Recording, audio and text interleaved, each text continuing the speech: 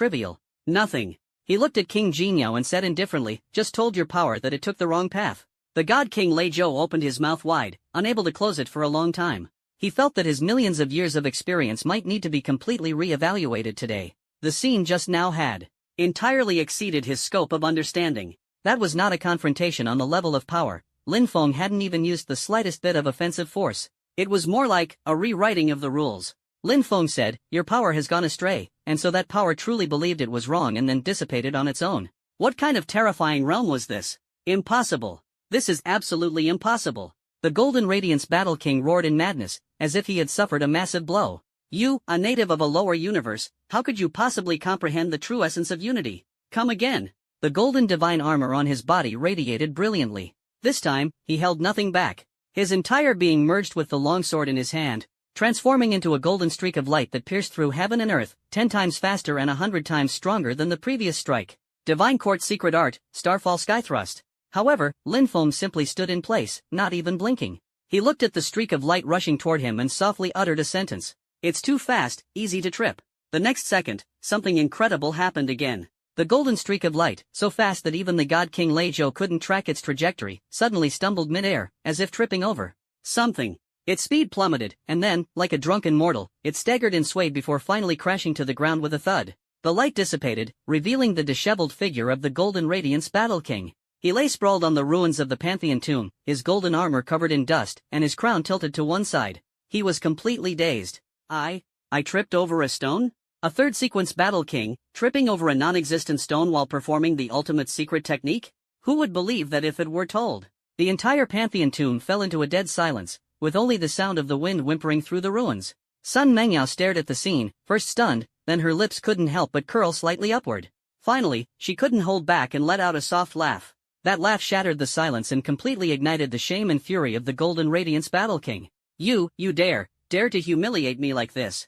The Golden Radiance Battle King leapt up from the ground, his eyes bloodshot, looking almost deranged. What he felt was not pain, but a humiliation worse than death. Lin Feng looked at his furious expression, and finally a hint of a smile appeared on his face, carrying a touch of mockery. I didn't do anything. He spread his hands, looking innocent.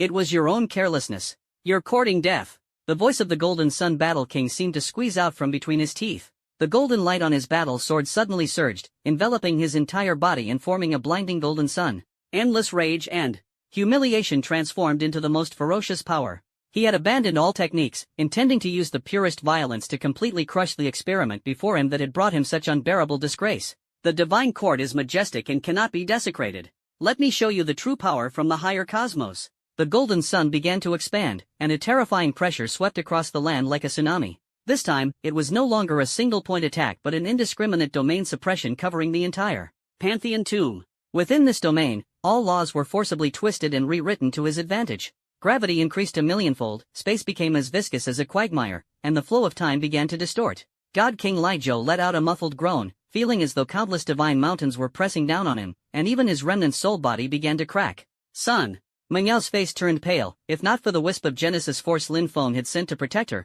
she would have been crushed into dust the moment the domain unfolded. In my Golden Radiance divine domain, I am the sole ruler.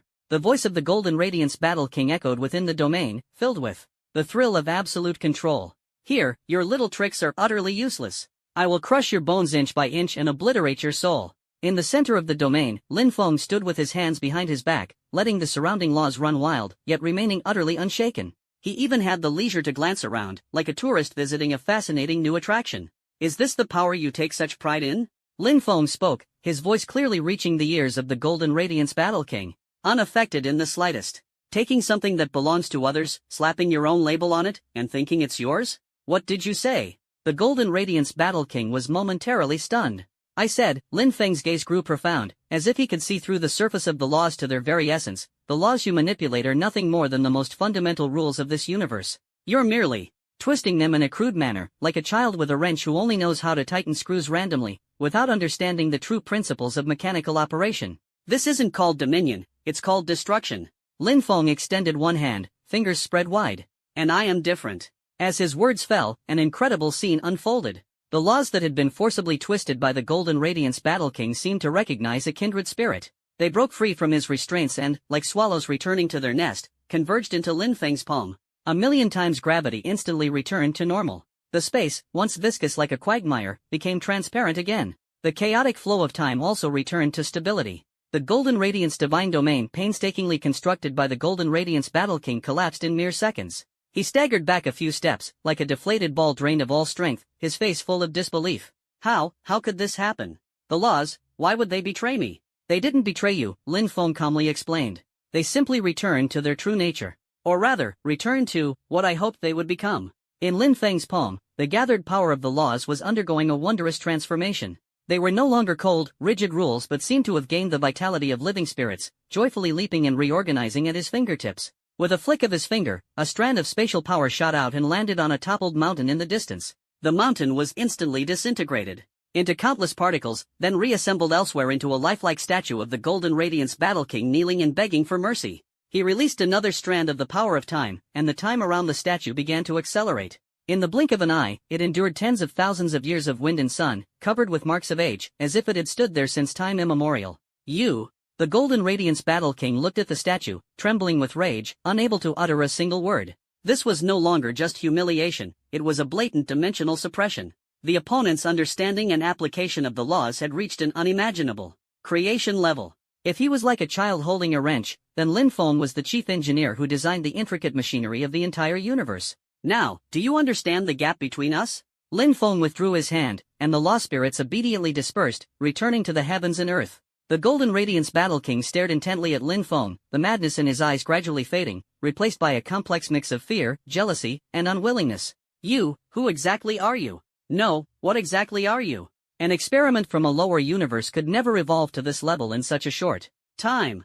There must be secrets about you that even our master doesn't know. As if struck by a sudden realization, he burst into laughter. His voice filled with a morbid excitement.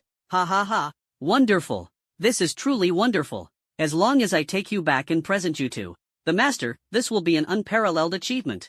Perhaps, if the master is pleased, he might even grant me true immortality. Hearing this, the Thunder King Li Zhou's heart sank. He caught the underlying implication in the Golden Radiance Battle King's words. This guy probably still had a final trump card. Sure enough, the Golden Radiance Battle King took out a black crystal from his chest. The moment the crystal appeared, even Lin Feng frowned slightly. From that crystal, he sensed a power that shared the same origin as the Genesis core, yet was filled with an aura of death and finality. This is the beacon of the end, the Golden Radiance Battle King roared madly. It is a miraculous coordinate artifact forged at great cost by my master. Once crushed, my master's gaze will instantly traverse the endless void and descend upon this place. Lin Feng, I admit I am no match for you, but before the boundless and majestic power of my master, you are still nothing more than an ant that can be crushed at will. He held the beacon of the end in front of Lin Feng, a victorious and ferocious grin on his face. Now, I'll give you one last chance. Will you surrender obediently? And come back with me to claim your reward, or will you force me to crush the beacon and let you, along with this universe, bear the wrath of my master?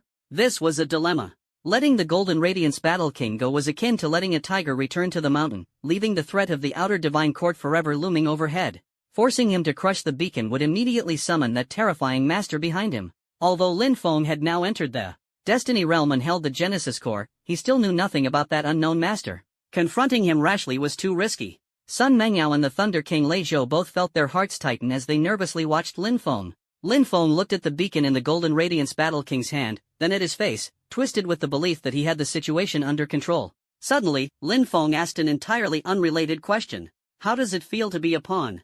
King Jinhao was stunned. What did you say? I said. Lin Feng's gaze was as calm as a deep pool, yet it seemed to reflect the deepest fears in one's heart. Do you think crushing the beacon to summon your master makes you a hero?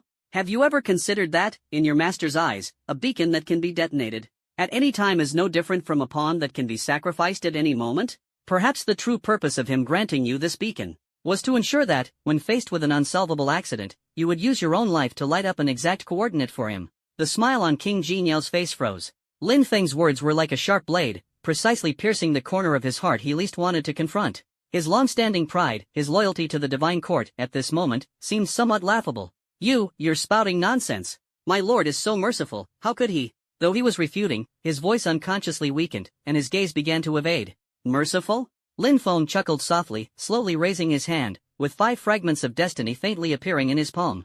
Then, let me show you your destiny. As the words fell, an irresistible force of destiny enveloped the Golden Radiance Battle King. The scene before his eyes shifted, and he instantly saw countless possibilities for the future. In one possible future, he crushed the beacon, and his master descended, effortlessly subduing Lin Feng and taking him back to the divine court. The master was indeed pleased, praised him a few times, and then, like dealing with a used tool, extracted his divine soul and refined it into a pill to enhance his own power. In another possible future, he compromised and brought Lin Feng back to the divine court. The master discovered that Lin Feng's value far exceeded his own, and to keep the secret, immediately erased him, the informed one, annihilating his soul completely. In the third, fourth, and countless other futures, no matter how he chose, no matter how great his contributions, his ultimate fate was inescapably tied to the word death.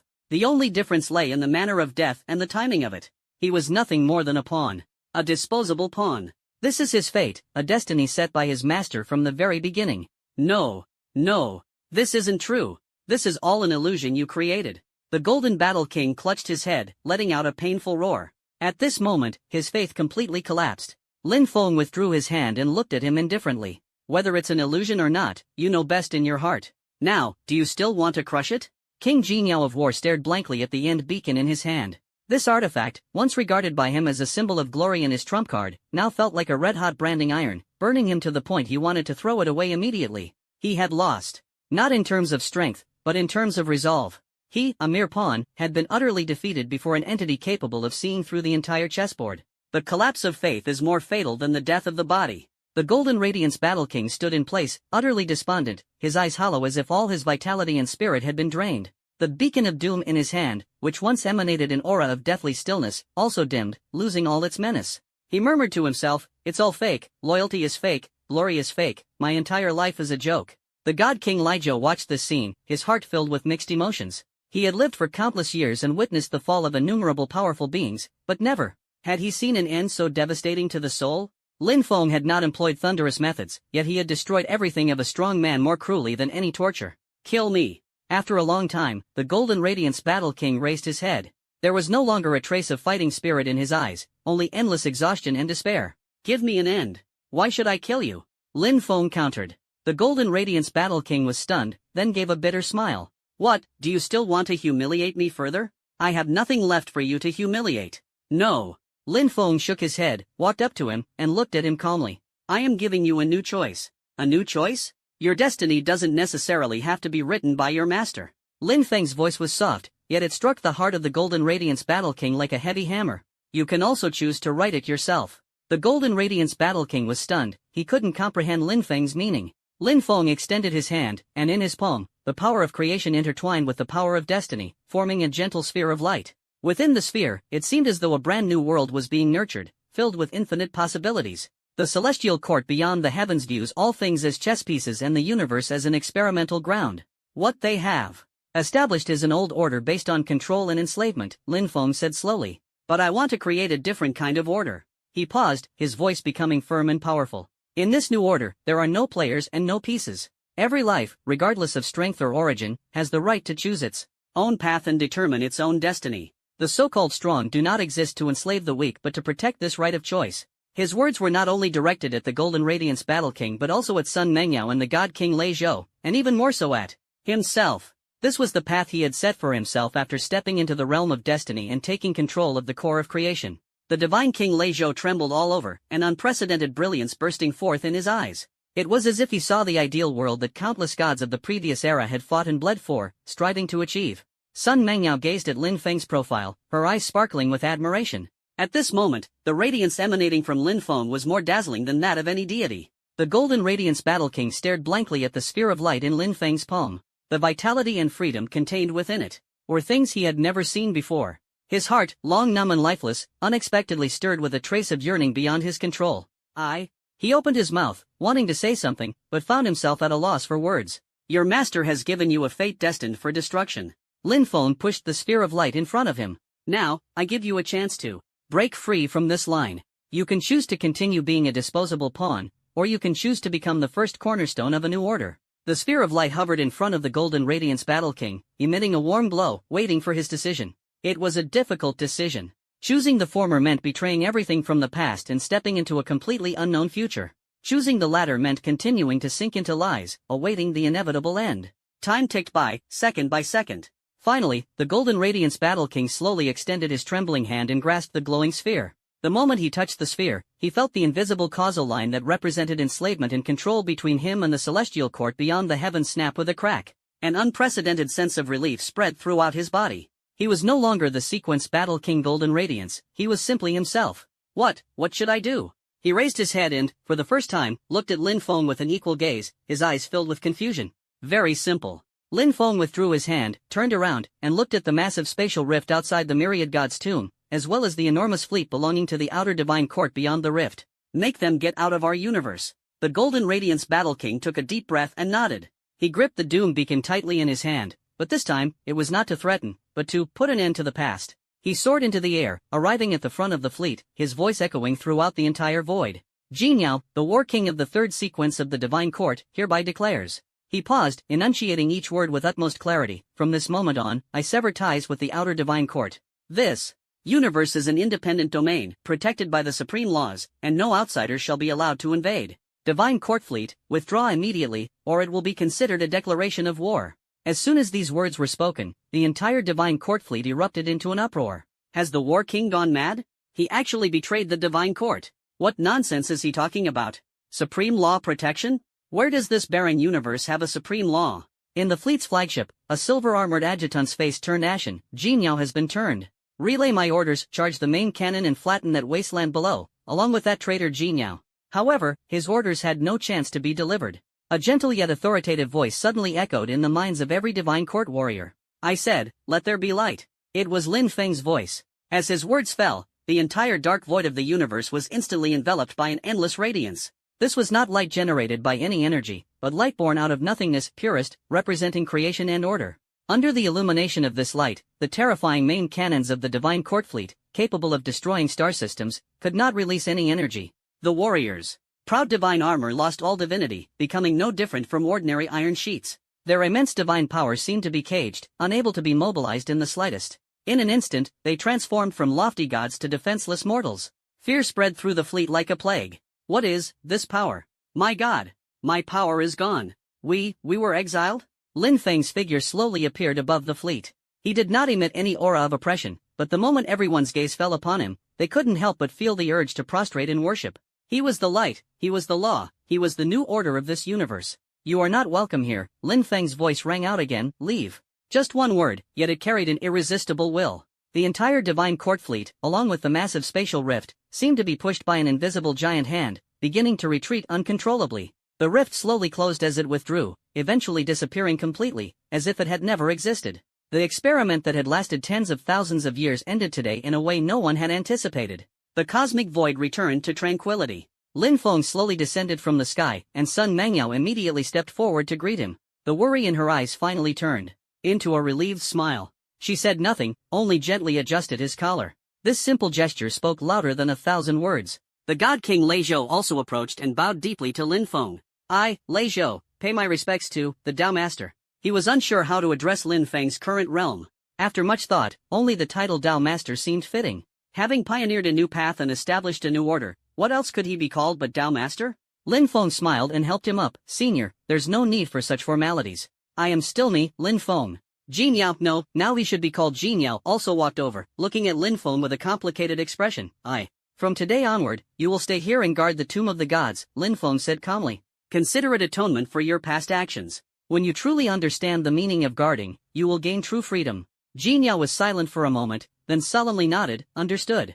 He knew this was Lin Feng's test for him, and also the only path to his rebirth. After resolving the trouble with the outer divine court, Lin Feng turned his gaze to the Genesis core in his hand. With a thought, a gentle force of creation surged forth, enveloping the entire Pantheon tomb. Under the nourishment of the creative force, the lingering divine remnants, unable to rest due to their grievances, gradually calmed their hostility. A serene expression appeared on their faces. They slightly bowed in Lin Feng's direction, as if expressing their gratitude, and then transformed into specks of light, dissipating into the heavens and earth, finally returning to true peace. Immediately after, Lin Feng thought of another person.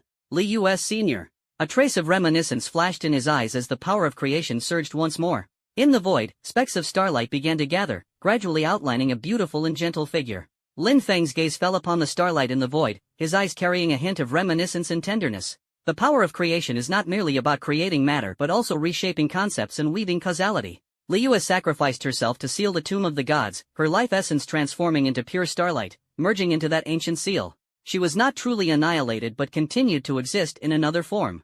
Come back. Lin Feng said softly. He made no earth-shattering movements, merely extended his hand toward the void. In his palm, the creation core trembled gently, and a stream of indescribable seven-colored light flowed out, tenderly enveloping the starlight that was about to dissipate. This was not a simple infusion of energy, but a higher dimensional invitation. Lin Feng was speaking to the remnants of Li Yue's primordial consciousness. There is still a place for you in this universe. The divine King Lei Zhou held his breath, his aged eyes filled with excitement and anticipation. Having lived for countless years and witnessed countless separations of life and death, he had never imagined that one day he would personally witness a true miracle of creation. Sun Mengyao stood quietly by Lin Feng's side, her heart also rising with tension. She could sense the essence of the power Lin Feng was wielding, a warm yet overwhelming force that transcended all laws. That power seemed to say, as long as I believe you should exist, then you can exist. The starlight in the void began to respond. No longer scattered points of light, they seemed to be guided by an invisible hand, starting to rotate and converge. Each point of light represented a fragment of Li Yue's divine soul, a piece of memory. Under the guidance of the power of creation, they began to seek their original positions. The process was slow and gentle, like piecing together a shattered, priceless treasure. The light gradually outlined the silhouette of a human figure, from blurry to clear, from ethereal to solid. First came the delicate curves, then the snow-like skin, followed by the long hair adorned with stars, and finally, a face of unparalleled beauty and serenity. When those tightly closed eyes slowly opened, it was as if billions of stars awakened within them. Li Yue's gaze was initially a bit confused. She looked at her hands, then at the surroundings that felt both familiar and unfamiliar. Her memory was still frozen at the moment she burned herself, merging into the seal. This is Li Yue Jr.'s sister. Divine King Lei Zhou could no longer hold back. His aged voice carried a trace of choking emotion, and 2 streams of tears rolled down his cheeks. He rushed forward in a single bound but abruptly stopped 3 steps away from Li Yue, at a loss, like a child afraid of startling a butterfly. Senior brother Lei Zhou? Li Yue saw him, and the confusion in her eyes gradually gave way to clarity. She then noticed Sun Mengyao beside him, and finally, her gaze fell on Lin Feng. The moment she saw Lin Feng, it was as if she understood something. She could feel that her current existence was entirely tethered to Lin Feng's will. The aura emanating from him, a blend of chaos, light, destiny, and creation, made her, once the goddess of the stars, feel a profound reverence from the depths of her soul. Was it you who saved me? Li Yue's voice was still somewhat weak, but it had already regained its cool and melodious tone. Lin Feng withdrew his hand, gave her a gentle smile, and nodded. Welcome back, Senior Li Yue. A simple welcome, yet it carried the supreme power to rewrite life and death, to reverse cause and effect. Li Yue fell silent for a moment. She could feel her body, now different from before. No longer purely constructed of astral divine power, at the deepest core of that power, an indelible mark of creation had been imprinted. This mark made her connection to the universe unprecedentedly close, but it also made her feel a hint of constraint. It was as if her entire being was now inextricably linked to the man before her. She solemnly bowed to Lin Feng and said, "Great kindness needs no words of thanks. From now on, should you have any commands, I will obey without hesitation, even unto death." You overstate it, Lin Feng waved his hand. You sacrificed yourself to protect the universe, this is what you deserve. He glanced at the god King Lei Zhou, who was still wiping away tears, and couldn't help but find it amusing. Senior Li Yue has already returned. This is a good thing, so why are you still crying? You know nothing. The god King Lei Zhou's old face flushed red as he forcibly defended himself. This is tears of joy. Yes, tears of joy. Junior sister, you have no idea how much has happened during the time you were away. He pulled Li Yue aside and began to narrate endlessly, from the appearance of the Lord of Fate, to Lin Feng merging the 5 fragments of destiny, then to the descent of the outer divine court, and finally to Lin Feng persuading them to retreat as if his words carried the force of law.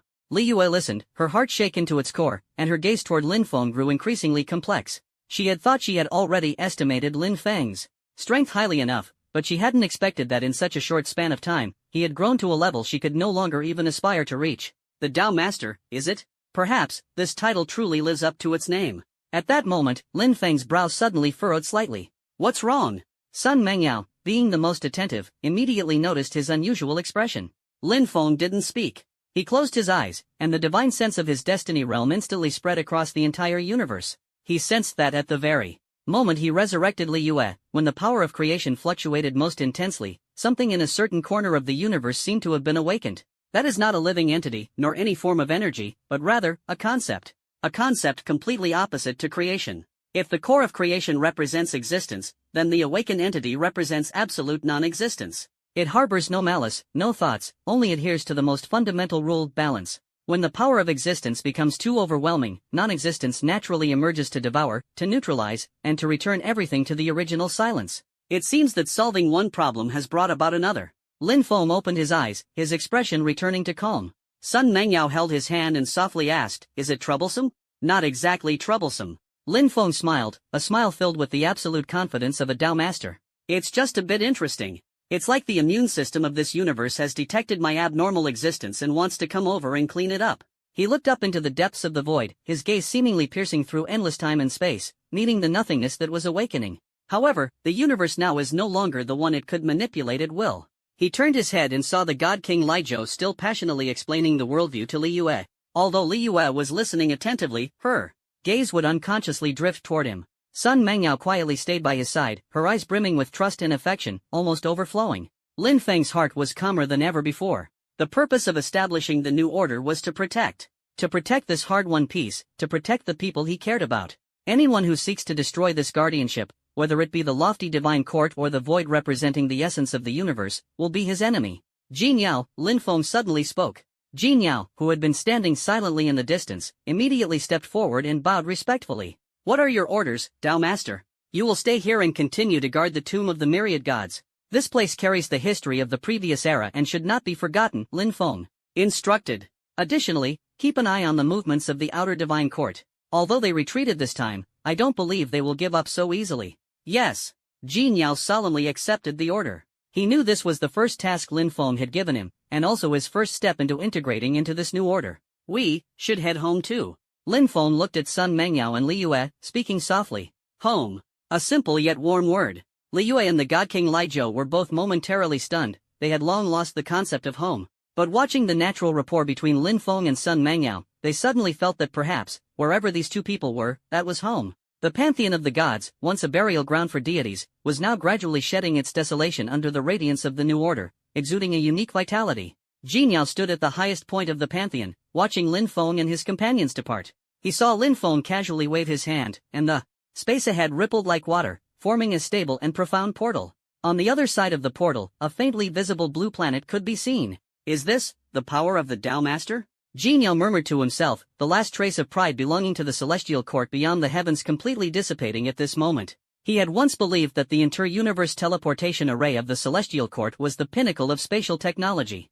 Yet it required an immense amount of resources and countless formation masters' years, even decades, to construct. Lin Feng, however, achieved it with a mere casual stroke. The disparity between the two was immeasurable. He withdrew his gaze, his eyes becoming resolute. He knew what he had to do. Protecting this place would be the beginning of his redemption and embrace of a new life. The other end of the space portal, Blue Star, Wushan Mountain. When Lin Feng, Sun Mengyao, Li Yue, and the God King Lijiao stepped out, the simple yet grand courtyard at the mountaintop instantly became lively. "Son, you're finally back." A strong and energetic female voice rang out as Lin Feng's mother, Su Wanan, rushed over in a single stride. She first looked Lin Feng up and down, making sure he was intact without any missing limbs, before finally noticing the two people behind him. When she saw Li Yue's otherworldly appearance and demeanor, her eyes lit up instantly. Grabbing Sun Mengyao's hand, she lowered her voice and, with a knowing look, asked, "Yao Yao, is this one too?" Sun Mengyao's face turned bright red in an instant, and she explained with a mix of embarrassment and amusement, "Auntie, you've misunderstood. This is Senior Li Yue, a friend of Lin Feng's." Oh, a friend. Friends are great." Su Wantang beamed from ear to ear, enthusiastically taking Li Yue's hand. "Young lady, you're so beautiful, like a fairy. Come inside and sit down. I just brewed some tea." Li Yue had never seen such a scene before and was momentarily at a loss, instinctively looking to Lin Feng for help. Lin Feng touched his nose, feeling a bit helpless. Even though he could command the laws of the universe with his words, he couldn't handle his own mother's enthusiasm. "Mom, this is Senior Li Yue, and this is Senior Lijiao. They are both esteemed figures from the previous era. They just woke up not long ago and are still not quite accustomed to modern life," Lin Feng explained to defuse the situation. "Senior?" Su Wantang exchanged a bewildered glance with Lin Dong, who had just walked over. Both of them were somewhat dumbfounded. Although they had learned a lot about the ancient Xia divine dynasty and the gods through Sun Mengyao's grandfather, Sun Xuanji, and knew that their son was now an extraordinary figure, the term previous epoch still sounded too sci-fi to them. Whatever epoch it is, a guest is a guest. Su Wantang quickly adjusted her mindset. After all, her son was surrounded by all sorts of strange and unusual people, so these two were no exception. "Greetings, seniors, greetings. Please come in, don't just stand there." At this moment, the expression on Divine King Lei Zhou's face was quite remarkable. He, a dignified divine king who had lived for countless ages, was a figure whose mere stomp in his epic could shake entire star domains. Yet now, he was being politely addressed as senior by a seemingly frail mortal woman and warmly invited into the house. He glanced at Lin Feng and found that the newly ascended Tao Master was wearing an expression of helplessness. Lei Zhou suddenly felt a sense of balance in his heart. It seems even the Lord of the Tao has things he can't handle. He cleared his throat, imitating the ancient mannerisms he had seen on TV, and cupped his hands towards Su Wanang and Lin Dong. "The two of you, uncle and aunt, greetings. I am Lei Zhou, an old man who has met Lin Feng's parents." He almost blurted out Lord of the Tao's parents, but fortunately corrected himself in time. As soon as the words uncle and aunt came out, Lin Dong nearly lost his grip on the teacup he had just picked up. Su Wanang, on the other hand, was thoroughly amused. "Oh my, this old gentleman really knows how to talk. Please, have a seat." In the courtyard, Sun Xian and I also stepped out. When he saw the divine King Lei Zhou, his pupils suddenly contracted. As a fellow divine-level powerhouse, he could clearly sense the vast, ocean-like ancient divine power within Lei Zhou. As for Li Yue, she gave him the illusion of facing the cosmos itself.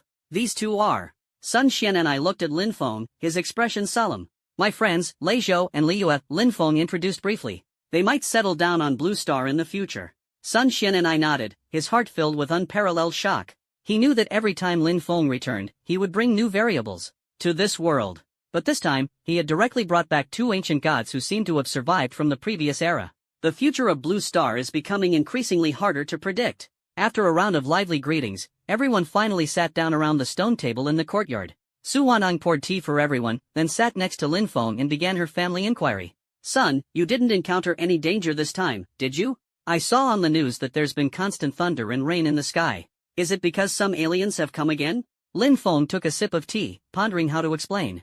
He couldn't exactly say. "Mom, I just took down a universe-level cult leader called the Lord of Destiny, chased away a fleet from an advanced civilization called the Celestial Court Beyond, and oh, by the way, I also resurrected a goddess." After thinking about his wording, he decided to simplify. "Well, there was a bit of trouble, but it's all sorted now. There shouldn't be any more aliens daring to come here in the future." That's good, that's good." Su Wantan patted her chest in relief. "You're a martial god now, the pillar of Longsha. You must stay safe. By the way, is the card I gave you last time still enough? If not, I'll transfer more money to you." Sun Mengyao couldn't help but laugh. Sending money to a lord of the Tao who could casually create universes, if this got out, probably no one in the entire universe would believe it. Lin Feng chuckled and said, "It's enough, Mom. I can't spend all my money." He was telling the truth. Wealth, to him, was nothing more than a number. "You child, what kind of talk is that? There's no such thing as money you can't spend." Su Wantan glared at him reproachfully, then took out a neatly folded piece of paper from her pocket and handed it to Lin Feng. "What is this?" Lin Feng asked curiously as he took it. "It's from Aunt Wang's little granddaughter. She's in her 3rd year of middle school, and her physics grades aren't very good. She knows you're brilliant and asked me to see if you could help her with these physics problems." Lin Feng unfolded the note, which contained several junior high school physics competition questions about mechanics and electromagnetism. Force analysis, circuit calculations. Lin Feng looked at these questions and fell into a long silence. For a moment, he felt these questions were more complex than the unity slash of the celestial court and more profound than the 4 symbols reincarnation array of the Lord of Fate. He could see through the essence of laws at a glance and alter the constants of physics with a single thought, but he had already forgotten how Newton's second law was written. He, a dignified Tao master, a supreme existence in the realm of destiny, was actually stumped by a few middle school physics problems. Sun Mengyao, Li Yue, and the God King Lei Zhou, the 3 divine-level powerhouses, curiously leaned in to take a look. Sun Mengyao, Princess Yaoguang, these symbols look so strange. Li Yue, goddess of the stars, F equals ma?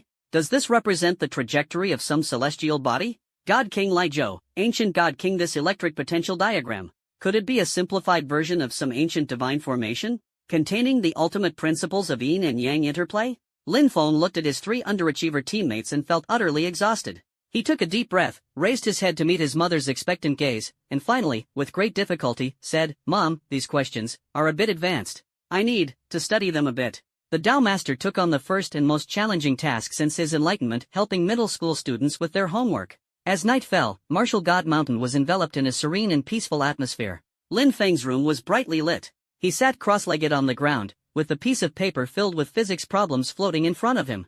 Under the divine sense of his destiny, these seemingly simple problems were broken down into their most fundamental laws and concepts. The so-called force is the manifestation of interactions between matter, the reason why laws change the state of motion of objects. And electricity is the property carried by microscopic particles, whose flow results in the transfer of energy. He was not solving the problems, rather, he was using these questions to reverse engineer the fundamental physical rules of the universe and verify them against the creation principles he had mastered. Gradually, a knowing smile appeared on his face. Interesting.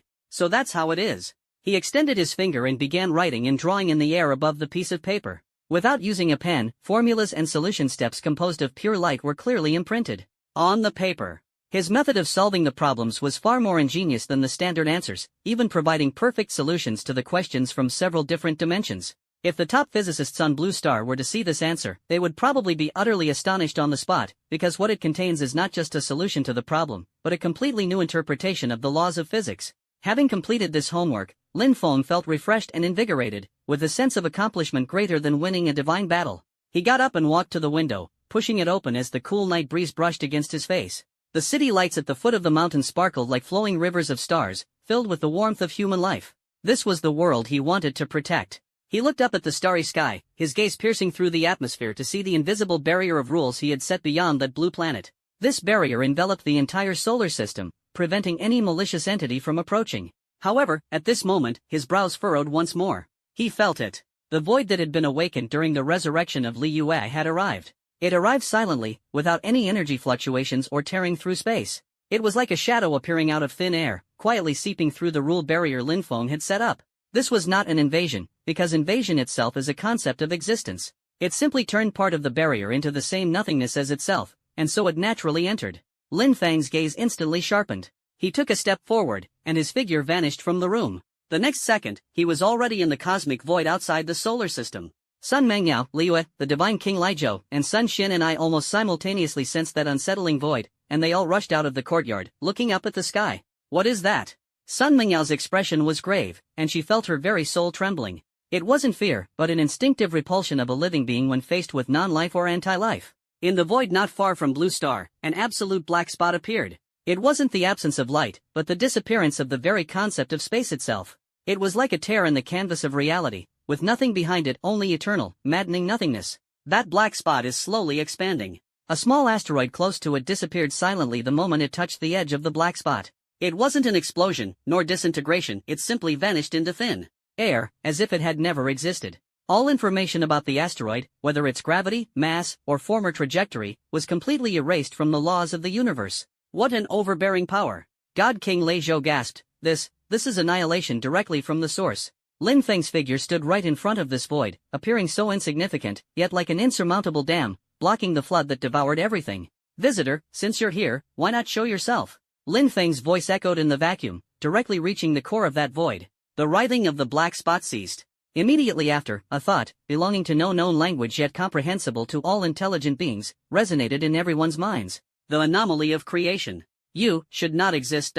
This thought was cold, hollow, devoid of any emotion, like the very laws of the universe proclaiming a judgment. Lin Feng smiled, Whether I exist or not is not for you to decide. This universe already has a new order. Order should also return to nothingness. All that is will revert to nothing. This is the ultimate balance. Balance? Lin Feng shook his head. The balance you speak of is the lifeless eradication of all possibilities. But the order I speak of is one where every possibility has the chance to flourish. Our paths are different, and we cannot work together. Then, the cleanup begins. The void-like black spot lunged forward abruptly. Its speed wasn't fast, but everything it passed was reduced to nothingness. It wasn't trying to attack Lin Feng, but rather to erase the starfield beneath his feet, including the solar system and the blue star. In its view, as long as the soil where the core of creation resided was completely wiped out, the anomaly growing in that soil would naturally be resolved as well. This was an open scheme, upright and straightforward, yet impossible to resist. Because you cannot attack nothingness.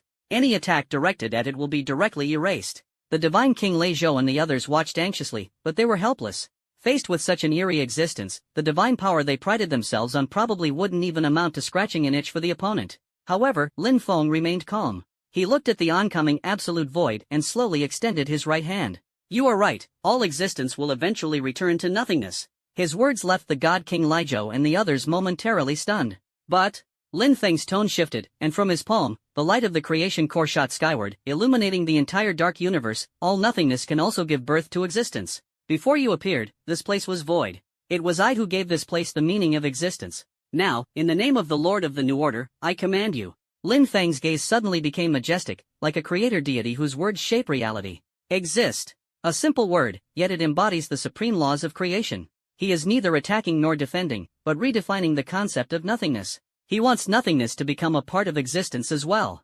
The black spot that devours everything trembled violently the moment it came into contact with the light of creation. The fundamental nothingness rule within it was fiercely clashing with the existence rule forcibly imposed by Lin Feng. This is the first direct collision between two completely opposite ultimate laws of the universe. In the vast void of the universe, on one side was the light of creation blooming from Lin Feng's palm, warm and majestic, representing existence and order. On the other side was the writhing black spot of nothingness, cold and lifeless, representing extinction and chaos. Lin Feng's utterance of existence was like a seed forcibly planted into the soil of nothingness. This seed attempted to take root and sprout, while the soil itself, with its most fundamental nature, sought to completely decompose and erase the seed. The trembling of the black spot grew increasingly intense. It was no longer merely devouring forward. Within it, that absolute nothingness began to undergo a peculiar distortion. Strands of antimatter, anti-energy, and anti-laws, deeper than darkness itself, started to emerge. Their goal was not to counter the light of creation, but to neutralize and annihilate everything defined as existence by the light of creation from the very root of its concept. This was the upgrade of the universe's immune system. When a simple command could no longer eliminate the virus, it began to produce targeted antibodies.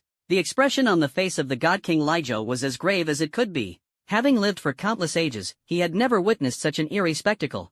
This was no longer a battle of power, but a clash of the great principles. The Tao Master seems to be at a stalemate. Lijo's voice was somewhat dry. No. Sun Mengyao's gaze remained fixed on Lin Feng's back, her beautiful eyes shimmering with absolute trust. He's just thinking. She knew Lin Feng too well. The more seemingly unsolvable the situation, the more likely he was to come up with a solution that no one could have anticipated, even if it seemed somewhat outrageous. Sure enough, just as the void-like black spot was about to complete its distortion and transform into an even more terrifying annihilation field, Lin Feng suddenly smiled. That smile made Sun Mengyao, who was watching the battle from Blue Star, unable to help but curl her lips. She recalled not long ago, in the room, the martial god who had fallen into prolonged silence over a few middle school physics problems. You're right, balance is indeed very important. Lin Feng spoke slowly, as if addressing a student, to that void. But your understanding of balance is too crude and too lazy. Only knowing how to use nothingness to offset existence is the lowest form of balance. The void did not respond, but its distortion speed seemed to show a barely perceptible delay due to Lin Feng's words. The instinctive rules it followed appeared to experience the emotion of confusion for the first time. Today, I'll teach you a lesson and show you what advanced balance truly means. Lin Feng slowly raised his hand, and this time, he did not summon the vast power of creation. He simply extended a finger and gently pointed at the void. I say, let there be gravity. As the voice fell, a mass point with infinitely small mass yet undeniably real appeared out of thin air at the center of the void black spot. At the very moment this mass point appeared, an incredible scene unfolded. The originally smooth and mirror-like void suddenly collapsed inward with the mass point at its center, forming a tiny curvature. Did you see that? This is gravity. As long as there is mass, it will distort spacetime.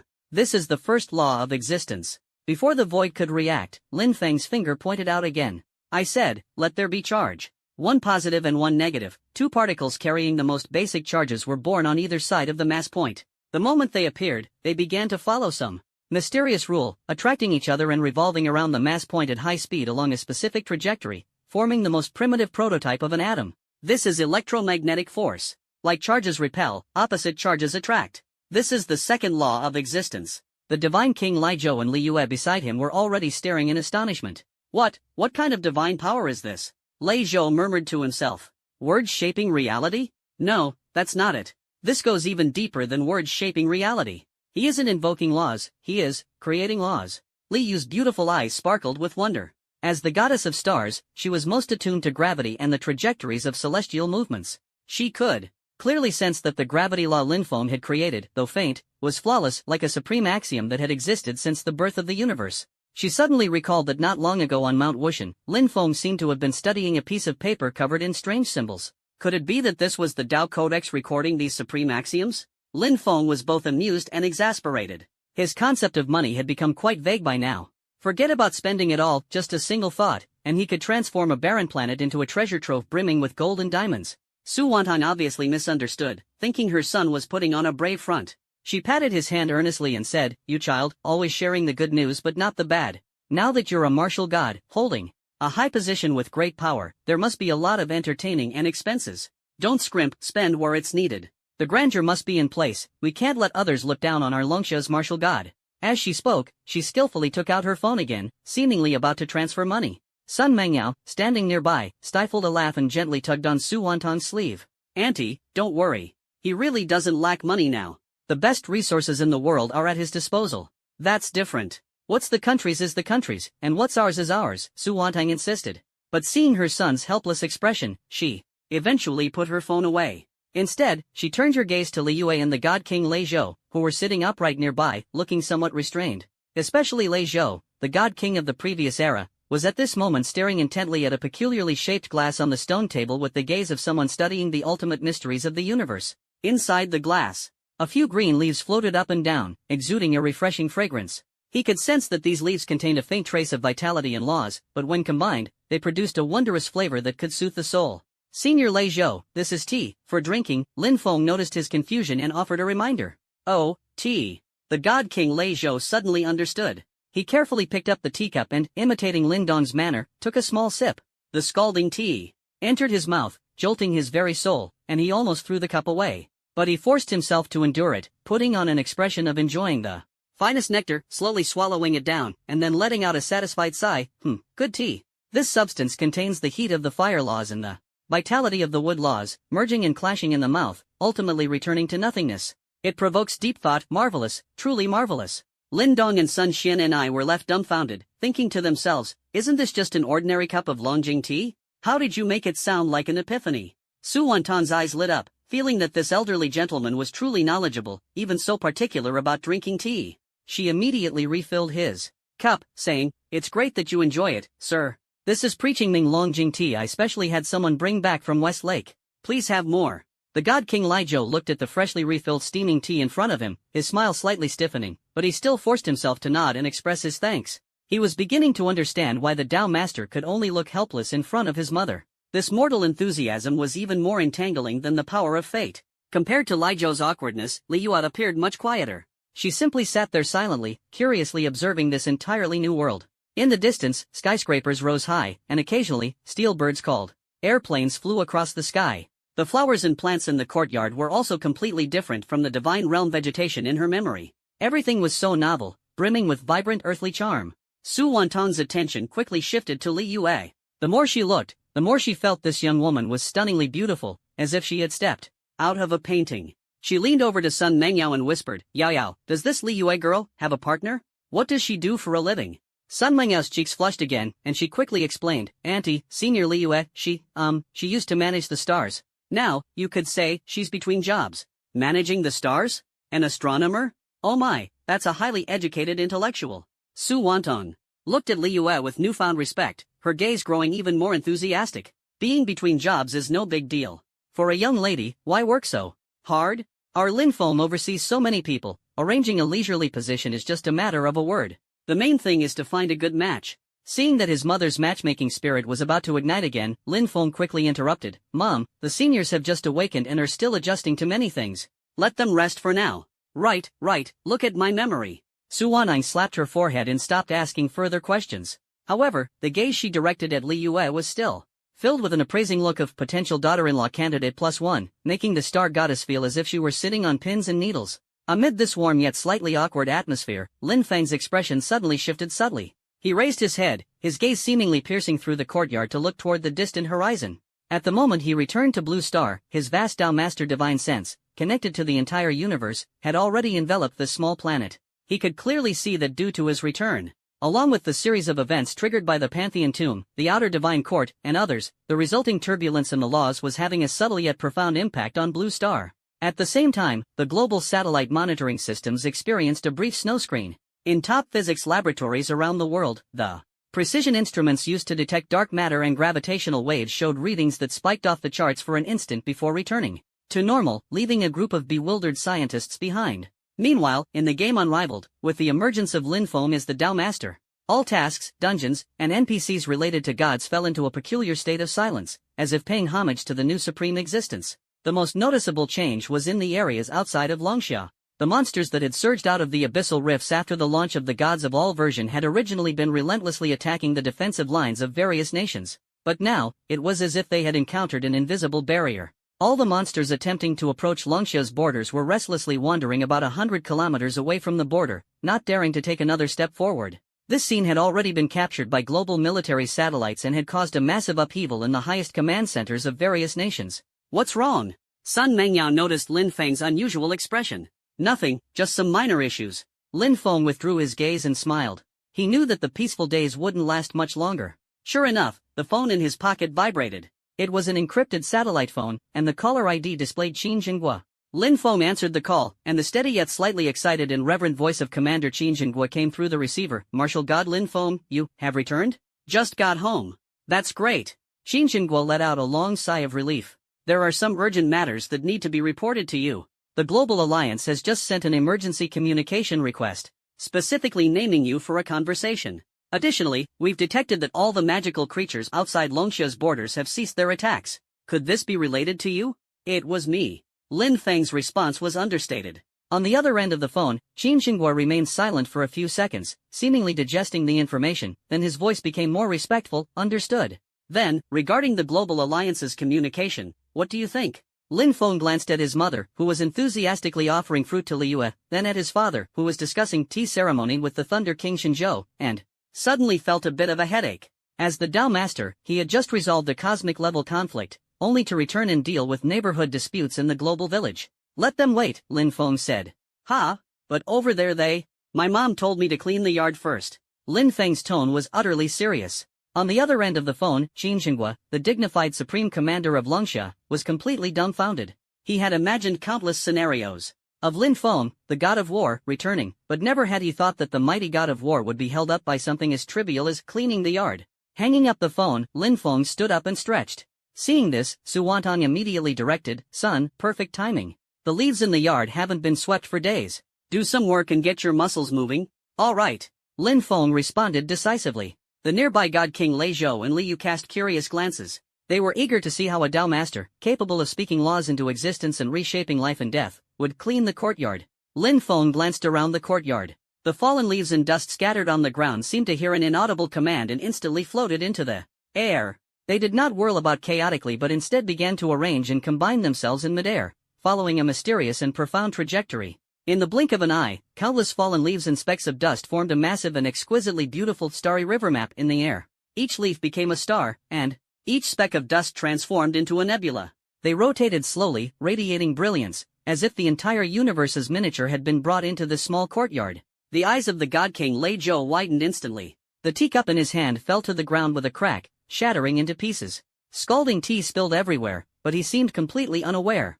He murmured in shock, "This is using a speck of dust to evolve a universe. The Tao gives birth to one gives birth to two gives birth to three, and three gives birth to all things. He's not cleaning, he's creating a world." The starry river image in the air lasted only 3 seconds before quietly vanishing in a gentle glow, dissolving into the purest void. The entire courtyard became spotless, and even the air felt a bit fresher. Lin Feng clapped his hands, turned around, and smiled at his mother. "Mom, all done cleaning."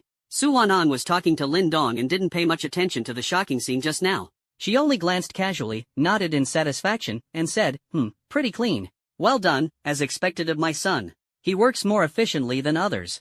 God King Lei Zhou. He silently bent down, picked up the broken porcelain pieces on the ground, and felt as if his worldview of millions of years had shattered along with the teacup. Mount Wushan was peaceful, but the highest power center of the entire Blue Star was in complete chaos. Inside the Longxia General Command, Qin Jinghua put down the phone and looked at the giant screen in front of him, which displayed the portraits of leaders from over a dozen major member states of the Global Alliance. A peculiar smile appeared on his face. "Ladies and gentlemen," he cleared his throat, his voice steady and powerful, "I apologize, but Lin Feng, the martial god, is currently occupied and temporarily unable to take your call. He asked me to pass on a message to you." Wait. On the screen, a blonde-haired, blue-eyed man in a sharply tailored suit, representing the Free Federation, was the first to slam the table, albeit a virtual one. "Commander Qin, are you joking? Do you realize what time it is? That massive fleet of unknown origin just appeared in the solar system and then mysteriously vanished. The demonic tide outside Longxia's borders is showing such abnormal phenomena. We suspect that Longxia, or rather, your Lin Feng, the martial god, is conducting some kind of secret experiment that could potentially endanger global security. We demand an immediate explanation. The president's righteous and forceful words immediately garnered support from several other national representatives. That's right. Such a power capable of influencing the entire world cannot be controlled by a single country or individual.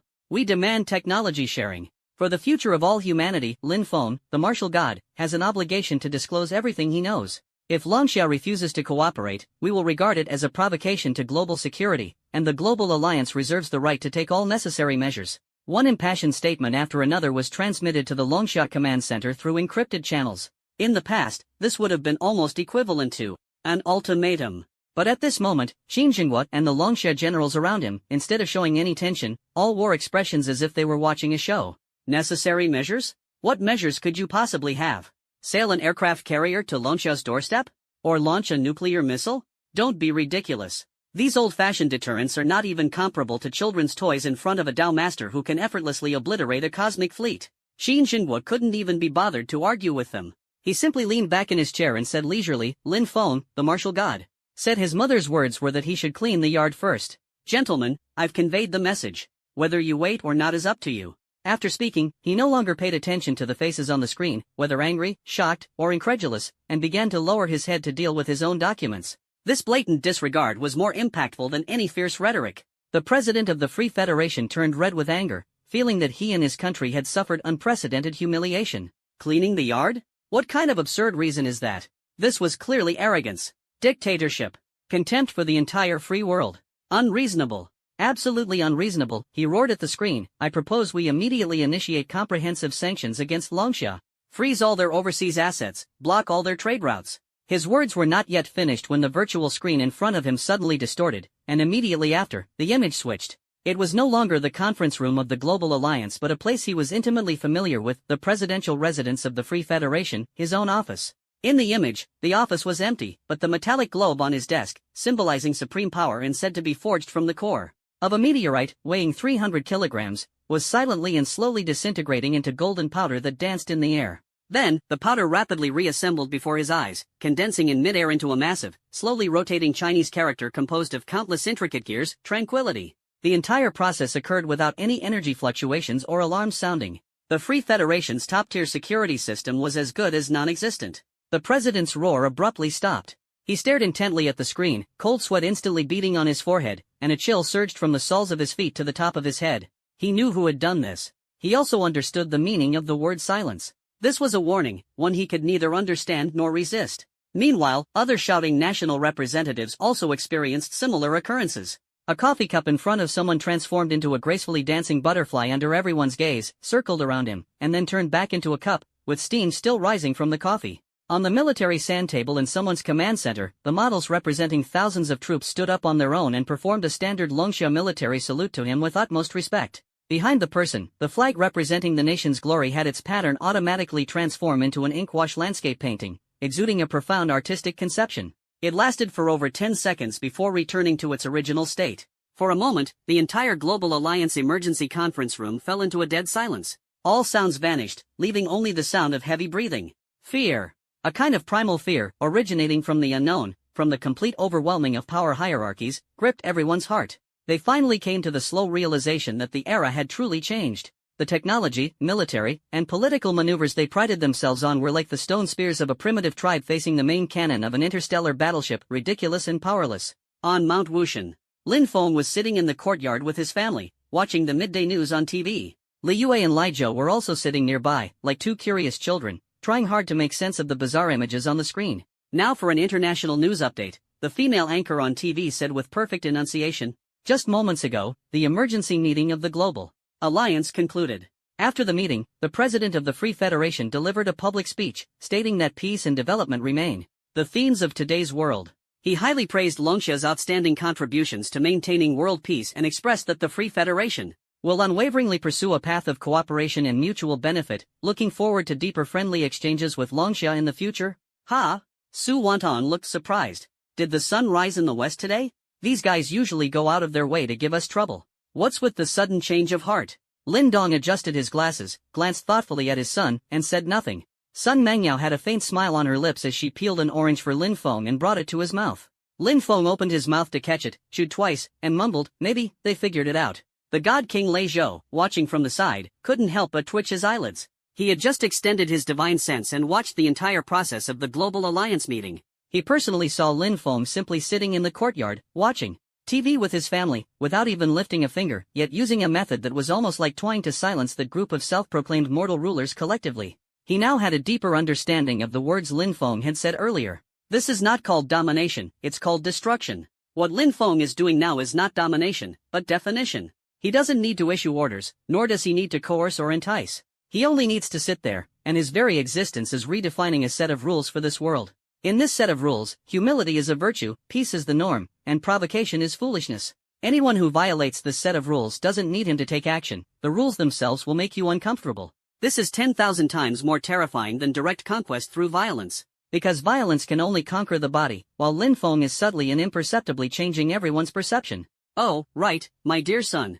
Su Wantang seemed to remember something, then took out a small notebook and a pen from the house and handed them to Lin Feng. Here, do me a favor. What? Lin Feng took the notebook. Next week's shopping list. Su Wantang pointed at the blank page in the notebook. Your dad's eyesight isn't good, and my hand shakes if I write too much. You're young.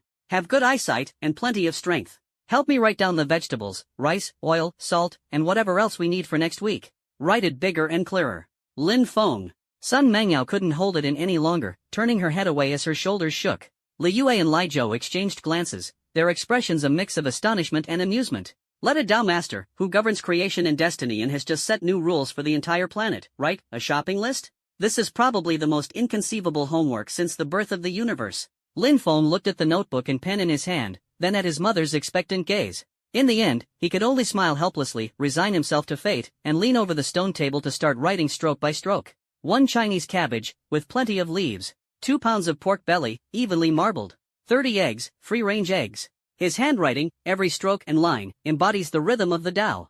Each character landing on the paper seems to come alive, as if it could leap off the page at any moment. The God King Lei Zhou watched from the side, feeling as though his very soul was trembling. He was certain that if this list, filled with mundane items like firewood, rice, oil, and salt, were taken to the previous era, countless deities would fight to the death to comprehend the creation Tao hidden within. And now, it was nothing more than an ordinary shopping list. Lei Zhou silently picked up the third cup of steaming hot tea that Su Wanang had refilled for him and drank it all in one go. He felt that he needed to calm himself down. This new world was simply too stimulating for him, an ancient god king. As night deepened, Martial God Mountain was shrouded in a tranquil starlight. The courtyard, which had been bustling all day, finally quieted down. Lin Feng's parents had long since retired for the night. Meanwhile, the god king Lei Zhou sat cross-legged in a corner of the courtyard, engrossed in studying the shopping list written by Lin Feng. He occasionally frowned or appeared enlightened, as if delving into some supreme scripture. Lin Feng, Sun Mengyao, and Li Yue stood side by side at the edge of the cliff, gazing at the myriad lights in the distance and the brilliant starry sky above. How do you feel? Are you getting used to it? Lin Feng turned his head slightly and asked Li Yue beside him. The reborn star goddess appeared even more ethereal under the night sky. She nodded gently, her soft, starlit hair fluttering slightly in the night breeze. It's very novel, and also, warm. The people here, though fragile, possess a vibrant vitality, filled with all kinds of emotions. It's very different from the divine realm where I used to stay. Her gaze swept across the neon lights of the distant city, a hint of curiosity in her eyes. In the past, when I looked down at the starry sky, all I saw were the cold laws governing the movement of the stars. Now, when I look down at the mortal world, I see the vivid joys and sorrows of life. This is what I want to protect, Lin Feng said softly. Li Yue was silent for a moment before finally voicing the question that had long lingered in her heart. The void you mentioned before, the one that was awakened, what is it? This question also drew a concerned look from Sun Mengyao nearby. Lin Feng's gaze became profound as he looked up toward the deepest part of the universe. There, he could sense an ever-expanding, absolute void. You can think of it as the universe's antivirus program. Lin Feng carefully chose his words, trying to explain in a way they could understand. The universe itself has its own balancing mechanism. When an individual or civilization's power develops to the point of breaking this balance, or even threatening the foundation of the universe, the void is activated. Its mission is to erase this anomaly and return everything to its origin. Upon hearing this, Li Yue's stunningly beautiful face showed a serious expression for the first time. Are you saying, it's coming for you? Not entirely. Lin Feng shook his head. It has no consciousness, no purpose, only instinct. What it targets is the power of creation and fate that I wield. These two forces, at their core, are about creating something from nothing, like painting on a blank canvas. And the instinctive void is to turn that painting back into a blank canvas. Then, can it be resisted? Sun Mengyao tightened her grip on Lin Feng's hand, her palm slightly cool. This isn't a matter of resistance. Lin Feng clasped her hand in return, sending a trace of warmth. It's different from the weavers of fate or the celestial court beyond the heavens. It isn't an enemy, but a rule, a natural law that exists within the universe itself, like gravity. You can't say you want to defeat gravity, you can only understand it, adapt to it, and perhaps even use it. Liyue, the goddess of stars, had a far deeper understanding of laws than ordinary people. She immediately grasped the profound meaning in Lin Feng's words, her expression turning utterly astonished. You mean, even this supreme law that represents the end, you want to? Why not? Lin Feng smiled. Where there is light, there is shadow, where there is life, there is death. With creation, naturally comes destruction. The two are inherently two sides of the same coin, indispensable to each other. If I can also harness this power of nothingness, perhaps the new order I envision can truly be complete. His words were calm, but the ambition and resolve contained within them made even Liyue, this ancient god, feel a tremor in her soul. To conquer the power of finality and command the cycle of the universe's birth and death. This is a realm beyond the imagination of gods. This might be the true meaning of Master of the Tao. At this moment, Lin Feng's expression shifted slightly once again. The core of creation within him, along with the 5 perfectly fused fragments of destiny, simultaneously emitted a faint resonance. A peculiar message traversed the boundless void, pierced through layers of spacetime barriers, and was accurately transmitted into his divine consciousness. This message was very faint, like a flickering candle in the wind, ready to extinguish at any moment. It did not come from the divine court, beyond the heavens, nor from the awakening void. Its origin was a coordinate so distant that Lin Feng had never encountered it before. The content of the message was neither language nor text, but a wave of emotion filled with despair, unwillingness, and pleading. It was the final lament of an entire civilization on the brink of extinction. What's wrong? Sun Mengyao immediately noticed his change. Lin Feng closed his eyes, and the divine sense of the Tao followed the trajectory of that thread of information, flowing upstream. His consciousness instantly traversed billions of light years, crossing one unfamiliar galaxy after another, and finally arrived at a universe heading toward its demise. The sight of this universe moved him deeply. Countless stars were extinguishing, chains of laws breaking inch by inch, and space was riddled with cracks like shattered glass. One glorious civilization after another turned to dust in despair. The culprits behind all this were a group of invaders similar to the celestial court beyond the heavens, originating from a higher dimensional universe. But unlike the group led by the Golden Radiance Battle King, these invaders seem even more brutal and pure. They are not here for experiments or research, their sole purpose in descending is devouring. Devouring everything in this universe, matter, energy, laws, and even time and space itself, to strengthen themselves. Lin Feng's consciousness descended onto a planet being corroded by dark energy. Here, he saw the source of the distress signal. It was a giant tree that spanned the entire planet. The tree's trunk was already mostly withered, yet it still struggled with all its might to maintain a faint barrier, protecting the last remaining group of living beings beneath its canopy. At the core of the consciousness of that tree, Lin Feng sensed a familiar aura. It was the aura of a fragment of destiny. I see. Lin Feng instantly understood. He fused 5 fragments of destiny, becoming the destiny realm. In a sense, he had already become the nominal master of all the fragments of destiny. This ancient tree, which also bore fragments of destiny, at the final moment before civilization's extinction, burned itself as a price to send an ultimate plea for help across the universe to him, a being of the same origin. Lin Feng's consciousness slowly withdrew. He opened his eyes and looked again at the myriad lights beneath Martial God Mountain, his gaze becoming somewhat complex. I might need to take a trip far away, he said softly, looking at Sun Mengyao and Liyue. Sun Mengyao did not ask him where he was going or how long he would be gone. She simply looked at him steadily and said softly, I'll go with you. Lin Feng shook his head. That place is too dangerous, even I may not be able to come back unscathed. Besides, someone needs to stay and watch over the home. He paused, his gaze sweeping over the land he had personally protected. I have set new rules for Blue Star, but rules need strength to uphold them. The Master of the Celestial Court beyond won't let things rest, and that void will eventually descend. While I'm away, this place needs a new guardian. His gaze finally settled on Liyue. Liyue's heart tightened, instantly understanding Lin Feng's meaning. Rest assured, Tao Master. She solemnly bowed, as long as I still draw breath, I will never allow anyone to disrupt the peace here. She knew this was Lin Feng's trust in her, as well as the best way to repay the life-saving grace and find her own value in this new world. From today onward, she was no longer the star goddess of the previous era, but the guardian deity of this new order. Lin Feng nodded with relief. Finally, he turned his gaze to Sun Mengyao, his eyes filled with tenderness and apology. Wait for me to come back. 1,000 words ultimately condensed into these simple four. Sun Mengyao said nothing. She simply stepped forward, opened her arms, and hugged him tightly. She buried her face in his chest and softly said, "No matter where you go, no matter what you face, remember, this is your home.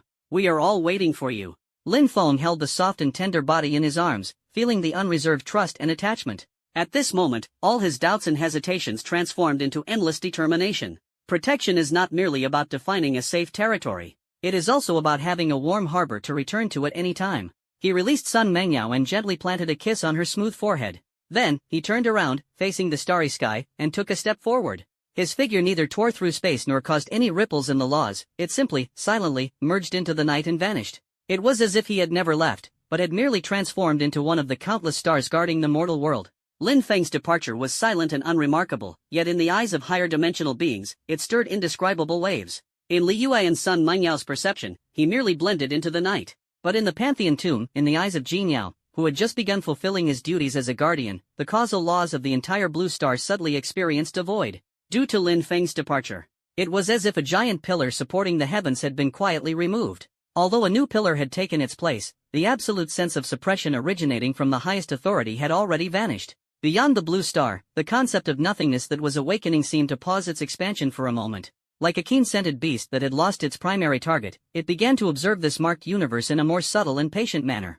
All of this was beyond the knowledge of mortals. Life on Martial God Mountain continued as usual. The next morning, after Su Wan'an got up, she found her son missing, with only a note left on the table. "Mom, I'm going on a business trip and will be back soon. The food in the fridge is enough for a week, and the money is in the second drawer of the bedside table. Also, Li Yue and Senior Li Zhou are my honored guests, please take good care of them for me." The handwriting on the note was the same as yesterday's when he wrote the shopping list, each character seemingly alive, carrying a calming energy. This child, leaving without a word of notice. Su Wantan muttered, but she carefully folded the note and tucked it into her pocket before starting to prepare breakfast. In the courtyard, the God King Li Zhou had not slept all night. He had spent the entire night contemplating the procurement list, feeling that his understanding of the Tao had surpassed what he had gained in the past million years combined. At this moment, he was sitting cross-legged with his eyes closed, divine light flowing around him, and his aura had grown significantly more profound than when he had just awakened. Li Yue stood quietly at the edge of the cliff, her eyes closed, her divine sense spreading like liquid mercury, covering the entire blue star. She was familiarizing herself with her new responsibilities, sensing every heartbeat of the planet and the flow of every law. She could clearly feel that, 100 kilometers beyond the borders of Longxia, the rule barrier casually drawn by Lin Feng remained stable, keeping all the abyssal creatures at bay. "Breakfast is ready." Su Wantan's voice broke the morning silence. At the dining table, the atmosphere was somewhat peculiar. Lin Dong continued reading the newspaper as usual, completely unfazed by the sudden appearance of two ancient people in the house. Su Wantan, on the other hand, enthusiastically served dishes to Li Yue and Lei Zhou. "Li Yue, dear, have more of this. It's great for beauty and skin care. Mr. Lei, try this soy milk. We ground it ourselves, so rich." Li Yue ate cautiously in small bites, finding the flavors of these mortal foods quite novel. As for the divine king Lei Zhou, after enduring last night's tea ceremony trial and the enlightenment through lists, he had already begun to grasp the basic rules for surviving in this new world. He picked up the bowl, took a sip of soy milk with great ceremony, then his eyes lit up as he clapped his hands in admiration. "Marvelous. This liquid, milky white in color, resembles the chaos before the world began. Its warmth upon entering the mouth flows like the origin of the great Tao between the lips and teeth. It appears ordinary, yet it embodies a return to simplicity, containing the profound truth of life's reproduction and the cycle of grains." "Excellent. What an extraordinary soy milk." Su Wantan was momentarily stunned, then burst into laughter. "The old gentleman is truly cultured. If you like it, have some more, there's still plenty in the pot." Lin Dong silently raised his newspaper a little higher to cover his face. He felt that he might need to reassess his son's taste in friends. Sun Mengyao smiled faintly on the side. She understood that Lin Feng had likely kept these two elders around to let them experience this slice of mortal life. Even gods, after a long time, could feel lonely. After breakfast, Sun Mengyao guided Li Yue in getting acquainted with modern life. From how to use the television and air conditioner to how to turn on the faucet, Li Yue learned everything meticulously. She was like the purest sponge, quickly absorbing the knowledge of this era. Meanwhile, the God King Li Zhou was pulled aside by Sun Xuanyi. "Friend Li Zhou," Sun Xuanyi said gravely, handing over a thin rectangular object with a colorful screen glowing on it. "This is one of the greatest creations of this era, called a mobile phone. Within it lies a world of its own, containing countless methods and principles. It can access knowledge of the past and present, understand the affairs of the world, and even allow communication with beings thousands of miles away. The God King Lijo curiously took the phone. He had noticed this object yesterday. Lin Feng's mother had used this device and almost transferred to him an amount of vast wealth that he completely could not comprehend. Sun Xuanyi patiently taught him how to unlock the phone and open apps. When Lijo first tapped on an app called Short Videos, his entire body froze. On the screen, a scantily clad woman was swaying her body to a rhythmically intense noise he had never heard before. The scene flashed, and it switched to a man shouting hoarsely at the screen, "Family. Who gets it? Today demon." The God King Lijo was so frightened that he almost threw the phone away. From that tiny screen, he felt a spiritual contamination. Even more terrifying than the abyssal demonic aura. This thing can directly erode the divine soul. How insidious. What kind of evil demon created this? The corners of Sun Xuanyi's mouth twitched slightly. He cleared his throat and explained, "Fellow Daoist, this is not a demon, but a form of entertainment. Look, if you swipe up, there are others." Lei Zhou hesitantly swiped the screen. The screen changed again. This time, it showed a man named Chef Wang Gang, skillfully and swiftly handling a chicken with a knife, while muttering to himself, "First, we heat the oil to 70% hot." Lei Zhou watched in stunned silence, murmuring to himself, "This man, such pure killing intent. This knife technique already shows the embryonic form of a law. To think he has integrated the way of slaughter into cooking. A master. This man must be a peerless expert hidden among mortals." Sun Xian and I. He felt that integrating this ancient god king into modern society might be even harder than having him single-handedly take on an army of demon gods. Just as a harmonious atmosphere enveloped Martial God Mountain, Liyue's brows suddenly furrowed slightly. She paused her study of the remote control, looked up toward the window, and spread out her divine sense once more. "What's wrong?" Sun Mengyao keenly noticed her unusual behavior. Liyue did not respond immediately. She closed her eyes and carefully sensed her surroundings. Moments later, she opened her eyes, her expression tinged with confusion and gravity. "Something's not right," she said softly. At the highest peak of the Himalayas, the concepts there seemed to be becoming blurred. "Blurred concepts?" Sun Mengyao asked, puzzled. "Yes." Liyue struggled to find the right words to describe it. "It's as if the concept of cold is disappearing from there. It's not that the temperature is rising, but the ice and snow there are losing their cold attribute. They still retain the form of ice and snow, but if you touch them, you won't feel even a hint of chill. At the same time, the concept of height is also wavering.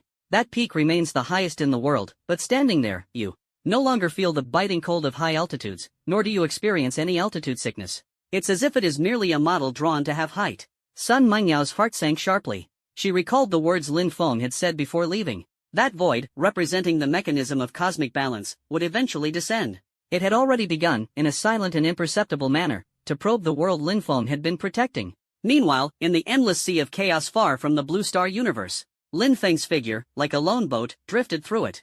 Here, there was no time, no space, only an eternal, deathly silent chaos. Countless shattered remnants of universes floated around like ghosts. On some of the remnants, traces of the last vestiges of civilizations remained, twisted into grotesque shapes by the power of chaos. He saw a universe entirely composed of gears and steam, which eventually came to a halt due to heat death. He also saw a universe where magical civilization flourished to its peak, only to self-destruct when an out-of-control forbidden spell tore apart the chain of universal laws. He even saw a civilization entirely made up of spiritual entities, who reached the pinnacle of thought but ultimately chose to merge into chaos and return to nothingness, unable to bear eternal solitude. These were all failed experiments. Lin Feng's expression remained unchanged. His Tao Master's body allowed him to ignore the erosion of the sea of chaos. His divine sense firmly locked onto that distant cry for help from the other shore, advancing resolutely amidst the endless death and destruction. It was unclear how much time had passed, perhaps just an instant, or perhaps billions of years.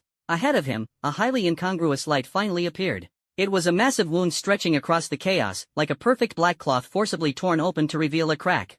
Through the crack, one could see a universe within, struggling violently and on the brink of death. Around this wound, countless shadows exuding greed and devouring intent were entrenched. They were like a swarm of sharks that had caught the scent of blood, madly tearing at the edges of this universe, dragging its laws, matter, and energy bit by bit into their own bellies.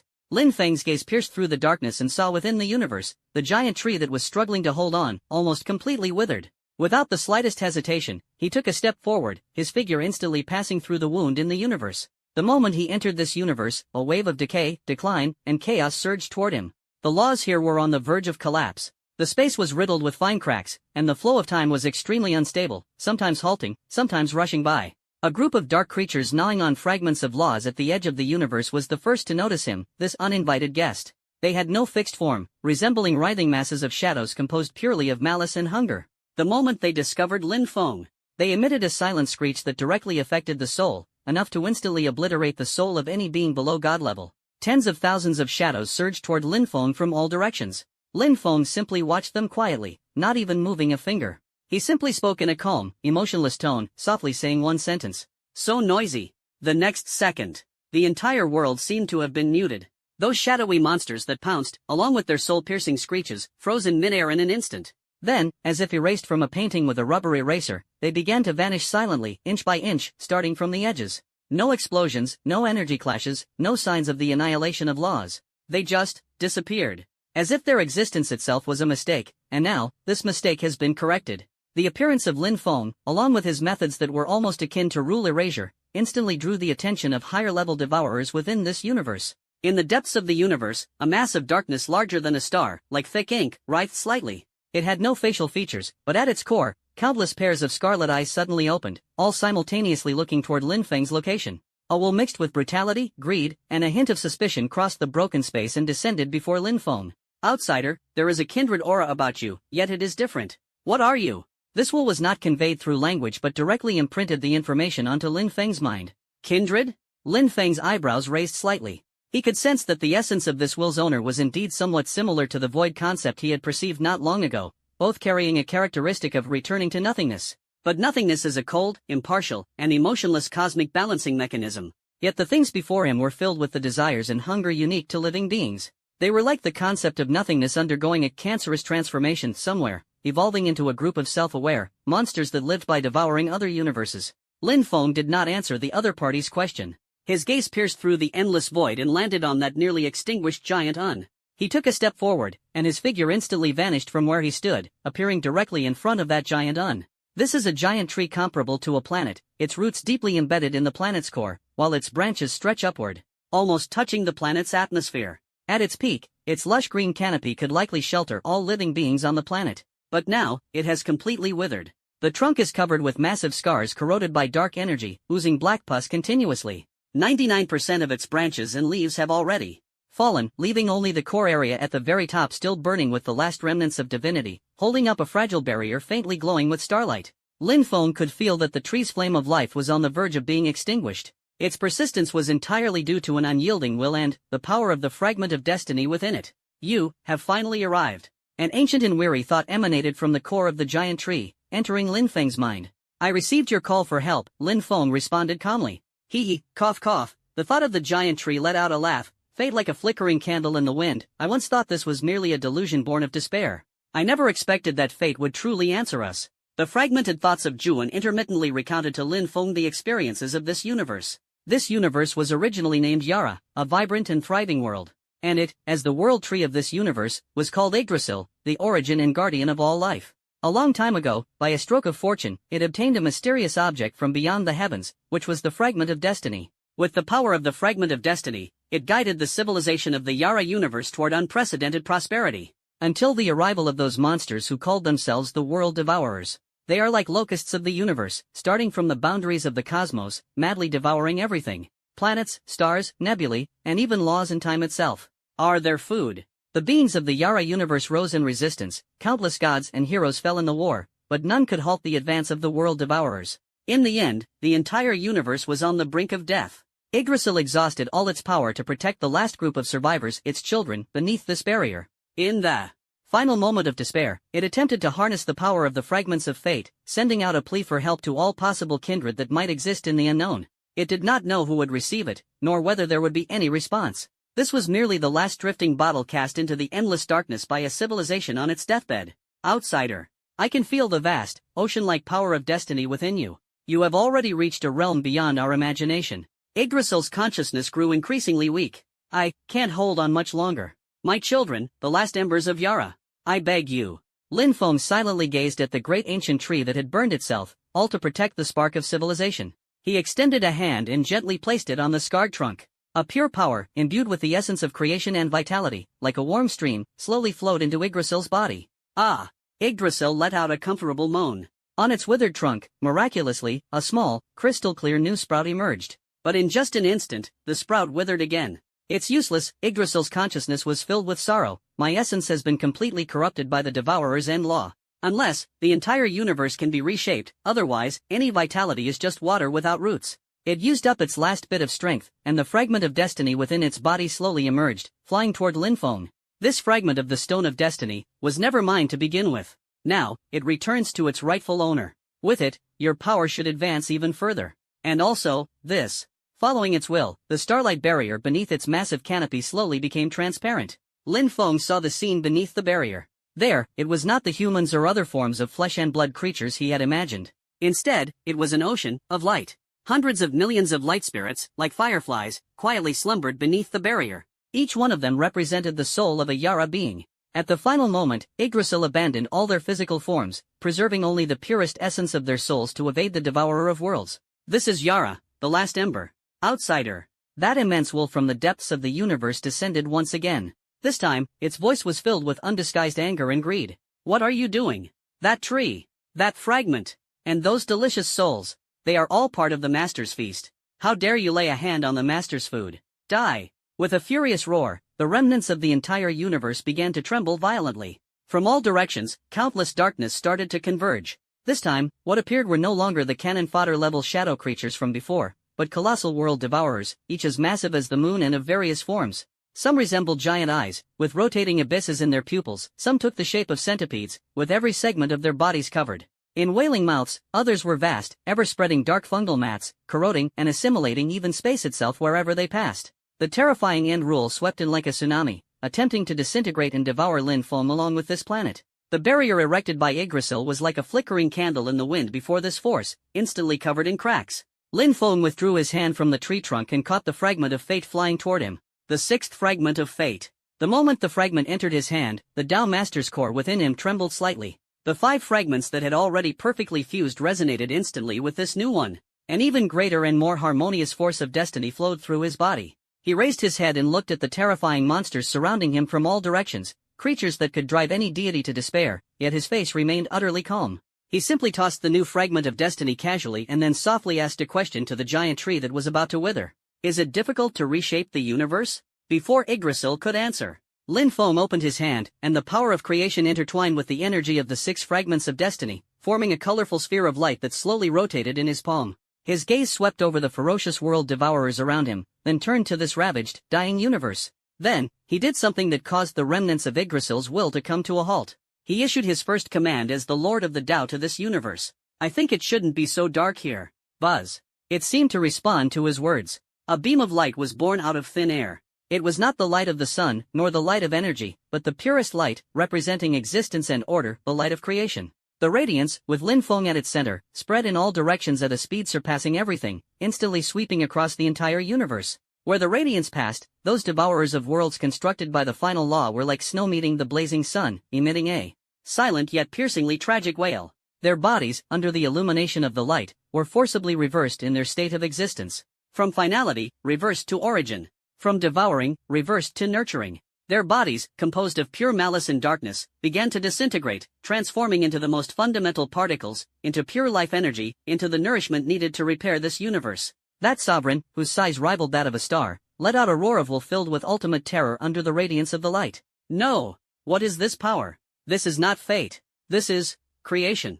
Its roar abruptly ceased, for its massive body also began to crumble, transforming into a resplendent nebula, adding the first touch of color to this desolate universe. In the blink of an eye, the army of devourers that had surrounded and attacked was completely annihilated. Not only did they fail to cause any harm to Linfeng, but instead, they became the cornerstone for the rebirth of this universe. Yggdrasil was utterly stunned.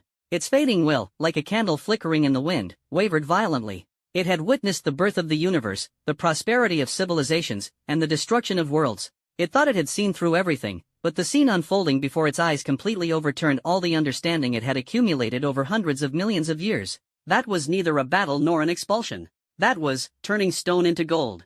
No, it was even more incredible than turning stone into gold. It was transforming deadly poison into a cure. It was converting destruction itself into a source of creation. What kind of realm is this? If gods are those who wield the laws, then Linfeng is the god above gods who defines the laws. Alright, it's much brighter now. Lin Feng looked at the brand new nebulae around him, transformed from the devourers of worlds and radiating vibrant vitality, and nodded in satisfaction. He turned around and looked at Yggdrasil once again. At this moment, as the final law of the entire universe was forcibly reversed, the dark forces eroding Yggdrasil also lost their source and began to dissipate rapidly. Lin Feng flicked his fingers, and a strand of pure creation power shot out, merging into Yggdrasil's trunk. This time, there was no more obstruction. Visible to the naked eye, the massive trunk's hideous scars began to heal rapidly. The withered yellow bark regained its luster, and brand new branches, like newly born arms, grew out from the tree's body. Within just a few breaths, the dying giant tree regained its majestic vitality. Crystal clear green leaves unfurled on its branches, casting a gentle halo of life. This, Yggdrasil's will was so overwhelmed with excitement that it stammered, "My power, my vitality, has returned." It could feel that not only had it recovered, but it was even stronger than at its peak. A trace of Lin Feng's Genesis imprint was etched into its life essence, binding it more closely to this newly revived universe. "Now, you can continue to protect your children," Lin Feng said. The massive canopy of Yggdrasil slowly and solemnly lowered towards Lin Feng, as if performing the most exalted salute. "Great being, please allow me, the will of Yara, to address you as Master of the Tao.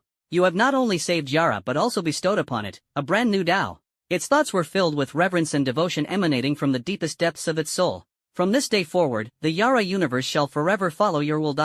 Lin Feng neither affirmed nor denied. He raised his head, his gaze seemingly piercing through the newly formed cosmic barriers, looking toward the deeper sea of chaos. He knew that what he had just transformed was merely the vanguard of the Devourer's civilization. Somewhere in this sea of chaos, the main base of the Devourers must still exist. This is a civilization that survives by consuming universes. Their threat far surpasses that of the Outer Divine Court. The Outer Divine Court merely treats other universes as experimental grounds, while the Devourers directly regard universes as food. The coordinates of this universe have already been exposed.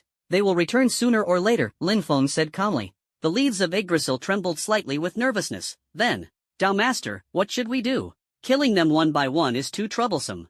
Lin Feng stroked his chin, lost in thought. His current way of doing things had increasingly moved away from relying solely on brute force to solve problems. That was the method of gods, not of a Tao Master. A Tao Master should resolve problems at their root. Why can the Devourers of worlds consume universes? Because they have mastered the end law. As for the universes being devoured, they are not strong enough themselves, and their laws are not stable enough, which gives the Devourers an opportunity. Lin Feng's thoughts gradually became clear. To address the symptoms, we add a lock to this universe so they can't bite through it. To address the root cause, we find the Devourer's lair and change the entire concept of their civilization from devouring to farming. Yggdrasil was utterly dumbfounded as it listened. Change the entire core concept of an aggressive civilization? What an utterly fantastical idea! Yet somehow, when it comes from the mouth of the Tao Master before him, it seems so natural. Lin Feng quickly made a decision. He extended his hand and gently made a stroke toward the newly reborn Yara universe. An invisible wall of rules instantly enveloped the entire universe.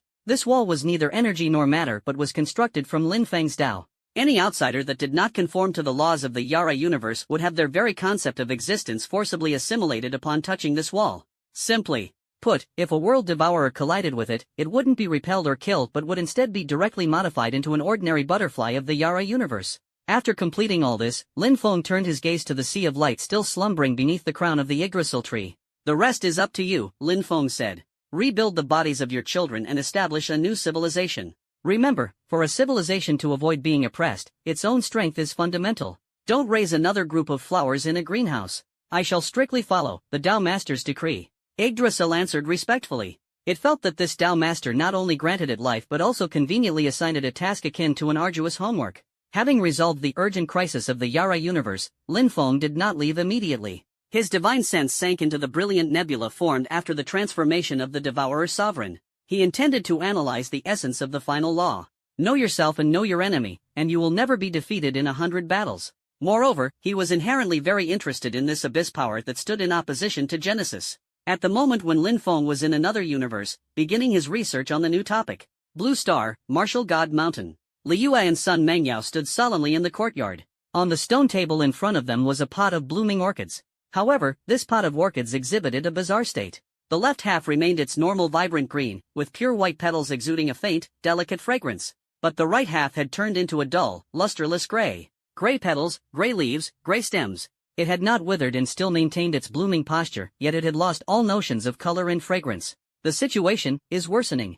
Liu's voice carried a hint of concern. Since yesterday, this phenomenon of concept stripping has spread from Mount Everest to the entire Qinghai Tibet Plateau. Although the speed is very slow and currently only affects inanimate objects, this is definitely not a good sign. Sun Mengyao's fingertips gently brushed over the gray petal, feeling the absolute emptiness and nothingness. Her delicate brows furrowed. This power is intangible and formless, impossible to block or dispel. It's like the passage of time, an irresistible natural phenomenon. Our strength can destroy a mountain, but it cannot stop the flourishing and withering of the vegetation on it. The god King Lijo also leaned in. He set down the phone that had captivated him for an entire day, his expression equally solemn. He stared at the eerie orchid and said in a deep voice, "I just used divine power to investigate. The source of this force does not originate from our dimension. It seems to have seeped down from a higher place. Our world is like a sheet of paper, and this force is like ink dripping onto the back of the paper, slowly saturating us." Lin Feng mentioned the void before he left, Sun Mengyao said softly. He said it was the immune system of the universe, activated by his existence as an anomaly. Now it seems that this immune system has already begun to operate. The three most powerful divine-level beings of the current era, faced with this unprecedented and bizarre erosion, felt helpless for the first time. This is not a war with an enemy. Their opponent is the universe itself. We can't wait any longer. A trace of determination flashed in Li Yue's eyes. We can't pin all our hopes on the Tao Master. He has his own battlefield to face, and we must protect our homeland. She turned to look at Sun Mengyao and Lei Zhou. We must find a way to delay, or even stop it, before it completely corrodes the entire planet. How do we stop it? Lei Zhou's face was full of worry. This thing doesn't play by the rules. We can't hit it, we can't defend against it. I've lived all these years and never seen such a frustrating battle. Lin Feng said that we shouldn't try to defeat it, but rather understand it, adapt to it, and even utilize it. Sun Mengyao's eyes sparkled with wisdom, as if she had grasped some crucial point. Since it is the balancing mechanism of the universe, its appearance must follow certain rules. Rules? Exactly. Sun Mengyao's thoughts became clearer. Just like water flows downward and fire burns upward, the erosion of nothingness must also have its own direction and patterns. Why does it start from the world's highest peak? Why does it first strip away color and fragrance, which are relatively secondary concepts? There must be a reason behind this. Her words, like a morning bell or evening drum, invigorated both Li Yue and Lai Zhou. That's right. What the Tao Master left behind is not just a homeland to protect, but also a question they need to answer, a test. This, perhaps, is another assignment Lin Feng left for them. The night was deep, and in the courtyard of Martial God Mountain, apart from the sound of the wind, there was an unusual noise. Ah, that's it. Ha, give a follow to our top supporter. Thanks for the cloud-piercing arrow, big bro. The god King Lei Zhou sat cross-legged on a stone bench, and what lay before him was not some ancient divine scroll, but the latest foldable smartphone, generously sponsored by Sun Xian and I. His once dignified and imposing old face was now illuminated in a kaleidoscope of colors by the screen, as he muttered to himself, imitating the loud-voiced female streamer on the screen. He had been studying this so-called phone artifact for an entire day. From his initial amazement, believing it to contain countless wordsmiths sealed within, to accidentally stumbling upon a price link and nearly expending divine power to help someone get a discount, to now, where he was completely captivated by a magical realm called live streaming. In his eyes, this was simply a more efficient cultivation method than the divine realm's Taoist debates. You see this female streamer, just an ordinary mortal body, yet in an instant, she can stir the emotions of tens of thousands of beings, making them willingly offer a kind of mental energy called gifts. Lei Zhou analyzed seriously while watching with great interest, addressing Sun Xian and I, who was also studying his phone nearby. Although this mental energy is mixed and impure, it has the advantage of sheer volume. She then uses an illusion technique called beauty filter to optimize her appearance, thereby maximizing the harvest of mental energy. Brilliant! Truly brilliant! This is practically an unparalleled method that directly touches the essence of the divine path of incense offerings. Sun Xian and I's eye twitched, unsure how to explain the true meaning of top supporter and PK to this ancient god king. He felt that what he had opened for Lei Zhou was not the door to a new world, but Pandora's box. Taoist Lei Zhou, this path may harm the soul. It's better to watch less, Sun Xian and I advised tactfully. Ah, brother Xian and I, you are mistaken. Lei Zhou didn't even lift his head, his fingers swiping rapidly across the screen. The great Tao is vast, and every path can lead to enlightenment. I observe this live streaming path and find it subtly aligns with the transformations of yin and yang. There is giving and taking, cause and effect. Look, this ritual called PK is the most primitive form of Taoist contention. Followers of both sides use mental energy as their weapon to attack the opponent's Tao heart. The loser's Tao heart is damaged, while the winner devours the opponent's fortune. Brutal, direct, yet incomparably fair. Much more civilized than when we used to shatter stars at the slightest provocation.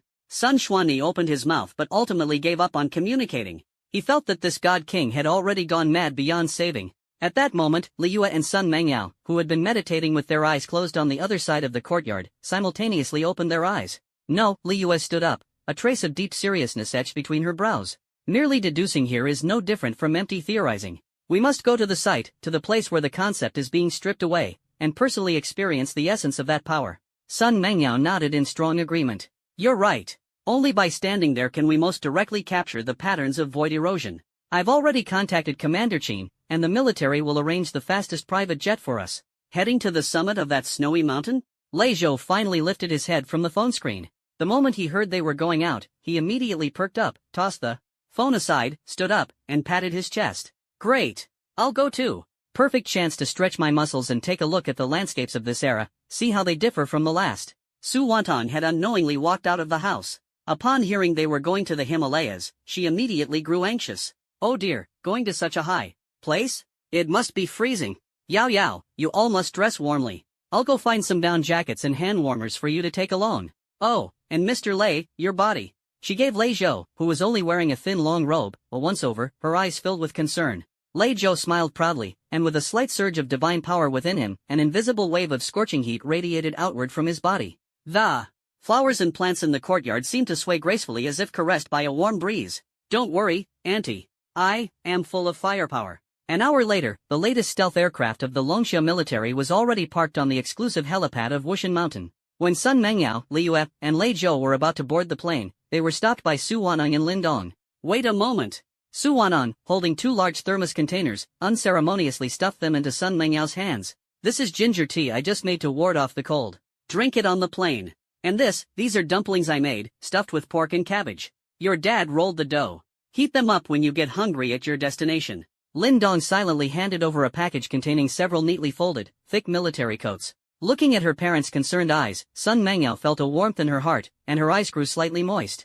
Even as a deity, she still yearned for this earthly warmth. Lei Zhou watched from the side, his heart filled with countless emotions. He thought of his own era, which had already turned to dust, and of his relatives who had long since passed away. Suddenly, he felt that what the Tao Lord had desperately tried to protect might not have been this planet itself, but rather the seemingly insignificant yet incredibly precious bonds of emotion between people on this planet. The plane ascended steadily to an altitude of 10,000 meters, heading in the direction of the Himalayas. Inside the cabin, Liyue closed her eyes, her divine sense having already reached the destination ahead of time, perceiving the changes in the laws of that region. Sun Mengyao, on the other hand, spread out a large military map marked with various energy anomaly data detected by satellites, carefully analyzing the spread path of the conceptual stripping phenomenon. And the god king Lai Zhou, after drinking a bowl of steaming ginger soup and sincerely praising it as a substance that can perfectly merge the laws of fire and water, forming a warm current within the body that nourishes the divine soul, took out his treasured mobile phone. However, this time, he did not watch a live stream. Instead, under the remote guidance of Sun Xuanyi, he opened a documentary called Longxia National Geography. Oh, I see. The mountains of this era were formed by the collision and compression of tectonic plates. What a marvelous law of creation. Hiss. This mountain peak reaches a height of 8,848 meters? What kind of measurement unit is this meter? It can measure the height of heaven and earth with such precision? So this is what an avalanche looks like. He watched in rapture, sometimes exclaiming in awe, sometimes lost in thought, like a student encountering the world for the first time, greedily absorbing knowledge. He even figured out how to post bullet comments, leaving lines of cryptic remarks in his archaic language beneath the video that baffled other viewers. The grandeur of this mountain bears a resemblance to my friend Lord of the Mountain Shaker in his prime, though its essence is restrained and falls far short of his magnificence. The might of this avalanche rivals the strike of a divine realm master, yet its force disperses without cohesion, a mere facade. May the host inform me if there is breath soil in this realm? If so, this old man is willing to exchange a wisp of innate gunmetal chi to reinforce this mountain's body, sparing it from the suffering of wind and snow erosion.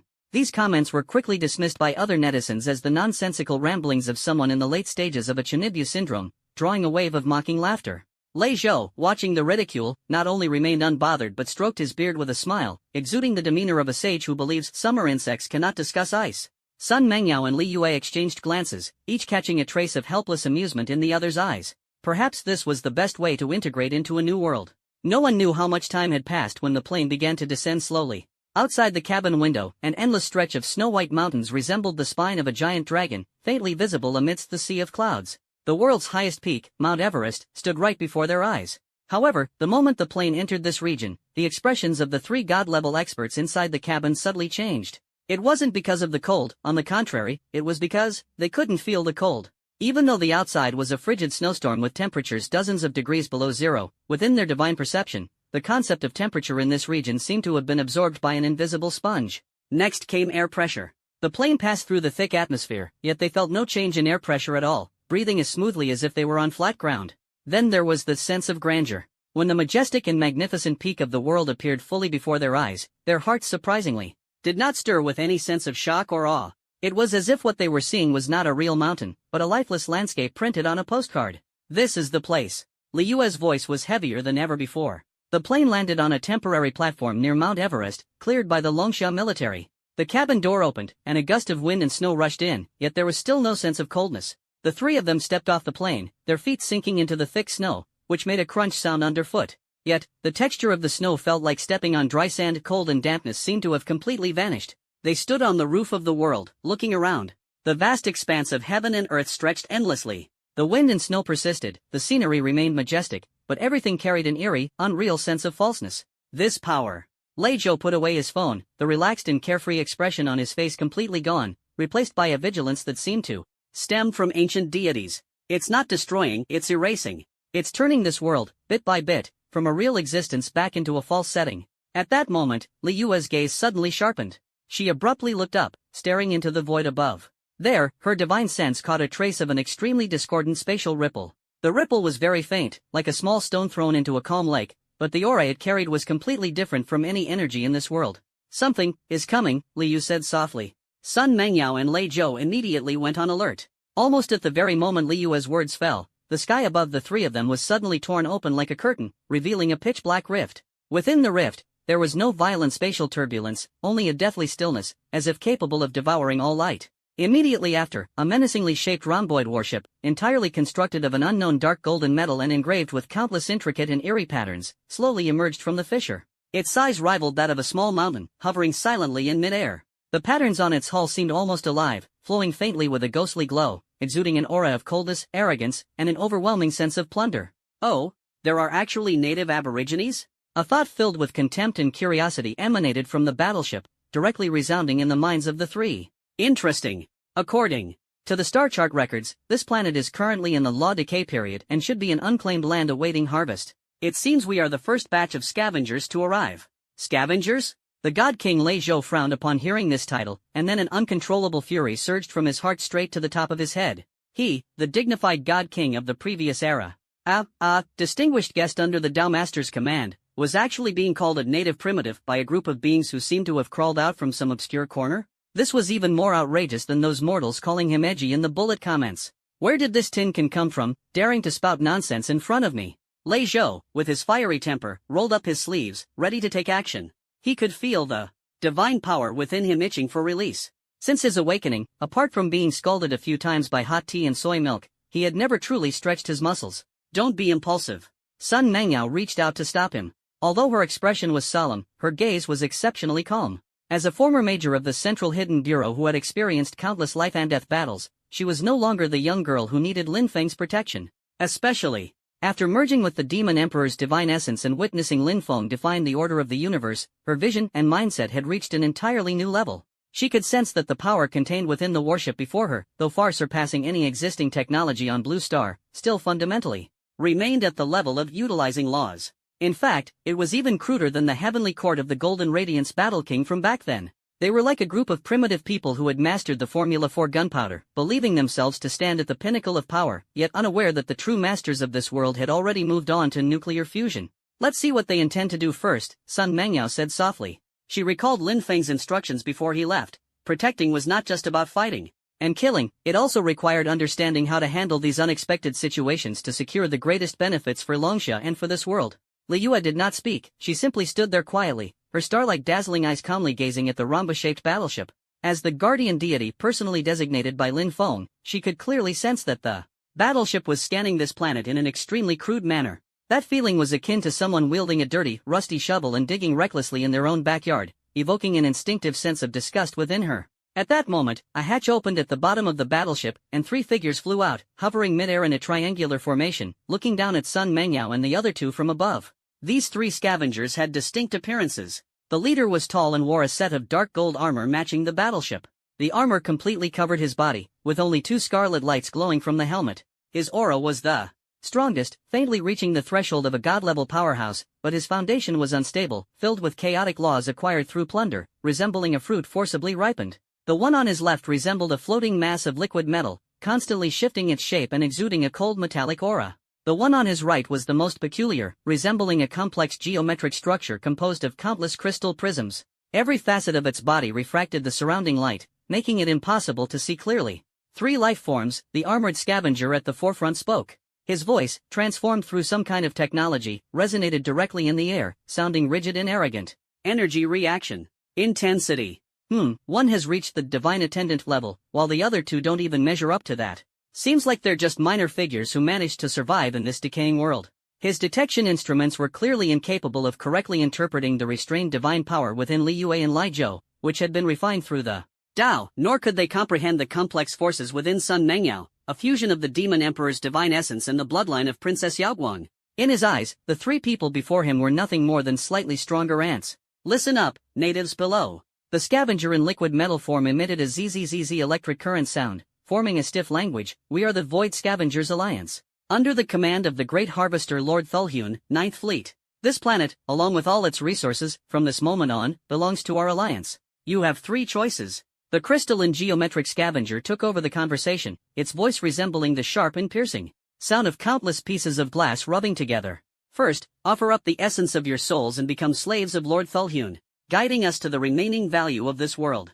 Second, kneel immediately and abandon all resistance. We can mercifully recycle your bodies as biological materials. Third, resist, and then be completely disintegrated by us, leaving not a trace of your existence. It paused for a moment, seemingly feeling that its words were full of intimidation, and added, you have 10 standard cosmic hours to consider. Starting now, the countdown begins. After speaking, the 3 scavengers leisurely hovered in the air, looking down at Sun Mengyao and her companions with a mocking gaze, as if watching caged beasts. In their eyes, this was not a negotiation at all but an act of charity. They couldn't even be bothered to investigate why this world was experiencing a law decay, as all reasons were meaningless in the face of absolute power. After hearing the other party's textbook example of an invader's declaration, Sun Mengyao not only felt no fear but almost burst out laughing. She turned her head to glance at Lei Zhou. Sure enough, the ancient god king was trembling all over, not from fear, but from amusement. His old face, contorted with a mix of anger and suppressed laughter, looked exceptionally twisted. God attendant level? Ha ha ha. Lei Zhou finally couldn't hold back and let out a thunderous laugh. How many eras has it been? This is the first time I've heard such a novel title. Interesting, truly interesting. You tin cans don't even understand what a true god is, yet you dare to come out and play at being robbers? Impudent. The leader of the armored scavengers was enraged by Lei Zhou's laughter, and the red light on his helmet flashed sharply. It seems you've chosen the 3rd path. In that case, I'll start with you, you reckless old fool, and let the other 2 see the consequences of defying this scavenger alliance. Before the words had fully left his mouth, he raised an arm, his palm aimed at Lei Zhou below. A dark red energy beam instantly shot out from his palm. Within that beam was a malicious decomposition law. Wherever it passed, even the air was broken down into its most basic particles, leaving behind a pitch-black vacuum trail. This is his usual tactic, enough to easily annihilate any creature below the divine level. Faced with this strike capable of melting mountains, the wild laughter on Lei Zhou's face suddenly disappeared. He did not dodge, nor did he even activate his protective divine power. He simply stood in place, watching the dark red beam shooting toward him at high speed, and slowly raised one of his hands. Then, with a casual gesture as if swatting away a fly, a gentle wave. Annoying. Buzz. A movement so simple to the extreme, yet in an instant, it triggered the resonance of the laws of the entire world. In front of Lei Zhou, space seemed to transform into an invisible mirror. The ferocious disintegration beam, when it was still 100 meters away from him, suddenly and inexplicably refracted at a bizarre angle. Its target was no longer Lei Zhou, but its own master, the arrogant armored scavenger. What? The armored scavenger had no time to react to what had happened. He only saw a flash of red light before his own attack reflected back at him at an even faster speed than it had been launched. He instinctively wanted to activate the energy shield, but it was already too late. Boom! The dark red beam struck squarely on his chest. The seemingly indestructible dark golden armor was like paper in the face of this disintegration force, instantly melted through, leaving a massive hole. Through the hole, one could even see the mechanical structures and biological tissues inside him rapidly disintegrating. Aha! A piercing scream echoed through the skies. The armored scavenger, like a meteor struck down, trailed black smoke as he plummeted straight from the air, crashing into the snow and leaving a deep, human-shaped crater. His body continued to twitch, clearly beyond saving. One move. Just one move. It couldn't even be considered a move, just a casual wave of the hand. A strong figure at the threshold of godhood was instantly killed by their own attack. The entire world seemed to fall silent. The wind stopped, the snow ceased. The other two scavengers, the liquid metal and the crystal and geometric figure, were completely frozen in midair. They looked at their smoking companion in the snow, then at the elder below who seemed utterly unperturbed, as if he had merely swatted a mosquito, their thoughts completely crashing. Their detectors were not wrong. The energy response of the opponent was indeed only at the divine servant level. But, what kind of divine servant level is this? What divine servant could so effortlessly distort laws and deflect attacks? This defies science. This isn't magic. This completely violates the law of conservation of energy. Now, Lei Zhou clapped his hands, raised his head, and with a gaze as cold as death itself, looked at the two remaining scavengers. Speaking slowly and deliberately, he said, "It's time for this old man to give you 3 choices. First, right now, immediately drop to your knees, kowtow 3 times to this old man, and then get out of this world. Never come back. Second, I make my move and crush you, along with that tin can in the sky, into a pile of scrap metal. Third, you can try resisting a bit. Let this old man see if you scavengers have anything else besides a sharp tongue." He grinned, revealing a set of snow-white teeth. His smile was filled with the unreasonable dominance of an ancient god king. "This old man will also give you 10 standard cosmic hours to consider." "Oh, wait, no, this old man isn't very patient." He held up 3 fingers. 3. The crystal geometric scavenger jolted violently, snapping out of its immense shock. Its body, composed of countless prisms, trembled intensely from sheer terror, emitting a crackling sound. 2. The liquid metal scavenger also reacted, its shapeless body writhing frantically, revealing its overwhelming panic. Without hesitation, it turned and attempted to flee toward the warship above. 1. Lei Zhou's last finger slowly retracted. "Time's up." The moment the words fell, Lei Zhou's last retracted finger lightly tapped the void with its fingertip. There was no earth-shattering roar, no cataclysmic energy explosion. The world seemed to have been stripped of sound. The liquid metal scavenger, who had turned to flee, suddenly froze mid-air during its rapid escape. Its fluid-like body began to twist and deform. Violently, uncontrollably. It realized in terror that its control over its own body was being stripped away by an incomprehensible, irresistible force. No. What kind of law is this? Altering material structure? No, that's not it. This is concept definition. It emitted intermittent, terror-filled waves of thought. "Oh, not bad, you have some insight." Lei Zhou raised an eyebrow, like a teacher commenting on a student's work, his tone carrying a hint of casual approval. "Since you know it's a conceptual definition, then experience it properly, what is called Tao." He recalled last night when Sun Xian and I had shown him that artifact called a mobile phone, and also remembered the streamers in the live broadcast room repeatedly shouting, "Thanks to the top supporter." An interesting idea emerged in the mind of this ancient god king. "From the looks of you, all soft and shapeless, constantly changing, you do bear some resemblance to that artifact Brother Xian and I gave me. In that case, why don't you transform into that form as well?" As the words were spoken, so it was done. Under the desperate gaze of the liquid metal scavenger, its body was forcibly stretched, flattened, and reshaped. On the smooth metallic surface, a pitch-black, mirror-like screen emerged, its edges were neatly shaped into a rectangle, and even a bitten apple logo was stamped on its back. In less than a second, a massive, metallically gleaming smartphone abruptly floated in mid-air. "No!" The scavenger in smartphone form let out its final, silent wail. It could feel its consciousness trapped within this new shape, its once proud, devouring and morphing abilities completely sealed by a higher law. Its only function now seemed to be lighting up the screen. "Well, not bad, it has the right vibe." Lei Zhou looked at his masterpiece with satisfaction and even nodded solemnly. On the other side, the scavenger made up of countless crystal prisms was completely petrified. Its crystal-formed body was vibrating at high frequency due to extreme fear, emitting a mournful buzzing sound, like a transformer on the verge of overloading. Turning a god-level powerhouse into an object with just a casual remark? What kind of divine ability is this? A demon?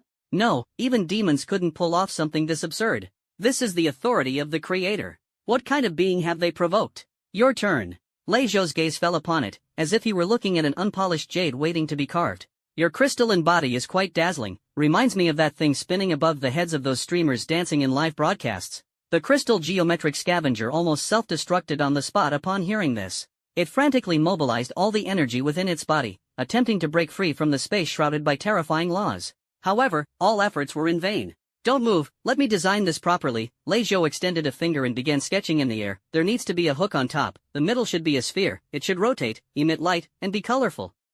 Let's call it a disco ball. Crack, crack, crack. In the endless sphere of the scavenger within the crystalline geometry, its body began to shatter, then reassembled in an inconceivable manner. Countless prisms were arranged and combined, forming a massive sphere covered in mirrors.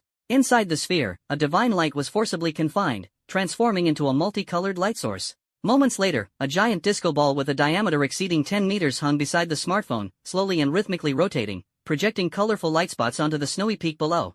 Mount Everest, the roof of the world. On the vast snowy ground, an elderly man dressed in a traditional robe stood with his hands behind his back. Above his head, a gigantic smartphone hovered, along with an equally massive, spinning disco ball. Colorful light spots danced across the faces of the three. Sun Mengyau's mouth twitched uncontrollably. She looked at Lei Zhou with a complex expression, shock, helplessness, and, more than anything, a feeling of being utterly at a loss whether to laugh or cry. She knew Lei Zhou was strong, but she hadn't expected him to showcase his strength in this way. This wasn't just a psychological blow, it was grinding the enemy's dignity, existence, and even their very species into the ground repeatedly, and then turning it into performance art. On Liyue's ethereal and stunning face, a rare trace of astonishment appeared. As the goddess of stars, she had witnessed countless births and destructions of stars and had seen all sorts of bizarre and peculiar applications of laws. But someone like Lei Zhou, using the supreme power of words shaping reality in such a down-to-earth manner, was something she was encountering for the first time. This carried a visual and psychological impact 1,000 times stronger than simply annihilating the opponent into nothingness. Ahem. Lei Zhou cleared his throat, breaking the eerie silence. With his hands behind his back, he tilted his head to admire his two spoils of war, his face showing 3 parts pride, 3 parts wistfulness, and 4 parts the loneliness of a master. The times have changed. He sighed wistfully. Back in the day, when we contended in the divine realm, it was all about clashing laws, shattering galaxies, and dimming the sun and moon.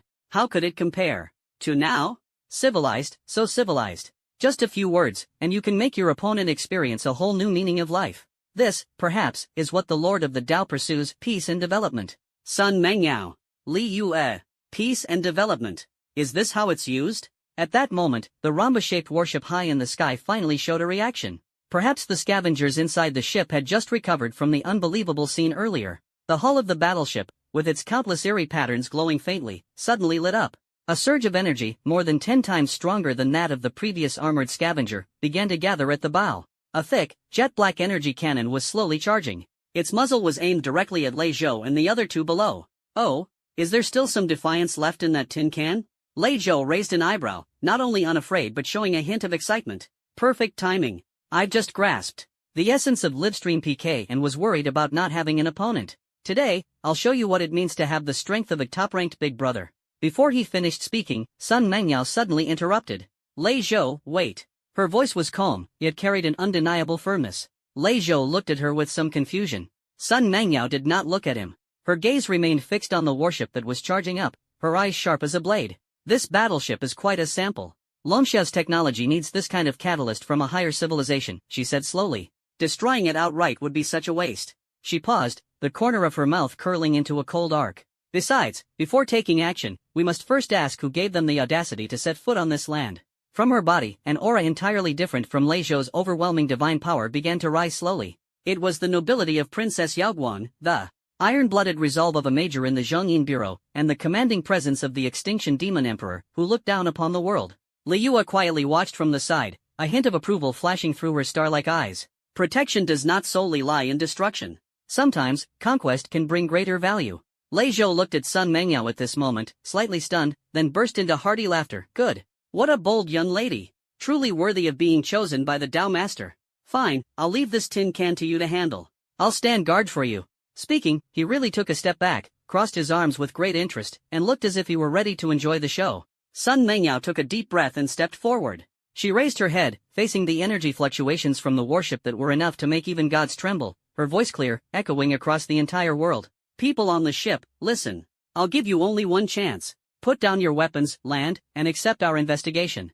Otherwise, what you'll witness will be a fate 10,000 times more miserable than that of your two companions. Her voice was not loud, yet it carried a sense of authority and confidence that came from deep within her soul. It was the kind of composure that comes from standing at the pinnacle of absolute power, looking down on petty clowns. Sun Mengyao's words, like a stone thrown into a lifeless lake, stirred up a great commotion within the battleship.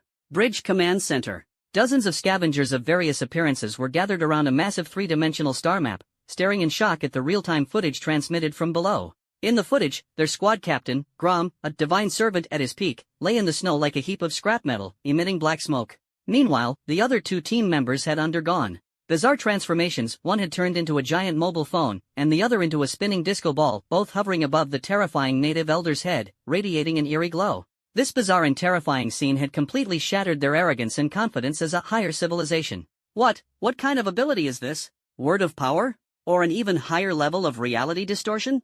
An octopus-like scavenger responsible for data analysis trembled nervously with all 8 tentacles, while countless streams of data flickered madly on the light screen before him, yielding no effective analytical results. Unable to parse.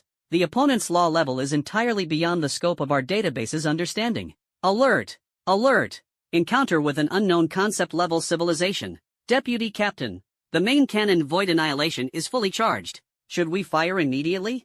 An operator turned back to look at the command seat, where a scavenger with a hunched figure, seemingly made of withered wood, sat. This deputy captain, the strongest in the 9th Fleet aside from the captain, has already half-stepped into the realm of divine general. Yet at this moment, his bark-like face is filled with solemnity and suspicion. He stared intently at the screen, at the Longsha woman who had stepped forward, raised her head, and issued them a final ultimatum. The energy response from the other party was clearly not even at the divine attendant level, but her calm and composed demeanor, and those eyes that seemed capable of piercing through everything, made him feel an inexplicable sense of unease. His intuition told him that this woman was even more dangerous than that terrifying old man who could casually create things. Vice Captain. The operator urged again. The energy of the battleship's main cannon had already reached the critical point. If they didn't fire soon, there was a risk of the energy core overloading. At that moment, Sun Mengyao's voice rang out once more. This time, her voice carried a hint of icy laughter. It seems you still haven't made the right choice. After speaking, she slowly raised her right hand. In her fair palm, a thin strand of black, seemingly condensed from the purest darkness, quietly emerged. The moment that black strand appeared, the entire Mount Everest region, a space already stripped of many concepts by the power of void, trembled violently. A deeper, more domineering, and purer sense of finality spread out from that strand of black. It was the divine power belonging to the Ashen Destruction Demon Emperor. The Demon Emperor was an existence that governed destruction and the end. His power was fundamentally different from the cold, rule-based erasure of the void. If nothingness is turning a painting back into a blank sheet of paper, then the Demon Emperor's power is to burn the painting, along with the paper, the frame, and even the entire art gallery, into ashes. This is... Inside the battleship, Vice Captain Withered Wood's pupils suddenly contracted. From that wisp of black line, he sensed a destructive aura of the same origin but far more advanced, one that made his very soul tremble. The decomposition law mastered by their scavenger alliance was like a child's game of playing with fire when faced with this power, akin to encountering a true solar flare. Wait! He finally snapped out of his shock, letting out a terrified roar. Stop the attack. Stop it now. However, it was already too late. The corner of Sun Mengyao's mouth curved into a cold, sharp smile. She gently flicked her finger toward the massive rhombus-shaped warship in the sky. The black thread in her palm, like a streak of black lightning, vanished instantly from its original position. The next second, a bizarre scene unfolded. That gigantic warship, as massive as a mountain, that iron behemoth which roamed the universe and destroyed countless civilizations, began to disintegrate silently and without a trace, starting from its bow.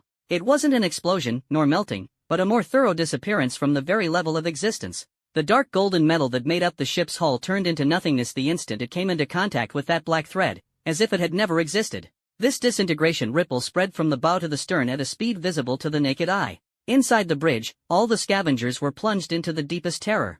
They watched helplessly as the deck beneath their feet, the control panels in front of them, and their companions beside them disappeared one by one, as if erased by an invisible rubber eraser. No screams, no struggle. Because before they could make a sound, their very existence had already been erased. At the moment before his body was disintegrated, the deputy captain of the withered tree had only one final thought in his mind.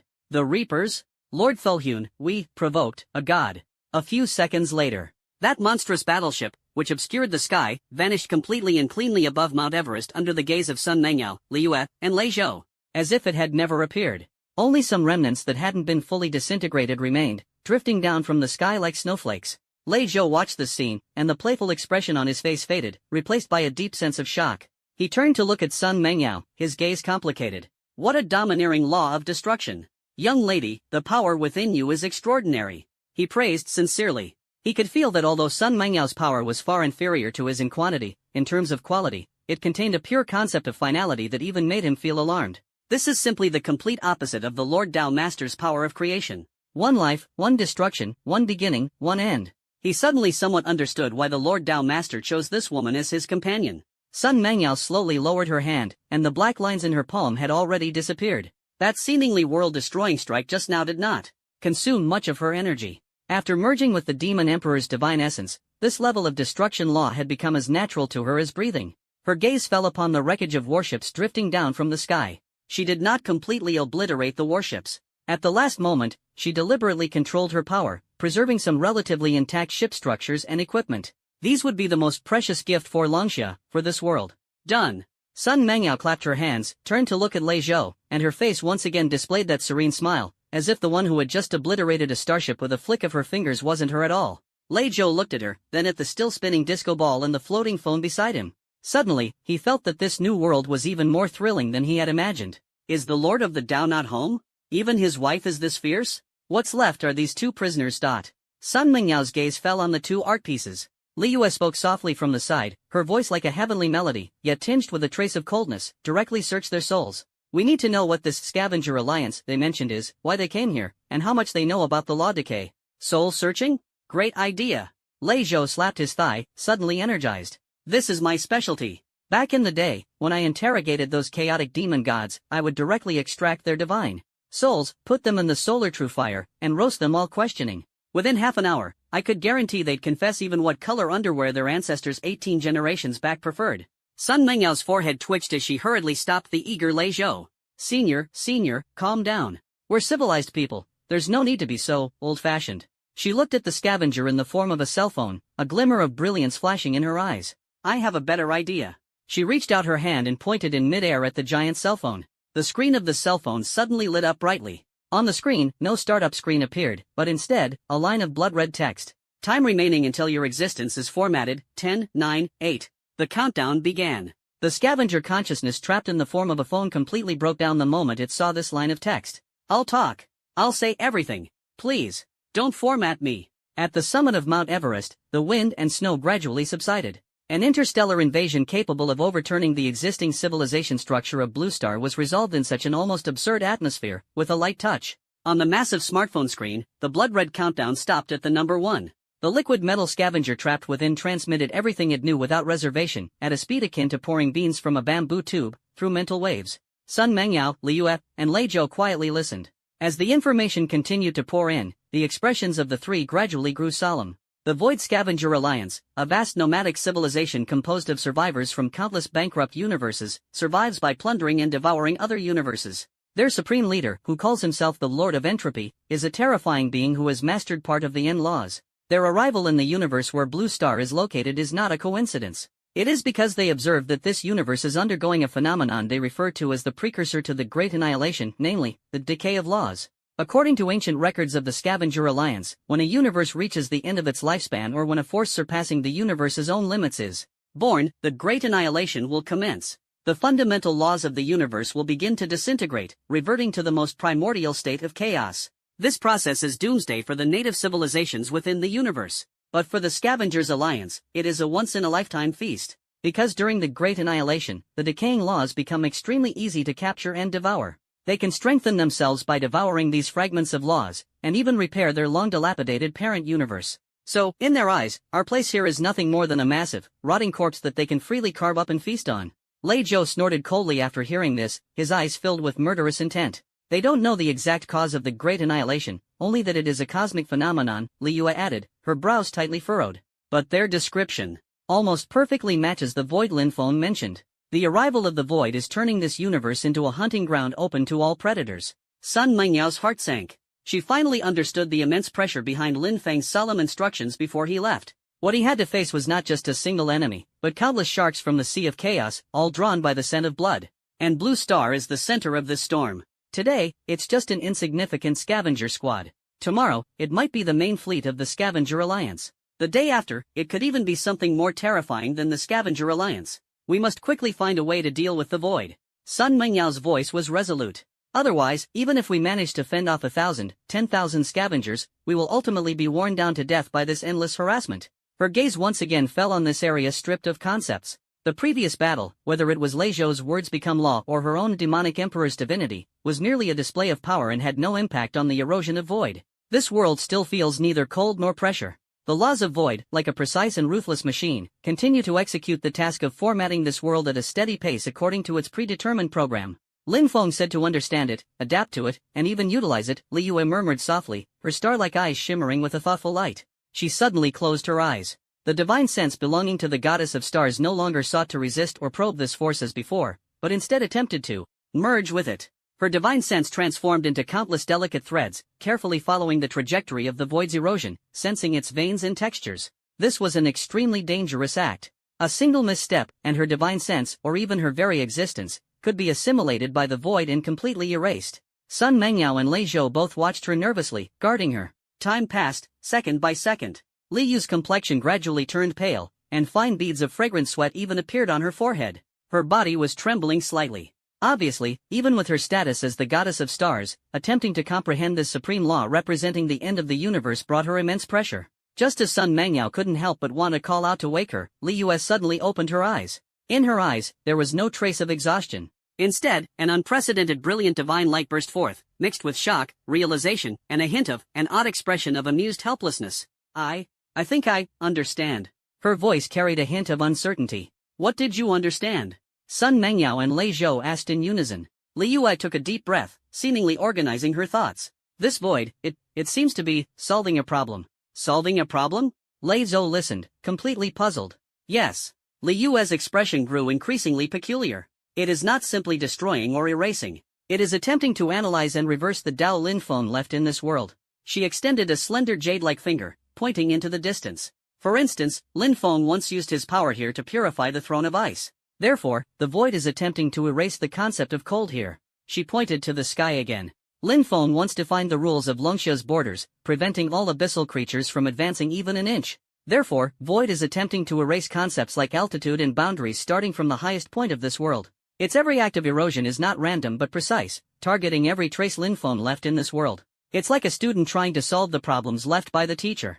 However, its method of solving is reverse engineering. After listening to Li Yue's explanation, Sun Mengyao and Lei Zhou fell into a long silence. They finally understood. Why does Lin Feng say this is the immune system of the universe? This system is not meant to destroy the world, but to eliminate all the influences caused by Lin Feng, the anomalous variable, on the world. It is attempting to restore this world, which has been modified by Lin Feng, to its factory settings. I think I understand now. Lei Zhou stroked his beard, looking thoughtful. Before the Lord of the Dao left, he told us to protect this place. This is not just about defending against external enemies. He glanced at Sun Mengyao, then at Li Yue, and finally, his gaze fell on the pile of worship wreckage that had descended from the sky. He's left us an assignment. A trace of understanding also flashed in Sun Mengyao's eyes. That's right. Lin Feng is playing a grand game of chess. He himself is going to address the most fundamental threat. As for the mess he left behind, this world currently being reverse-parsed by nothingness, it is a massive test site left for them. What they need to do is not to stop the nothingness.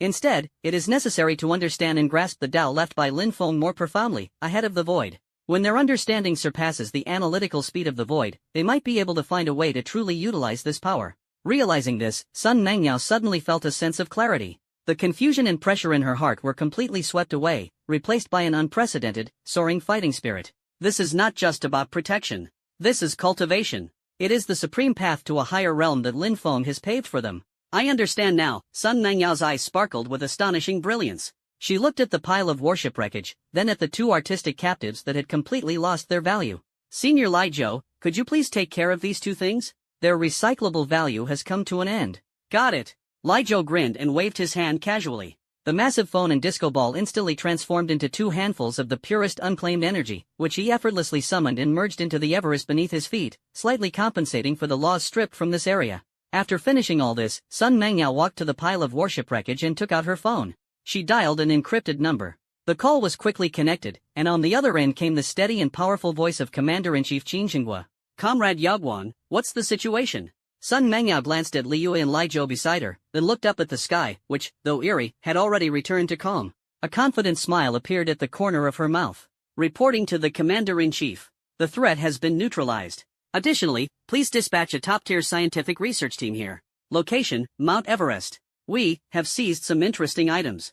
Perhaps, Longxia's journey to the stars and seas can begin ahead of schedule. Mount Everest, the roof of the world. The call made to Commander-in-Chief Qin Jinghua was like a massive stone thrown into a calm lake, stirring up a tremendous storm at the highest levels of Longxia. In less than half an hour, the piercing roar shattered the eternal silence over Mount Everest. Over a dozen of the latest high-altitude armed transport helicopters, bearing the insignia of the Longxia military, soared through the clouds like a fleet of agile falcons, precisely hovering around the temporary platform. The cabin doors slid open, and groups of researchers clad in white specialized cold weather suits, carrying various precision instruments, along with heavily armed Special Forces soldiers, filed out in an orderly manner. Their movements were swift, their discipline impeccable, clearly marking them as the elite of Longxia. However, the moment they set foot on this land, everyone froze in astonishment. The extreme cold, expected to be harsh enough to crack steel, was nowhere to be found. Instead, they were met with an eerie, neutral sensation, as if standing in a temperature-controlled room. Their breath did not condense into white mist, and their heavy cold weather gear seemed redundant and almost laughable. This phenomenon, which defies the common principles of physics, caused even these seasoned elites, accustomed to witnessing grand events, to involuntarily display expressions of mixed astonishment and dread. Leading the team was a woman around 40 years old, wearing gold-rimmed glasses, exuding a composed and capable demeanor. Her name was Chen Jing, the chief scientist at the Longxia Academy of Sciences Institute of Physics and Space Technology, as well as the scientific director of this operation. Her gaze was immediately drawn to the pile of warship wreckage scattered across the snowy ground, shimmering with a dark golden luster. Even though it was merely wreckage, the eerie patterns flowing across it, seemingly alive, and the metallic texture that completely transcended the boundaries of human understanding, left this scholar, who stood at the forefront of Longxia's technological advancements, momentarily breathless. This is absolutely not a creation that should exist on Earth. Her gaze slowly shifted and finally landed on the three figures at the center of the platform. One of them was someone she knew, Sun Mengyao, who was hailed as the Yaguang martial goddess. At this moment, she had shed the aura of battlefield ferocity and stood there quietly, serene and beautiful like a painting. The other woman was dressed in a long gown adorned with star-like patterns, her beauty unparalleled, her demeanor ethereal, as if she did not belong to this mortal world. Just by standing there, she made the surrounding snow-capped mountains pale in comparison. Chen Jing's database contained no information about her. The most striking figure was the elderly man dressed in a simple, traditional robe, with white hair and beard, yet exuding an extraordinary vigor. He was clasping his hands behind his back, strolling around a recently landed helicopter with the leisurely air of an old man inspecting his backyard, muttering to himself with great interest. Oh, this iron bird, needing no wings, relies solely on those few rapidly spinning thin blades above its head to ride the wind. There's no fluctuation of formations within, entirely driven by that roaring lump of iron, quite intriguing. It bears some resemblance to the unrefined mechanical techniques of the Mahist school, yet it's much cruder. The voice of the god King Lei Zhou was not loud, yet it clearly reached the ears of everyone nearby. Several Special Forces soldiers exchanged glances, their expressions peculiar. Which film crew did this old gentleman time travel from? Mahist mechanical techniques? A young lieutenant on guard duty saw the rapidly spinning rotor of the Thunder Chariot drawing closer. Out of duty, he mustered his courage, stepped forward, and gave a standard military salute. Sir, this area is dangerous. Please step back a little. Hearing this, Thunder Chariot turned his head, sized up the young man exuding masculinity from head to toe, and waved his hand nonchalantly. No need, no need.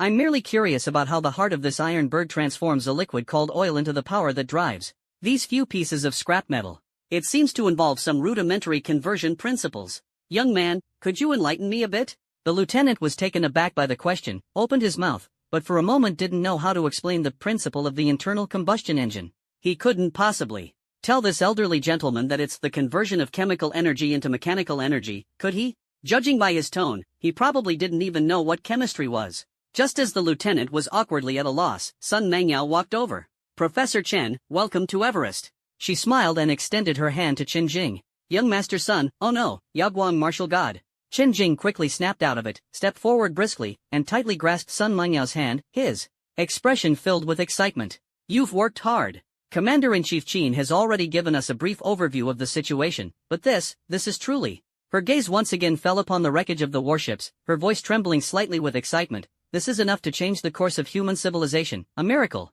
They are not miracles, just passers-by from another place, Sun Mengyao said calmly. And these are the tolls they left behind. Professor Chen, the next phase of analysis will be in your hands. Chen Jing nodded heavily, then immediately turned around and began methodically directing the team to start their work.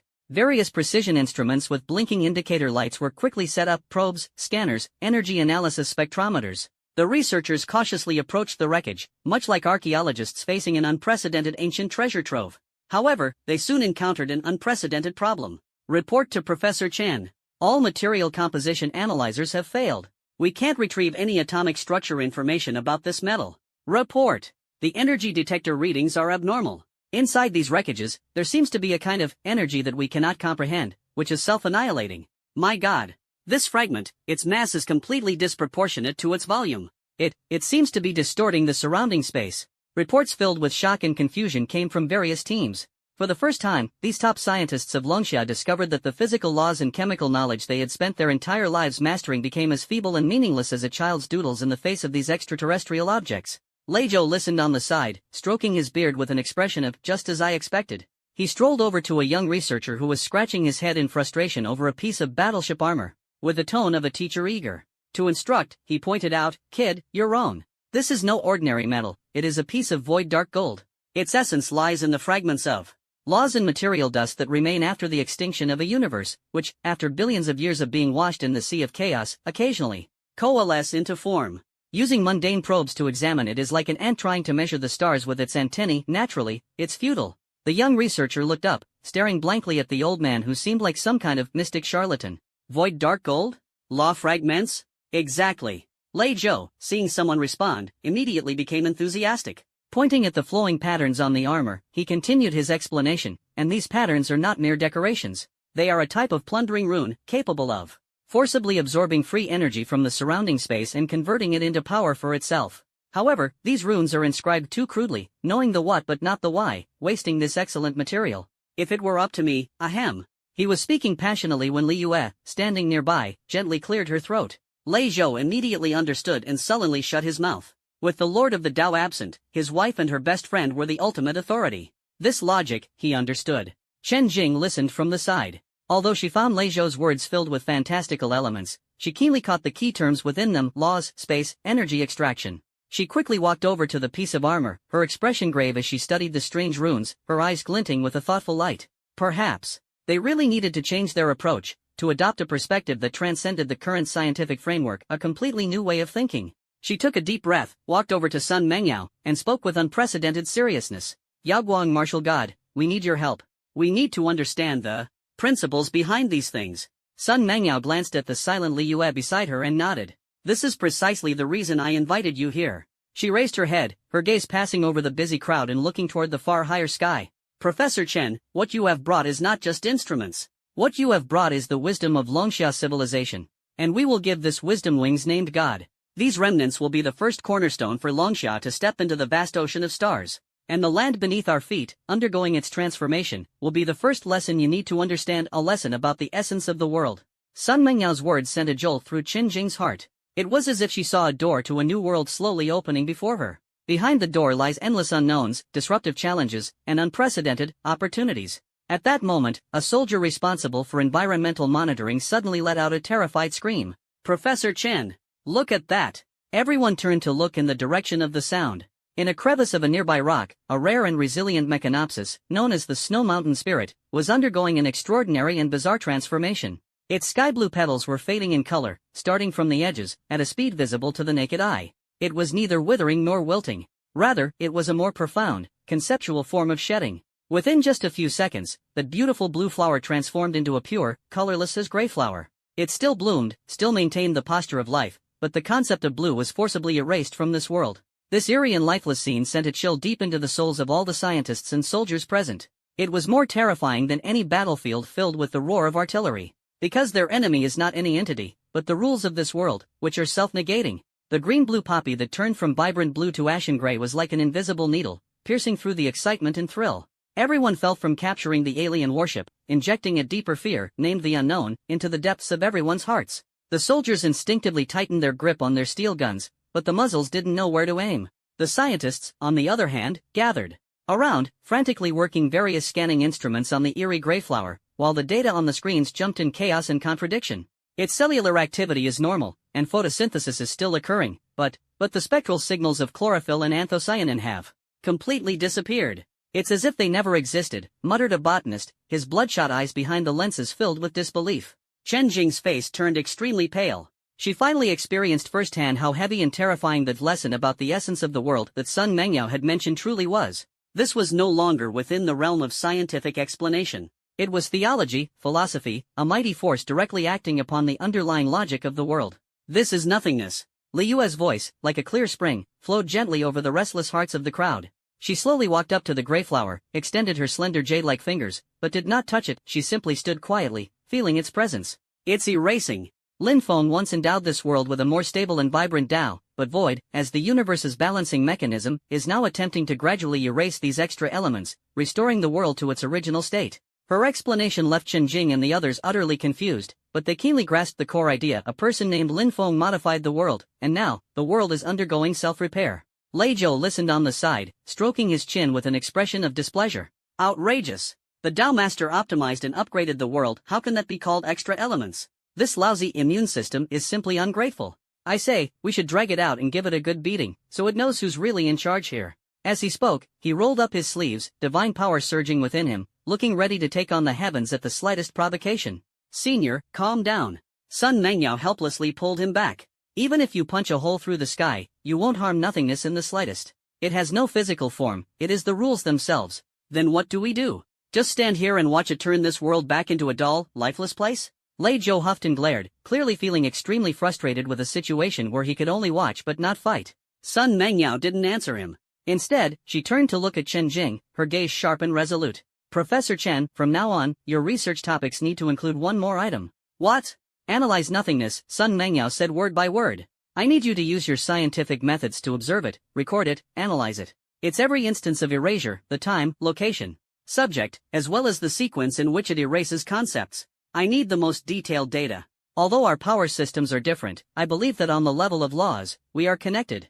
Chen Jing's spirits lifted upon hearing this. That's right, fear stems from the unknown. As long as patterns can be found, even the power of gods and demons will eventually be understood by humanity. I understand. She nodded firmly, immediately turned around, and began arranging brand new monitoring tasks.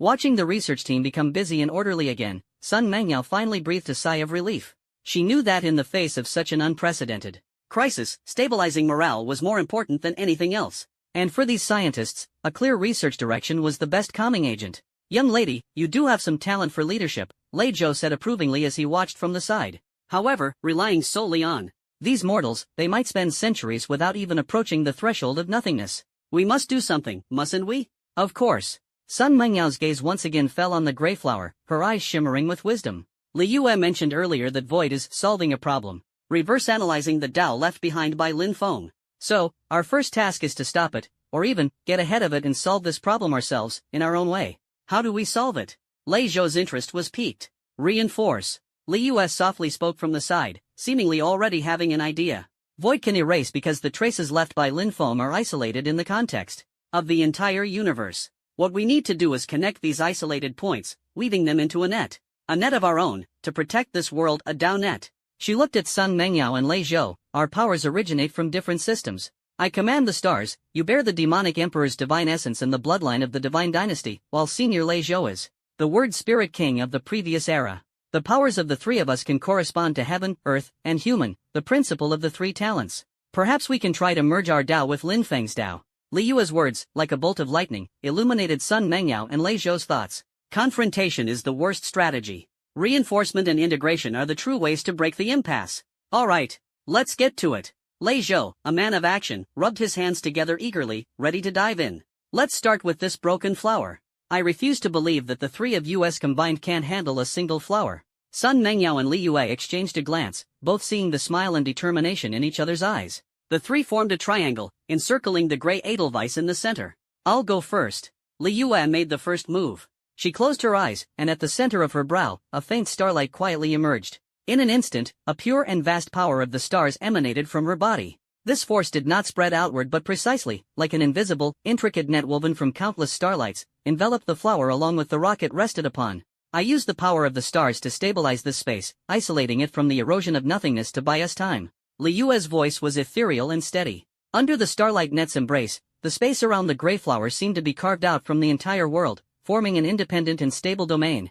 My turn. Sun Mengyao took a deep breath and extended her right hand. This time, what appeared in her palm was no longer the domineering and unparalleled black line of destruction, but a gentle, jade-like golden radiance brimming with vibrant life. It was the bloodline power belonging to Yaoguang, the eldest princess of the Guxia divine dynasty, a manifestation of the indomitable, heaven-defying life will inherited from the great sage equal to heaven. This power, together with the destruction divinity of the Ember Extinction Demon Emperor, formed a subtle balance within her. One thought for life, one thought for death. At this moment, her choice was life. Golden specks of light, like a seed of life, were gently flicked by her into the grey flower's stamen. With the divine dynasty's flame, I reignite its concept of life, awakening its primordial memory of color. As the golden light entered, the lifeless grey flower trembled suddenly. On its petals, faint halos seemed to flow, as if a soul that had slumbered for countless ages was slowly being awakened. But, it was still not enough. It is still grey. Like a computer equipped with a top-tier processor but without an operating system installed, it has potential but cannot function.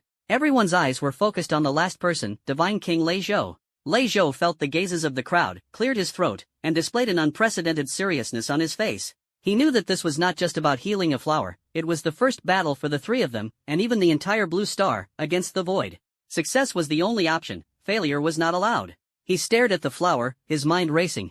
Use words become law? Directly command, I order you to turn back to blue? No, that won't work. He had just tried it earlier. Simple and crude commands would only be neutralized by the power of the void rules. It was like throwing a pebble into a rushing river, causing a small splash, and then nothing. He had to use a more subtle method, one that aligned more with the way. In his mind, various bizarre and fantastical images he had seen on his phone over the past few days flashed by. Those hoarse-voiced streamers, the flood of bullet comments, the dazzling gift effects. A thought, like a bolt of lightning, exploded in his mind. He suddenly grinned, revealing a smile that left both Sun Mengyao and Li Yue feeling somewhat baffled. He didn't act like a divine king as before, nor did he chant any ancient spells. He simply cleared his throat and then, in an extremely exaggerated tone, as if imitating a certain livestream host, loudly shouted at the flower.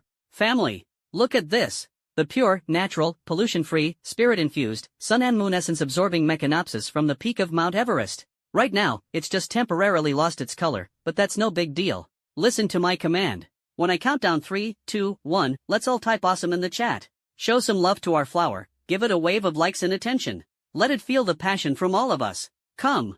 3, 2, 1. As his final words fell, his boundless divine consciousness, cultivated over countless eras and capable of defining laws, no longer transformed into a rigid command but instead became billions of tiny, fervent thought barrages. Each of these barrages contained the purest and simplest of ideas: blue, beauty, life, admiration. Billions of such thoughts, like a flood breaking through a dam, surged overwhelmingly yet silently into the grey flower cloaked in starlight and awakened by golden light. The next second, a miracle happened. Under the astonished gaze of everyone, the edges of the petals of that grey mechanopsis quietly revealed a faint, extremely light shade of blue. Immediately after, this shade of blue spread rapidly and irresistibly, like a drop of ink diffusing in clear water. From the edges of the petals to the center, from the stamens to the stem, and then to the verdant leaves. It was as if a black and white film had been instantly imbued with vibrant colors. In just a few breaths, the ashen flower symbolizing concept stripping bloomed once again, radiating a sky-like purity and a dreamlike azure. It was even more vivid and brimming with vitality than before. It swayed gently, and on its petals, there seemed to be a shimmering light, exuding a pure and exhilarating aura of life. It worked! They succeeded!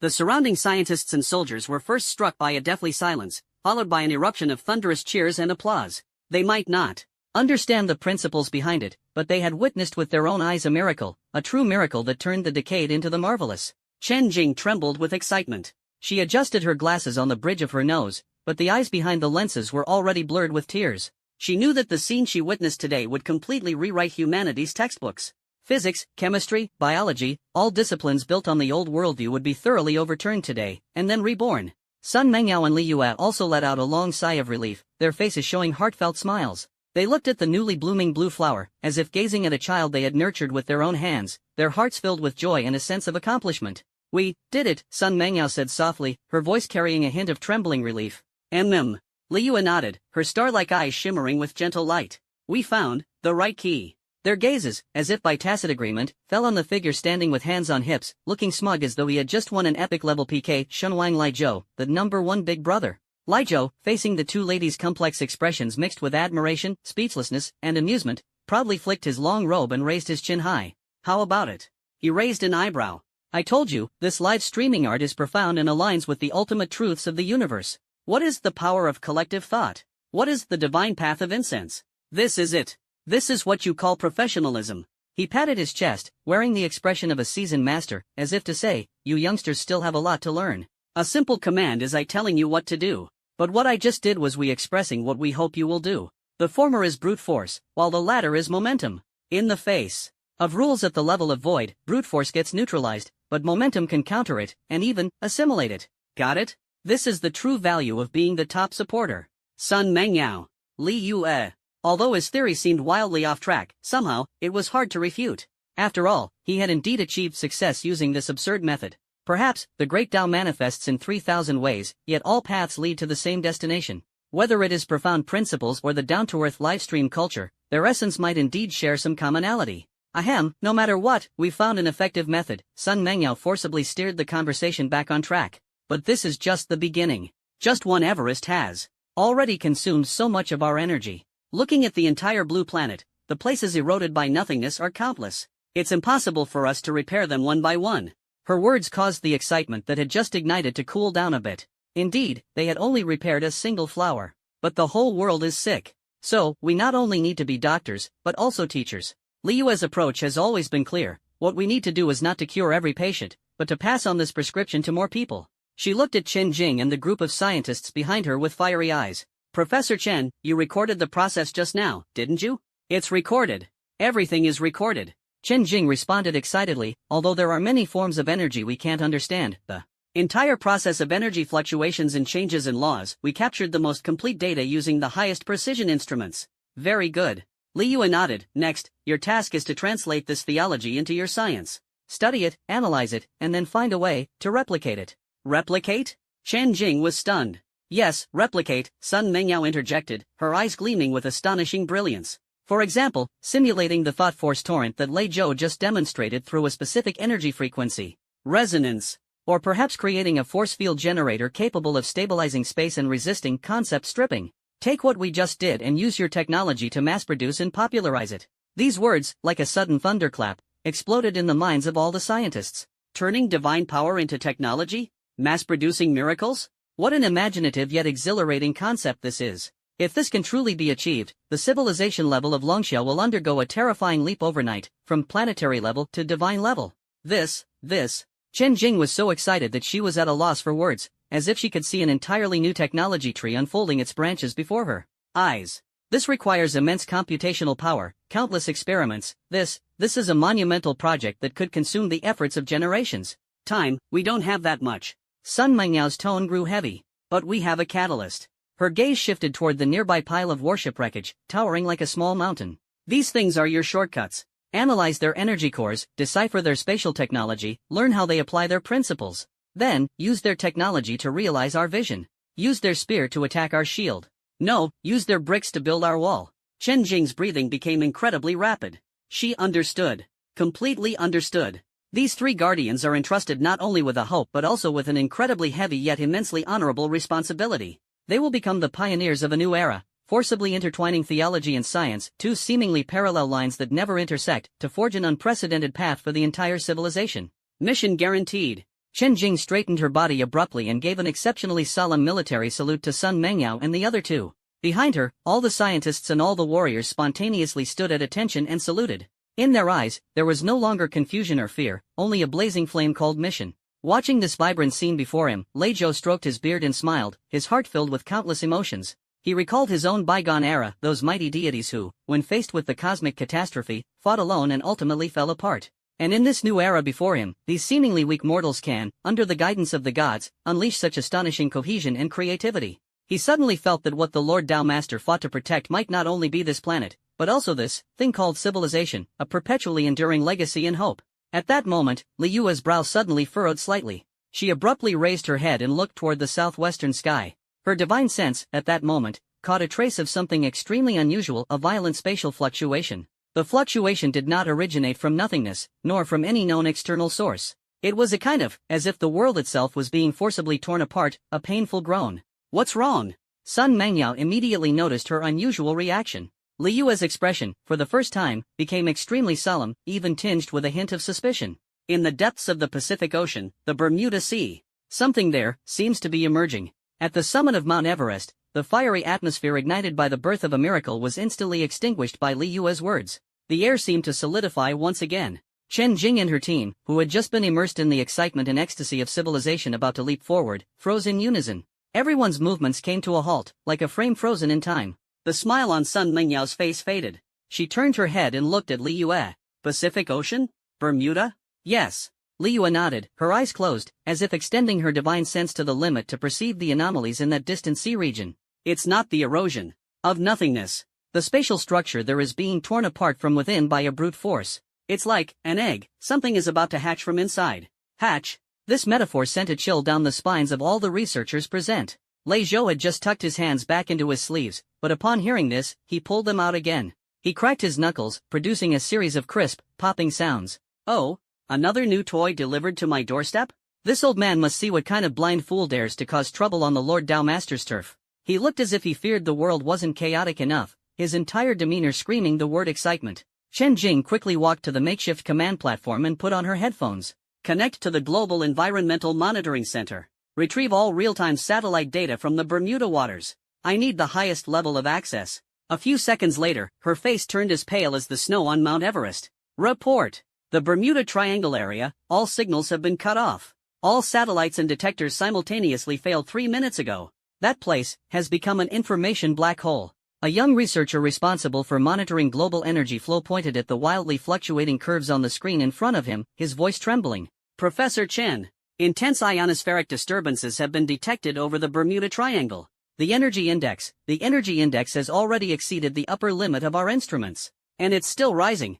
At this moment, the language of science evokes a more visceral fear than theological descriptions. The instruments maxed out. A signal black hole. These words made every warrior present instinctively tighten their grip on their weapons. Looks like this isn't just a minor skirmish. Sun Mengyao's expression also turned serious. She walked to the successfully restored blue Mechanopsis and gently stroked its petals, as pure as the sky. This place was their first testing ground against the void, the hope for the future of the Longxia civilization, and it must not be lost. The Bermuda anomaly came at a very inconvenient time. I'll go.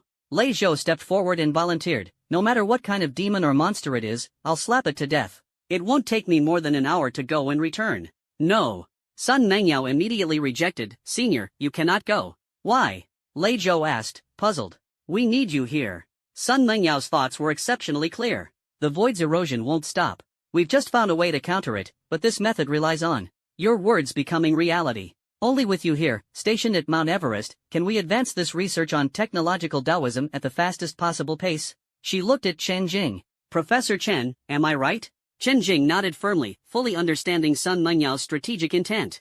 Yaoguang martial god is right. Lei Zhou, sir, your power is the standard sample for us to analyze theology and establish a new scientific system. You are the core reactor of our project. If you leave, all our research will come to a halt. Core reactor? This title made Lei Zhou pause for a moment, then he stroked his beard and nodded with satisfaction.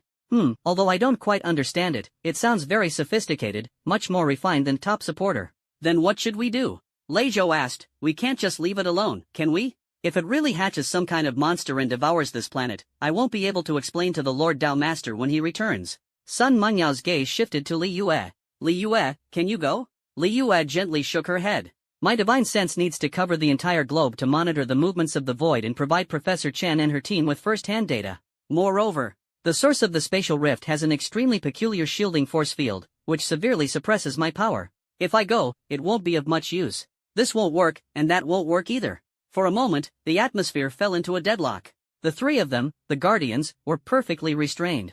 One wants to be the reactor, the other wants to be the radar, and neither can move. How about I go? Sun Mengyao spoke up, making a decision. You? Lei Zhou and Li Yu looked at her simultaneously. Yes. Sun Mengyao's resolve was firm. My power system combines the Divine Dynasty's bloodline with the Demon Emperor's godhead. Life and death are decided in a single thought. For a frontal assault, I am the most suitable. I'll leave this place to you for now. Lei Zhou frowned.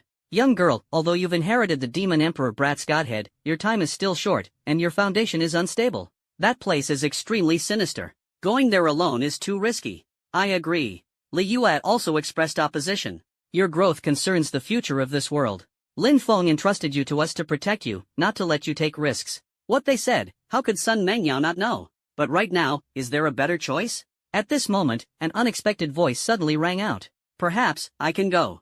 The one speaking was Chen Jing. This chief scientist of the Longsha Academy of Sciences stepped forward voluntarily when even the three deities found the situation tricky. Everyone's eyes were focused on her. Lei Zhou sized her up from head to toe, as if observing some rare species. You? A mere mortal? Little girl, don't joke around.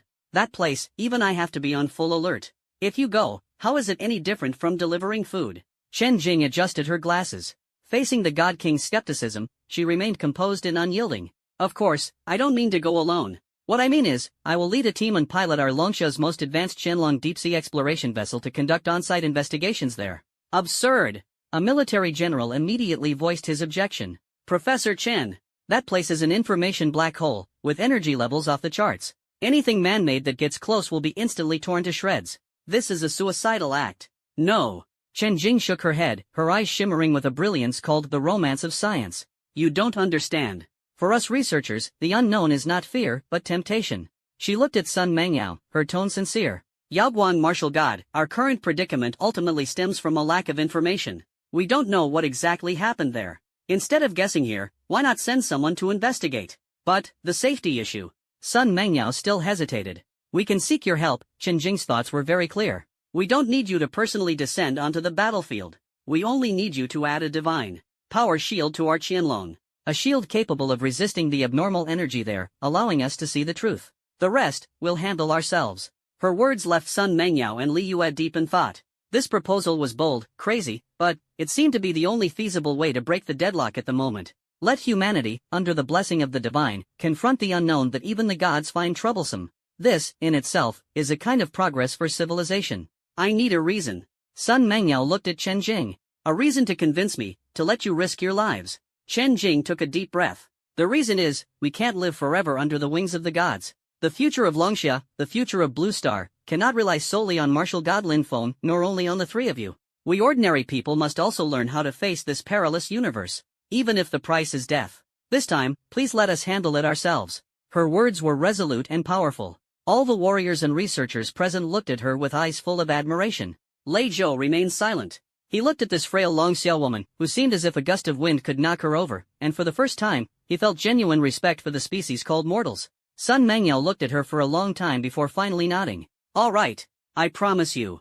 However, you are not going to fight, only to observe. The moment you encounter any danger you cannot handle, retreat immediately. This is an order. Yes. Chen Jing saluted excitedly. Sun Mengyao turned around and looked at Li Yue and Lai Zhou. In that case, the three of us will join forces to send them on their way. The Pacific Ocean, Bermuda waters. This place has always been synonymous with mystery and danger.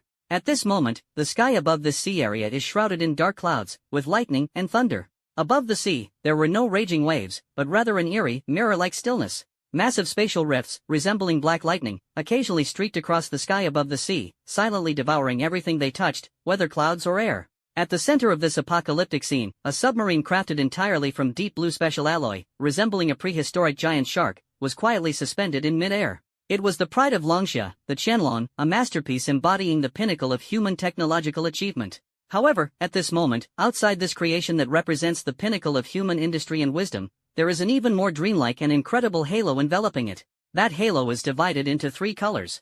The outermost layer is a stellar net formed by the convergence of billions of starlights, like the strongest cage, forcibly anchoring the space in this area to resist the slicing of those spatial rifts. This is the handiwork of Li Yue. The middle layer is a golden light membrane, brimming with vibrant vitality, continuously repairing the submarine's surface from the subtle damage caused by energy impacts. This is the power of Sun Mengyao's divine dynasty bloodline. And in the innermost layer, clinging closely to the submarine's outer shell, is a faint yet overwhelmingly powerful conceptual barrier. It is but a thin layer, yet it seems to proclaim to the entire world, within this barrier, all harm is but an illusion. This is the power of words becoming law, projected by the divine King Lei Zhou, using Mount Everest as a coordinate and spanning half the globe.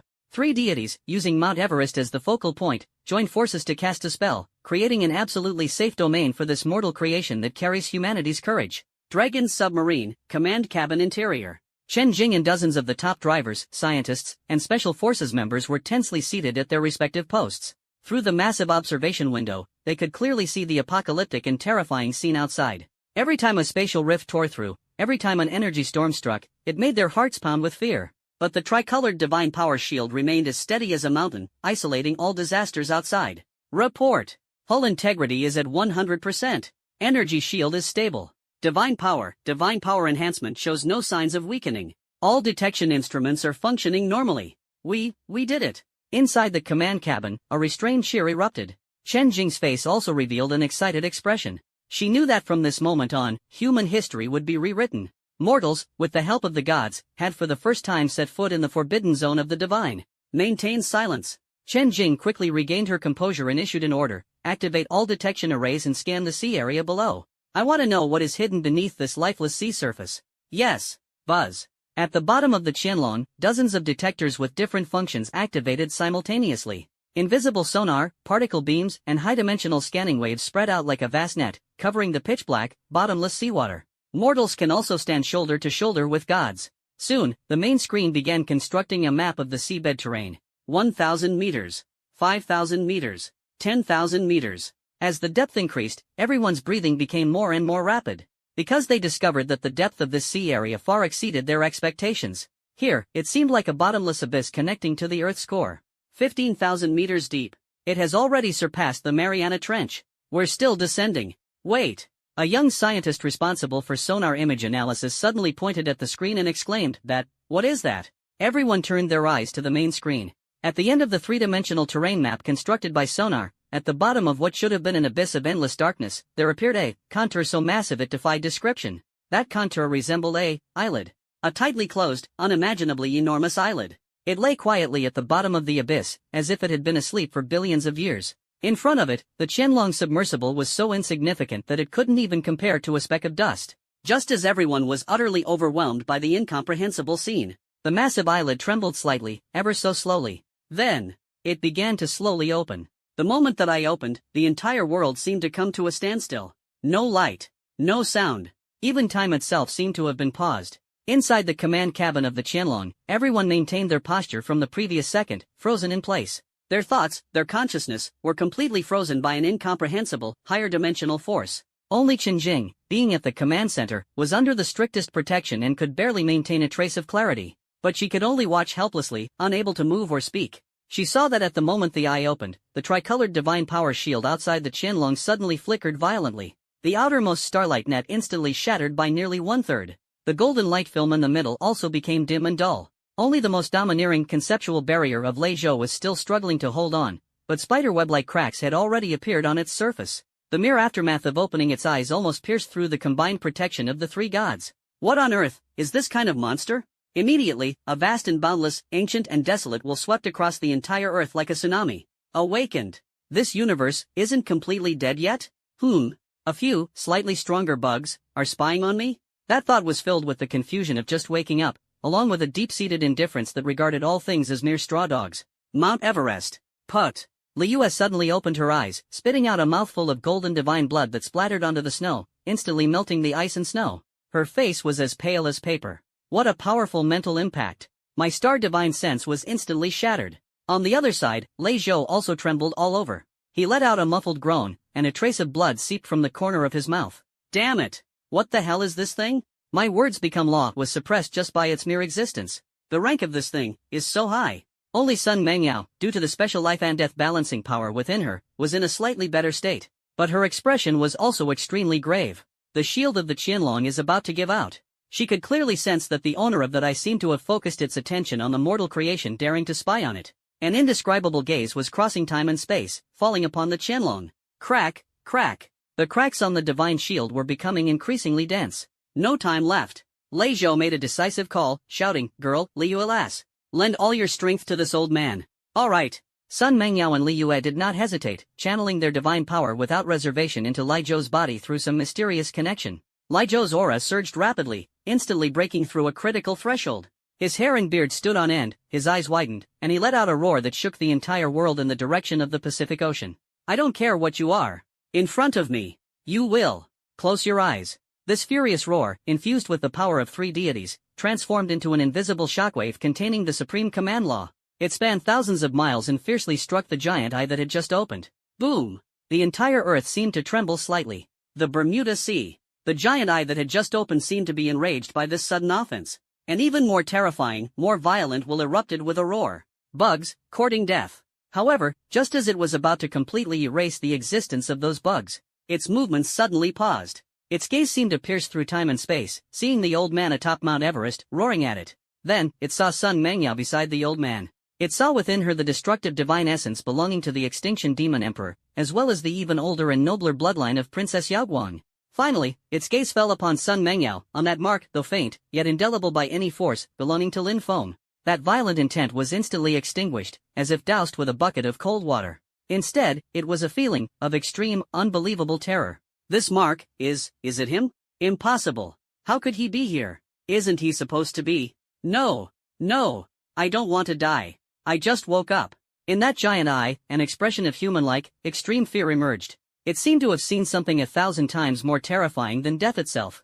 The next second, inside the deep dragon, the only person still capable of thinking, Chen Jing, witnessed a scene she would never forget for the rest of her life. That world-destroying giant eye suddenly slammed shut again. Moreover, it closed tightly, so much so that the entire abyss trembled violently, as if its master was shivering in fear. The terrifying pressure that suffocated the entire world also receded like a tide in an instant. The dark clouds in the sky dispersed, the spatial rifts healed, and the sea returned to its normal undulations. It was as if everything that had just happened was merely a nightmare. The crisis is resolved? Just like that, inexplicably, resolved? Chen Jing's mind was completely blank. She couldn't understand what had happened. But she knew it must have been the 3 guardians atop Everest who did something. Mount Everest. Lei Zhou was still in a roaring stance, but the expression on his face shifted from anger to bewilderment. That's it? It seems to have been scared away? Li Yue wiped the blood from the corner of her mouth, her tone filled with uncertainty. Sun Mengyao was also stunned.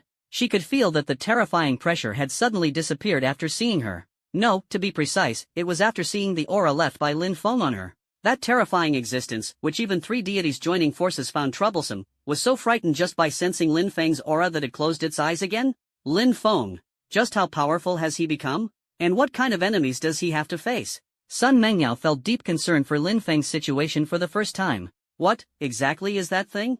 Lei Zhou asked with lingering fear. Li Yue remained silent for a moment before slowly speaking, her voice carrying an unprecedented gravity. If I'm not mistaken, it should be the old god that has existed since the birth of this universe. It is what Lin Feng referred to as the losers from countless epochs ago, wiped out by the void. Old god. Loser. The words uttered by Li Yue were like pieces of eternal black ice, crashing onto the summit of Mount Everest, plunging the air that had just warmed slightly after surviving a catastrophe back to freezing point. The word failure should have carried a hint of disdain. Yet when associated with an entity like the old gods, it brought only a deeper, more profound fear. Defeated by whom? What kind of brutal war could reduce beings capable of shaking planets merely by opening their eyes to the status of failures? The playful smile on Lei Zhou's face completely disappeared. He had lived for an incredibly long time, struggling to survive at the end of the previous era. More than anyone, he understood the weight of the word failure. It wasn't about the outcome of a single battle, but the ultimate erasure of a civilization, a race, a world, from the very fabric of existence. You mean? Lei Zhou's voice was somewhat dry as he looked in the direction of the Pacific Ocean, his gaze filled with apprehension. Beneath this planet, there are more than one of these ancient relics? Li Yu did not answer, but her pale complexion said it all. Blue Star might not be an ordinary life-bearing planet. It was more like a vast cosmic graveyard, burying the remnants of wars from ancient eras. And they were living atop this graveyard. Meanwhile, deep in the Pacific Ocean, inside the command module of the Deep Dragon, the terrifying pressure that froze all thoughts receded like a tide, and the stagnant air began to flow once more. Cough, cough, cough. What just happened to me? What happened? I can't move my body. The crew members, like drowning people regaining breath, coughed violently, gasped for air, their faces filled with confusion and lingering fear. Their minds had gone blank for tens of seconds, and the last thing they remembered was that slowly opening eye, larger than a mountain. Only Qin Jing, thanks to the special protection of the core command position, retained complete memory. She leaned against the cold control console, her legs weak, barely able to stand. She had witnessed the opening of that eye firsthand and also saw it abruptly shut in inexplicable fear. The relief of surviving the ordeal lasted less than a second before it was replaced by an even stronger fervor, the kind that belongs to a scientific researcher. Recorded. Have all the data been recorded?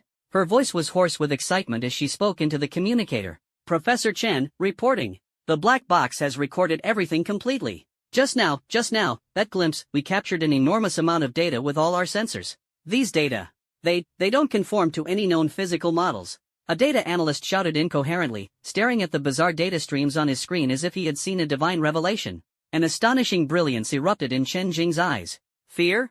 Of course, fear. But for a scientist who has dedicated her entire life to exploring the unknown, this newly confirmed god before her was an unprecedented treasure trove. Maintain silence, release all ephemera-class microprobes, attach them around the target area, and establish a long-term observation post. Qianlong, surface immediately and return at full speed. Chen Jing decisively issued the command. She knew that thing was merely temporarily asleep, no one knew when it might awaken again. For now, safely returning with this data, which could overturn human civilization, was the top priority. Atop Mount Everest, the atmosphere remained oppressive. Sun Mingyao's inner emotions were far more tumultuous than her expression revealed. She replayed the sensation from earlier over and over to the moment when the old god, upon sensing Lin Feng's presence, shifted instantly from rage to terror. It was a profound fear rooted in the essence of life itself. Like a mouse strutting arrogantly in the dark, only to suddenly realize that standing before it is the natural predator that once annihilated its entire kind. Lin Feng. What exactly is he experiencing out there? What kind of terrifying enemy is he facing? An unprecedented sense of helplessness gripped her heart for the first time. This helplessness did not stem from her inability to protect the world beneath her feet, but rather from her inability to reach his side and fight alongside him. She thought that by merging with the divine essence of the demon emperor and inheriting the bloodline of the divine dynasty, she had already caught up to his pace. Yet reality delivered her a resounding slap in the face. She couldn't even withstand a single glance from his enemy, while that enemy was so terrified by just a trace of his aura that their souls scattered in fear. The distance between them had not narrowed, instead, it had grown even wider. "Hey, I say," Lei Zhou suddenly spoke, breaking the silence. He scratched his messy white hair, trying to use a casual tone to mask his inner unease. "So, after all this, we're living next to a cosmic junkyard? The kind specifically for failures? What kind of situation is this? It's embarrassing just to talk about it." He plopped down on the ground, looking like he had completely given up. "That big-eyed guy is a loser from 2 epochs ago, I'm a loser from the last epoch, so this place is basically the headquarters of the Losers Alliance? Why don't we just put up a sign and call it the Cosmic Stray Dog Shelter?" His self-deprecating humor, mixing crude and mild remarks, eased the tense atmosphere considerably. Liyue glanced at him and said calmly, "On a cosmic scale, failure doesn't equate to weakness. It simply means your enemy is stronger than you, or less reasonable." Lei Zhou pursed his lips and said no more. He naturally understood this reasoning. Sun Mengyao, however, did not smile. She walked to the edge of the cliff, gazing at the sea of clouds in the distance as the cold wind blew through her long hair. "We can't wait any longer," she said softly, her voice unusually firm. Li Yu and Lei Zhou both looked at her. Whether it's nothingness or these slumbering old gods, they are all targeting Lin Feng. Blue Star is the eye of the storm. Staying here, we're just passively taking hits. Sun Mengyao turned around, her gaze intense. "We must take the initiative and do something." "Do what?" Lei Zhou perked up. "You mean we dive into the sea, dig out that big eyeball, and slice it up for research?" "No." Sun Mengyao shook her head, her eyes falling on the temporary research base down the mountain, which was already taking shape. "We need to speed up. Professor Chen and her team's technological Taoism is our foundation. Only by equipping all of Longxia, the entire civilization, with the power to resist all this can we truly find our footing." She looked at Lei Zhou, her gaze more serious than ever. "Senior Lei Zhou, I know staying here as a reactor is boring for you, but for now, this is our only way forward." Lei Zhou, upon hearing this, uncharacteristically refrained from cracking jokes. He looked at Sun Mengyao's serious face, then glanced at the distant figures of mortals busy in the wind and snow. After a moment of silence, he let out a long sigh and stood up again. All right, guess I'm just unlucky." He brushed the snow off his backside. "After all, I boarded the ship of the esteemed Tao Master. But let's make it clear, when you guys finish building that so-called Taotech starship, the first one must be mine. I want to pilot it to the Sea of Chaos and host a live broadcast for the entire universe. The theme will be Top Donor Takes You to Explore the Graveyard of Failures. It'll be a hit for sure." At that moment, the encrypted communicator in Sun Mengyao's pocket began to ring urgently. She answered the call, and Chen Jing's voice, filled with extreme unease and urgency, immediately came through. "Yao Guang, Martial God. Something has happened. Something big has happened. The system of the Qianlong has been compromised. Longxia, Western Desert, 500 meters underground. This is Longxia's highest-level classified Jojo base, and also the home port of the Qianlong deep-sea probe." Inside the massive sterile purification channel, the Qianlong quietly docked, resembling a deep-sea giant beast that had fallen into slumber. Dozens of thick pipelines connected to its hull, carrying out the highest level of physical and energy purification. Meanwhile, in the isolation observation area beside the purification channel, the atmosphere was so oppressive it seemed as though it might condense into water. The dozens of crew members of the Qianlong were sent here immediately upon their return for the strictest medical quarantine. At this moment, most of the crew were asleep, their bodies extremely fatigued, and their spirits deeply shaken by the terrifying experience they had endured. But there was one person who remained clear-headed. His name was Wang Lei, the sonar image analyst of the Qianlong submarine, and the first person to spot that giant eye on the screen. He was sitting in a fully enclosed observation room, his back to the one-way glass. He neither made a fuss nor showed any signs of abnormality, quietly using his finger to draw something over and over again on the cold alloy wall.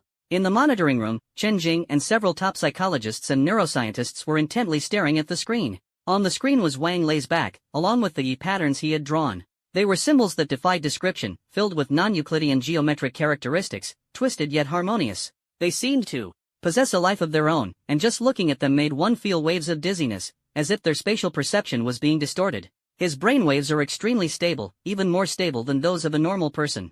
A neuroscientist stared at the data on the instrument, his brows tightly furrowed. All his vital signs are normal as well. He hasn't gone mad. On the contrary, his mental state is terrifyingly stable. He has been repeating this behavior for the past 4 hours, another psychologist added. We tried to communicate with him, but he gave no response. All his attention is focused on those symbols. It's as if he's performing some kind of prayer. Chen Jing's expression was darker than the night on the Gobi Desert.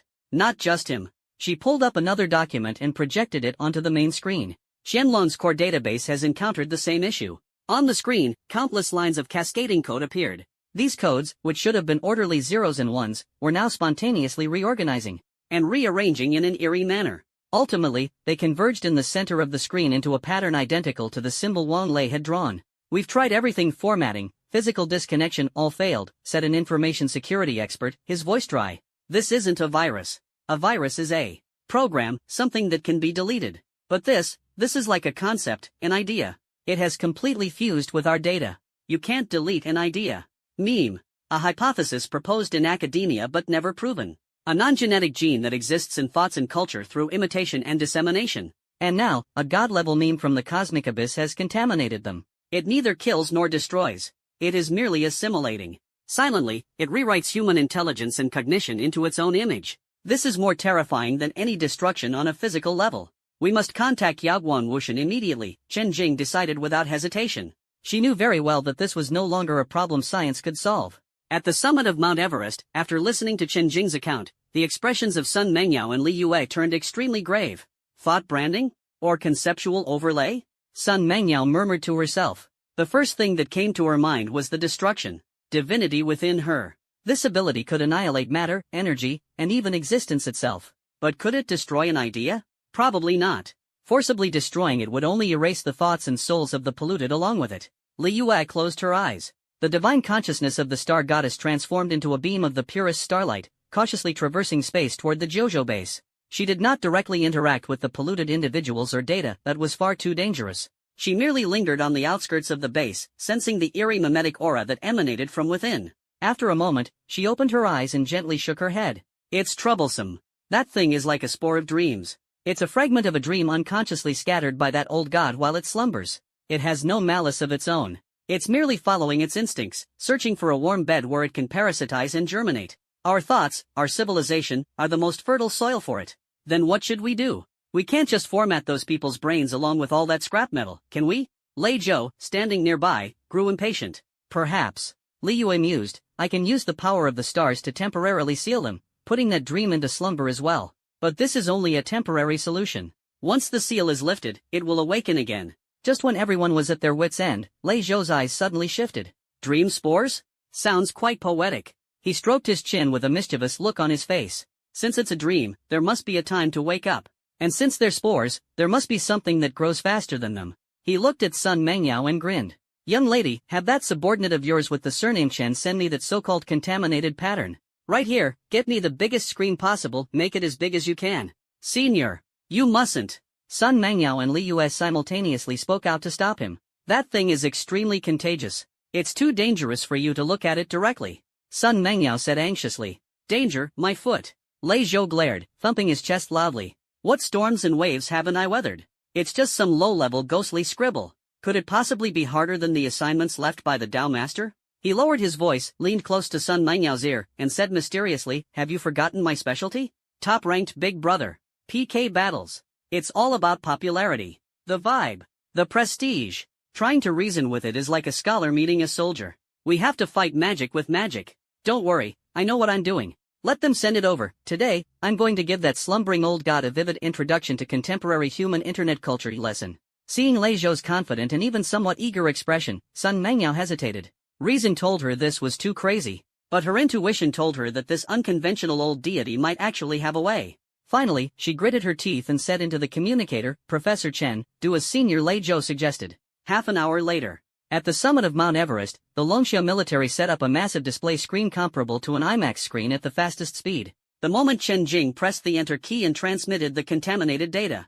On the massive screen, those twisted, eerie symbols that seemed capable of drawing away one's soul suddenly lit up. An indescribable aura, chaotic and profound, originating from ancient primordial times, surged forward. All the staff present felt dizzy and mentally disoriented after just one glance. And Lei Zhou stood right in front of the screen. With his hands behind his back and his head tilted upward, he seemed to be admiring a piece of postmodern art. He neither resisted nor analyzed. He simply watched, and then, the corner of his mouth curled into a disdainful sneer. Is that all? The style is too high, the tune is too refined for the masses. No BGM, no comments, no gift effects. And you think you can pull off cultural invasion? Kid, you're still too green. He cleared his throat, then, facing the empty snowy mountain, used all his strength to shout out the first internet slang he had learned since arriving in this world. Family. Let's hype it up. The next second, his vast divine sense no longer transformed into a commanding order, but instead turned into a looped, incredibly addictive, countryside-style DJ-accompanied, divine anthem. The massive screen trembled violently. The distorted symbols on the screen seemed to be startled by something, their glow dimming slightly. A battle concerning the survival of civilization, absurd and bizarre, a war of brainwashing and counter-brainwashing, has begun. At the summit of Mount Everest, the most surreal scene in human history is unfolding. On the massive screen, the mimetic contamination from the old gods, those twisted, profound symbols writhe and transform as if alive, attempting to imprint their concept onto this space. They represent an ancient, solemn, and absolutely isolated cosmic order. Anyone who sees them will, imperceptibly, have their individual will stripped away, becoming part of this order, like a hard drive that has been formatted, leaving only its basic programs. In front of the screen, the God King Lei Zhou, a survivor of the previous era, is dancing wildly, appearing utterly deranged. He didn't use any profound laws, he simply took everything he had learned from short videos on his phone over the past few days and played it all out using his God King level mental power. Come, draw a dragon with me on the left, and on your right, draw a rainbow. You love me, I love you, Mishua Bingcheng, sweet as can be. I'm from Yunnan, Nujiang in Yunnan, Lushui City in Nujiang, Liuku in Lushui City. Segments of melodies that could be described as mental pollution, along with images that spread virally across the internet, were materialized by Lei Zhou's divine consciousness, transforming into billions of multicolored barrage comments that surged overwhelmingly toward the eerie symbols on the giant screen. The scene resembled a grand yet chaotic concert, with the meme of the old god being the bewildered idol, forced to stand at the center of the stage and endure the frenzied support of its fans. Inside the 9 provinces base, Qinjing and all the scientists stared dumbfounded at the surveillance footage. They saw Wang Lei, who had been drawing strange symbols on the wall in the isolation room, suddenly freeze mid-action. His fingers began to move uncontrollably, following that mesmerizing rhythm, drawing a dragon on the wall. The low and meaningless hum from his mouth gradually took on a slightly off-key melody. Dragon, rainbow. This works? A scientist rubbed his eyes in disbelief. Chen Jing's mouth was open wide enough to fit an egg. She had originally thought that Senior Lei Zhou was going to use some profound divine words to counter divine words, but she never expected that he would use this. How is this theology? This is clearly performance art. On Mount Everest, Lei Zhou was already completely exhilarated. He discovered that this method was even more effective than he had imagined. The meme of the old gods is like a university professor detached from worldly concerns, logical, knowledgeable, but rigid and monotonous. The human network culture it releases, on the other hand, resembles a group of unruly, hyperactive elementary school kids full of mischievous antics. The professor tries to teach them calculus, but they surround the professor, loudly singing The Lonely Warrior. One-on-one, the professor can easily crush them. 1 against a billion, the professor would be driven mad. I understand now. Lei Zhou slapped his thigh, a flash of realization in his eyes. That old man's Tao is one. It is singular, supreme, and unquestionable. But the Tao of these ordinary little things is many. It is chaotic, ever-changing, and endlessly alive. Using one to counter one is a head-on clash. But using many to overwhelm one, this is what we call a dimensional reduction strike. The more he spoke, the more excited he became, driving his divine sense even harder. On the giant screen, those ancient symbols began to flicker violently, distort, and even display garbled text under the relentless bombardment of countless memes cheesy pickup lines, and catchy brainwashing songs. Their originally stable and harmonious structure was completely disrupted. Not enough yet. Lei Zhou felt the timing was almost right and prepared to bring out the final big move. He took a deep breath and put away all the flashy tricks. The whole world fell silent in an instant. His expression turned unprecedentedly solemn and grave. A surge of righteous energy rose from within him. He extended his finger toward the screen that was barely flickering, and slowly, word by word, he intoned. Prosperity, democracy, civility, harmony. When these 24 characters were recited by him, one by one, with divine intent imbued with the power of words shaping reality, each character transformed in the air into a golden, radiant entity filled with immense righteous energy. These 24 characters are not merely words. Behind them lies the core values of the ancient civilization of Longxia, condensed in the new era. It is the shared faith and pursuit of over 1 billion people. It is the collective will of all beings, powerful enough to shake heaven and earth. As the final word fell, 24 golden characters, like towering mountains, were imprinted thunderously onto the massive screen. On the screen, the lingering symbols of the old gods didn't even have time to struggle before they melted away like snow under the sun, evaporating instantly without leaving a trace. Kyushu base, inside the isolation room. Wang Lei blankly raised his head, looking at the crooked dragon he had drawn on the wall, then glanced at his own hand, his eyes filled with confusion. I just seem to have had a dream. Crisis, resolved. In a way that no one could have anticipated, absurd yet shocking. Chen Jing and her team, after a brief moment of astonishment, erupted into a thunderous cheer. They had not only preserved the precious crew and data but also witnessed firsthand a victory of culture over deities. Chen Jing immediately ordered the establishment of a brand new research group, named Meme Defense and Concept Firewall Protocol. She knew that future wars would no longer be confined to the physical realm. The battlefield of ideas would be just as crucial. At the summit of Mount Everest, the wind and snow gradually subsided. Lei Zhou stood with his hands on his hips, looking at the giant screen that had returned to a blue display, stroking his beard with pride, exuding an air of basic operation, no need to overreact like a master. Li Yue stood nearby, watching him. For the first time, a hint of admiration flickered in her starry eyes. She softly said to Sun Mangyao, perhaps he is the one among us three who has understood this era first. Sun Mangyao nodded in deep agreement. She gazed at the world before her, which had returned to tranquility, and finally felt a heavy burden in her heart lifted. Yet another weight hung even higher. The old gods were merely the defeated ones among Lin Feng's enemies, and just a single dream spore unintentionally scattered by such a defeated one nearly rendered Longxia's top team helpless, requiring the combined efforts of 3 deities to resolve it in such an extraordinary manner. How terrifying must the real enemy be? Lin Feng, can he really hold on alone? She can't keep waiting like this. Protection is her responsibility, but becoming stronger is her own choice. She turned around and looked deep into the snowy mountains behind her. There, hidden beneath layers of ancient mystical ice, lay a cave she had chosen long ago, the most spiritually abundant and tranquil place on the entire Everest. Li Yue, Senior Lei Zhou. Her voice was calm yet resolute.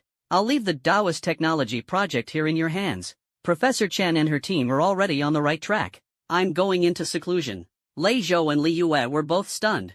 Seclusion? Lei Zhou asked, puzzled. Girl, aren't you doing just fine right now? Your strength is steadily improving. Why go into seclusion? Not enough. Sun Mangyao slowly shook her head, her gaze seeming to pierce through time and space, looking deep into the endless sea of stars. It's still far from enough. I need time to truly and completely master the power within me. The destruction that belongs to the Demon Emperor, the life that belongs to the Divine Dynasty, and the path that Lin Feng left within me, which belongs to him. A flame ignited in her eyes. I don't want to be a guardian who can only passively wait anymore.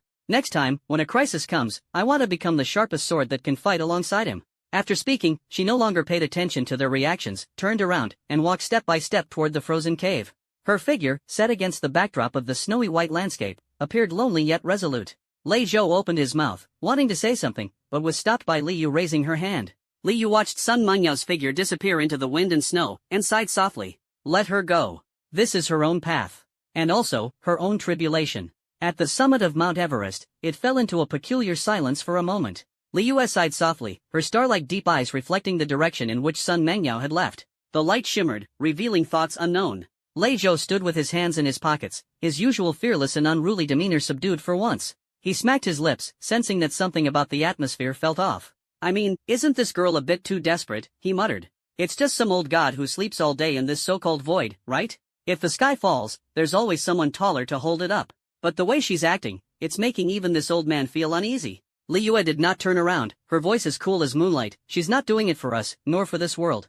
She just doesn't want to stand behind that person anymore. Lei Zhou was taken aback, scratched his messy white hair, and said nothing more. This reasoning, he understood. Just like back then, he was unwilling to merely be the king of word spirits. He had also wanted to make his own voice heard in that great calamity sweeping across the universe, rather than simply becoming a footnote to some greater existence. Unfortunately, he failed.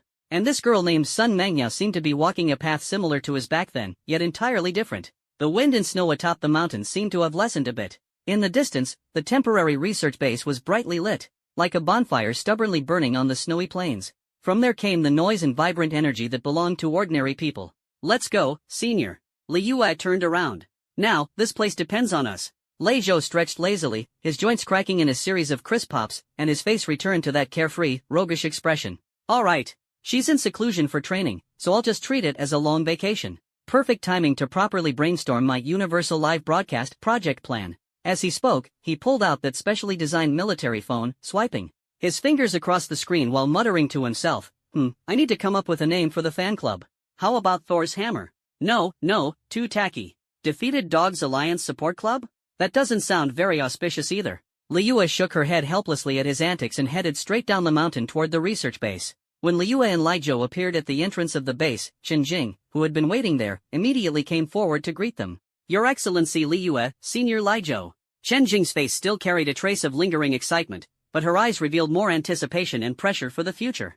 Yao Guang Martial God, she has gone into seclusion, Li Yue said succinctly. From now on, the defense of Zhufeng and the advisory work for the Taoist Technology Project will be handled by the two of us. Chen Jing felt a chill in her heart but quickly adjusted her mindset. She knew that this might not be a bad thing for the entire project. The power of the Yaoguang martial god was overwhelmingly dominant, leaning more toward battle. As for the two before her, one wielded the stars and observed all things, while the other, though their methods were unconventional, they had proven to be extremely effective. I understand. Chen Jing nodded firmly. Please rest assured about the base's defense and logistics. Additionally, we have already organized the preliminary concept for the meme defense protocol and we're just about to ask for your review. She handed over an encrypted tablet. Li Yue took it, her starry eyes flickering slightly as the massive data and complex logic framework diagrams on the screen were already fully imprinted in her mind. An interesting approach, she commented softly. You are attempting to analyze the predecessor's words shaping reality as a form of high-privilege instruction set, and by simulating its energy fluctuations, construct a conceptual firewall capable of filtering harmful information. To harness the power of laws with mortal bodies, your ingenuity is truly remarkable. Receiving Li Yue's affirmation, Chen Jing and the project leaders behind her all showed excited expressions on their faces. Lei Zhou leaned over, craning his neck to take a look. The dense charts and formulas on the screen made his head spin. Why make it so complicated? He scoffed, curling his lips. Isn't it just antivirus software? I say, you should put up a golden statue of me on the firewall interface. Have it pop up at startup, complete with its own BGM. Anyone daring to invade must first bow 3 times to me and then send a rocket gift. Guaranteed to cure all problems. The surrounding scientists exchanged glances, wanting to laugh but not daring to, their expressions contorted with suppressed amusement. Chen Jing's mouth twitched slightly as she patiently explained, Senior, your idea is quite inspiring. We have indeed considered incorporating idolization and faith-based guidance modules to enhance the conceptual weight of the firewall. However, all of this must be built on solid theoretical and data foundations. Theory? Data? Lei Zhou was immediately annoyed upon hearing this. He waved his hand dismissively. I don't understand any of that.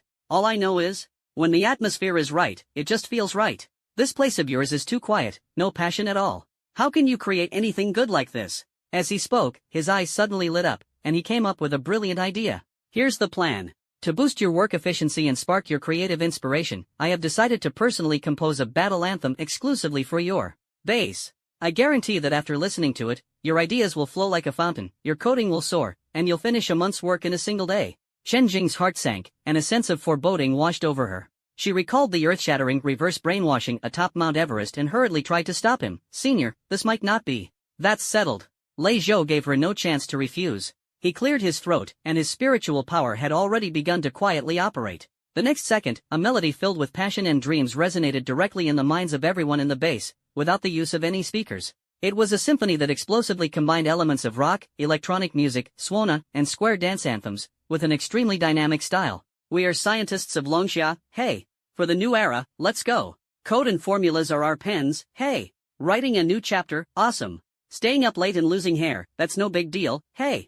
For the sake of research, let's fight. The addictive melody, paired with the simple, straightforward, and catchy lyrics written by Lai Zhou himself, instantly swept through the entire underground base. The researcher operating in front of the precision instrument trembled slightly, almost ruining the energy lattice worth billions. The volunteer undergoing the brain-computer interface experiment experienced a sudden spike in brainwaves, shifting from stable alpha waves to chaotic gamma waves, scaring the monitoring staff into quickly cutting the connection. Even the chef in the base cafeteria, while cooking, felt that the spatula in his hand suddenly gained a rhythmic vibe, making him want to break into a freestyle flipping performance. The entire JoJo base descended into unprecedented chaos. Stop! Stop! Senior! Please stop! Chen Jing clutched her head, feeling as though her nerves and the base's alarm system were screaming together inside her brain. Liyue also held her forehead, as her globally encompassing celestial consciousness wavered slightly due to the sudden mental attack. She finally understood that this senior's power was essentially a double-edged sword, hurting the enemy 1,000 while damaging oneself 800. What's wrong? Doesn't it sound good? Lei Zhou looked innocent. I thought it was pretty exciting. It's not about whether it's exciting or not. Chen Jing was on the verge of tears. Senior, our experiment requires an absolutely quiet environment. What you're doing has already caused high-energy spiritual field interference. If you keep singing, all the precision equipment in our base will crash. Oh, I see. Lei Zhou suddenly understood and reluctantly stopped the operation of his divine thoughts. What a hassle. Fine, I'll go listen by myself over there. As he spoke, he walked to a corner, took out his phone, put on his headphones, and began to sway slightly to some rhythm he had imagined in his mind. He even hummed words like hey, ha, and charge, looking completely immersed in his own musical world. Looking at his self-satisfied demeanor, everyone in the base let out a long sigh of relief, feeling as though they had narrowly escaped disaster. Chen Jing wiped the cold sweat from her forehead and reorganized the work.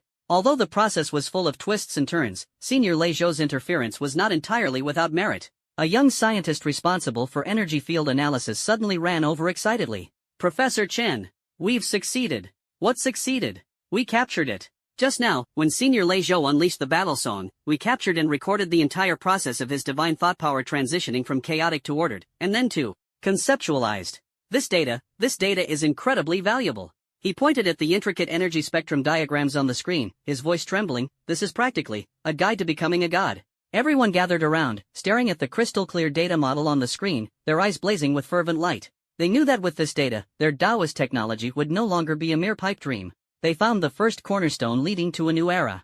Liyue watched the scene, and for once, a faint smile appeared at the corner of her mouth. Perhaps chaos itself is also a form of order. This unconventional elder, in his own way, brought unexpected vitality to this world.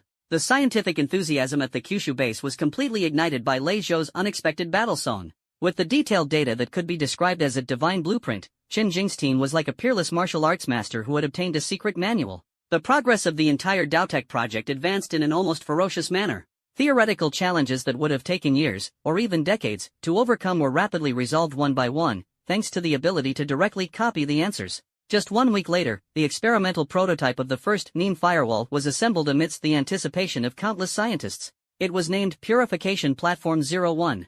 This name was strongly recommended by Lei Zhou. In his words, since it's antivirus software, it needs a name that commands respect. Names like Jinshan or Huarong are too petty. Why not directly invite the Purification Envoy to preside? No matter what kind of demons or monsters come, just devour them clean first. Chen Jing found this name, full of mythical connotations and foodie attributes, both amusing and exasperating. However, considering that Senior Lei Zhou was, after all, the core inspiration source and mascot of the project, she ultimately accepted it with a resigned sigh. The appearance of Purification Platform 01 resembles a complex cube composed of countless silver circuits and blue energy crystals, with a volume as large as a room. Its core is a space stabilizer dismantled from the wreckage of an alien battleship, modified to simulate Lei Zhou's rule-defining domain. At this moment, the machine, infused with Longsha's highest technology and groundbreaking theories, stands quietly at the center of the isolated laboratory, awaiting the first major test of its life. Outside the laboratory, Chen Jing, Liyue, and hundreds of core project members held their breath, staring intently at the thick explosion-proof glass. Lei Zhou uncharacteristically put away his phone, crossed his arms, and adopted a critical stance as if scrutinizing his own product. Prepare for testing, Chen Jing instructed through the communicator. Inject the Abyss 7 mimetic sample. Abyss 7 is the raw data of the dream spore from the old gods, extracted from Wang Lei and the Qianlong database. After a week of containment, it still retains strong activity and contamination. Following the command, a barely perceptible stream of black data, seemingly composed of pure malice and chaos, was injected into the test chamber of Purification 01 through a specially designed quantum channel. Buzz. The cube was instantly activated, with layers of blue energy crystals lighting up one after another, and countless silver circuits flickering, faintly like a neural network. At the center of the cube, a golden rune made of pure energy, constantly shifting in shape, slowly emerged. That rune was the suppression core, created by reverse engineering and simplifying the energy spectrum of the socialist core values recited by Lei Zhou. The moment the black data stream entered the test chamber, it pounced on the golden rune like a shark smelling blood, attempting to corrupt and assimilate it. However, the golden rune merely flared with light, and a surge of righteous energy burst forth. Prosperity, democracy, civility, harmony. Although there was no sound, everyone present could clearly sense the majestic intent represented by those 24 characters reverberating within the test chamber. The black data stream, as if doused with a basin of boiling water, emitted a silent hiss, rapidly shrinking and retreating. Effective. It works. A restrained cheer erupted in the control room. Chen Jing's fists clenched tightly, and an excited expression appeared on her face. However, things were not that simple. Just as everyone thought victory was within reach, the black stream of data cornered in the corner suddenly began to writhe violently. It no longer attempted a frontal assault but started to change its form. It turned into stacks of banknotes, exuding the allure of money. It turned into scenes of sensual imagery, stirring the most primal desires. It turned into vicious rumors, targeting the most vulnerable parts of the human heart.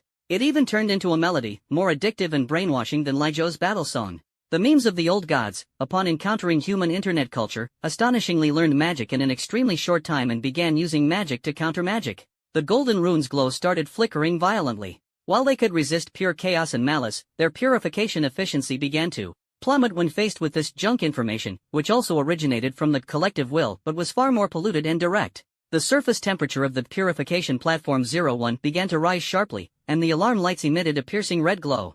Not good. The core is overloaded. Energy efficiency is dropping below the critical threshold. The concept weight of the firewall is being polluted and dragged down. It's about to collapse. The atmosphere in the control room instantly plummeted from euphoria to freezing point. Chen Jing's face turned extremely grim. She had ultimately underestimated the learning ability of this old god meme. What they had created was merely a newborn baby, but what they were facing was a cunning adult who had instantly completed socialization. Just as she was about to order the energy cutoff to terminate the experiment, Lei Zhou beside her suddenly moved. He frowned, his face full of displeasure, as if his cherished toy had been dirted by some careless thing. Outrageous, he grumbled as he walked up to the explosion-proof glass. Trying this trick in front of me? Showing off your skills before a master. He completely ignored Chen Jing and the others' cries of "It's dangerous, senior, don't get too close," and directly slapped his palm hard against the half-meter-thick special glass. Show me some respect. This slap did not contain any earth-shattering power. But with his roar, an indescribable, almost godlike authority, as if emanating from the top patron, instantly passed through the glass and surged into the collapsing Jingtan 01.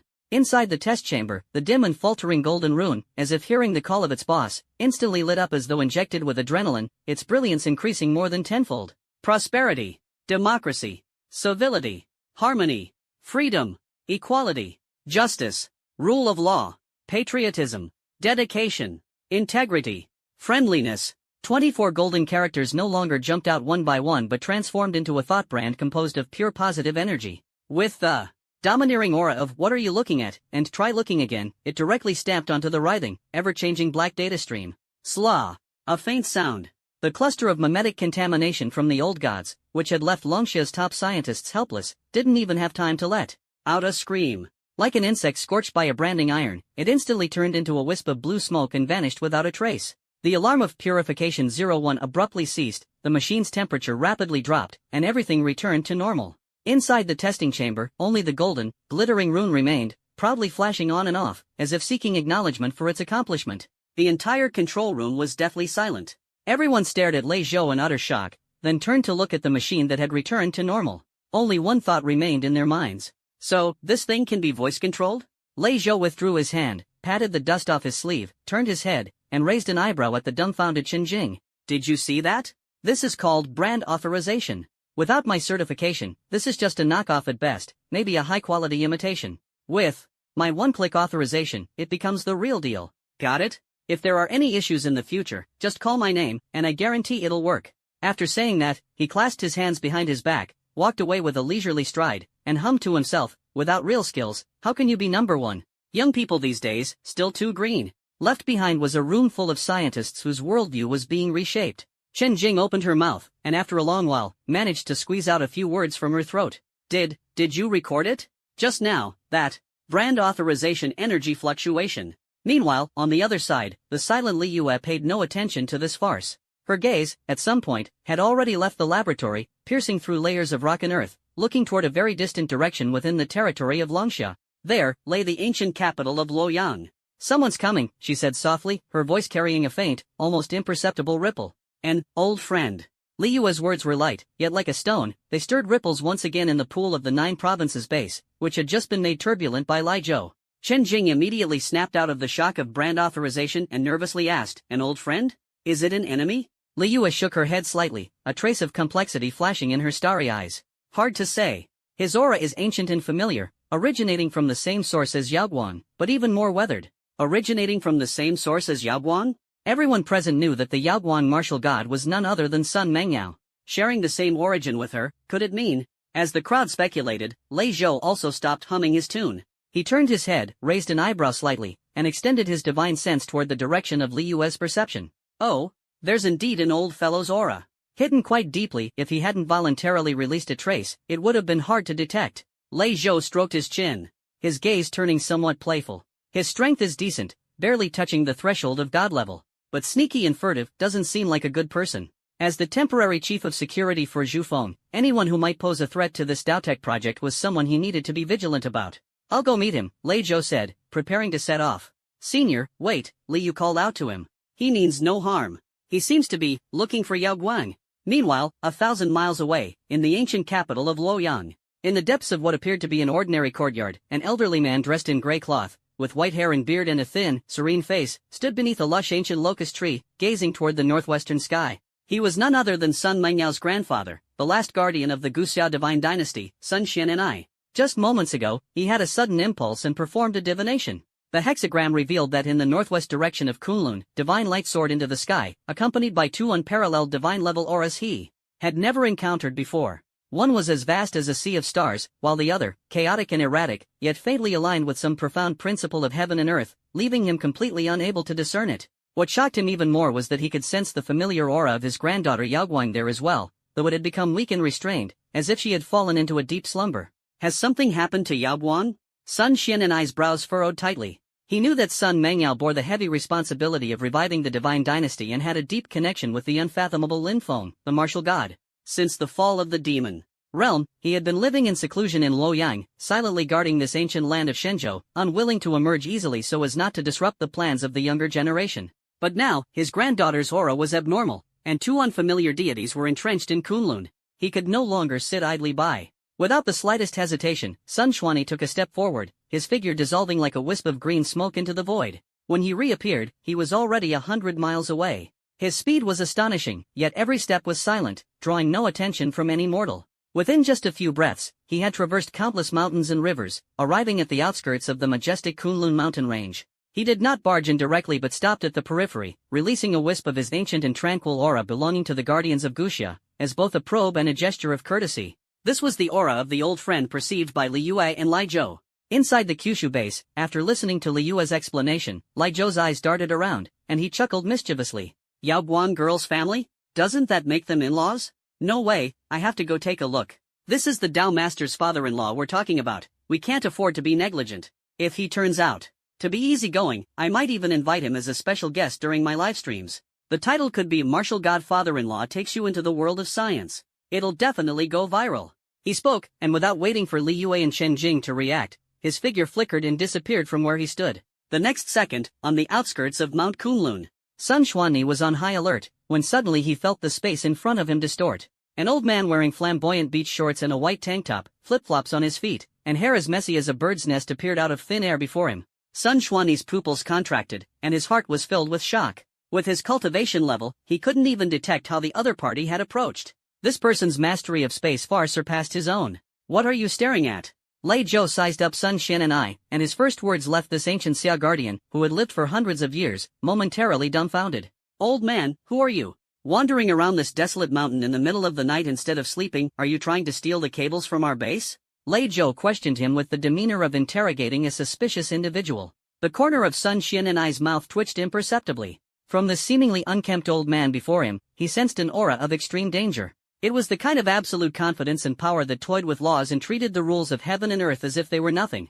I am Sun Xian'ai. He suppressed the storm surging in his heart and spoke in a deep voice, his tone carrying the natural authority of someone long accustomed to a position of power. May I ask who you are? Me? Lei Zhou puffed out his chest and raised his chin high. Listen carefully, I am the honorary chief consultant of the Daotech project for the Kunlun Mountain War Zone, formerly Mount Everest, also the security director, chief atmosphere officer, lifetime spokesperson for the Jingtan product series, and the God King Lei Zhou. A string of titles, some comprehensible and others baffling, left Sun Xian'ai utterly stunned. God King? He had never seen this title in any ancient texts. I don't care what kind of king you are. Sun Xuanyi's patience was limited, he was more concerned about his granddaughter's safety. Is my granddaughter Yao Guang here? How is she doing now? Yao Guang, huh? Lei Zhou dug at his ear. She's doing well, eating well, sleeping well. She just feels like she's hit a bottleneck in her cultivation recently and went off to find a place to seclude herself. Do you need her for something? Seclusion? Sun Xuanyi felt slightly relieved upon hearing this. But immediately, he became vigilant again. This person's words were frivolous, and their truthfulness was uncertain. The old man must confirm it with his own eyes. Sun Xuanyi's aura began to rise slowly. A pressure belonging to a superior deity, like a towering mountain, pressed toward Lei Zhou. He wanted to test the depth of the person before him. Lei Zhou felt the pressure but didn't even lift an eyelid. It felt as if an adult was being blown on with all their might by a kindergarten child. Oh? Still want to make a move? Lei Zhou chuckled. Old man, I advise you to be kind. Forget you, even that so-called demon emperor. Jinmi, at his peak, would offer me a cigarette first and call me Brother Zhou. Your level of skill is not worth mentioning. Sun Xian'ai's face darkened, and he was about to summon his divine power. At that moment, Li Yue's cool, water-like voice simultaneously reached both of their ears. Senior, stop. Mr. Sun, please calm your anger as well. Accompanied by the sound, a gentle starlight descended from the sky, transforming into the stunning figure of Li Yue, adorned in a starry gown. Between the two of them, she slightly bowed to Sun Xuanyi.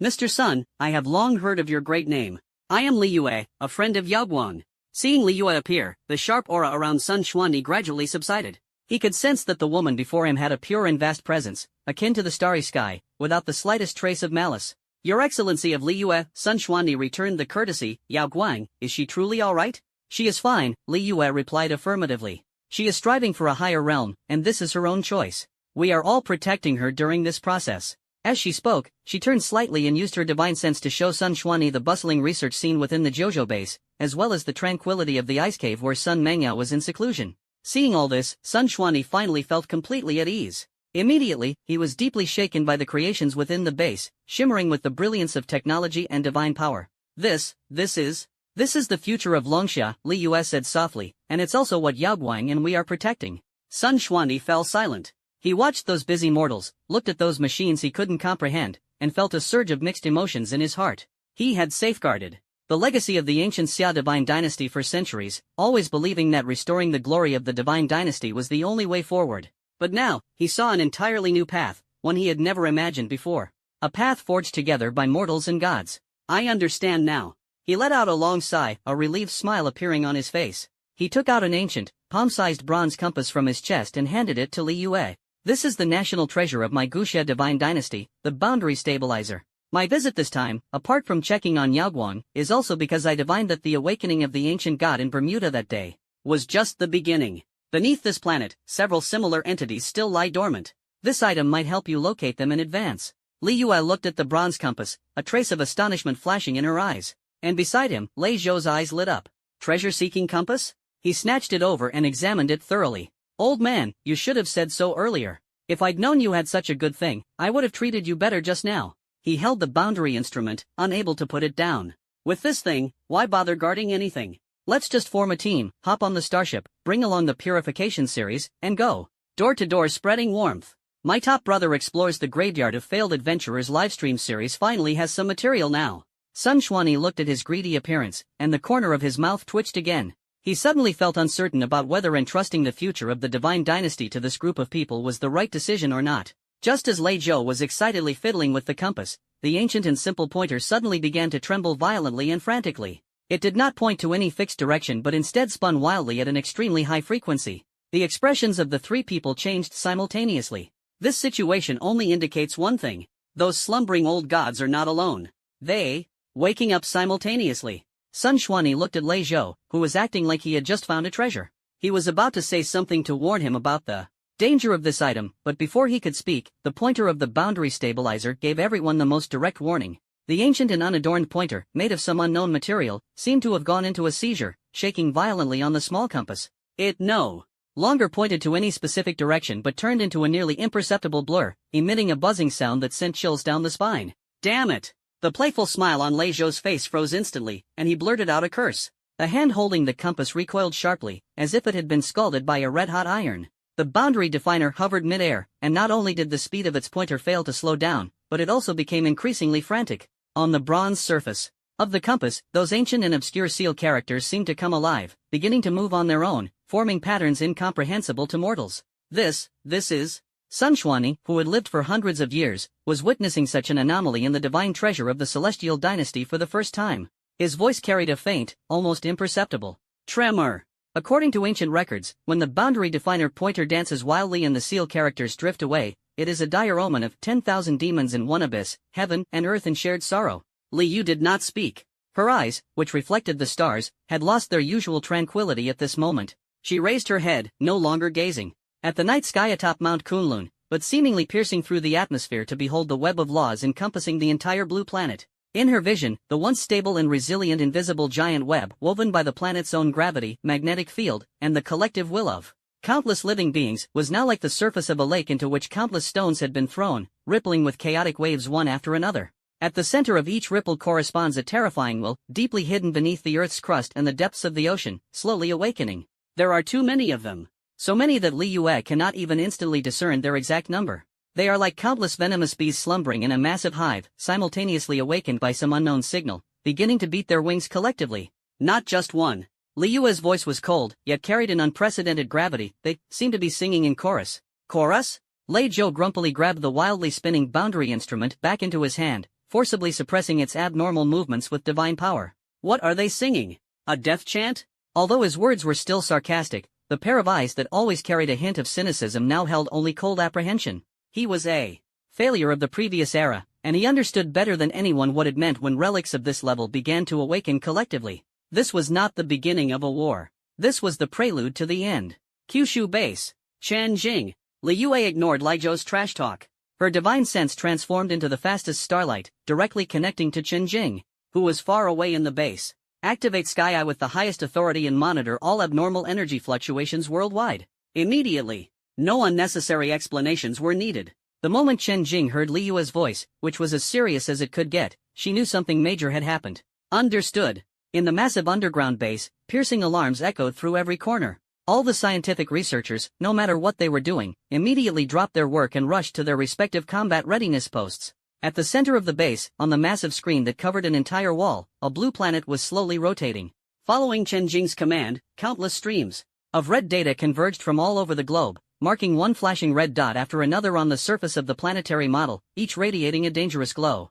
In the Bermuda Triangle, the abyss where the giant eye slumbers, the red glow was the most intense, almost turning into a sea of blood. At the deepest point of the Mariana Trench, a brand new red dot of equal intensity to Bermuda lit up. In Egypt, deep beneath the Valley of the Kings, directly below the Pyramid Complex, a serpentine energy reaction was being activated. Beneath the Antarctic ice sheet, 10,000 meters deep, a being frozen for billions of years has a heartbeat like the sound of war drums, shaking the very foundations of the continent. In North America, beneath the supervolcano of Yellowstone National Park. In the permafrost layers of Siberia? Even in the heartland of Longxia, deep within the Qinling dragon vein, a faint yet steadily intensifying energy source has emerged. Red dots multiplied rapidly, from just a few at first, to over a dozen, and then to dozens. They spread across the 7 continents and 4 oceans, as if countless time bombs were buried within this planet, and now, their countdowns had all simultaneously hit 0. What the hell? Lei Zhou, through Li Yue's shared divine consciousness, also witnessed this apocalyptic scene. He couldn't help but curse again. So after all this, we weren't living next to some cosmic junkyard. We're damn well living inside a hornet's nest. His earlier joke about a cosmic shelter for losers now sounded both painfully ironic and disturbingly true. Sun Xian'an's face could no longer be described as pale. He stared at the screen full of red dots, his lips trembling, and finally let out a long sigh, filled with a profound sense of helplessness. So, the fall of the ancient Xia divine dynasty was not the end. We have always been living atop a grave.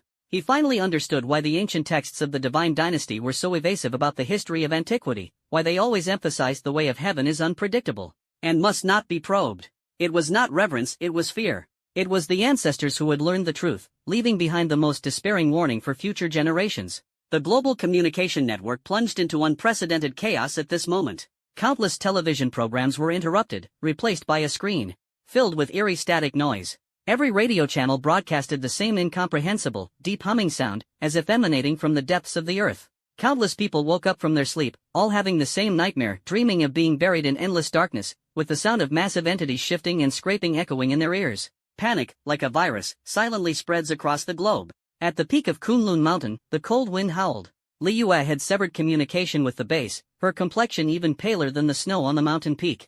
Observing and analyzing such a large number of divine energy sources was an immense strain on her spiritual consciousness. "How is it, girl, have you figured anything out?" Lei Zhou put away his usual carefree demeanor and asked with a serious expression. Li Yue closed her eyes, took a moment to regulate her breathing, and then slowly opened them. Their awakening is not synchronized, there are differences in timing and strength. The one in Bermuda is the strongest and was the first to awaken. The others seemed more like they were disturbed by its alarm clock and woke up. She paused for a moment before continuing. Moreover, their auras, while all ancient and powerful, are fundamentally not the same. It's as if losers from different civilizations were imprisoned in the same jail. Prison. Li Zhou mulled over the word, his gaze growing increasingly profound. Then who is the warden? That void that wiped them all out? No one could answer this question. Now is not the time to dwell on history. Sun Xuanyi forced himself to calm down. He looked at Lei Zhou and Li Yue. You two, with the enemy before us, we must work together. Yao Guang is in seclusion, and we don't know when she will emerge. The safety of Longxia, and even this planet, rests in our hands. Spare me the nonsense, Lei Zhou sneered. This old man has already boarded Lin Feng's pirate ship. Do you think I can jump off halfway? The question is, what do we do now? With so many hornets, do we take them on one by one, or find a place to hide and wait for them to sting themselves to death? Though his words were crude, they pinpointed the core dilemma of the moment. The enemies were too numerous, too scattered, and too powerful. With the strength of the three of them, they could protect a corner, but attempting to address a global crisis simultaneously was nothing short of a fool's dream. Li Yue's gaze fell upon the brightly lit research base at the foot of the mountain. Perhaps, we need to change our approach. Her voice was soft, yet it invigorated both Li Zhou and Sun Xuanyi. Relying on just a few of us won't be enough to stop this chorus. Li Yue looked at the lights representing human wisdom and courage, a trace of determination flashing in her starry eyes. But what if it were the entire civilization? What if we could teach every person on this planet how to cover their ears, or even, how to sing a song of our own? The mention of Li Yue made the two elderly people present, who had lived for countless years, fall into silence.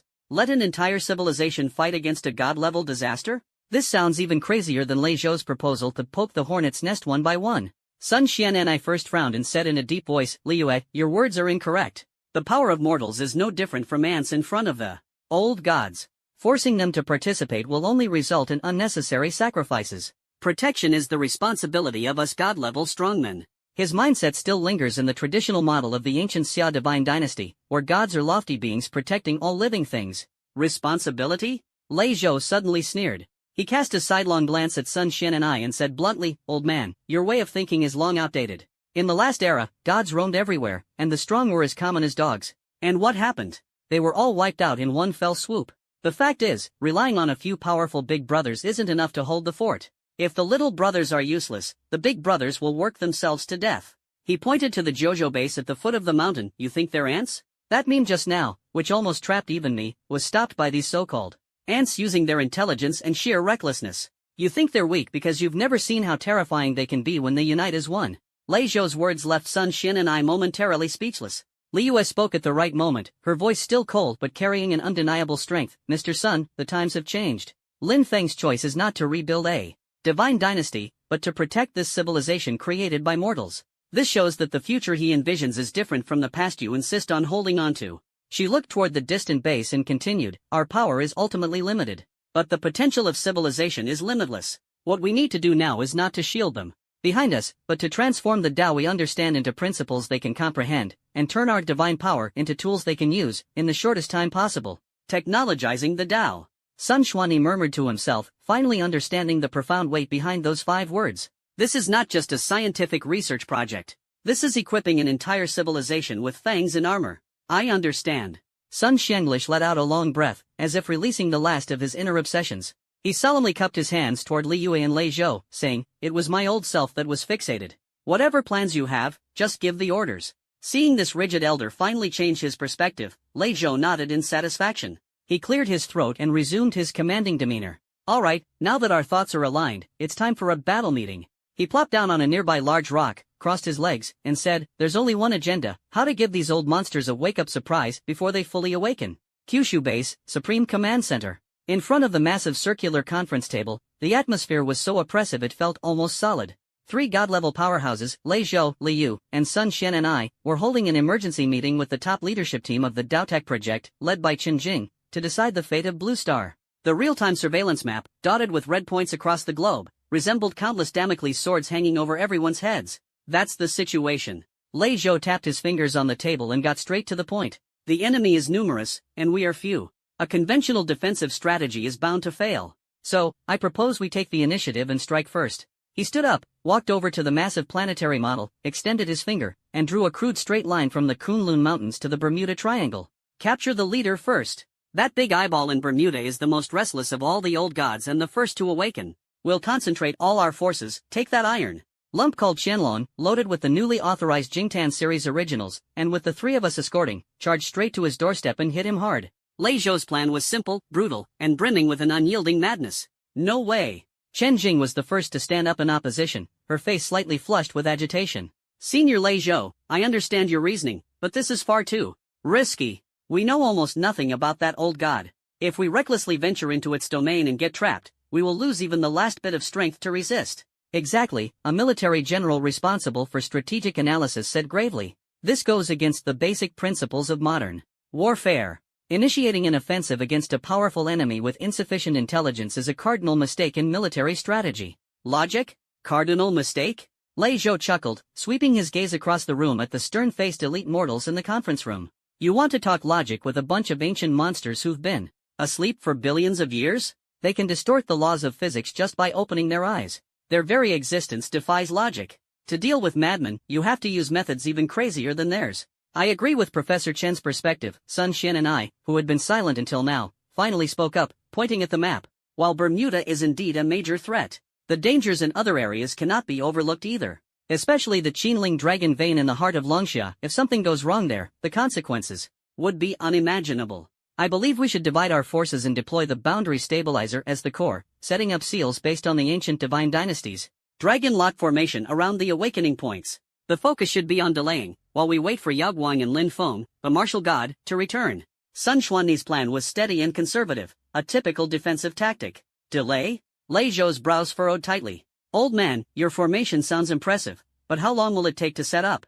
A day? 2 days? Or 10 days to half? A month? By the time you finish setting it up, the enemy will have already woken up, stretched, and started eating breakfast. What we lack right now is time." At the conference table, 2 completely opposing tactical philosophies clashed fiercely. One side advocated that the best defense is a good offense, while the other insisted on fortifying the defense and advancing step by step. Neither side could convince the other, and the argument remained unresolved. All eyes eventually fell on Li Yue, the only one who had yet to express an opinion. Li Yue sat there quietly, as if the quarrel around her had nothing to do with her. Her fingers unconsciously traced one intricate star chart after another on the smooth surface of the table. It wasn't until all the voices had died down that she slowly raised her head. "What you all said makes sense." Her voice was not loud, yet it silenced the entire conference room. "Senior Lei Zhou's blitzkrieg might have miraculous effects, but the risk is too great. We cannot afford to lose. Mr. Sun's war of attrition is sufficiently secure, but it's too passive and would make us lose all initiative." She stood up and walked over to the planetary model. Her finger did not point to Baimudu nor to the Qinling Mountains, but instead landed in the center of North Africa, in the vast and boundless Sahara Desert. On the map, there was also a red dot there, but compared to the other red dots, its glow was much dimmer, and its energy reaction was the most stable among all the known awakening points. "Here." Li Yue's voice was clear and calm. "Based on the dual data feedback from the boundary instrument and the heavenly eye, the old god here is the weakest and the most quiet among all the awakened ones so far." She looked at everyone, her star-like eyes shimmering with the light of wisdom. "We will neither fight a blitzkrieg nor a positional war. We will fight using the scalpel tactic. We do not seek a one-hit kill, nor do we aim for comprehensive defense. We only seek one thing: intelligence. Concentrate our most elite forces on this weakest target, and conduct the most precise, surgical investigation. We need to figure out what they are, why they have awakened, and where their weaknesses lie. With the smallest cost, pry open a breach, and only then can we know how this battle should be fought. Li Yue's plan, like a sharp blade, instantly cut through the chaotic disputes in the conference room. It avoids the recklessness of the Lei Zhou plan, discards the conservatism of the Sun Xian and I plan, and finds a perfect balance. Lei Zhou stroked his chin, pondered for a moment, and was the first to nod. This approach has some technical depth. I like it. Let's start by testing the waters with a soft target. Not bad. Sun Xian and I also nodded slowly, breaking through at a single point to penetrate the hole. Knowing oneself and the enemy, this is the way to be invincible in 100 battles. This method is feasible. Chen Jing and her team were even more impressed. This plan perfectly combines the divine being's immense individual power with humanity's expertise in intelligence analysis and technical reconnaissance. I agree with Li Yue's plan. Chen Jing decisively expressed her stance. Kyushu base can provide all technical support. Although our Qianlong cannot enter the desert, our newly developed Mayfly-class high-dimensional detector can carry the miniaturized core of Jingtan 01 and, combined with your divine will, conduct an unprecedented conceptual dive. Great! Lei Zhou slapped the table, looking more excited than anyone else. Then it's settled. What's the operation code name? Let's call it, Sending a Little Gift to the Top Supporter Operation. Everyone. Once the action plan was finalized, the entire war machine of the Kyushu base began operating with astonishing efficiency. Target, the Eye of the Sahara, a mysterious ring-shaped landform geologically known as the Rick-Hat structure. According to the final positioning of the boundary locator, the weakest old god lies dormant directly beneath this eye of the desert. 3 days later, atop the Kunlun Mountains, this place had already been transformed into a temporary frontline command center. Countless precision instruments were urgently airlifted here, constructing a complex energy matrix around a sci-fi-like silver-white metal pod made of special alloy. Inside the metal cabin, Li Yue sat cross-legged with her eyes closed. Her body was connected to dozens of energy conduits emitting a faint blue glow. These conduits linked her consciousness to the base's supercomputer and the Purification Altar 01 core, which had been miniaturized to the size of a fist. Outside the metal cabin, Lei Zhou and Sun Xuani stood on either side like two guardian deities, protecting her. Chen Jing stood at the main control console, her expression focused as she stared at the waterfall-like stream of data refreshing on the screen. Her voice, transmitted through encrypted communication, reached every station clearly. Energy matrix fully charged. Synchronicity of mental states at 98.7%, status stable. Purification core activated, concept firewall deployed. Mayfly detector ready. Chen Jing took a deep breath and issued the final command, Scalpel Operation, commence. Target, Sahara's core coordinates, execute conceptual submersion. Buzz. A faint, almost imperceptible hum, beyond the range of mortal ears, resonated from within the silvery white metallic chamber. Inside the chamber, Li Yue sat cross-legged, her consciousness being stripped away and extended in an unprecedented manner. This was neither spatial teleportation nor an out-of-body experience, but a pure conceptual descent. In her perception, the material world was rapidly fading. The majesty of Mount Kunlun, the biting cold of wind and snow, and the two mountain-like steady auras of Lei Zhou and Sun Xian and I all dissolved into blurred silhouettes on a distant backdrop. Her gaze pierced through the crust, past the scorching mantle, and descended toward the planet's core, into the anomalous region marked by data. This was not a physical path but a corridor of time. She saw the birth and death of rocks, the folds left by billions of years of geological changes, and the final faint echoes of information left by ancient microorganisms long extinct in the rock layers. The flow of time lost its meaning here. A moment in 10,000 years were no different. Finally, upon descending to a certain critical depth, an invisible barrier stretched across the path ahead. It was neither energy nor matter, but a pure cognitive barrier. It silently proclaimed, beyond this point, no living being shall pass. Purification Altar Core has contacted the conceptual barrier, initiating the brand authorization protocol. Chen Jing's calm voice resonated through the connection of divine consciousness, echoing deep within Li Yue's mind. In the next moment, the miniature Purification Altar Core bound to Li Yue's divine consciousness suddenly lit up.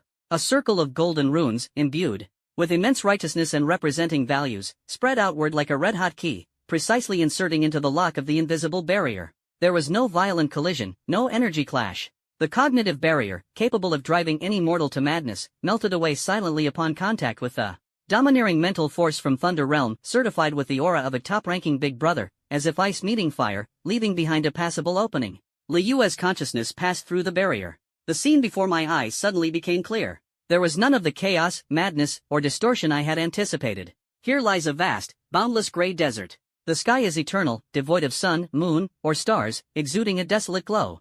Beneath my feet are exquisitely fine gray sand grains, each resembling the remnants of burnt-out embers. There is no wind, no sound, no sign of any life. The entire world is left with only one emotion: loneliness. A kind of loneliness that feels as if forgotten by the entire universe, existing alone for countless ages, penetrating deep into the bones. The star-like divine consciousness of Li Yue transformed into a vague humanoid figure of light, standing on this gray desert. She tried to analyze the laws here, only to discover that there were no laws to speak of. Here, there was only existence itself, accompanied by eternal silence. She bent down, attempting to touch the gray sand. The moment her fingertips touched the gravel, a torrent of fragmented information flooded her mind. It wasn't data, but memories. The final light and shadow of a blue giant star disintegrating in a supernova explosion. The last mournful song sung by a crystalline lifeform before its home planet's destruction. A highly developed silicon-based civilization collectively chose self-formatting at the decisive moment after their artificial intelligence declared the heat death of the universe as the ultimate answer. These grains of sand are actually the final remnants of information left behind by completely forgotten civilizations in the river of time. This is not a prison. This is a graveyard, a cemetery of civilizations. And that slumbering old god is the sole guardian of the tomb. At that moment, a faint and elusive sound echoed in Li Yue's consciousness. It was not language, but a melody, an incredibly ancient, sorrowful tune, tinged with a trace of gentleness. Like a lullaby, it had been softly humming in this desolate graveyard for countless eons. It bore no malice, no threat, only endless sorrow and remembrance. Kunlun Mountain, Frontline Command Center. In front of the main console, Chen Jing and all the scientists held their breath. On the screen, the various data representing Li Yue's vital signs remained stable as usual, but her brainwave patterns displayed an unprecedented resonance state, highly synchronized with the target energy source. What is she doing? A young neuroscientist asked nervously. The activity in her emotional region is spiking rapidly. She seems to be grieving along with that thing. Damn it, I hate this sentimental nonsense the most. Lei Zhou paced irritably on the side, muttering incessantly, if you're going to fight, then fight, if you're going to scold, then scold. What's with this artsy film routine?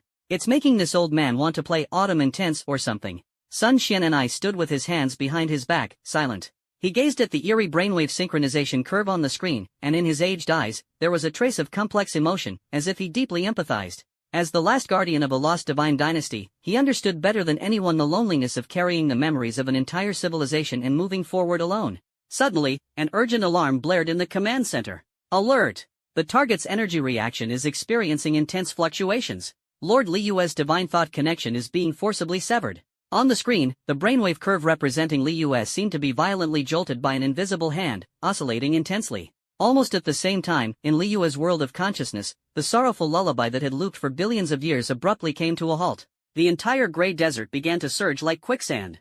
A completely new thought, no longer one of sadness and remembrance, but filled with confusion and vigilance, slowly emerged like a giant beast awakening in the deep sea.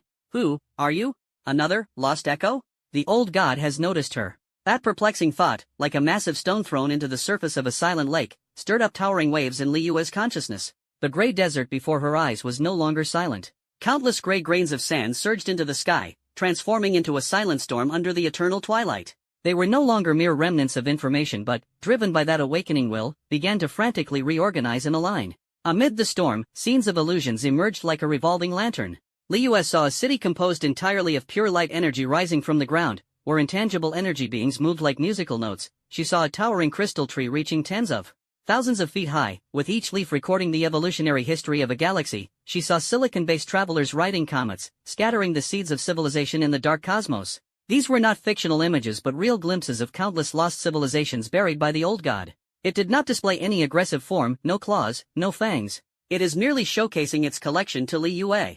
It is a living library, a lonely archive that records countless failures. However, Li Yue felt a danger more lethal than any physical attack.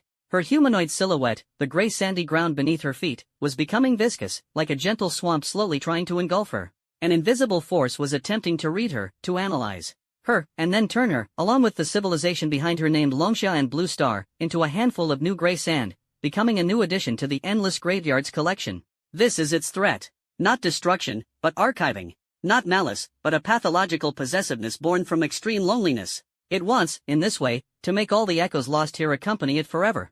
Cannot be confronted head-on. Li Yue instantly made a judgment. The core power of purification lies in order, in an open and upright strategy. It can suppress chaos but struggles to decipher loneliness. This gray domain's foundational principle is not evil but an extreme form of stillness. Shine a strong light into darkness, and the darkness will retreat. But break silence with sound, and the silence will only swallow the sound, then return to an even deeper dead silence. Forcing a breakthrough is equivalent to infinitely magnifying the existence of oneself as an anomaly, which would only accelerate the process of being archived. Liyua's consciousness and light made no struggle, allowing the gray sand beneath her feet to gently rise like soft quicksand, slowly engulfing her ankles and creeping toward her knees. Her star-like divine mind transformed at this moment into the sharpest probe, tracing the force attempting to read her, moving upstream against its flow. What she wanted to see was not the silhouettes of those lost civilizations, but the projectionist himself. Inside the Kunlun Mountain Command Center, the atmosphere was tense to the extreme. No! Liyua's divine consciousness is being assimilated. The boundary of the conceptual firewall is blurring, a scientist in charge of data monitoring shouted, his forehead drenched in cold sweat. On the screen, the blue light representing Liyua's consciousness was slowly being eroded by a large gray area, like a drop of thick ink spreading in clear water. Cut the connection. Now! Chen Jing made a snap decision and was about to press the red emergency shutdown button. Wait! Lei Zhou's massive hand, as large as a palm leaf fan, grabbed Chen Jing's wrist. The usual playful grin was completely gone from his face, replaced by eyes as sharp as an eagle's. If we cut it now, a piece of her spiritual consciousness will be torn away. That's worse than killing her. But if this goes on, Chen Jing's voice trembled uncontrollably. Let her do it herself. Lei Zhou stared at the screen intently, squeezing out a few words through clenched teeth. That girl is craftier than you think. If she hasn't acted, it means she's waiting for the right opportunity. Sun Xian and I stood to the side, clenching his fists tightly, the veins on the back of his hands bulging. Although he couldn't understand these complex charts, he could sense that Li Yu's aura was entangling with that desolate, deathly foreign divine power in an extremely dangerous way. He had lived for hundreds of years and had never witnessed such a bizarre confrontation. This was not a clash of strength, but a devouring of Tao. In the gray world of consciousness, Li Yu finally saw it. In the center of that boundless desert, it is neither a ferocious beast nor a twisted evil god. It is a curled-up humanoid silhouette. Composed of the purest gray sand grains, it is immense yet exudes a childlike fragility. It curls up there like an abandoned infant of the world, arms wrapped around its knees, head buried deeply within. That sorrowful lullaby, that morbid possessiveness, all originate from it. It is not the gravekeeper. It is the cemetery itself. Around it, countless crystal-clear, tear-like crystals float. Each crystal contains the complete memory of a civilization, from its birth to its demise. It is its library, its collection, its only way to combat eternal solitude. At this moment, a new, yet-to-be-formed crystal is slowly condensing above Liyua's head. I see. Liyu, I understood. You cannot defeat a librarian by tearing apart his collection. You can only give him a book he cannot refuse and cannot classify. The next second, Liyua abandoned all resistance. She willingly opened up her divine consciousness and completely unlocked the port connected to the supercomputer of the 9 provinces base on Mount Kunlun. Professor Chen. Her voice calmly echoed in the minds of everyone in the command center, authorized me to access the Seed of Civilization database. All of it. Chen Jing was stunned. The Civilization Fireseed database is the highest-level information repository secretly established by Longxia with all its national resources after Lin Feng's rise. It archives all publicly available, non-classified knowledge, culture, art, history, and more from Longxia and even the entirety of human civilization throughout history. Its vast amount of data is comparable to an ocean. What do you want to do? Chen Jing asked urgently. He wants to read books, so let him read to his heart's content. Without the slightest hesitation, a trace of mad determination flashed in Chen Jing's eyes. She turned and shouted at the main control console, activate level A permissions. Lift the data flow restrictions. Send everything we have over. On Mount Kunlun, the nuclear fusion reactor powering the Mayfly probe emitted a deep roar. An unimaginable torrent of data, carried through the invisible connection of consciousness, transformed into a flood of information and surged into that gray desert. Not a book, but an entire, living library updating in real time, generating countless new content every minute, every second. The Analects, Tao Te Ching, the Book of Songs, the Republic, Calculus, Relativity, Quantum Mechanics, Genome Mapping, Beethoven's Fate, Van Gogh's Starry Night, Shakespeare's Sonnets, and You Love Me, I Love You, Mishua Bingqing Sweet as Honey. I'm from Yunnan, from Nujiang in Yunnan. Come, draw a dragon with me on the left. Countless memes, countless short videos, countless online novels, countless keyboard wars, countless love and hate, countless lies and truths, countless nobility and baseness, all of it, the good, the bad, the beautiful, the ugly, the elegant, the vulgar, the logical, the chaotic, packaged into an ultimate patchwork monster called human civilization, like billions of tons of mudslides, came crashing down on that lonely librarian. In the center of the gray desert, the massive curled-up shadow of sand suddenly lifted its head. It had no facial features, just a vague outline. But Li Yue could feel that it was bewildered. Its ancient and silent consciousness was processing, for the first time, such complex, chaotic, contradictory, and even meaningless information. It tried to archive it. It placed the Tao Te Ching and Immortal Cultivation novels together, and its logic processor almost burned out. It tried to understand the intrinsic connection between Mishua Bingcheng's Sweet Honey and Beethoven's Ode to Joy, and then it fell into prolonged silence. It saw people who were shouting love and peace one second, arguing fiercely the next over whether tofu pudding should be sweet or salty. Its orderly library, composed of countless deaths, was, for the first time, turned upside down by the chaos of life. The crystal that had gathered above Liyue's skies cracked open with a sharp snap. The crack, like the first breach in a dam, instantly triggered a chain reaction. Snap, snap, snap. The crisp sound of shattering echoed sharply in the deathly silent gray world. The crystal that had attempted to archive Liyue, under the impact of overwhelming junk information, became covered in web-like fractures and finally exploded with a resounding boom, scattering into countless points of light across the sky. Archiving failed. A cold, mechanical thought devoid of any emotion echoed in Liyue's consciousness. Immediately after, a second thought followed. Information stream overload, logic library conflict, unable to classify, unable to comprehend. The massive curled-up sand shadow slowly stood up.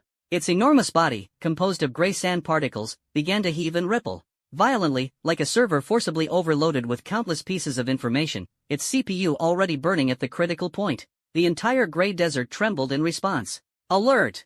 Target energy reaction is rising exponentially. It's being provoked. Inside the Kunlun Mountain Command Center, red lights flashed wildly, and the piercing alarm sound nearly tore the roof off. Its domain is becoming unstable. Chen Jing stared intently at the screen. The gray area representing the old god's domain was expanding and twisting madly, like a balloon on the verge of bursting. Your Excellency Liyue. Retreat immediately. However, Liyue did not move. She knew that this was the most critical moment of the entire game. She had overwhelmed the opponent's library classification system with a flood of information, but the flood itself would also trigger the opponent's most primal defense mechanism. Sure enough, the towering sand giant extended a massive hand made of sand and gravel, slowly pressing down toward Liyue's humanoid-like shadow.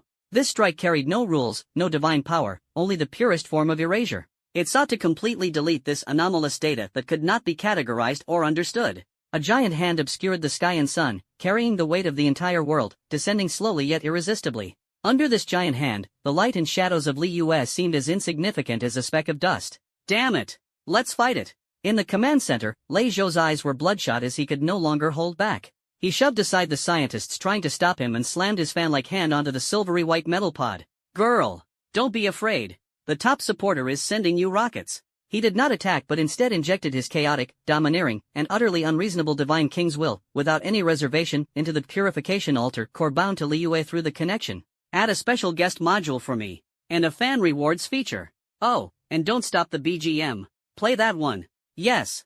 Good luck comes. Buzz. The purification altar core's light surged dramatically. The golden runes, originally designed for suppression and defense, instantly mutated upon receiving Lei Zhou's utterly unreasonable product manager demands. Amidst the golden light, a prelude of Swanam music filled with festivity and enchantment unexpectedly began to play. In the gray world of consciousness, facing the impending extinction palm, the light and shadow of Liyue not only did not evade but actively moved forward to meet it. In her hand appeared a long sword made of pure radiance. On the blade, what flowed was no longer the trajectory of stars but lines of rapidly scrolling code, flickering bullet comments, and a glittering, wildly spinning rocket reward icon. Don't you want to hear a story? Liyue conveyed a brand new, incredibly clear concept to that giant of sand. Stories are not just for watching. They can also be played. Welcome to the open world. Boom! The lightsaber and the giant palm collided fiercely. No earth-shattering explosion. The lightsaber imbued with the concept of open world transformed into billions of light particles the moment it touched the giant hand, like the most advanced virus, infiltrating the entire body of the sand giant through the structure of the giant hand. The sand giant froze. Its massive body began to undergo strange changes. On its shoulder, a tree bearing a sign that read Daily Check-in sprouted out of thin air. On its chest, a massive, constantly spinning gacha wheel appeared. At its feet, the gray gravel began to automatically assemble, forming roads labeled main quests and side quests. The phantoms of lost civilizations it had archived also started to become bizarre and colorful. The crystal beings no longer sang mournful songs but queued up under a crystal giant tree called World Boss to collect equipment. The energy beings no longer traversed the City of Light but instead fired skills at each other in an area called the PvP Arena. The whole world was in complete chaos. A brand new, incredibly tempting, yet extremely dangerous idea took root and sprouted in the consciousness core of the sand giant. Game. The giant hand hovering over Liyue's head slowly, tentatively, withdrew. It looked down at the flashy new features on its body, then at the tiny light and shadow that had brought earth-shattering changes to its world. For the first time, it experienced an emotion called curiosity. The overwhelming sense of destruction receded like a tide. The sand giant, a solitary librarian who had lived for billions of years, at this moment resembled a child encountering video games for the first time. Clumsily, with its massive fingers made of sand and gravel, it cautiously poked the giant gotcha wheel on its chest. The wheel began to spin wildly. Finally, the pointer stopped on a square with a drawing of a cat. Ding dong! A crisp sound effect, completely out of place in this gray world, rang out. The first ally.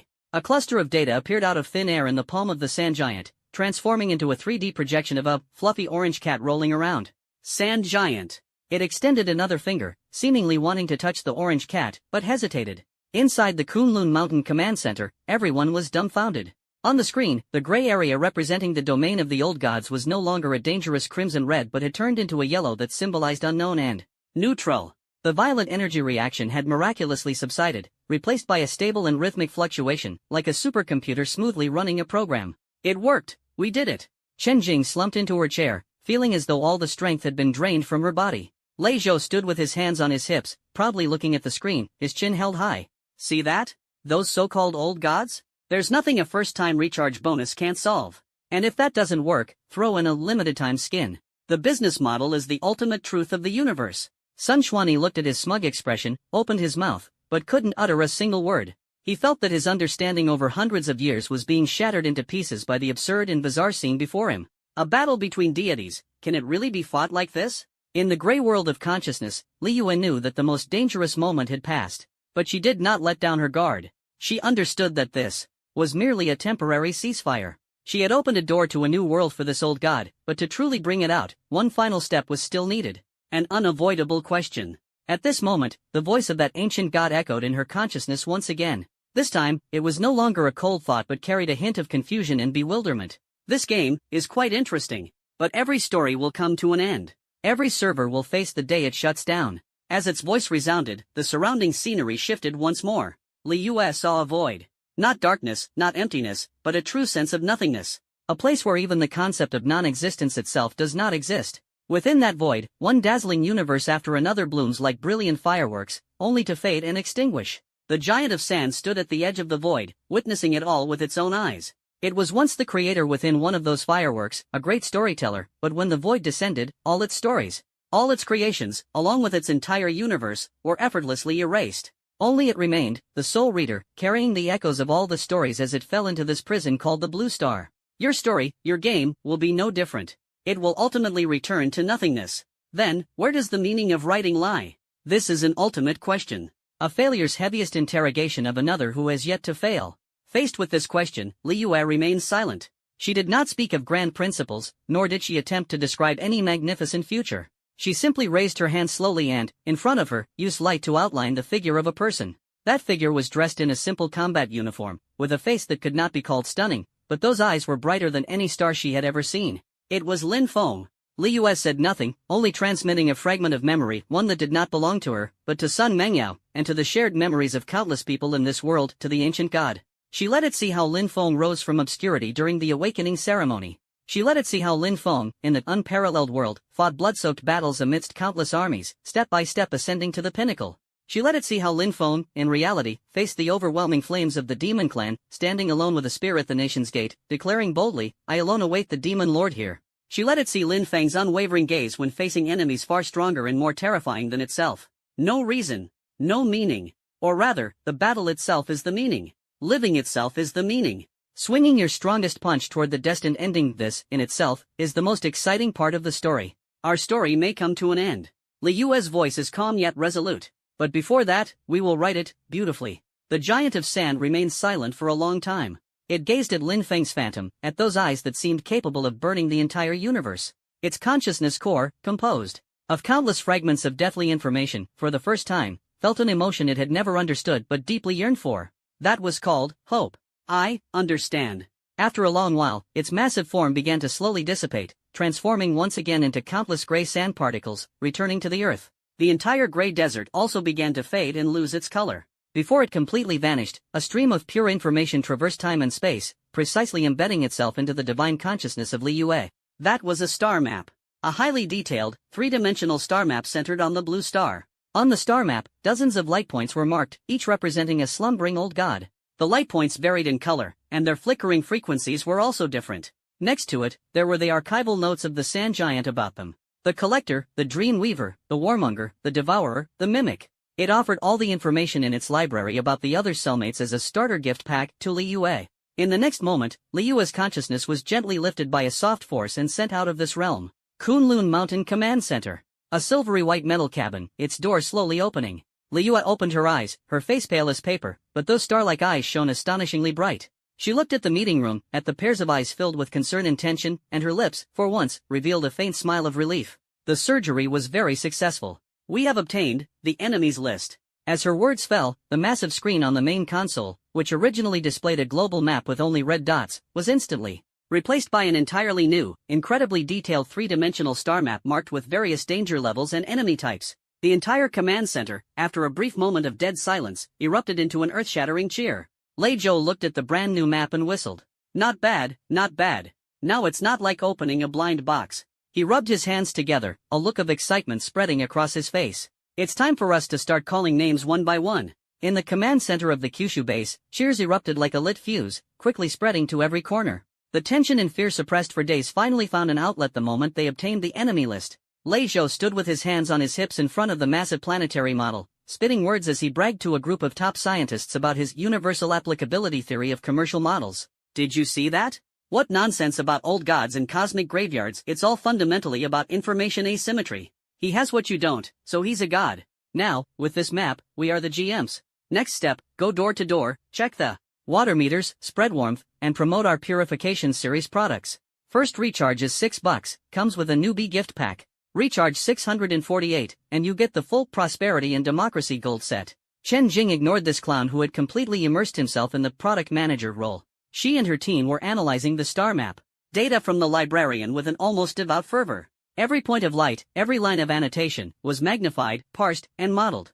Excitement was quickly replaced by calm, followed by an even heavier sense of pressure than before. The situation doesn't look good. Chen Jing's expression was grave as she pointed to several specially marked points on the screen. We successfully turned the weakest one, but the rest, none of them are easy to deal with. On the screen, the data of several light points was retrieved. One is located deep within the Pacific Ring of Fire, marked as Warmonger.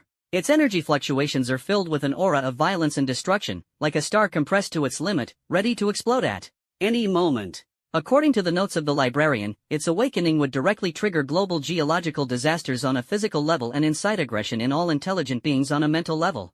Another lurks beneath the European continental plate, marked as Dreamweaver. Its energy fluctuations are eerie and illusory. The notes state that it can drag reality into a dreamscape, causing an entire civilization to sink into an eternal nightmare until all consciousness is completely assimilated into the illusions it weaves. The most enigmatic is a light point with no fixed location, drifting across the star map like a ghost, marked as Mimic.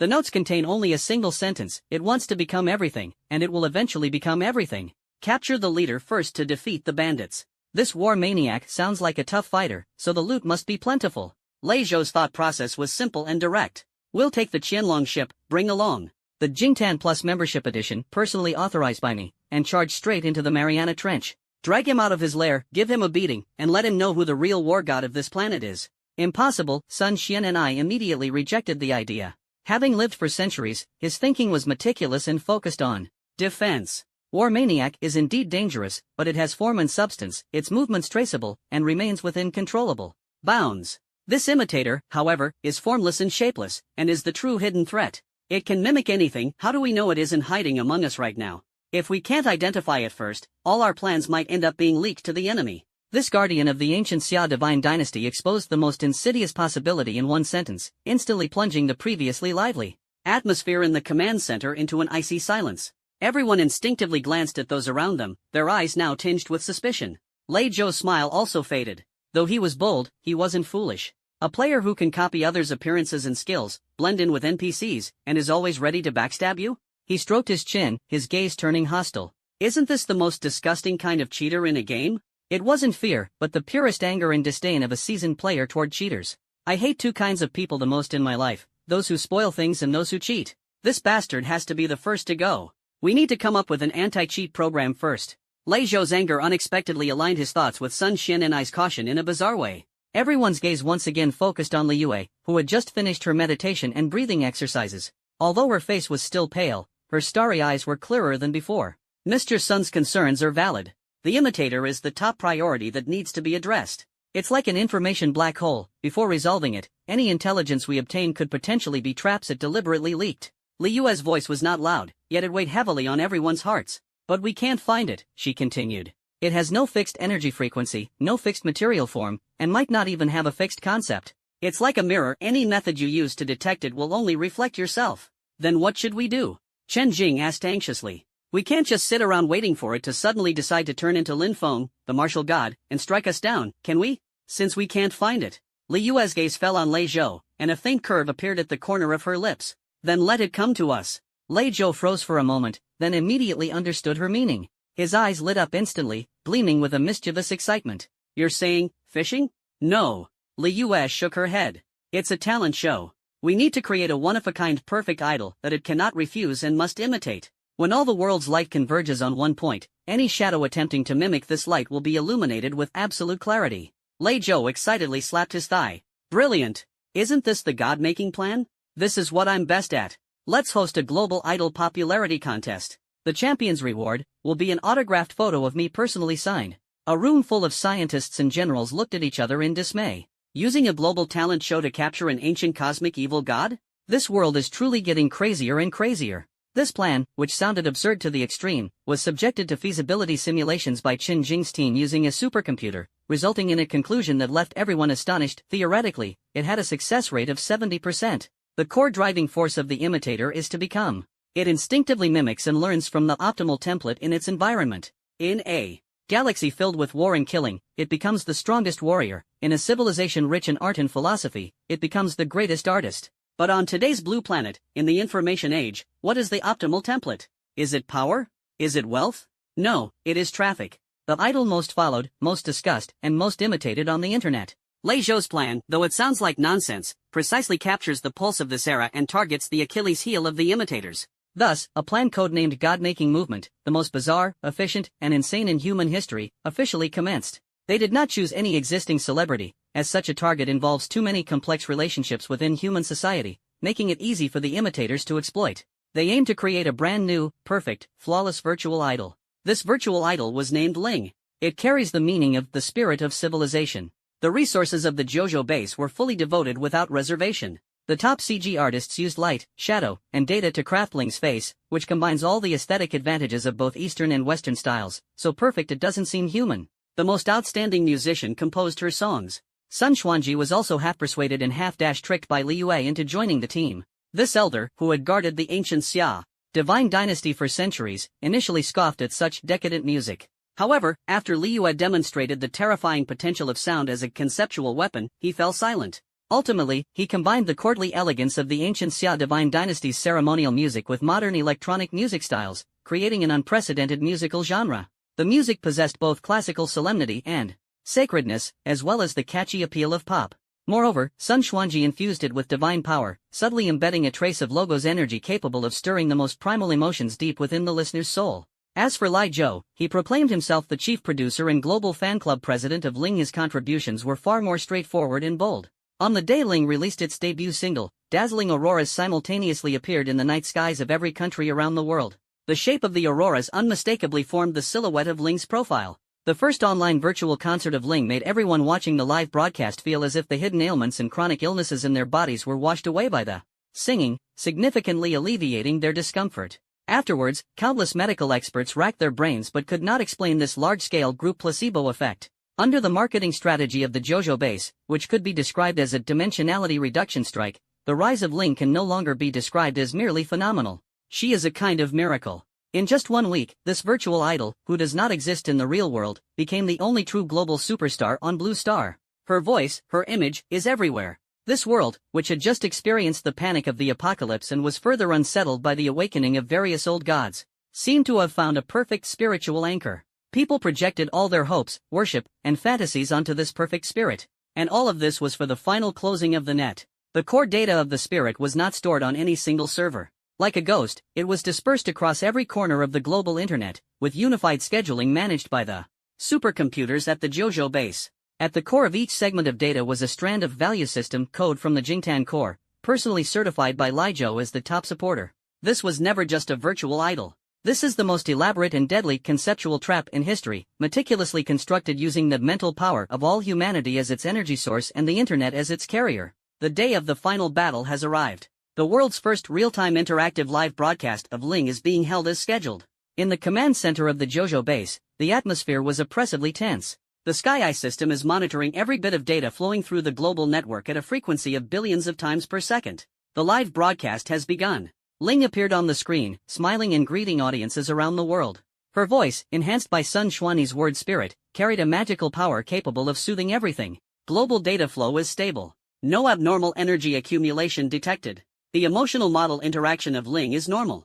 As time ticked by, Lei Zhou grew a bit impatient. He even began to suspect whether the imitator had chickened out or simply wasn't interested in this kind of idol-chasing thing. At that moment, Chen Jing's pupils suddenly contracted sharply. Wait! She pointed to an inconspicuous stream of data in the corner of the main screen. Here. Switzerland, 3rd International. Data Center, Server Cluster C7. There's a data stream synchronizing all of Ling's data with 100% accuracy. Everyone immediately switched the screen over. The data stream appeared as an eerie black. It was like the most perfect shadow, replicating every action of Ling with absolute precision.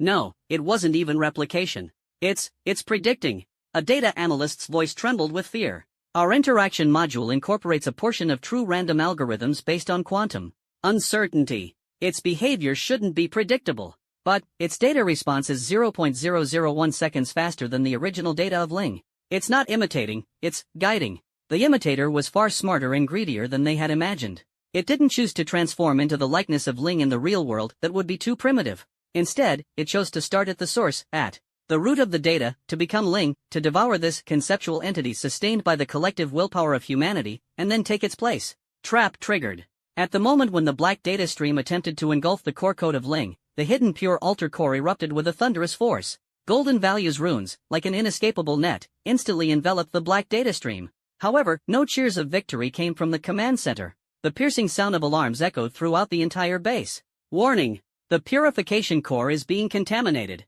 The opponent is analyzing and reverse engineering our concepts. Its learning speed has exceeded computational limits. On the screen, the black data stream not only resisted purification but began to voraciously devour the golden runes.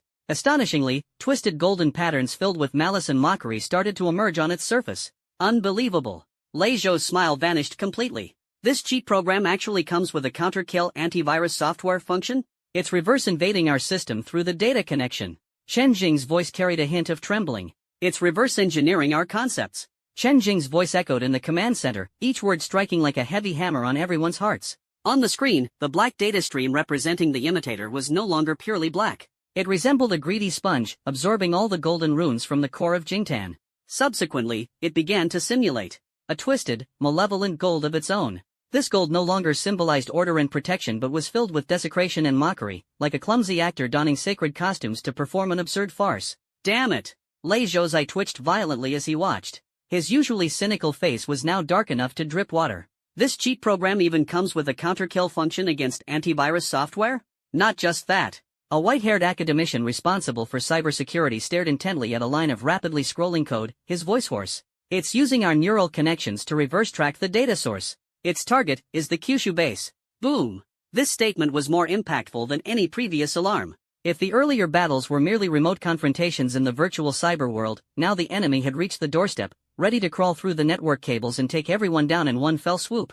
Cut off all external network connections. Chen Jing practically shouted. It's useless. The white-haired academician shook his head in despair. The method we use to connect with Lord Liu is based on quantum entanglement for faster-than-light communication. It doesn't rely on conventional networks. What it tracks isn't the signal, but the very concept of connection itself. As long as we continue communicating with Lord Liu, it can follow this path to find us.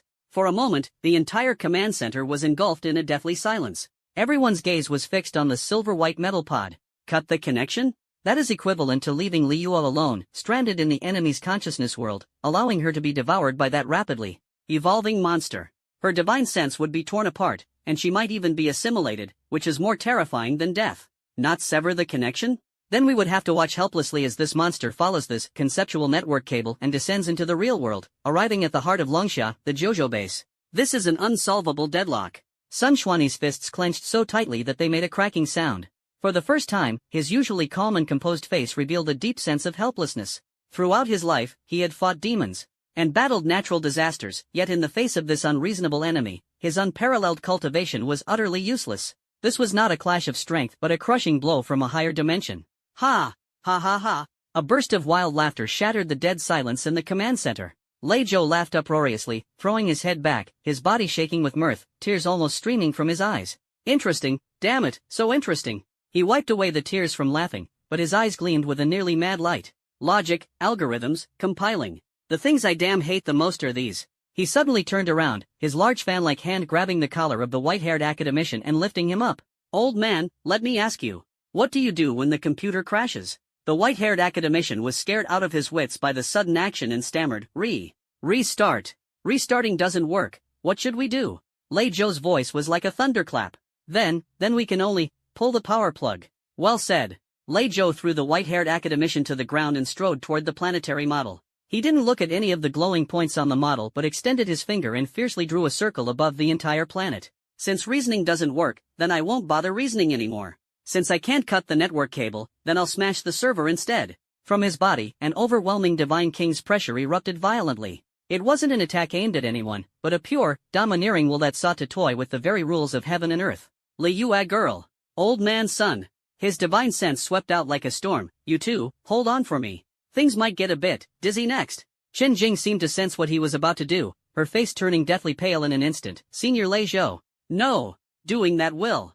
There's no doing that anymore. Lei Zhou interrupted her, baring his teeth in a grin filled with reckless madness. Right now. Immediately. Get me the full set of purification plus ready. Once it's out, I'm going to show it what offline reality truly means. Before the words had even finished, he had already shot into the sky, smashing through the dome of the command center and transforming into a golden streak of light, heading straight for the heavens. He hovered above the Kunlun Mountains at an altitude of 10,000 meters, gazing down at the blue planet beneath him. In his field of vision, countless invisible lines made up of electromagnetic waves, quantum signals, and even human thoughts, enveloped the entire planet like a giant spider web. This is the framework of modern civilization, the cornerstone of the information age. It is also the breeding ground on which the imitator depends for survival. Imitator, huh?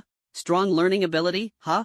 Lei Zhou took a deep breath, spreading his arms wide as if to embrace the entire world. I'll make you learn. In the next second, his godlike will transformed into the simplest and most brutal command. Break! There was no earth-shattering explosion, no world-destroying energy fluctuation. But at this moment, everyone around the globe who was online experienced the most bizarre moment of their lives. Their phones, computers, and TV screens, regardless of what was being displayed, froze instantly. Then, all the content on the screens, whether text, images, or videos, seemed to be violently wiped away by an invisible hand, turning into the most primitive, noise-filled static. All servers running worldwide, no matter how powerful, seemed to be simultaneously shut down at this moment. Global communication has been disrupted. The global internet has vanished. Lei Zhou, with the power of the God King, used the most brutal method to carry out an unprecedented physical internet disconnection. The world, in an instant, returned to the dead silence of the pre-internet era. For humans living in the information age, this was more terrifying than any natural disaster. Countless planes lost tower guidance, countless financial transactions were interrupted in the final second, and countless systems reliant on the internet collapsed in an instant. Chaos spread globally, like a plague. But this chaos lasted for less than 3 seconds. A gentle starlight followed closely behind Lei Zhou's domineering will, like a tender giant net, enveloping the entire globe. Inside the command center of Kunlun Mountain, Li Yue sat cross-legged in a metal cabin, her face pale to the point of transparency, yet her eyes shone as brightly as 2 genuine stars. Star Rail algorithm, activated. Taking over the global underlying communication protocols to maintain minimal societal operations. Her consciousness no longer interacted through the network but directly engaged with the physical rules that constitute this world. She was like a programmer with the highest authority, swiftly taking over the supercomputer named Blue Star with her self-written stellar system after Lei Zhou had violently smashed the old operating system. Countless planes on the verge of losing control were stabilized by invisible force fields and guided to the nearest airports. Countless collapsing power grids had their energy flows precisely redistributed. Li Yue single-handedly used her vast, star-sea-like computational power to forcibly stabilize civilization teetering on the edge of chaos. She couldn't restore the internet, but she could prevent the world from completely collapsing because of it. Meanwhile, Sun Xuanyi was doing something else. His divine sense transformed into the sharpest hunting dog, firmly locking onto the last place where the mimic disappeared, Switzerland. The server cluster numbered C7. The network was smashed, and the mimic, a shark that had roamed the waters with impunity, was forcibly thrown onto the beach. It had nowhere to hide. In an instant, an unprecedented surge of energy, filled with chaos, brutality, and extreme discomfort, erupted violently in the depths of the Swiss Alps. There, precisely where the C7 server cluster is located, a data fortress hidden within the mountain, reputed to be the safest in the world. Yet at this moment, this fortress is being torn apart from within. Found it! Sun Xian and I's aged eyes erupted with a sharp killing intent. No words were needed. At this moment, the wills of the three god-level powerhouses reached an extraordinary unity. Lei Zhou's figure instantly vanished from 10,000 meters high in the sky, and the next second, he appeared above the Alps. Looking at the snow-capped mountain below, which was shaking violently, a cruel smile appeared on his face. "Grandson, your grandpa is here to bring you some warmth." He extended his right hand, palm facing downward, and a colossal Pure Altar Plus Supreme Member Edition logo, composed entirely of golden divine power, slowly formed above the clouds. The logo even featured flashing marquee light effects. "Try my offline exclusive gift pack." Boom! The golden divine power logo, like a meteor, carried an overwhelming will of dominance and smashed fiercely into the snow-capped mountain. The mountain crumbled and the earth shook. The entire snow mountain, along with the so-called data fortress within it, was leveled to the ground in this strike. Countless server wreckage, alloy steel plates, and concrete fragments were hurled thousands of meters into the sky by the immense impact. However, amidst the billowing smoke and swirling debris, a twisted, nauseating thing slowly rose to its feet. It had no fixed form. It was a monstrosity, grotesquely amalgamated from the wreckage of countless servers, melted fiber optic cables, torn steel-reinforced concrete, and even the flesh and blood of data center staff. On its body, countless human faces writhed in agony, screaming in torment, while innumerable server cooling fans spun wildly out of control, emitting an ear-piercing screech. At its core was a chaotic storm of data, flickering with billions of colors. This is the imitator. A living glitch forcibly dragged from the digital world into the real world. It seems extremely unaccustomed to its new body, its movements stiff and sluggish. It raises an arm composed of countless tangled cables and flesh, as if trying to do something, but in the end, it only lets out a roar, filled with confusion and rage, in a language unknown to anyone. Roar! The sound waves transformed into a tangible impact, blowing away all the surrounding smoke and dust. Well, it does look rather unique. Lei Zhou hovered in midair, looking down at it from above. There wasn't a trace of fear on his face. Instead, it was filled with the excitement of a hunter spotting its prey. At that moment, a streak of starlight descended from the sky. Beside Lei Zhou, it transformed into the cool and aloof figure of Li Yue. She glanced at the monster below, her brows slightly furrowed. Its essence is information. Physical attacks have limited effect on it. It's analyzing us, learning how to construct a more stable physical form. Almost at the same moment her words fell, the monster's body began to undergo violent changes. The chaotic server wreckage and flesh started to rearrange and combine in a way that defied the laws of physics. Its body was rapidly evolving into a form more suited to the concept of combat. Spikes, shells, claws, countless features of powerful creatures it had learned from the internet continuously emerged on its body, only to be replaced by more optimized structures. "We can't give it any more time." Sun Xuani's figure, like a phantom, appeared behind the monster. At some point, an ancient bronze longsword had already appeared in his hand. Ancient Summer's secret sword, Dragon Suppression. No dazzling light effects, just a single thrust of the sword. At the tip of the sword, it seemed to condense the profound history of Dragon Summer spanning thousands of years, carrying a heavy force, capable of suppressing the dragon veins of heaven and earth, and precisely piercing toward the chaotic data storm at the monster's core. This sword, if it strikes true, is enough to completely annihilate a true dragon from the level of its soul. However, a bizarre scene unfolded. The monster, at the very moment the sword was about to strike its body, twisted violently, dodging the fatal blow at an angle that defied all logic. Not only that, its tentacle, made of cables, actually mimicked the shape of a sword and, using the same technique, returned a strike to Sun Xian. Although its form was clumsy, the force contained within it bore a 7 to 8 resemblance to Sun Xian's sword technique. Clang! As the two swords clashed, Sun Xuani felt an incredibly chaotic and violent force transmitted from the blade, shaking him to the point where his blood surged, and his body involuntarily flew backward. A look of shock appeared on his face. It only took one glance to learn my sword technique? Physical attacks are useless, I told you. Lei Zhou shouted loudly, clapping his hands together forcefully. Let me show you what conceptual strike means. Purification domain, value correction. Buzz. A massive golden domain instantly unfolded with Lei Zhou at its center, enveloping the monster within. Inside the domain, countless golden runes representing prosperity, democracy, civility, and harmony appeared out of thin air, like billions of fluttering butterflies, rushing toward the monster. These runes are not energy but a form of concept. Their function is not to cause damage but to forcibly correct anything within their domain that does not align with their values. This is Lei Zhou's ultimate skill, his trump card. In the previous era, he used this move to convert countless unruly evil gods.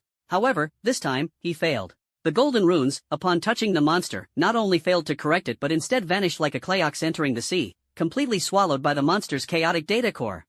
The next second, twisted black runes began to appear on the monster's massive body. The shapes of those runes were unmistakably money, violence, hegemony, dictatorship. The monster opened its mouth, composed of countless fragments of monitors, and emitted a mocking synthesized electronic sound. Your values, too few data samples, too many logical flaws. My model is superior. Lei Zhou's expression, for the first time, turned extremely grim. His Tao had been deciphered by the other party using a more efficient and darker method. This damn thing. Lei Zhou's teeth clenched tightly, grinding audibly. He felt an unprecedented sense of humiliation. This was no longer a battle, it was blatant academic humiliation. The opponent had not only cracked his core algorithm but had also, right in front of him, released a more powerful and realistic user experience dark version. The monster did not give him much time to reflect. After devouring Lei Zhou's values rune, its massive body experienced another explosive surge in evolution. It was no longer merely imitating but had begun to create. The twisted black runes on its body suddenly lit up, and the surrounding space began to undergo bizarre changes. In the once pristine air of the Alps, the stench of money, the decay of power, and the smoke of war inexplicably appeared. An invisible domain is resisting, even overshadowing Lei Zhou's pure altered domain. Be careful. It's contaminating the laws of reality. Liu Yue's voice echoed in their minds, filled with an unprecedented gravity. She formed seals with her hands, scattering starlight across the sky, which transformed into silver chains attempting to bind the monster. However, the moment the starlight chains touched the monster's body, they were corroded and assimilated by the black runes, turning into shackles bound by desire and corruption, which instead made the monster's aura even stronger. For the first time, the three god-level powerhouses felt utterly helpless. Their attacks, whether tangible or intangible, would be instantly learned, analyzed, and transformed into even greater power by the opponent, then turned back against them. This is not an enemy at all. This is a bottomless pit, an ultimate amalgamation monster with maxed-out learning abilities. The more you attack it, the stronger it becomes. Damn it, I refuse to believe this nonsense. Lei Zhou's stubborn temper flared up. He no longer used those flashy conceptual attacks but returned to the most primal form of violence. Divine King Avatar. He let out a long howl toward the sky, his body swelling rapidly, transforming into a golden giant towering 1,000 meters high. The giant's muscles bulged, its eyes glared with fury, and in its hand was a massive axe forged from pure lightning, which had swung down directly at the monster. This axe strike contained a pure force powerful enough to split the heavens and the earth. Facing this earth-shattering strike, the monster not only did not dodge but instead let out a delighted electronic synthesized voice, akin to a child receiving a new toy. New data model, input. Its massive body began to mimic Lei Zhou's form, rapidly expanding. However, what it transformed into was not a golden god king, but a dark titan towering 1,000 meters high, composed of countless server wreckages, twisted metal, and screens flickering with error codes. The Dark Titan extended its claws to meet Lei Zhou's thunderous giant axe. Boom! The earth-shattering roar caused the entire Alps to tremble. Countless snow peaks triggered avalanches in the aftermath of the collision, with white waves sweeping down from the mountaintops like the arrival of doomsday. Lei Zhou's golden divine form was forcibly pushed back half a step.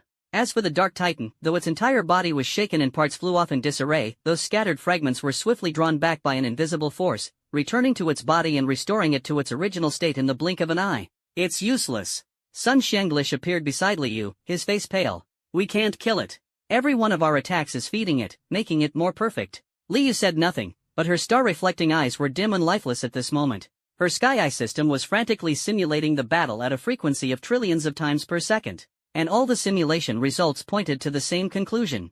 Failure. The win rate is 0. The three of them joined forces, but at most, they could only delay until their divine power was exhausted, and then be completely devoured and assimilated by this monster, becoming a stepping stone on its path to perfect evolution. At that moment, the monster, which had already transformed into a Dark Titan, seemed to lose interest in engaging in a pure contest of strength with Lei Zhou. Its eyes, composed of countless shattered screens, suddenly turned in the direction of Long Xia. In its chaotic core of consciousness, a brand new, incredibly enticing target emerged. It could feel it. On this planet, on this land called Long Xia, there existed an optimal template. A supreme existence that far surpasses all it can currently comprehend, the sum of all concepts such as god kings, stars, and ancient swords. It is an absolute, perfect existence that transcends all laws. The ultimate template. The Dark Titan uttered a dreamlike murmur. It abandoned its entanglement with Lei Zhou, and its massive body began to shrink and transform, attempting to mimic the supreme existence it had just perceived. However, at the very moment it started constructing that final template, Its entire body suddenly froze. Its data core, shimmering with billions of colors, seemed to have been paused, and all operations came to an abrupt halt. Immediately afterward, that data core began to flicker violently and uncontrollably, as if it were an antique computer attempting to run a program beyond its functional limits, with the CPU already burned to the critical point. Countless garbled characters, like boiling magma, erupted madly within the core of the Dark Titan. Warning: unable to parse. Logic unit. Conflict. Error. Error. Unable to mimic. That was not language, but a pure spiritual wail, the final lament emitted by a program attempting to comprehend a concept beyond all its definitions. The massive body of the Dark Titan, composed of countless server wreckage and twisted flesh, began to collapse rapidly like a giant balloon that had been punctured. The components it once regarded as extensions of its power now seemed to lose their core binding force, peeling away from its form. Monitors flickering with error codes, melted optical cables, twisted steel beams. They lost the support of that sinister power and disintegrated into dust mid-air, falling silently. Lei Zhou, Liyue, and Sun Xian'ai, three god-level powerhouses standing at the pinnacle of the current era, all stopped their actions at this moment, staring in bewilderment at the incomprehensible scene before them. The previous second, they had been driven to the brink of despair by the unstoppable abilities of this monster. Every attack they launched seemed to only fuel their enemy, and the sense of helplessness was almost enough to completely crush their fighting spirit. But in the next second, this terrifying foe, like a programmer who had written an infinite loop in their code, ended up crashing itself. It was self-destructing. What's going on?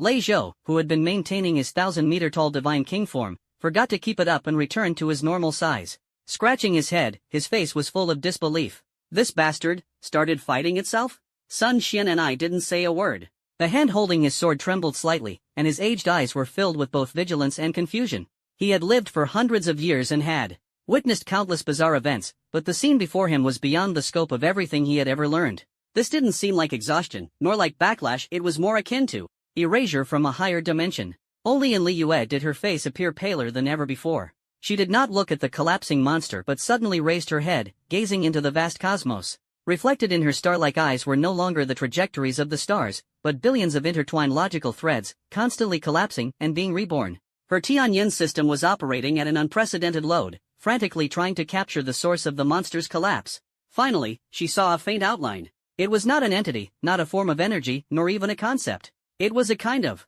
truth. An absolute truth that cannot be questioned, probed, or understood. The tragedy of the imitator lies in its attempt to understand and mimic this truth. It is like a two-dimensional figure trying to depict a three-dimensional sphere. No matter how hard it tries, all it can draw is a circle, a clumsy projection. And when it attempts to forcibly incorporate the concept of height into its two-dimensional world, its entire worldview, its very foundation of existence, collapses completely due to this incompatible parameter. It tried to mimic an existence beyond our imagination.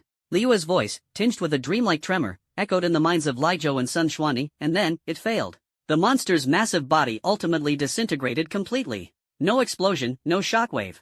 It simply, quietly, turned into a sky full of dust, as if it had never existed. At the place where it dissipated, in the center of the snow-capped mountain ruins leveled by Lei Zhou's strike, only one thing remained. It was a crystal, only the size of a fist, with a chaotic hue throughout, as if billions of stars were being born and extinguished within. It floated quietly in mid-air, emanating an ancient, pure aura, as if from the dawn of the universe. At the same time, beyond the blue star, amidst a bizarre and fragmented sea of stars, on a meteorite composed of pure fragments of laws, Lin Feng sat cross-legged, as if he had merged with this eternal silence. Suddenly, his long, butterfly-like eyelashes trembled slightly. He slowly opened his eyes. What kind of eyes were those? They seemed to contain the birth and destruction of the universe, reflecting the flow of the great Tao. Just the act of opening them caused the surrounding time and space to ripple with an almost imperceptible wave. A slightly peculiar expression appeared on his face, one that seemed both curious and somewhat amused. He let out a soft nasal sound, his gaze seemingly piercing through endless time and space, landing on that distant, azure planet. Someone is trying to replicate my divinity? In his perception, an extremely faint and almost negligible causal line extended from the direction of Blue Star, lightly brushing against his existence. The sensation was like a gentle breeze sweeping over a hillside, not even stirring the slightest ripple within him. But for the other end of that causal line, this light touch was an unbearable collapse of logic on a cosmic scale. The corners of Lin Feng's mouth curved into a faint smile. Interesting. He couldn't even be bothered to investigate where this reckless exploration was leading, casually flicking his fingers. It was neither an attack nor a defense. This action was merely like brushing off dust from his shoulder, gently flicking away that insignificant thread of causality connected to him. An action that couldn't be simpler for him.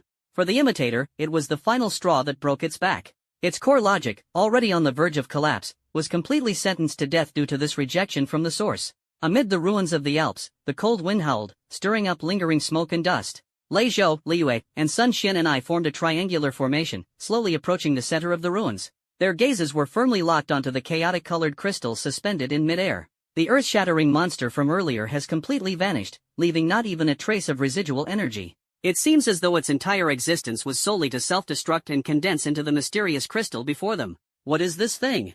Lei Zhou, bold and confident, was the first to approach. He extended a finger and cautiously poked the crystal. The touch was icy and hard, as if it carried the weight of the entire world. As soon as his divine power made contact, the countless stars of life and death within the crystal began to spin faster. An unimaginably vast and pure stream of information instantly surged toward his mind through his fingertips. Damn it! Lei Zhou jerked his hand back as if electrocuted, a lingering fear evident on his face. In that brief moment, he felt as though his brain was about to explode. The sheer volume of information was greater than everything he had encountered in tens of thousands of years combined.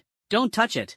Liyue's voice rang out just in time. She held her forehead, looking unusually frail from the excessive mental strain. This is the remnant of that imitator. No, to be precise, it's the aggregation of all the information it imitated throughout its life, condensed into the purest crystal of knowledge after that entity erased all logical conflicts and chaotic wills. Sun Xuanyi stepped forward, staring intently at the crystal. His aged body trembled slightly with excitement. From his pocket, he pulled out a cracked beast bone, the patterns on which bore a faint resemblance to the trajectory of the stars flowing within the crystal. This is not a crystallization of knowledge. He murmured in a tone almost reverent, this is the primordial chaos core. According to ancient texts, it is the form of matter that first attempted to stabilize after the Big Bang. It is the cornerstone of all laws. I always thought this was just a mythical legend. The last guardian of the ancient Xia divine dynasty felt at this moment that his worldview had been reshaped once again. Just then, the communication from the Kunlun Mountain Command Center finally connected. Chen Jing's voice, tinged with the relief of survival and extreme confusion, came through. 3 seniors.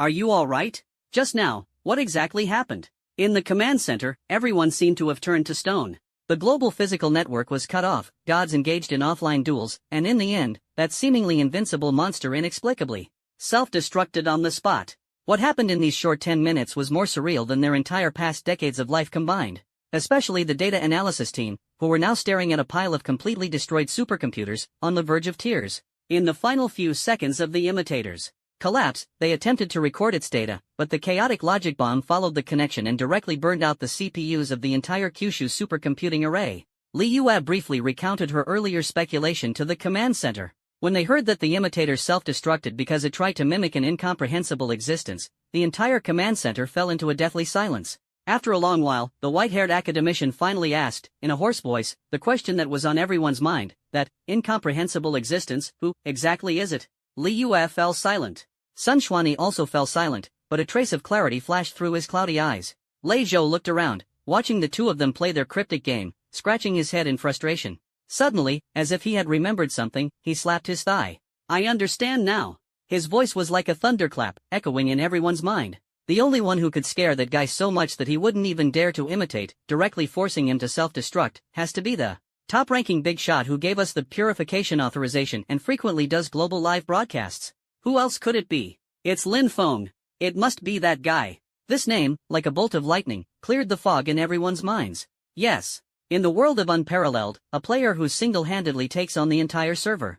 In the real world, a lone warrior with a single gun, forcing back the demon lord and annihilating the demon realm as the god of war. That person's strength had long surpassed the realm of their comprehension. They had always thought Lin Feng was just stronger than them, much stronger. But it was only today that they vaguely realized it might not be a matter of strength at all. That is the difference in the level of life. They are still using addition, subtraction, multiplication, and division to calculate combat power, while Lin Feng himself is the very concept of mathematics. This realization made everyone in the command center feel a chill rising from the depths of their souls, and an indescribable, ultimate sense of security. I want to verify a hypothesis. Chen Jing took a deep breath, forcibly suppressing the shock in her heart. She walked to a spare terminal, her eyes gleaming with the unique, almost maddening curiosity of a scientist. We lost the Jojo supercomputer, but we can call upon all civilian and military computing systems across the country to build a temporary computing cloud. I will use this primordial chaos core as a catalyst to simulate the logic of the imitator's final collapse and reverse deduce the energy level of that existence. Even if we can only determine a vague range, it will be enough to give us a clear understanding of the path ahead. This proposal received unanimous approval from everyone. Soon, under the forceful intervention of national power, a temporary behemoth with terrifying computational power was forcibly pieced together. Liu imported the shallow data of the chaos core into the system. Deduction begins. Chen Jing pressed the enter key. The next second, all the lights in the entire Kundalin mountain base flickered sharply. All computer screens connected to this temporary computing cloud, whether at the command headquarters far away in the capital or the operational terminal right in front of them, went black simultaneously in an instant. No warning, no error codes. Only a single line of cold white text, composed of the oldest .matrix font, appeared at the center of every screen. The Kunlun Mountain Command Center was deathly silent. On all screens, that line of cold white text seemed like an insurmountable chasm, stretching between human understanding and some unknown realm. Error, unknown target. Calculation prohibited. No complex code, no crash reports, just a simple, blunt, and undeniable prohibited. It was as if the underlying logic of the entire universe had triggered some kind of protective mechanism at that moment, preventing mortals from peeking into the domain of the divine. The white-haired academician, who had spent his entire life dealing with data and logic, now felt his faith collapsing. He reached out a trembling hand, wanting to touch the line of text on the screen, but withdrew halfway, his eyes filled with awe. This was not a technical malfunction. This was a warning from a higher dimension. I think I understand now. Lei Zhou exhaled a long breath, as if releasing a burden of immense weight from his godlike body. He plopped down on the ground, completely losing his composure, his face displaying a complex mix of defeat, relief, and fervor. Previously, we were like a bunch of fools holding abacuses, trying to calculate how many atoms exist in the universe. In the end, the universe's mainframe simply popped up a message: insufficient permissions, get lost. His metaphor was crude, yet exceptionally accurate. Chen Jing leaned against the cold control panel, feeling her legs go weak. Her brain, the organ hailed as one of the most powerful in Longxia, was completely blank at this moment. She had always tried to understand Lin Feng's strength through a scientific and rational framework, to build a model for him and predict his growth curve. Only now did she realize how ridiculous her actions had been. She was attempting to measure not the height of a mountain, but the very concept of height itself. Then, what should we do with this thing? A young researcher, pointing at the primordial chaos core quietly floating above the ruins of the Alps, asked in a dry voice. Everyone's gaze once again focused on that unremarkable crystal. If Lin Feng was an incomprehensible concept, then this crystal was the shadow inadvertently cast by that concept, a shadow they could barely touch.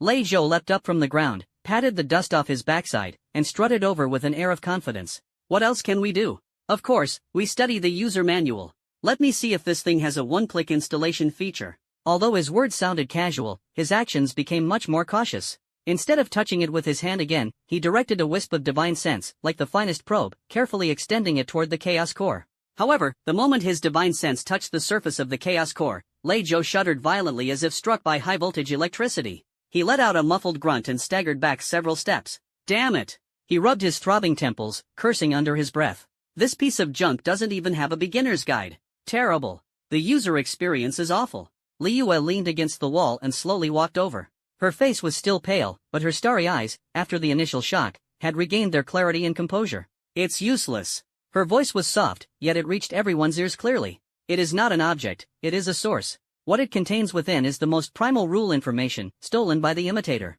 From countless lost civilizations and then forcibly formatted by that existence. Our divine consciousness is like a USB drive trying to copy the entire internet's data. It would be instantly overwhelmed. Sun Xuanyi stroked his long beard and nodded. His ancient wisdom allowed him to accept the reality faster than the others. Her Excellency Li Yue speaks the truth. This item cannot be taken by force, nor can it be schemed for with intellect. It is more like a lighthouse, an anchor point. He gazed at the crystal, his eyes growing profound. The old gods are awakening, and the laws of heaven and earth are in disarray. The Blue Star, this ship, has long been adrift in stormy seas. The appearance of this item may perhaps help us stabilize this ship on the verge of capsizing. Anchor point? Chen Jing's eyes lit up as she immediately grasped Sun Xuanyi's meaning. You mean we can use it to stabilize reality?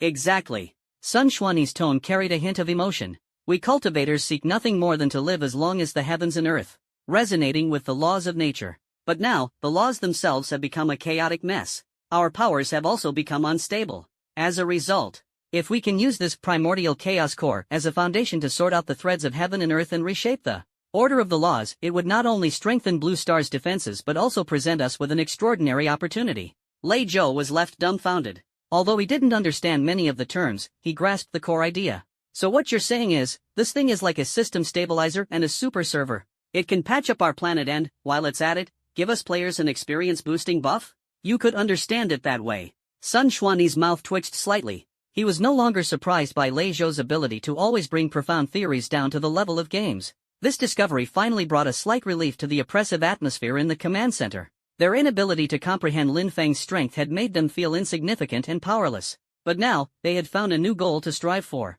Immediately establish the Anchor Project. Chen Jing made a decisive call, her eyes rekindled with light. All departments, cooperate fully. We need to build a brand new rule monitoring and stabilization system around this chaos core. Senior Lei Zhou, Mr. Sun, Your Excellency Liu, we need the three of you to fully assist in guiding the energy of the chaos core with divine consciousness. The plan was quickly formulated. Lei Zhou was responsible for using his domineering divine will to construct the outer framework of the energy field, preventing the chaotic core's power from leaking uncontrollably. Sun Shen and I employed the secret techniques of the Guxia divine dynasty to channel the energy of the Longxia earth veins, creating resonance with the chaotic core and gradually guiding it back to Mount Kunlun. As for Li Yue, she undertook the most central and intricate task. With the assistance of the Sky Eye system, she analyzed the outermost information dispersed by the chaotic core, acting like the most cautious bomb disposal expert, carefully guiding the fragments of primordial laws to the weakest nodes of global laws for repair. This is an unimaginably vast project. 3 god-level powerhouses stood in a triangular formation above the ruins of the Alps, encircling the chaos core at the center. Lei Zhou took a deep breath, and the divine King Dharma form appeared once again. This time, it was no longer the 1,000-meter-tall combat form but an incomparably solid golden light shield, like a massive bowl, inverted over the chaos core. Sun Xuanyi chanted under his breath, and the cracked beast bone in his hand emitted a gentle yellow glow. Streams of visible earth energy, like giant ochre dragons, rose from the depths of the earth and coiled around the chaos core. Liyue's eyes had completely transformed into a dazzling starry sky, with countless streams of data emerging and fading within. Her divine consciousness turned into billions of invisible threads, cautiously probing into the golden light shield, gently touching the singularity of the universe. Begin! With Chen Jing's command, 3 entirely distinct yet equally vast and majestic forces simultaneously acted upon the chaos core. Buzz! The chaos core trembled slightly. An indescribable aura of Tao, centered on it, slowly spread across the entire planet. At that moment, all surviving humans worldwide, regardless of their location, simultaneously felt an inner sense of peace and tranquility. It was as if a heavy stone pressing on their hearts had been quietly removed. The sky seemed to stretch higher, and the air seemed to become fresher. Those who had become agitated and irritable due to the awakening of the old gods found their emotions soothed. Plants that had withered due to the disruption of natural laws regained a trace of vitality. The world is being restored. Inside the Kunlun Mountain Command Center, everyone could clearly see that on the massive planetary model, countless red alert points, originally representing chaotic laws, were extinguishing one by one at a visible speed, turning into green points symbolizing stability. We did it! We succeeded! A long-suppressed cheer erupted within the command center.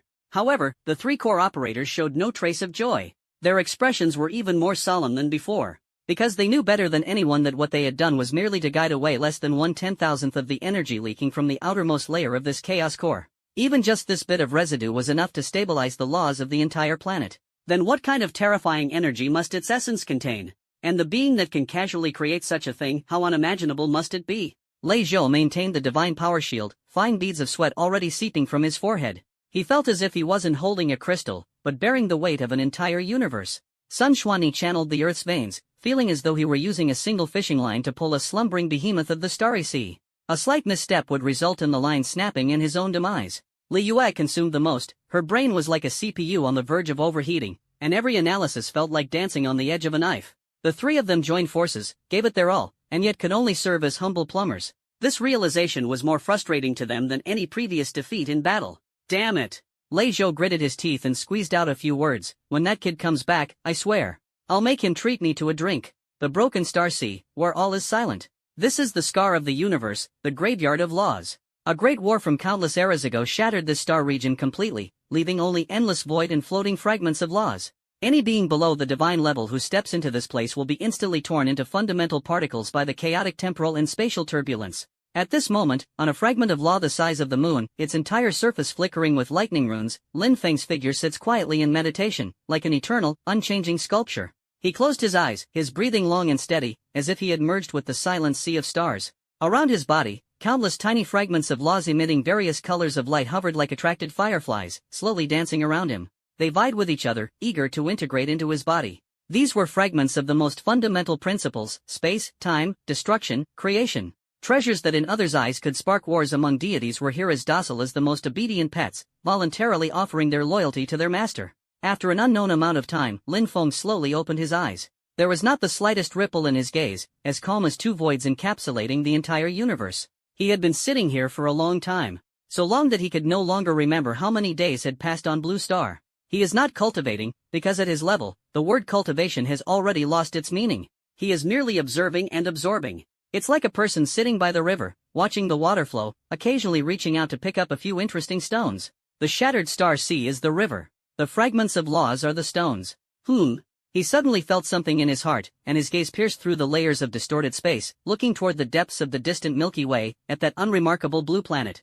A faintly intrigued expression appeared on his face. An information aggregate tried to analyze my existence, only to end up collapsing itself, leaving behind a core that's not too bad. Lei Zhou and the others didn't waste it, they used it as a system patch. His perception had long since transcended the limitations of time and space. Everything happening on Blue Star was, to him, like a crystal-clear real-time image unfolding in the palm of his hand. Whether it was the birth and destruction of the imitator or the fierce battles of Lei Zhou and others, he saw it all with perfect clarity. But he did not intervene. Just like a chess player who would not easily interfere with the self-evolution of the pieces on the board. He wanted to see what kind of potential this civilization, which he was determined to protect, could unleash without his direct intervention. The result was fairly satisfactory to him. Although the process was a bit clumsy, at least they didn't overturn the chessboard. Lin Feng stood up and stretched lazily. As he stood up, the fragments of laws surrounding him seemed to lose their core, emitting mournful cries before reluctantly dispersing. It was time for him to return. The toys had been played with enough, and the children at home needed an adult to return, clean up the mess, and perhaps hand out some candy. He took a step forward. There was no tearing of space, no flickering light. His figure, just so naturally, vanished from this shattered sea of stars, as if he had never appeared. Kunlun Mountain, Command Center.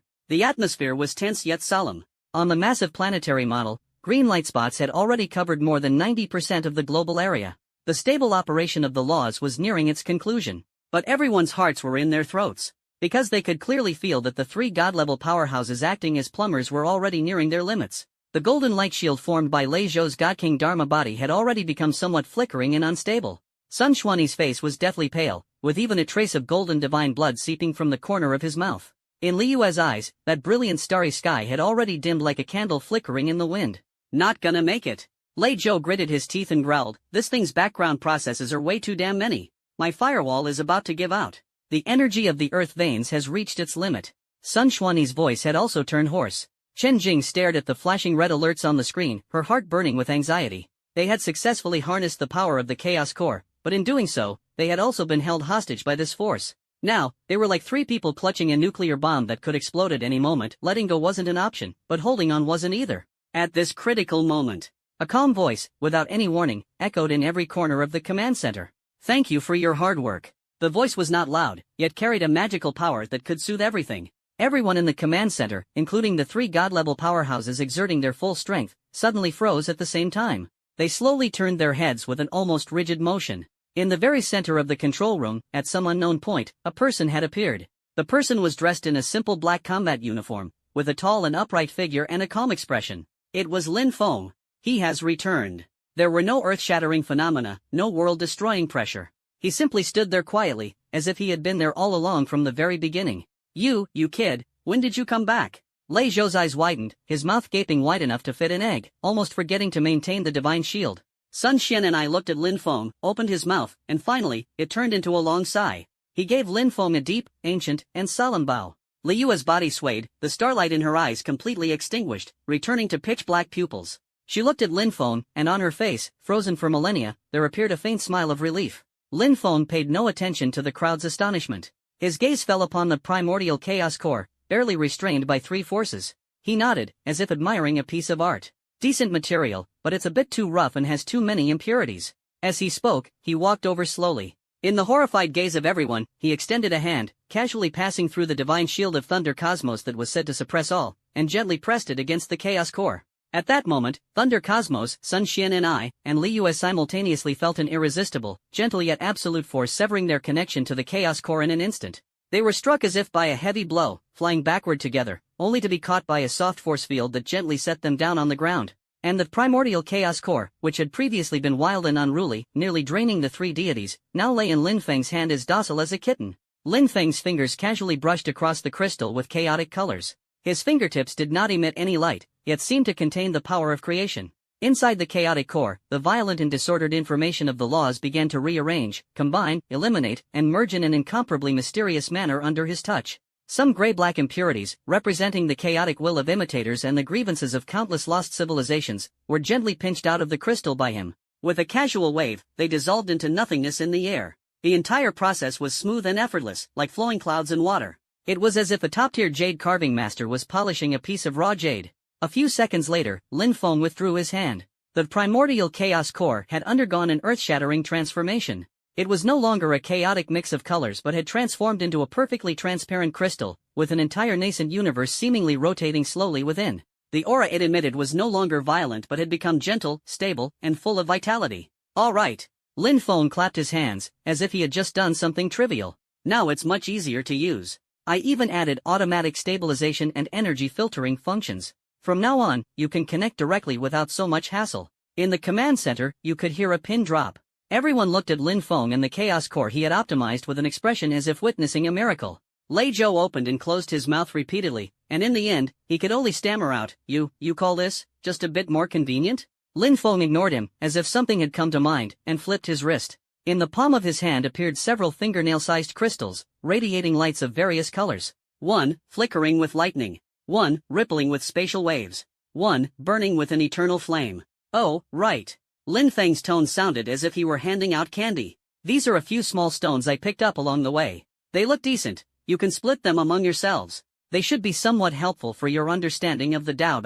After speaking, he flicked his fingers. Those few small stones transformed into streaks of light, flying precisely to Lei Zhou, Li Yue, Sun Xian and I, and Chen Jing, where they hovered quietly in front of them. Lei Zhou stared blankly at the crystal flickering with lightning in front of him. He could sense that within it was the purest, even surpassing his God King level, primordial thunder law. Sun Xian and I looked at the crystal burning with flames in front of him. The aura of the flames unexpectedly reminded him of the fire of creation recorded in ancient texts from the time of the world's genesis. In front of Li Yue and Chen Jing, however, were the crystallizations of the laws of space and information.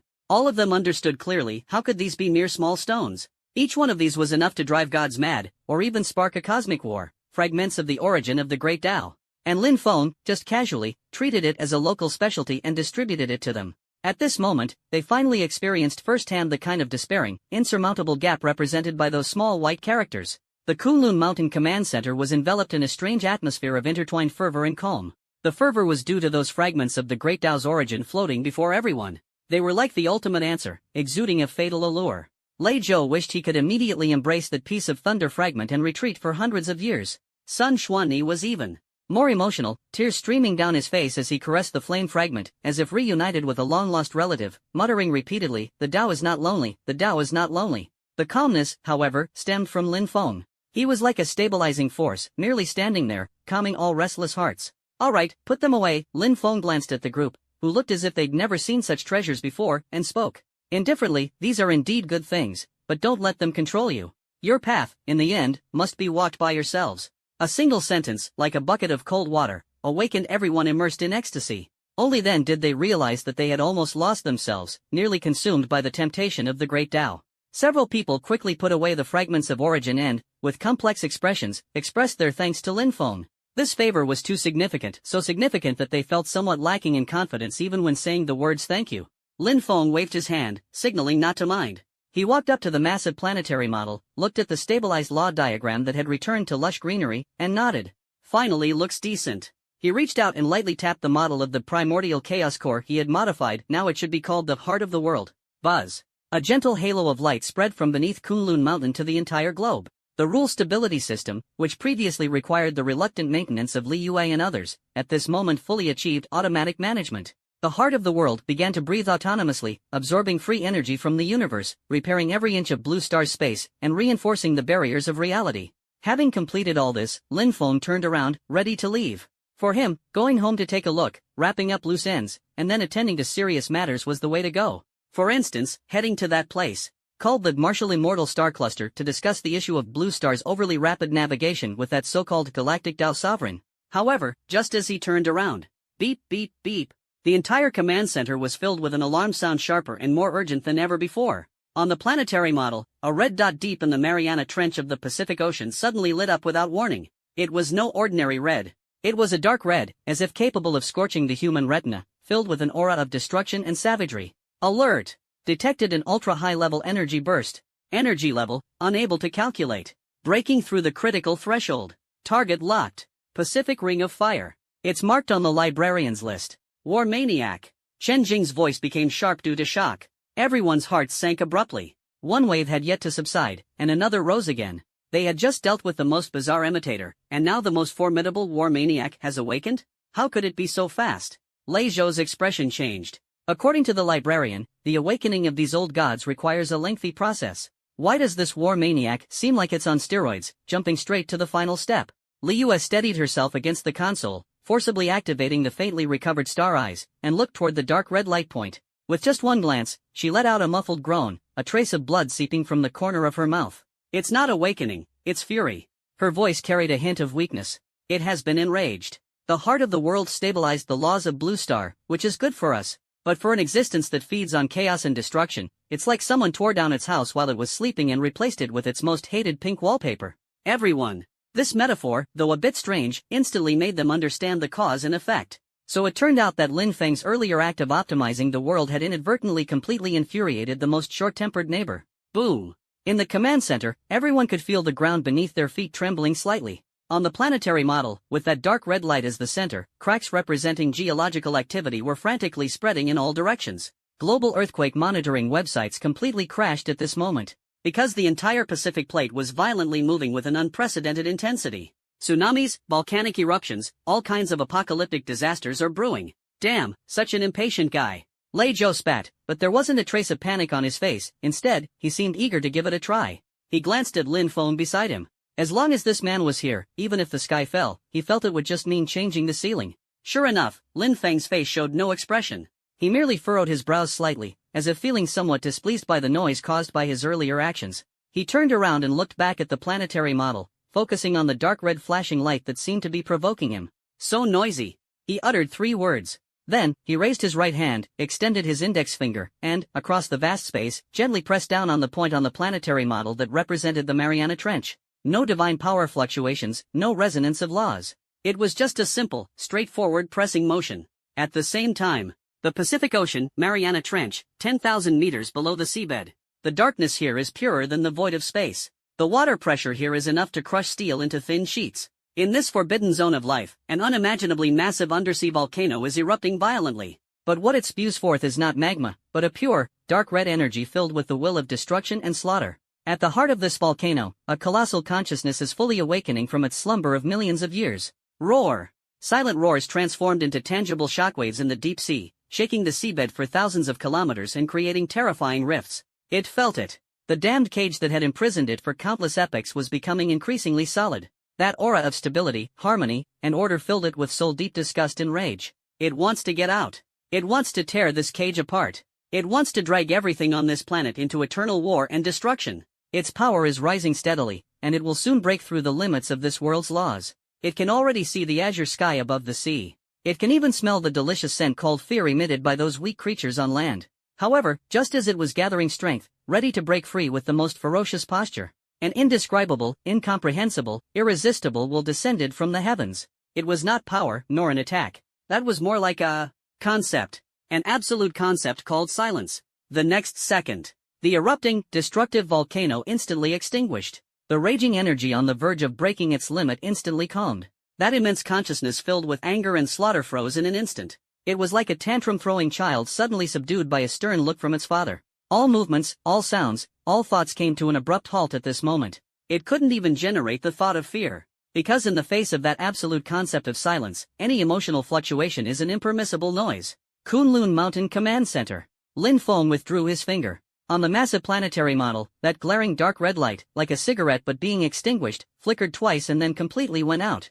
All alarms indicating geological anomalies disappeared simultaneously. The entire Pacific Plate, after a strange tremor, returned to an unprecedented state of stability. It was as if the world-ending crisis just now had been nothing more than an illusion. The command center fell into a deathly silence once again. Everyone stood with their mouths agape, staring blankly at Lin Feng, their minds having completely given up on thinking. If solving the imitator earlier had shown them Lin Feng's dimension, then this time, it made them experience Lin Feng's dominance. No need for plans, no need for fights. You're bothering me. So, shut up. It's just that simple. After a long while, Lei Zhou finally found his voice. He walked over to Lin Feng's side and looked him up and down with an expression as if he were staring at a monster. That's it? It's over? Yes. Lin Feng nodded. Let it sleep for a while for now. When I have time, I'll go over and have a proper chat with it. The corner of Lei Zhou's eye twitched slightly. He had no doubt that Lin Feng's so-called good talk would absolutely be an unforgettable nightmare for that war maniac. Lin Feng no longer paid attention to this group of already numb individuals. He walked up to someone. It was a valiant woman dressed in a fiery red combat uniform. Sun Mengyao. From the moment Lin Feng appeared until now, she had not spoken, merely standing quietly in the corner, watching him. Her gaze was complex, filled with joy, pride, and a hint of faint detachment. Lin Feng's strength had already surpassed the scope she could catch up to, even exceeding the realm she could comprehend. This sense of distance made her feel a trace of unease. Lin Feng looked at her, and for the first time since his return, a genuine, gentle smile appeared on his face. What are you daydreaming about? He reached out his hand and naturally ruffled Sun Menyao's hair. The next place might be a bit far. Do you want to go watch some fireworks together? Sun Menyao's heart skipped a beat in that instant. Fireworks? She looked at Lin Feng, gazing into his calm and profound eyes. In them, there was no longer the indifference he had when facing the war maniac, nor the focus he had when transforming the heart of the world. What remained was a pure, gentle warmth. This warmth quietly melted the faint sense of estrangement she felt due to the seemingly insurmountable gap in strength between them. She knew that the fireworks Lin Feng mentioned could never be ordinary fireworks. But she still nodded firmly, her voice carrying a trace of excitement she hadn't even noticed herself. All right. A single word, yet it speaks louder than 1,000. Ahem. Nearby, an untimely cough broke the moment of warmth. Lei Zhou rubbed his chest, which was still a bit numb from the shock, and came over with a wide grin. His face bore that mischievous smile that only those in the know would understand. Hey, kid, just got back and already showing off your romance? Fireworks? Where are you going to see them? Take me along, will you? I love a good spectacle. Lin Feng glanced at him but said nothing. Sun Xuanyi stroked his long beard, a gratified smile appearing on his face. He slightly bowed to Lin Feng, his tone respectful yet warm, since the martial god has such refined interests, we shall not disturb you. As for the follow-up matters regarding the base, this old man and Dr. Qin Jing will handle them properly. This last guardian of the Guxia divine dynasty had completely adjusted his stance. In the face of an incomprehensible existence like Lin Feng, any attempt to rely on seniority would be foolish. Respect was the only, and the most correct, way to interact. Chen Jing also snapped out of her shock. She adjusted her glasses on the bridge of her nose, her eyes behind the lenses gleaming with a peculiar light. Unlike Lei Zhou, she did not make any teasing remarks but instead asked curiously in a tone almost akin to academic inquiry, Mr. Lin, when you said a bit far, were you referring to beyond the Earth-Moon system? For this scientific fanatic, nothing excites her more than exploring the unknown. More or less. Lin Feng's response remained concise. He no longer paid attention to the crowd and instead extended his hand towards Sun Mengyao. Without the slightest hesitation, Sun Mengyao placed her hand into his broad, warm palm. The next second, before anyone, including Lei Zhou, the God King, could react at all, Lin Feng and Sun Mengyao's figures vanished into thin air. No spatial fluctuations, no energy ripples, not even the slightest breeze was stirred. It was as if the two of them were merely illusions in reality, gently erased by an eraser. The command center fell into dead silence once again. Lei Zhou's hand, which was about to rest on Lin Feng's shoulder, awkwardly froze in midair. He stared blankly at the empty spot for a good 10 seconds before slapping his thigh and letting out a wail. Damn it. That kid has no sense of honor. Just up and left like that. Didn't even open a portal. How am I supposed to follow and watch the fun now? Sun Xian and I looked at his fidgeting demeanor and shook his head with a helpless smile. And Chen Jing quickly rushed to a recently repaired terminal, her hands turning into a blur over the keyboard. Quick! Mobilize all deep space telescopes and law detectors. Track the spatial vector of Lord Wushan. No, that's not right. He didn't generate any spatial vector. Switch to causality tracking. Analyze the existence peeling data of that spatial region just now. Her eyes sparkled with an almost maddening thirst for knowledge. To her, every move and every action of Lin Feng was a groundbreaking, invaluable, and living set of experimental data that overturned the existing framework of physics. Cold, lifeless, dark. These are the eternal themes of the cosmic void. Sun Mengyao felt that she had merely blinked, and the scene before her shifted from the technology-filled command center to the boundless sea of stars. Beneath her feet was not solid ground, but a platform composed of an invisible force field. Looking back, a beautiful planet emitting a bluish glow was quietly suspended in the distance. That was Blue Star, their home.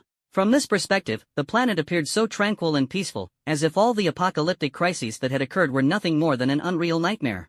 This place is. Sun Mengyao's voice carried a hint of awe. She could feel that they were already far from Blue Star's atmosphere, perhaps even at the edge of the solar system. Kuiper Belt. Lin Feng's voice sounded in her ear. The view here is great, the best spot to watch the fireworks. Sun Mengyao followed his gaze and looked toward the other side of the starry sky. At first, it was just a deep, dark void. But soon, her pupils suddenly contracted. At the end of that darkness, an enormous and indescribable band of dazzling light was slowly, yet resolutely, drifting toward their solar system. It was neither a nebula nor a meteor shower. It was an interstellar fleet composed of tens of thousands of massive ships, glowing with energy. The size of each battleship is comparable to that of the moon. They are arranged in a mysterious formation, with the energy cannons at their bows glowing with a heart-stopping light, powerful enough to easily destroy a planet. This is the so-called Wuxian star cluster. This is the neighbor disturbed by Blue Star's overspeed travel. Sun Mengyao's heart instantly leapt to her throat. Although she had awakened the memories of Princess Yaoguang and her strength had skyrocketed,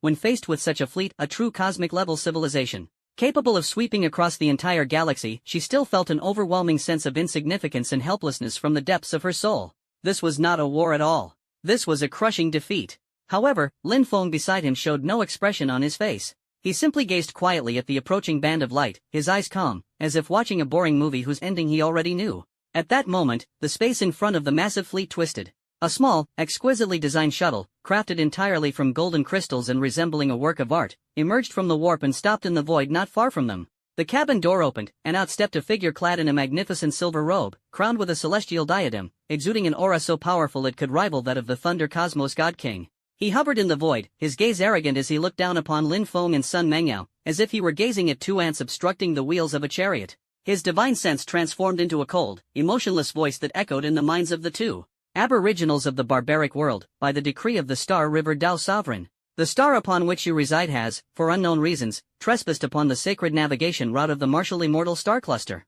offending the divine authority. You are hereby ordered to immediately halt your star, prostrate yourselves here, and offer the world origin of this realm as atonement. Perhaps, you may be spared from death. The word death had not yet fully fallen. Lin Feng finally made a move. He didn't even look at the so-called messenger, just turned his head slightly to look at Sun Mengyao beside him and asked softly, "Do you think he's a bit noisy, right?" Sun Mengyao was stunned. She looked at Lin Feng, at his calm profile, and for a moment, she didn't know how to respond. Argue? The other party represented a universe-level civilization spanning star clusters, a God King-level powerhouse whose aura was no weaker than that of Senior Lei Zhou. What he brought was a catastrophe capable of wiping the entire solar system off the map. In Sun Mengyao's perception, the oppressive aura emanating from that envoy was like a vast ocean made tangible, enough to instantly shatter the spirit of any being below the divine level, reducing them to a state of idiocy. Yet in Lin Feng's words, all of this was merely summed up with the word noisy. This extreme understatement carried an impact far greater than any arrogant declaration.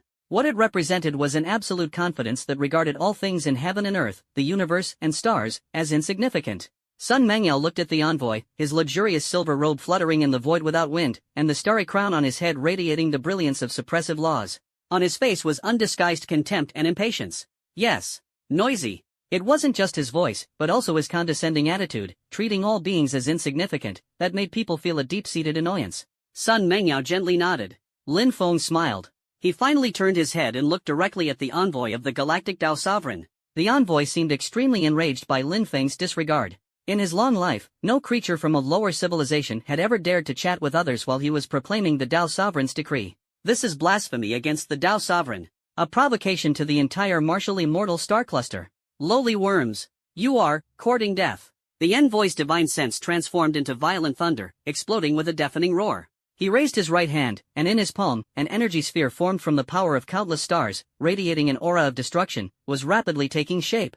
Since you do not understand reverence, I shall first crush you into cosmic dust before dealing with that runaway star. He's about to make a move. He wants these two ignorant ants to feel the deepest despair in the face of absolute power. However, just as he was about to throw the miniature supernova in his hand, Lin Feng spoke. He uttered just one word. A single syllable, simple yet seemingly imbued with the most fundamental and supreme law of the universe, one that brooks no defiance. Kneel. The voice was not loud, not even transmitted through divine thought, but merely the vibration of ordinary vocal cords. In this cosmic void without an air-transmitting medium, no sound should be heard. Yet this word, incomparably clear, echoed through the space, resonating in the deepest part of the messenger's soul. Time seemed to be paused at this moment. The fury on the messenger's face froze. The miniature supernova in his hand, about to erupt, suddenly had its energy thrown into chaos, and then, like a deflated balloon, it swiftly and silently extinguished. His body began to tremble uncontrollably and violently. It was not out of fear, nor due to the backlash of energy, but rather from a command originating from the essence of life, the foundation of the soul, the deepest layer of the concept that constituted his very existence. The word kneel is neither a request nor a command. It is a kind of truth. Just like 1 + 1 = 2, just like matter tends toward entropy increase, just like the speed of light cannot be surpassed. When this truth is proclaimed, any behavior contrary to it becomes wrong and needs to be corrected. The envoy's knees began to slowly, uncontrollably bend. His eyes, widened in shock and disbelief, were filled with bloodshot veins. The God King level energy within him surged like boiling magma, frantically trying to resist this incomprehensible force. His divine essence wailed, and his laws crumbled. He wanted to roar, wanted to question, but found that his vocal cords could not produce even the faintest vibration. His pride, his dignity, his identity as the envoy of the Star River Tao Sovereign, were crushed to dust in this moment. No, no, impossible. His divine sense, in his own mind, let out its final and most powerless wail. Then, under Sun Mengyao's gaze, which was overwhelmed with shock, that once arrogant Star River envoy, whose aura rivaled that of a god king, suddenly bent his knees and, in the cold void of the universe, knelt down in an impeccably standard manner before Lin Feng, before this primitive native in his eyes. His head hung deeply, as if an invisible mountain was pressing down on his spine, making it impossible for him to lift it even a fraction. The entire process was eerily silent. The massive fleet in the distance seemed to have noticed the anomaly on this side. Tens of thousands of colossal warships, each comparable in size to the moon, had the energy indicator lights on their bows begin to flash frantically. It was a sign that the weapon systems were charging. A chilling and oppressive aura locked down the entire space. Sun Mengyao's heart tightened once again. She looked at the envoy kneeling in the void, then at the invincible fleet already in combat mode. Finally, her gaze fell on Lin Feng. Lin Feng's expression remained unchanged from beginning to end. It was as if making a god king kneel was nothing more than brushing off a speck of dust from his shoulder. He looked at the distant band of light that was beginning to grow noisy, his brow furrowing almost imperceptibly. Then, he turned his head and gave a gentle smile to Sun Mengyao, who was completely stunned and overwhelmed by the scene before her. Don't be afraid. Fireworks, they're about to start. Fireworks. When Lin Feng uttered these two words, the distant Wuxian star cluster fleet finally reacted.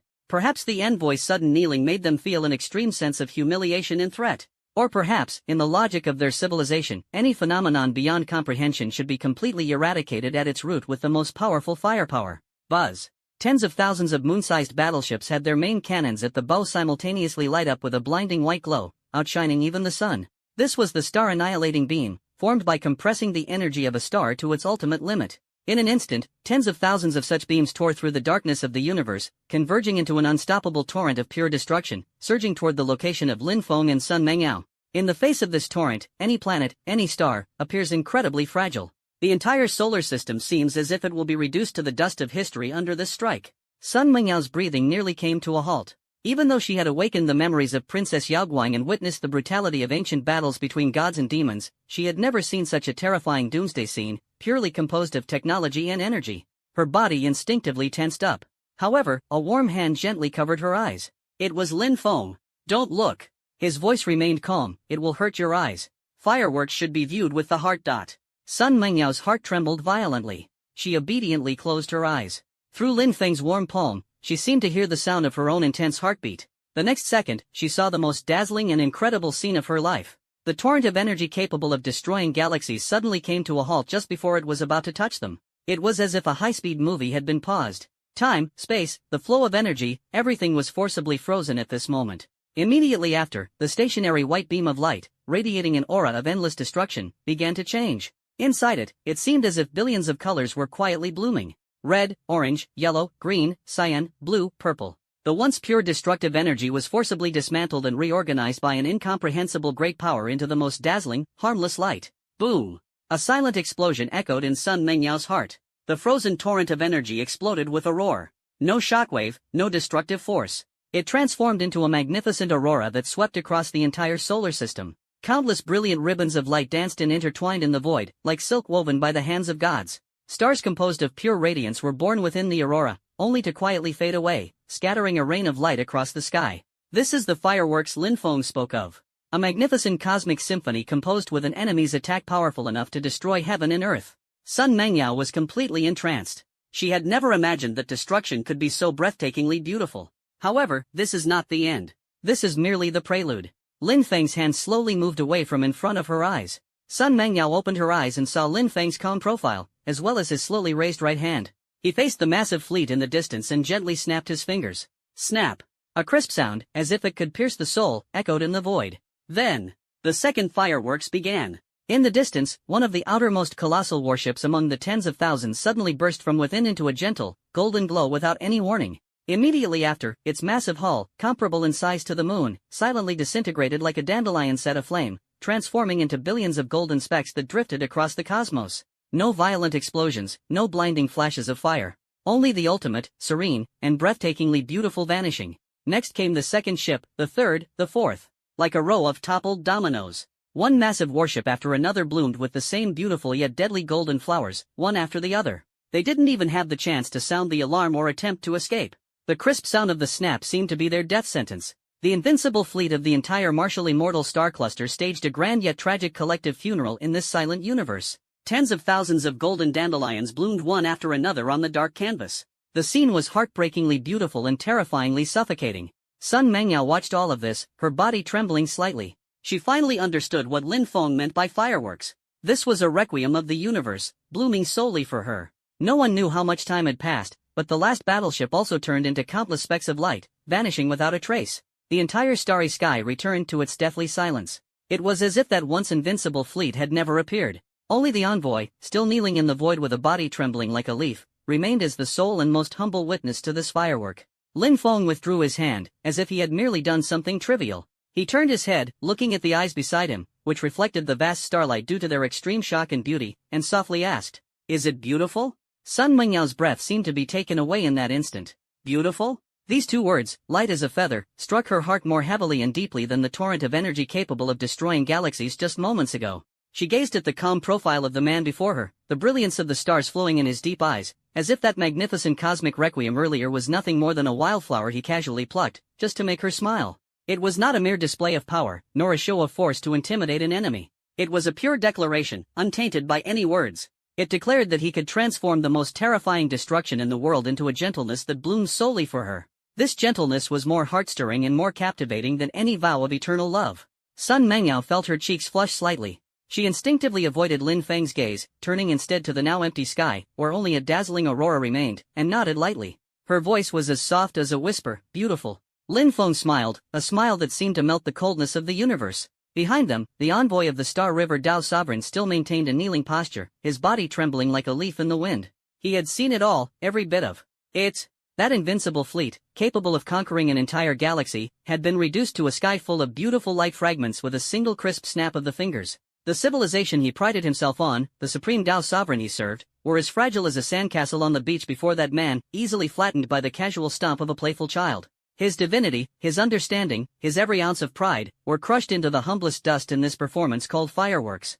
Fear? No, at this level, fear had already become a luxurious emotion. What remained for him now was nothing but a blank, pure, and bewildered sense of confusion toward the unknown existence. Lin Feng's gaze finally fell on him. That gaze was very calm, without any killing intent or disdain, as if he were looking at a roadside stone. "Go back and tell your master," Lin Feng's voice directly echoed in his soul. "I think Blue Star's cruising speed is just right. If he finds it an eyesore, he can take a detour himself." The envoy stiffly raised his head, his handsome face now filled with numbness. "Detour? Let the great Star River Dao Sovereign detour for a desolate planet, detour? This is no longer an insult, it is a kind of notification that comes from a higher level of life, so natural that it defies imagination." Additionally, Lin Feng's lips curved into a faint smile. "Deliver this gift to him as well." As he spoke, Lin Feng flicked his finger. A barely perceptible wisp of golden light dust, the remnants of the fireworks formed when the fleet was annihilated moments ago, drifted lightly into the envoy's brow.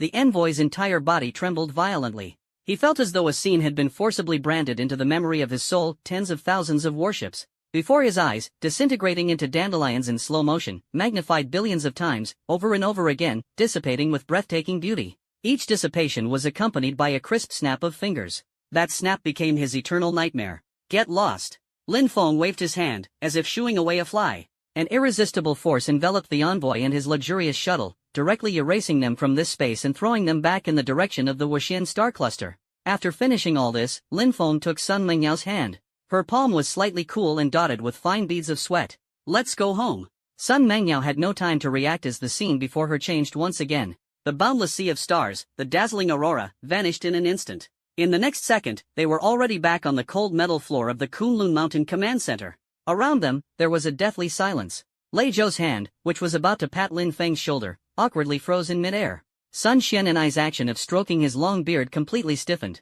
Meanwhile, Qin Jing was leading a group of top scientists, gathered around a massive light screen. On the screen was a flurry of static representing signal lost and unable to parse. Tracking failed.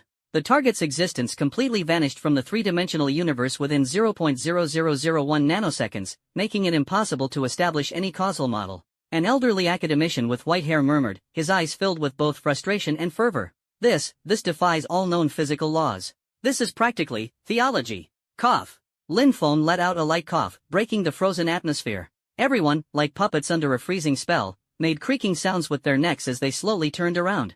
When they saw Lin Feng and Sun Mengyao standing unharmed in the center of the hall, everyone's eyes nearly popped out of their sockets. Shit! Lei Zhou was the first to react, his booming voice reverberating through the entire command center. You all, where did you just go? My divine sense couldn't even catch a shadow of you. Earlier, he had tried to use his God King level divine sense to track them, but the sensation was akin to attempting to catch a single drop of water that had already merged into the ocean with a fishing net, completely futile. Qin Jing quickly walked over, adjusting her glasses. Behind the lenses, her eyes shone brighter than a supernova explosion. She fixed her gaze firmly on Lin Feng and asked urgently, Mr. Lin, based on our latest observational data, an unprecedented yet incomprehensible energy tide occurred at the edge of the Kuiper belt in the solar system. Was that related to you? And that fleet from the Hercules cluster? Everyone perked up their ears. This was the question they cared about the most. What happened to that invincible fleet capable of plunging the entire Blue Star civilization into despair? Lin Feng glanced at the tense expressions of the crowd, then looked at Sun Mengyao beside him, whose cheeks still carried a faint blush, and answered in a calm tone. Oh, you mean that? Set off some fireworks, watched them, and then came back. The command center once again fell into a deathly silence where even a pin drop could be heard. Set off fireworks? Everyone looked at Lin Feng with the kind of gaze reserved for observing an alien. Lei Zhou's mouth opened and closed and opened again. He pointed outside, then pointed at Lin Feng, and finally, after holding back for a long time, managed to squeeze out a single sentence. You call that fireworks? That is an invincible fleet composed of tens of thousands of Star Destroyer ships. In your words, it's just something to liven things up?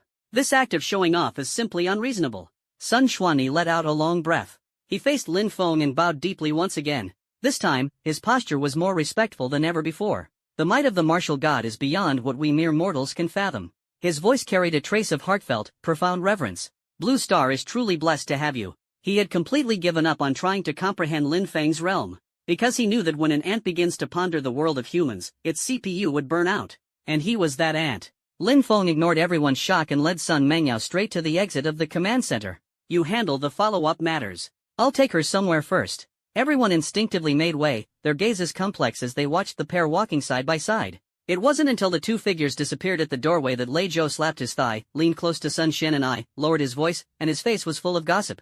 Hey, old Sun, do you think this kid has finally figured it out? Watching fireworks, taking someone to places, this behavior, it's not like him at all. Sun Xian'an glanced at him, stroked his long beard, and smiled mysteriously. The heart of a dragon is not something mere mortals like you can fathom. After speaking, he clasped his hands behind his back, took measured steps, and walked away leisurely. This left Lei Zhou alone, scratching his head and muttering, humph, acting all high and mighty. Wu Xian Star Cluster, Central Divine Region. This is not a planet, but a resplendent continent suspended at the center of the universe, woven together by countless chains of divine laws. On the continent, there is neither soil nor rock, only pure energy crystals solidified into form. Each palace is forged from the complete core of a star. This is the domain of the Star River Dao Sovereign. At the very center of this continent, atop a white jade throne towering billions of miles high, a blurry figure sits quietly. He has no distinct form, as if he is a concept coalesced from the order and laws of the entire star cluster. He is the Star River Dao Sovereign. Buzz. The space in front of the divine throne twisted for a moment. That luxurious shuttle ship tumbled out in a sorry state. The envoy scrambled out of the ship in a panic, and as soon as he landed, he prostrated himself, crawling on the ground beneath the divine throne, his body trembling like a small boat in a storm. Revered one. I have failed. His voice was filled with an indelible fear. On the divine throne, the indistinct figure remained completely motionless, but an immense and unmatched will, devoid of any emotion, slowly descended. Speak. It was just one word, yet it seemed to carry the weight of the entire universe, almost crushing the envoy's soul into oblivion. The envoy dared not conceal anything, recounting everything he had experienced at the edge of the solar system, including the brilliant fireworks and Lin Feng's message. Let him take a detour himself, all conveyed exactly as it happened through divine thought. After finishing all this, he buried his head deeply into the ground, awaiting the wrath of the Tao Sovereign, capable of incinerating stars. However, the anticipated thunderous fury did not descend. On the divine throne, a long silence ensued. That vast will was repeatedly examining the fireworks memory forcibly imprinted into the messenger's soul by Lin Feng. Once, twice, 3 times. After a long while, a voice carrying a faint, peculiar fluctuation slowly sounded. Interesting. In the voice, there was no anger, no shock, only a trace of interest, like that of a chess player seeing an unexpected yet reasonable move on the board. That is neither energy nor divine power. The voice of the Tao Sovereign seemed to be muttering to himself. It also appeared to be analyzing the laws of the entire star cluster. It is a rule entirely different from the absolute order I have constructed, yet equally standing at the pinnacle, and even more unrestrained. He is not attacking, he is merely declaring that the existence form of those battleships should change from battleships to particles of light. Then, reality complies with his declaration. The envoy prostrated himself on the ground, listening in utter confusion, but he could sense an unprecedented gravity in the Tao Sovereign's will. A primitive world that has just emerged from barbarism, yet it has produced a rule-maker. Is it a coincidence of the universe, or the design of some higher existence? The figure on the divine throne seemed to fall into deep thought. He raised his hand, and a strand of golden light, seemingly composed of countless intricate runes, flowed around his fingertips. That was his Tao, the cornerstone that sustained the perpetual operation of the entire martial immortal star cluster, absolute order. Under his rules, the movement of the stars must follow the most perfect trajectory. The propagation of life must adhere to the most optimized genetic sequence. Any chaos, randomness, or accident is considered an unacceptable error and must be corrected. But the kind of freewheeling, turning destruction into fireworks rule that Lin Feng displayed, in his eyes, was an extreme form of chaos, a massive error. An erroneous rule has appeared in an erroneous place. Then, let me be the one to correct it. The voice of the Tao Sovereign became cold and indifferent once again. He did not send out another soldier, because he knew that for an existence of that level, any material level attack was utterly meaningless. It was an invisible war between Tao and Tao, rules and rules. The golden ray of light at his fingertips slowly drifted out, piercing through endless time and space, ignoring all physical distances, and gracefully heading toward that distant, blue planet. It was not an attack. It was a gift. A civilization upgrade patch from a higher civilization to a lower civilization. It will incorporate the entire blue star into the territory of his absolute order, in the gentlest yet most irresistible way. Longxia, Military District Compound. The afternoon sunlight, warm and gentle, filtered through the dense sycamore leaves, casting dappled shadows on the cobblestone path. Lin Feng was accompanying his parents, Lin Dong and Su Wanang, for a walk in the yard. Since being brought here, the two elders had been living a peaceful life they had never experienced before. Without worrying about their son's safety and free from external disturbances, their mental state improved day by day. Especially after Lin Feng gently integrated the 2 divine essences obtained from the Demon Emperor and MOU into their bodies, their life levels quietly underwent a transformation. Although they did not gain powerful combat abilities, longevity and immunity to all diseases had become inevitable. Xiaofeng, how long can you stay this time? Su Wanang held her son's hand, her face adorned with a kind smile, though a trace of reluctance lingered in her eyes. Mom, don't worry. Lin Feng replied with a smile, I'm not leaving for now. Everything outside has been taken care of. That's good, that's good. Lin Dong patted his son's shoulder. This simple and honest father was not skilled with words, but the pride and relief in his eyes were impossible to hide. He looked at his son, then at son Mengyao, who stood quietly beside him, and a satisfied smile appeared on his face. Su Wantan was grinning from ear to ear. She held son Mengyao hand, then Lin Feng's hand, feeling that the afternoon sunlight was warm on her body and even brighter in her heart. Xiaoyao, come visit us often. Auntie will make you something delicious. Sun Mingyao's cheeks flushed slightly. She nodded gently, and her gaze inadvertently met Lin Feng's. Seeing the smile in his eyes, the last trace of distance caused by the disparity in their abilities quietly dissolved in the warmth of this ordinary alley. To her, whether it was as the Grand Princess of the Guxia divine dynasty or as a powerful figure with soaring strength, the thing that brought her the most peace might not be those earth-shattering divine powers, but this moment, holding his hand, accompanying his parents, and walking down this sunlit, ordinary path. Lin Feng savored this moment of tranquility. To him, slaying gods and demons, annihilating interstellar fleets with a flick of his finger, all paled in comparison to the health and smiles of his parents before him. Everything he had done, his ultimate destination, was to protect this slice of human warmth. However, amidst this atmosphere of serene eternity that seemed as though it could last forever, Lin Feng's brow faintly furrowed, almost imperceptibly. A barely detectable, discordant note quietly slipped into the symphony named reality. At first, it was merely a leaf drifting down from a phoenix tree. It did not sway with the wind, nor did it spin in the air, but instead followed an almost perfect trajectory, conforming to some optimal solution, landing precisely in a crack between stones by the roadside. Not a millimeter off, as if calculated billions of times. Next came the wind. The gentle breeze in the yard, once soothing, had lost its usual softness and transformed into a monotonous hum with a fixed frequency, reminiscent of the sound of a machine dissipating heat. Su Wantong's smile froze slightly.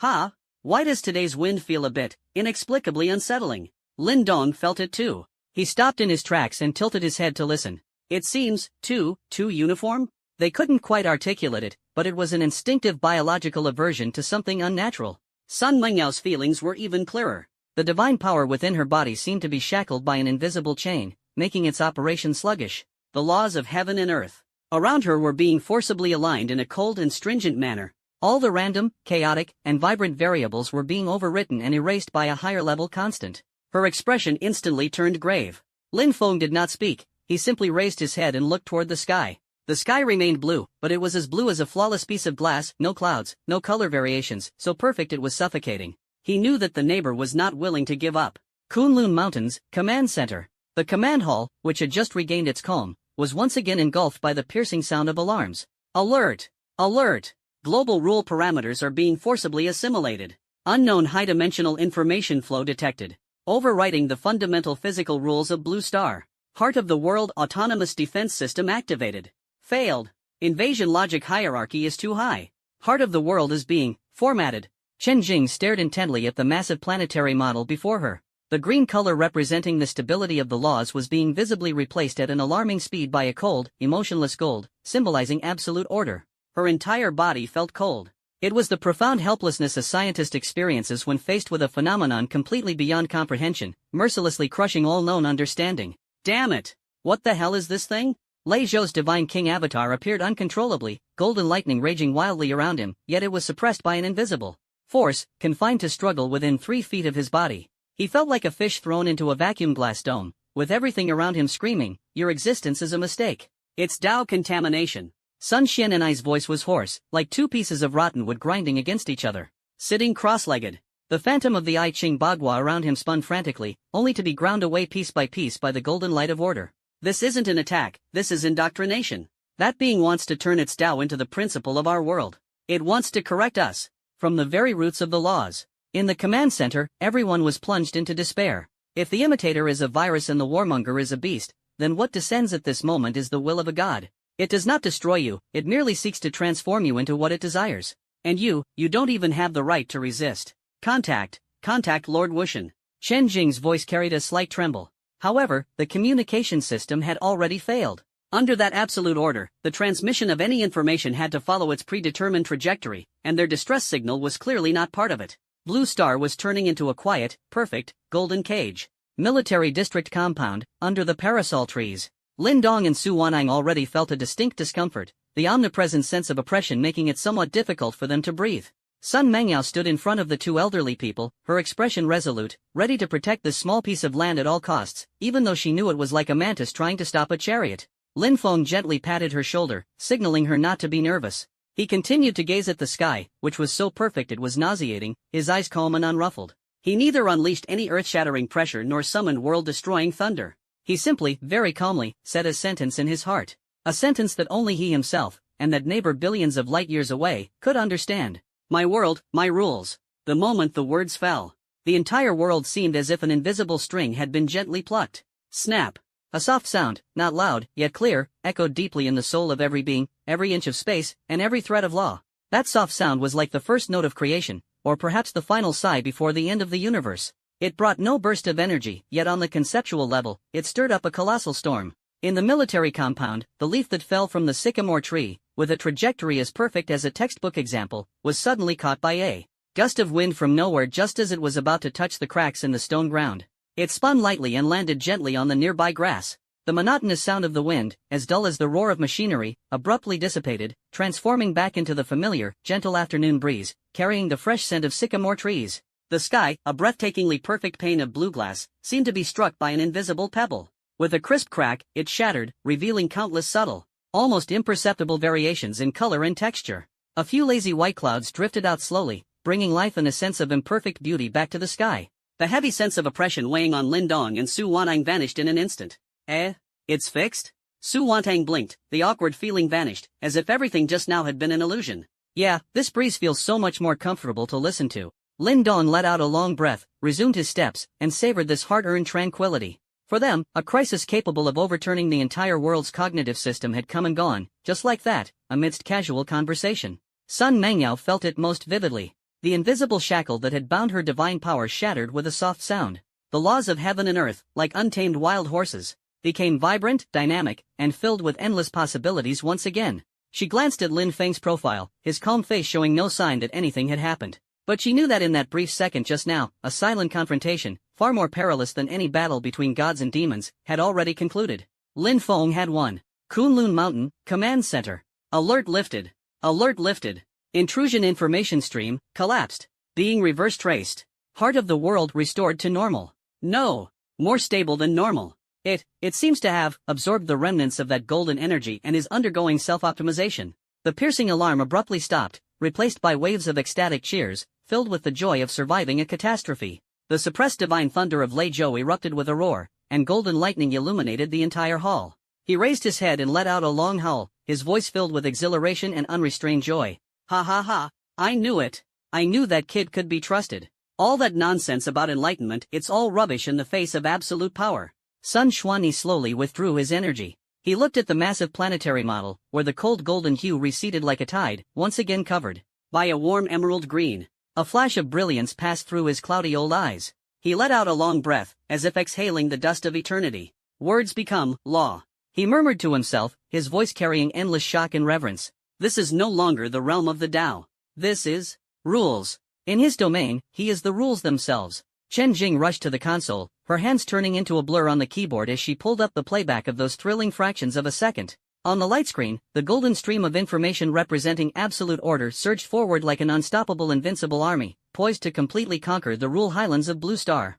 However, in one particular frame, something appeared, something that could not be captured by any data and could only be defined as a singularity. Immediately afterward, that golden invincible army seemed to crash into an invisible wall constructed from the very essence of concepts. No collisions, no explosions. They just stopped. Then, starting from the front row, those runes representing absolute order and unparalleled precision began to disintegrate, conflict with themselves, and annihilate in a manner that defied their own logic. It was like the most perfectly written program suddenly encountering an instruction it couldn't comprehend, causing the entire system to break down, with its logical chain snapping inch by inch from the foundation, ultimately leading to an irreparable blue screen and crash. He didn't attack. The white-haired academician watched the playback, his voice trembling. He just defined an incompatible directive. Then, that so-called advanced civilization ended up destroying itself. This realization is even more terrifying than witnessing Lin Feng annihilate a fleet with a flick of his finger. It indicates that the operating systems of both sides are fundamentally on different levels.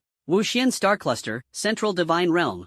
On the white jade divine throne, the blurry figure formed by order and laws experienced intense fluctuations for the first time. Poof! A soft sound echoed, not the muffled noise of flesh and blood, but the sound of some concept shattering. A strand of golden light, symbolizing the origin of absolute order, uncontrollably escaped from his indistinct form and then dissolved into nothingness in the air. The strand of law he had sent out to Blue Star for correction, after being negated by Lin Feng's rules, had its collapsing logic instantly rebound along the unbreakable causal link. Correction failed.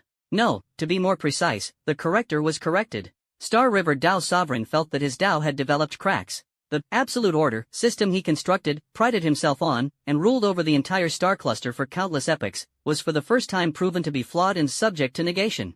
For a deity whose existence is founded upon his own Tao, this was a blow more severe than the destruction of his physical body. An unprecedented, icy chill surged from the depths of his essence. That wasn't anger, but fear. He finally understood what kind of existence he had provoked. It wasn't a powerful individual, but rather, a self-contained system, a worldview with ultimate interpretive authority. He tried to use his own worldview to overshadow the other's worldview. In the end, his worldview collapsed. Transmit my divine decree. A weak yet undeniably authoritative will instantly spread throughout the entire central divine realm, reaching every corner of the martial immortal star cluster. All fleets, all deities, all subjects. Immediately, unconditionally, alter the current course. Designate the wild star region numbered SX7734, known as the solar system, as. The will of the Tao sovereign paused for a moment, seemingly searching for the most appropriate word.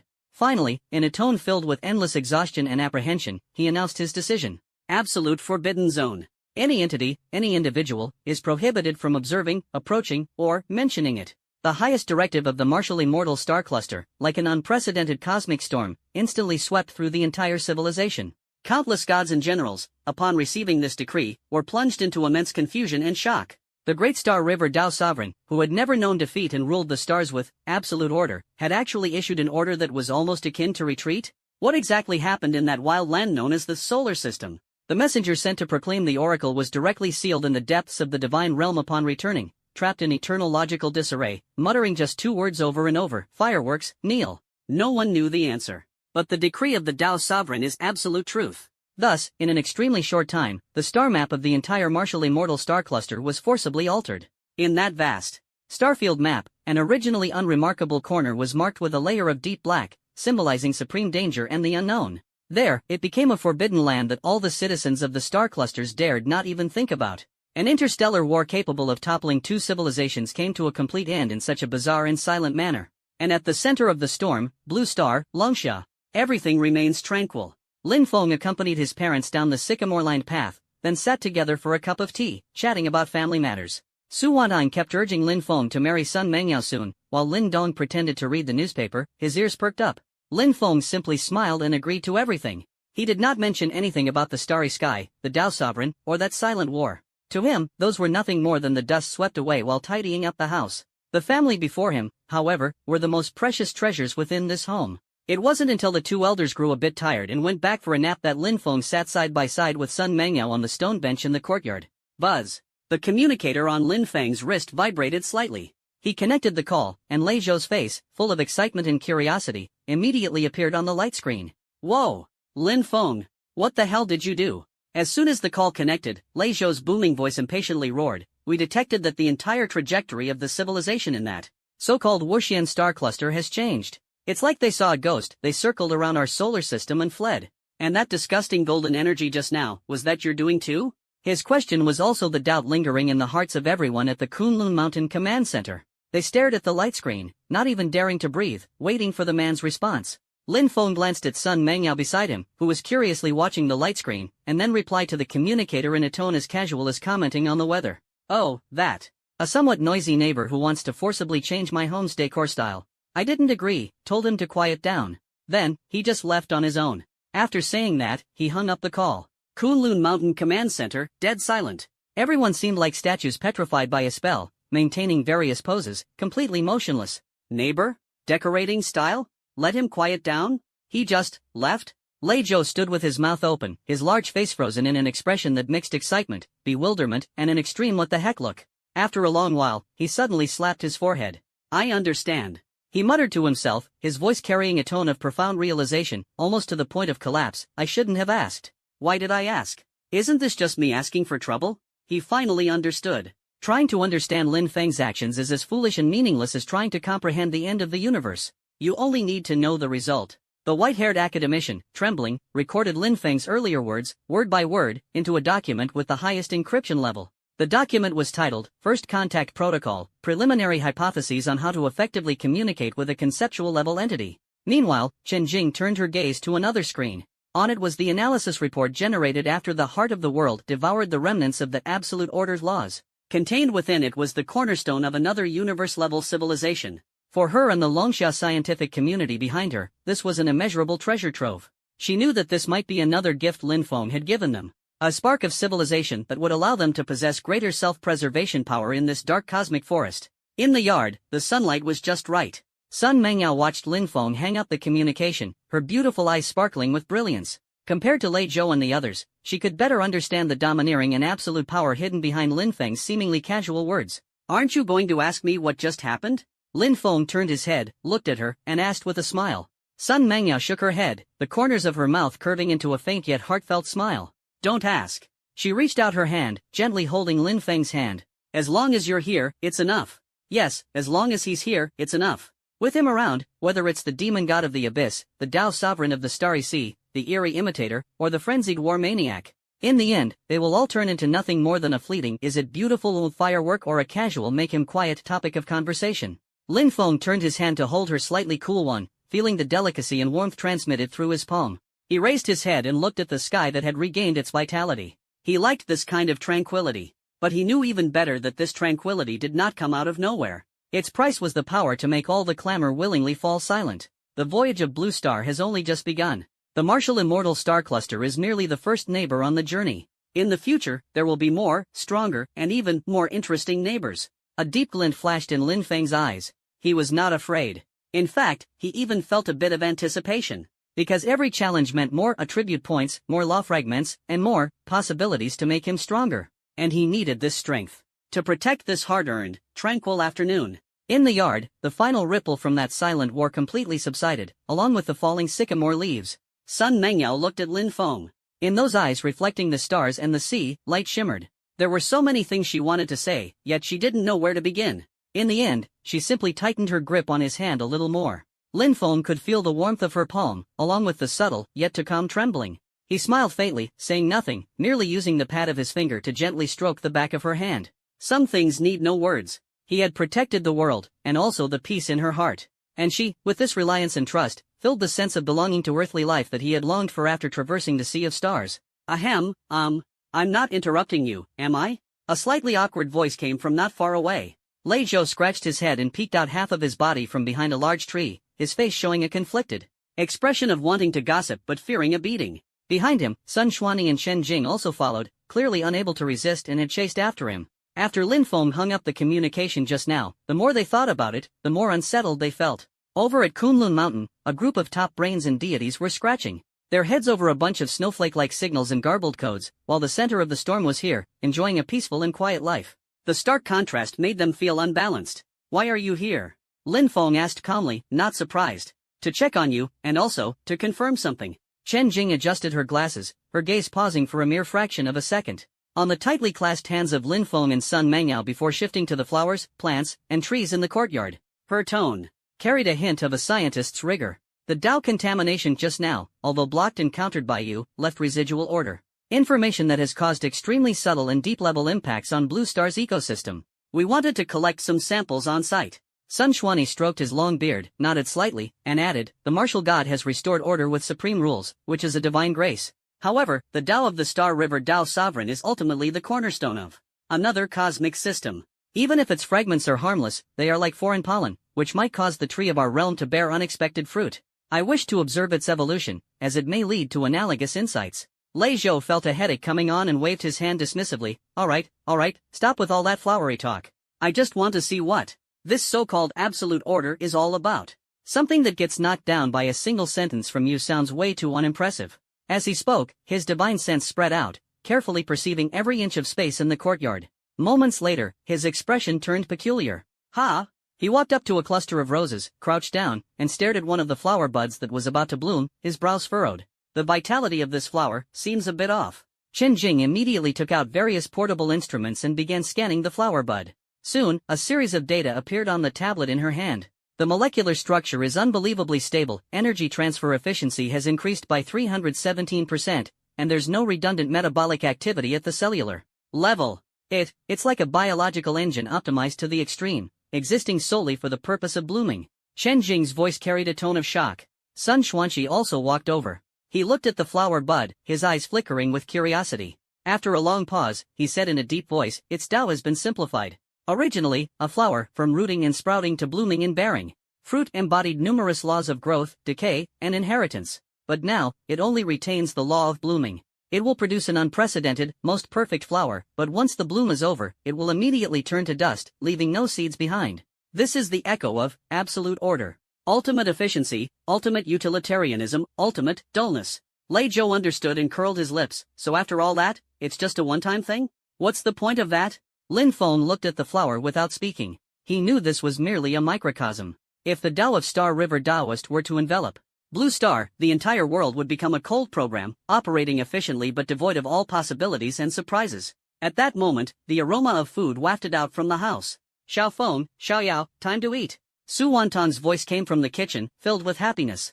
Soon after, Lin Dong came out carrying a plate of freshly cooked braised pork. When he saw Lei Zhou and the others in the yard, he paused for a moment before enthusiastically greeting them. Ah, distinguished guests are here. Come, sit down and have some food. Lei Zhou's eyes lit up instantly. He sniffed hard, almost drooling. Wow, this smell is authentic. Uncle, your cooking skills are amazing. He wasn't being polite. Ever since he started following Lin Feng, he had been freeloading meals at the military district compound more than just once or twice. Lin Dong and Su Wantan were both straightforward people, and with the divine nourishment provided by Lin Feng, the two elders were full of energy, cooking delicious meals every day with skills comparable to top national banquet chefs.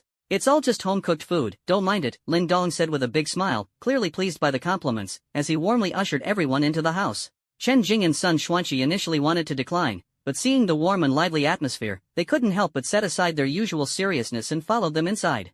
At the dining table, the atmosphere was lively. Lei Zhou feasted heartily, boasting indistinctly about how he had once dominated the divine realm. However, Sun Xian and Anai shut him up with a single remark. From the looks of the Thunder God King, the red Luan star is stirring, there might be a good match for you soon. This left him speechless for a long moment, causing everyone to burst into laughter. Su Wanan kept serving Sun Mengyao food, watching her sit beside Lin Feng. The more she looked at them, the more satisfied she felt. Lin Dong took a sip of his liquor, his cheeks slightly flushed. He looked around the room filled with people, his son, his future daughter-in-law, and his son's friends, each of whom seemed far from ordinary. Yet, he felt a deep sense of contentment. Xiao Feng, he said, setting down his glass and looking at Lin Feng earnestly. Dad knows you're capable and have a lot going on outside. But remember, home will always be your root. When you're tired, just come back and rest. Lin Feng felt a warmth in his heart and nodded heavily. Yes, Dad, I understand. This meal was enjoyed in a harmonious and joyful atmosphere. After the meal, Lei Zhou and the others tactfully took their leave. They had realized that what Lin Feng needed right now was not a discussion about power or planning for the future, but simply the companionship of his family. After seeing them off, Lin Feng stayed with his parents in the living room watching TV. On the screen was a fantasy drama where the protagonist was flying with a sword, summoning heavenly thunder, and battling fiercely. Su Wanan watched with great interest, occasionally making a comment. Oh, this thunderbolt isn't even as loud as the hiccup our little Lei had after drinking too much last time. Lin Dong shook his head on the side. This sword flies way too slowly, not even as fast as Xiao Wang from our neighborhood delivering takeout on his electric bike. Lin Feng and Sun Mengyao exchanged a glance, both seeing the amusement in each other's eyes. This was the side effect of divine essence merging with ordinary human bodies. Their perspective had been elevated infinitely. To them, the earth-shattering special effects on TV probably felt no more impressive than a light drizzle. Watching his parents seriously complain, Lin Feng felt that this might be the truest happiness he had been pursuing. However, amidst this warm atmosphere, Lin Feng's gaze slightly froze. He heard a voice. It was not through his ears, nor through divine sense. That sound came directly from the resonance of the Hongmeng Dao source divinity within him.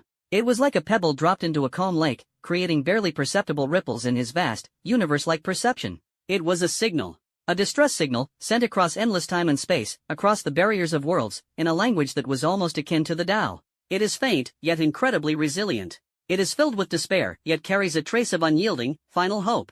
Lin Feng's consciousness instantly extended toward the source of that signal. He saw a universe heading toward its demise. The stars there are fading, the laws are disintegrating, and life is being erased bit by bit from the plane of existence by an invisible force. At the center of that universe heading toward its end, countless powerful beings are using their final strength to maintain a precarious coordinate, sending out this last lament toward the boundless sea of chaos. He had actually received this signal long ago. Back when he was still in the tomb of the gods. It was just that at the time, the crisis on Blue Star had not yet been resolved, and he had no time to attend to other matters. But now, after he had dealt with the Galactic Tao Sovereign and was enjoying this moment of tranquility, the signal came through once. Again, clear and distinct. It seemed to remind him that in this seemingly calm sea of chaos, countless struggles and wails still persisted. He could choose to ignore it. Just like a person wouldn't care about the life or death of an ant thousands of miles away. However, the infinite plunder, talent within his body experienced a slight anomaly at that moment. From that dying universe, he sensed a kind of unprecedented nourishment aura. It was an immense, origin-level, energy capable of causing him to undergo another qualitative transformation. Lin Feng's gaze grew profound. He looked at his parents in the living room, arguing over the plot of a TV drama, and its son Mengyao beside him, quietly peeling an apple for him. He knew that this tranquility required greater strength to protect, and the opportunity to grow stronger was right in front of him. As night deepened, the military district compound fell silent, with only a few crisp chirps of insects echoing among the branches and leaves of the sycamore trees. Lin Feng stood in the courtyard, looking up at the star-filled night sky. In his eyes, these stars were no longer distant points of light but tangible, real-world coordinates that could be perceived. His consciousness remained locked onto the distress signal from the dying universe. "Have you decided?" Sun Mengyao's voice came from behind. At some point, she had also walked into the courtyard, draped in a thin jacket. Lin Feng didn't turn around, merely responding softly. Sun Mengyao walked up to his side, standing shoulder to shoulder with him. Imitating his posture, she gazed at the starry sky. "How long will you be gone?" Her voice was soft, revealing little emotion. "I don't know," Lin Feng answered honestly. "It might be quick, or it might take some time." He didn't mention the dangers there, nor did he explain the purpose of this trip, but he knew she understood. Silence spread between the two, yet it wasn't awkward. The night breeze swept by, bringing a hint of chill. "This time, I won't go with you," Sun Mengyao suddenly said. Lin Feng was a bit surprised and turned to look at her. Sun Mengyao's profile appeared particularly gentle under the moonlight. Her gaze remained fixed on the starry sky as she continued, "Your world has already surpassed my imagination. Following you would only make me a burden. Besides..." She paused, turned her head, and met Lin Feng's gaze. In those beautiful eyes, an unprecedented determination sparkled. "The home also needs someone to guard it." At that moment, the bloodline of Princess Yaoguan within her perfectly fused with her own will. She was no longer the girl who needed Lin Feng's protection, nor the follower chasing after his shadow. She found her own path. That is, to safeguard this final Pure Land and the warmest human connection for him while he battles across the starry seas. Lin Feng looked at her and saw the determination of a princess in her eyes, as well as the gentleness of a wife. He smiled, reached out, and pulled her into his arms. "All right." A single word, his respect for her choice and his trust in her abilities. "I'll talk to my parents." Sun Mengyao rested her head on his chest and said softly, "Just focus on your own matters. Thank you for your hard work." Lin Feng gently stroked her long hair. "Between us, there's no need to say that." Early the next morning, Lin Feng bid farewell to his parents. He didn't mention that he was going to save a universe, only that he was heading to a faraway place to handle something very important. Su Wantan's eyes reddened as she held his hand, repeatedly reminding him to take care of himself and stay safe. Lin Dong silently patted his shoulder and simply said, "Come back soon." Although the two elders had broadened their horizons due to the divine status, their concern for their son remained undiminished. Lin Feng agreed one by one. Finally, he glanced at Sun Mengyao, who was standing to the side with slightly reddened eyes, and said to his parents, "Dad, Mom, from now on, let Mengyao accompany you in my place." As soon as Su Wanang heard this, she quickly took Sun Mengyao's hand and broke into a smile through her tears. All right, with Xiaoyao here, we can rest assured." After a simple farewell, Lin Feng did not delay any further. He did not leave immediately but first went to the Kunlun Mountain Command Center. When Lin Feng's figure appeared in the command hall, everyone stopped what they were doing. Lei Zhou rushed over immediately. "You brat, heading out again?" He looked Lin Feng up and down, a face full of anticipation. "Yeah, got something to take care of." Lin Feng nodded. "Take me with you." Lei Zhou's eyes lit up instantly. "I've been cooped up on Earth for so long I'm about to go crazy. Perfect chance to stretch my muscles." "You can't go." Lin Feng directly refused. "Why?" Lei Zhou was unconvinced. "Blue Star needs someone who can fight." Lin Feng's reasoning was simple. Lei Zhou was stunned. He wanted to argue but found himself at a loss for words. Indeed, once Lin Feng left, the strongest combat force on the surface of Blue Star would be him, the God King. Although he believed that with Lin Feng's methods, Blue Star was impregnable, what if? "All right." Lei Zhou waved his hand somewhat dejectedly. "So where are you heading this time? At least let us know the direction, right? In case you don't come back, we can at least go and collect your..." Before he could finish the word corpse, he was silenced by a sharp glare from Sun Xin and I beside him. Lin Feng ignored Lei Zhou's tactless remark. He walked over to the massive planetary model in the command center and said to Chen Jing, who was standing nearby, "Dr. Chen, I need you and your team to do me a favor." Chen Jing immediately stood up straight, her expression focused. "Mr. Lin, please go ahead. I want to upgrade Blue Star's defense system." Lin Feng said this as he extended a hand and placed it on the model of the heart of the world. The next second, everyone felt it. An immense and incalculable stream of information surged from Lin Feng's palm into the heart of the world. That is not mere energy, nor is it some kind of cultivation technique. That is, knowledge. It is the complete technological tree, from fundamental physics to the application of laws, reverse-engineered by Lin Feng after analyzing the absolute order principle of the Star River Tao Sovereign, pertaining to another universe's civilization. The manufacturing principles of the curvature engine, the structural model of the space collapse bomb, the rune matrix of the law shield, the conceptual prototype of the causality weapon. Countless pieces of knowledge surpassing the current technological level of Blue Star by tens of thousands, even hundreds of thousands of years, flooded into the supercomputer array at the Kundu mountain base like a breached dam. My God! The elderly, white-haired academician stared at the rapidly scrolling data stream on the light screen, his hands trembling. He felt as if he had been thrown into an ocean of knowledge, overwhelmed with happiness to the point of suffocation. Chen Jing's eyes sparkled even more brightly. She stared intently at the data, muttering to herself, so this is how spatial folding can be achieved. The containment of antimatter can actually be stabilized using this kind of rule matrix. It's perfect. The entire command center, all the scientists, were engulfed in a frenzied, fanatical state, as if they had found the ultimate truth worth dying for. And this was only the beginning. Lin Feng's finger lightly tapped on the model of the heart of the world. Buzz. Centered on Mount Kunlun, an invisible wave instantly spread across the globe. On the lunar orbit, the space station Tiangong, constructed by Longxia, suddenly displayed a progress bar composed of countless mysterious runes on its main control computer, which no one could understand. The moment the progress bar was completed, the entire structure of the space station began to reorganize at the atomic level. The original alloy shell was replaced by an energy shield shimmering with a faint halo. The chemical fuel thrusters were substituted with more compact curvature engines capable of directly warping space. On Mars, the solar panels atop the rover suddenly transformed into a void energy core capable of drawing energy directly from the void. In the depths of the Pacific Ocean, the Qianlong nuclear submarine, engaged in a deep diving mission, had the metal atoms of its hull forcibly infused with the concepts of durability and stealth. Across the globe, all advanced and cutting-edge technological creations belonging to Longxia began a god-level evolution in a manner beyond imagination at this very moment. This was Lin Feng's parting small gift to Blue Star before his departure. He didn't create anything new, he simply installed that knowledge directly into the existing equipment. It was like replacing a bicycle's engine and armor with those of an interstellar battleship. After finishing all this, Lin Feng withdrew his hand. The entire command hall fell silent. Lei Zhou stared in shock at the planetary model, watching as the light points representing Longxia's technological creations transformed one by one from the blue of excellent to the purple of epic, and even a few soared directly to the gold of mythical. He swallowed hard and turned to look at Sun Xuanyi, his voice dry. Old son, why do I feel like, even if I don't make a move, just relying on these iron lumps, we could dismantle that galactic envoy from last time? Sun Xuanyi did not answer. He simply gazed at Lin Feng's back and bowed deeply, profoundly. This bow was not to the god of war, but to a torchbearer who sowed the seeds of the future for civilization. Lin Feng didn't say anything more. He glanced at everyone, and finally, his gaze fell on Lei Zhou. Take care of the family. After saying that, his figure slowly faded away in place, and eventually disappeared completely. He neither tore through space nor opened a portal. He merely changed his coordinates in this universe from Blue Star to the origin of the distress signal. For him, so-called interstellar travel was as simple as modifying a single parameter.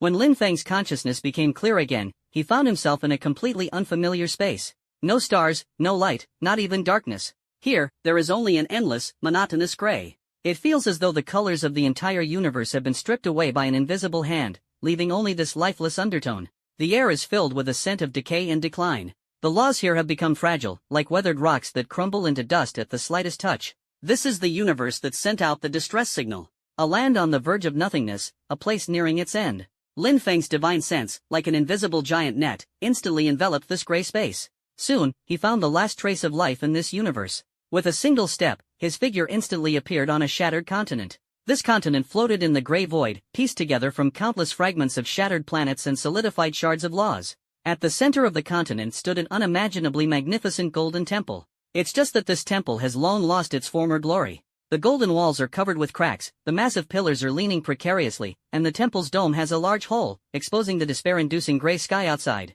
On the square in front of the temple, the last living beings of this universe have gathered. They come in various forms, some are as massive as mountains, their bodies burning with the dying flames of stars, some have fluid-like bodies composed of pure elements, and others resemble humans, clad in ancient and ornate battle armor. Yet without exception, every one of them exudes a heavy aura of decay. Their presence remains powerful, the weakest among them rivals gods, while the strongest are comparable to the Star River Tao sovereign in his prime. But their eyes were dim and lifeless, filled with enduring fatigue and deep-seated despair. They were the last guardians of this universe. And also the last, gravekeepers. When Lin Feng's figure suddenly appeared in the square without warning, everyone's gaze instantly focused on him. Vigilance, scrutiny, doubt, and a faint glimmer of almost imperceptible hope. You are the outsider who responded to the beacon of the end? An aged and dignified voice resounded. An elder, clad in a platinum robe, holding a scepter, with white hair and beard, stepped out from the crowd. His aura was the most powerful among everyone present, yet the flame of his life was also the weakest, as if it could extinguish at any moment. He is the supreme god king of this universe, the final ruler, named August. Lin Feng's gaze calmly swept over everyone present. The talent of infinite plunder allowed him to clearly sense the rapidly depleting source energy within these powerful beings. They were like balls punctured with countless holes. No matter how strong they once were, their ultimate fate was only deflation and extinction. It's me. Lin Feng nodded and answered August's question. A complex expression flashed across August's eyes. He scrutinized Lin Feng from head to toe, as if trying to find something extraordinary about this seemingly unremarkable young man with black hair. But he couldn't see through anything. Lin Feng stood there like an ordinary person, without any energy fluctuations or traces of laws. Yet it was precisely this ordinariness that was the most extraordinary. In this universe where even the laws are disintegrating, an ordinary person simply cannot exist. We can sense it. You are very strong. August's voice carried a hint of hoarseness.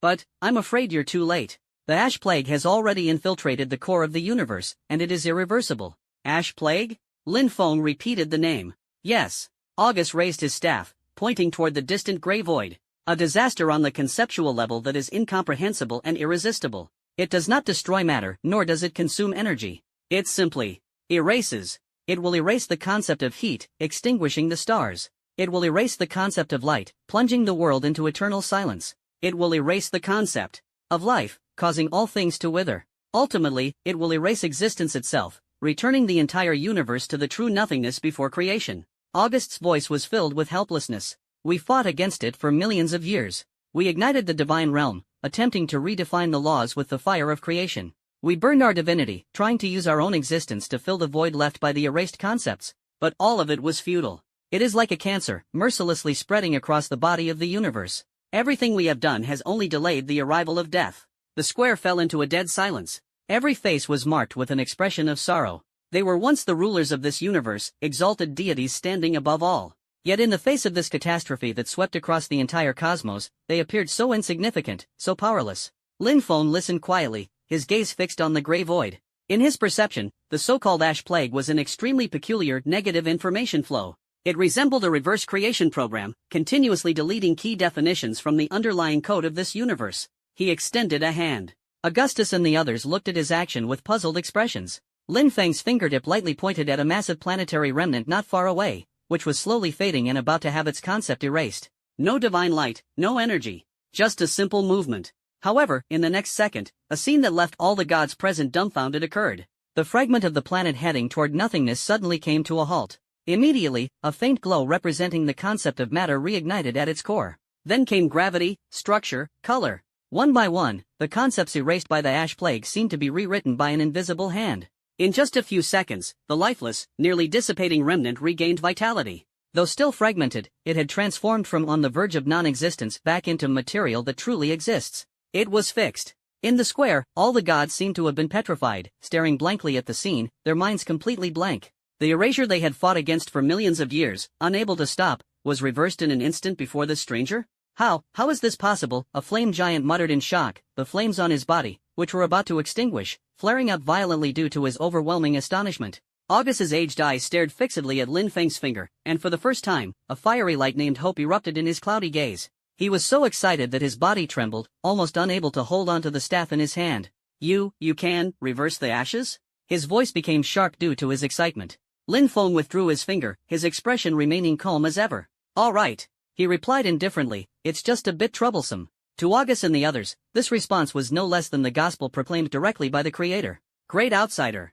August could no longer maintain the dignity of a god king. With a thud, he dropped to one knee before Lin Feng and said in a tone bordering on pleading, please save our world. Whatever you need, whatever price we must pay, we are willing. As he knelt, all the gods in the square followed suit, dropping to one knee in unison. They placed their last and only hope entirely on this mysterious foreigner. Lin Feng's gaze swept over the gods prostrating on the ground and finally landed on the god King Augustus. He neither immediately agreed, nor showed any sign of joy or greed. His deep eyes were as calm as an ancient well, making it impossible to discern his thoughts. This silence carried more weight than any words. The atmosphere in the square instantly shifted from the ecstasy of surviving a catastrophe to an indescribable tension and unease. The gods' hearts were all on edge. They had already offered up their last shred of dignity and all their hope, yet the enigmatic foreigner before them seemed unmoved. What exactly does he want? An existence capable of effortlessly reversing the ash plague likely sees worldly wealth, artifacts, and authority as no different from dust. Augustus's heart sank. He had lived for millions of years but had never felt as helpless as he did at this moment. He felt like a mortal, holding all his possessions, standing before a god who desires nothing, yet unable to discern what offering the god might require. Amid this suffocating silence, Lin Feng finally spoke. His question took everyone by surprise. Tell me everything about the Court of the End. This name, like a black lightning bolt, struck deep into the souls of all the gods present. The Court of the End? Augustus cried out in shock, and for the first time, his aged face showed an even deeper fear and hatred than when facing the ash plague. The other gods also trembled violently, their despair and grief almost palpable. This name was the greatest taboo in their universe for millions of years, a scar etched into the marrow of civilization, never to heal. Lin Feng quietly observed their reactions, his heart already understanding. It seemed he had guessed correctly. Augustus trembled as he stood up from the ground. His once hunched body now stood ramrod straight, as if summoning the last of his strength to confront the terrifying name. Great stranger, how do you know this name? His voice was hoarse, filled with disbelief. I smelled their stench at the source of the plague. Lin Feng's response was simple and direct. Augustus let out a bitter laugh, his smile filled with endless sorrow. So that's how it is.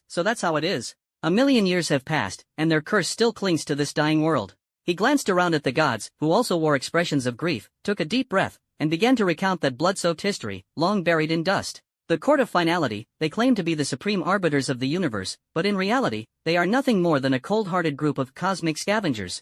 They do not conquer, nor do they enslave. When a civilization in the universe reaches a certain value threshold, when our world bears its most abundant fruits, they appear. They do not plunder like bandits but instead prune the universe like gardeners trimming dead branches, performing a formatting of the entire cosmos. August pointed to the void that was gradually regaining its color, his eyes filled with unrelenting hatred. This ash plague is their most commonly used tool, a slow, thorough, and irreversible formatting program. It gradually erases our existence, until the entire universe's hard drive is wiped clean. Then, they take away the most essential and singular Genesis source disk.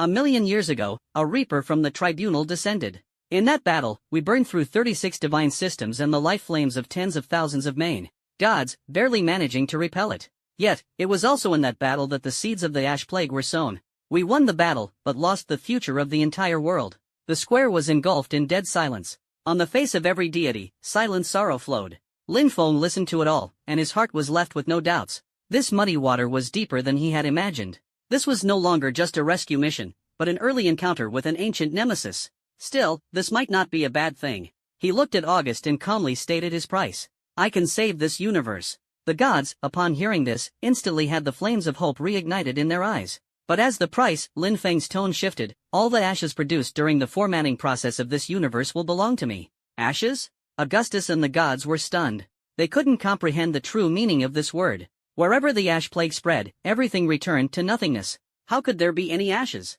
But at this moment, they had no choice, nor the right to bargain. Augustus looked into Lin Feng's unfathomable eyes, solemnly knelt on one knee once more, and this time, he made an eternal vow on behalf of all the deities. Everything belongs to you, great stranger. As long as you can rejuvenate our world, even our souls are at your disposal. All right. Lin Feng received the promise he desired. With the agreement reached, he wasted no more time. Under the tense yet expectant gazes of the gods, Lin Feng slowly raised his hand, aiming at the golden temple that had endured a million years of wear, covered in cracks, and was in a state of utter ruin. He did not chant any spells, nor did he summon any earth-shattering energy. He simply, softly, uttered a single word. Repair. The moment the word was spoken, a miracle happened. Buzz. A faint hum as if from the dawn of the world. On the walls of the ancient temple, web-like cracks seemed to be brushed by an invisible hand, beginning to heal at a speed visible to the naked eye. The massive, tilted beams slowly returned to their original positions, fitting seamlessly together. On the dome, the enormous hole was filled with countless golden specks of light that appeared out of thin air, intertwining and weaving until it was restored in an instant. The ancient murals carved upon it were even more resplendent than before. In just a few breaths, this magnificent temple, which had witnessed the rise and fall of civilizations, shed all its decay and desolation, once again radiating the glory and sanctity of its peak a million years ago. On the square, all the gods were petrified. They opened their mouths wide, their eyes bulging round, staring blankly at the miraculous scene before them, their minds completely frozen. If repairing a piece of planetary debris earlier had given them hope, then at this moment, restoring the supreme temple that carried their civilization's laws and faith was allowing them to witness creation. They finally understood the true extent of that a bit troublesome mentioned by Lin Feng, a level of trouble beyond the comprehension of mortals. The power of this outsider had already surpassed the limits of their understanding. He was not a god. He was an existence that creates gods. The restoration of the temple was like a heavy hammer, completely shattering the last trace of doubt and restraint lingering in the hearts of the gods. They gazed at the magnificent, radiant hall, then turned their eyes to the black-haired young man standing with his hands behind his back. Their expressions had shifted entirely from initial scrutiny and hope to a profound sense of reverence and awe for the supreme being, emanating from the depths of their souls. The god King Augustus was the first to recover from the shock. He performed an ancient and supremely respectful gesture of homage toward Linfeng, a posture even more reverent than when worshipping the creator god. Linfeng paid no attention to their reactions.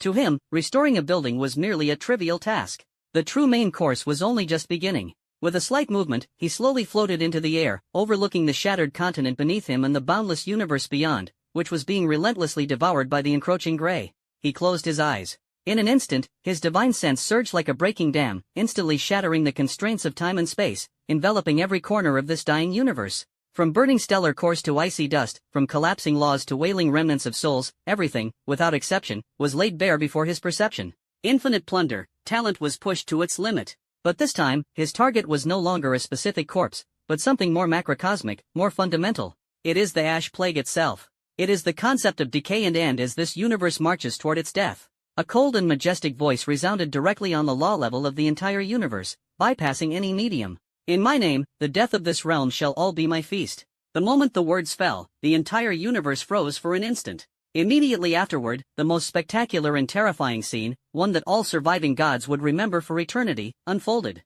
In the dead silence of the gray void that devoured all light and heat, strands and wisps of gray energy began to be forcibly stripped away. As if summoned by some irresistible supreme decree, they surged madly from every corner of the universe, from every crevice of time. At first, it was just a trickling stream, but soon it converged into roaring rivers, ultimately transforming into a gray tsunami that swept against the current across the entire universe. That ashes that devoured their million-year hope, the plague symbolizing the end and nothingness, at this moment, were surging madly in the same direction at an unprecedented speed. At the center of that direction was Linfeng, suspended in midair. My god! A titan deity, whose figure was as towering as a mountain, couldn't help but let out a dreamlike groan as he watched this scene that defied all understanding. What did they see?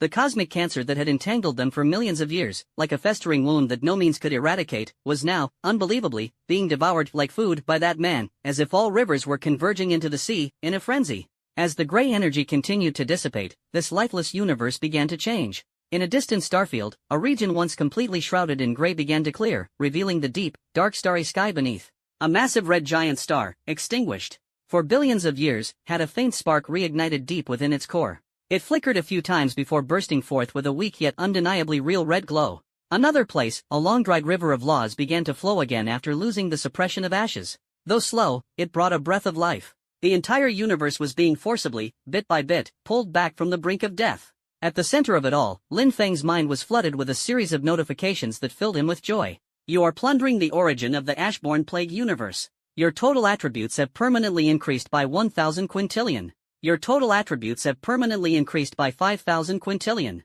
Your total attributes have permanently increased by 1 sextillion.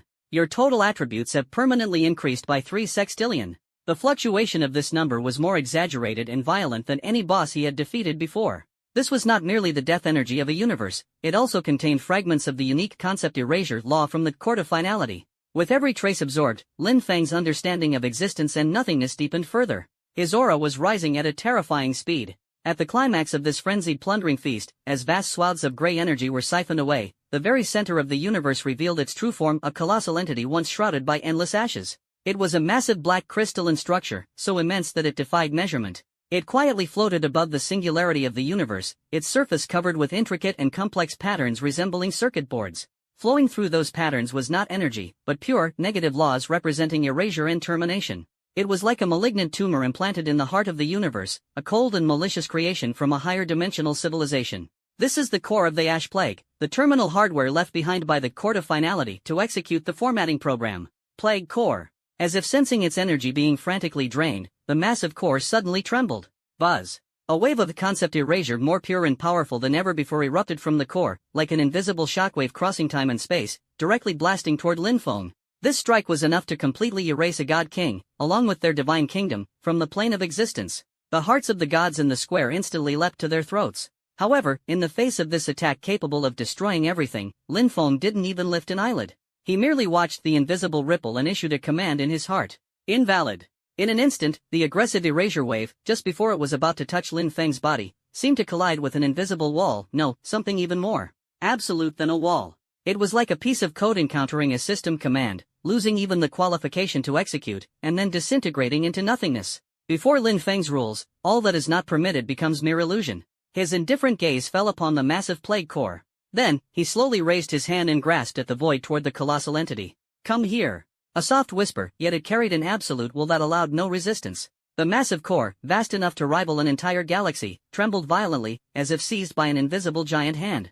It began to struggle fiercely, unleashing even stronger erasure waves in an attempt to resist. But, everything was in vain. In the utterly numb and horrified gazes of the gods, the massive black crystal began to shrink rapidly and uncontrollably in a manner that defied all physical laws. From the size of a galaxy, to the size of a planet, and then to the size of a mountain. Finally, it transformed into a streak of black light, trailing a long tail of flames, piercing through the void and heading straight toward Lin Feng's palm. Snap!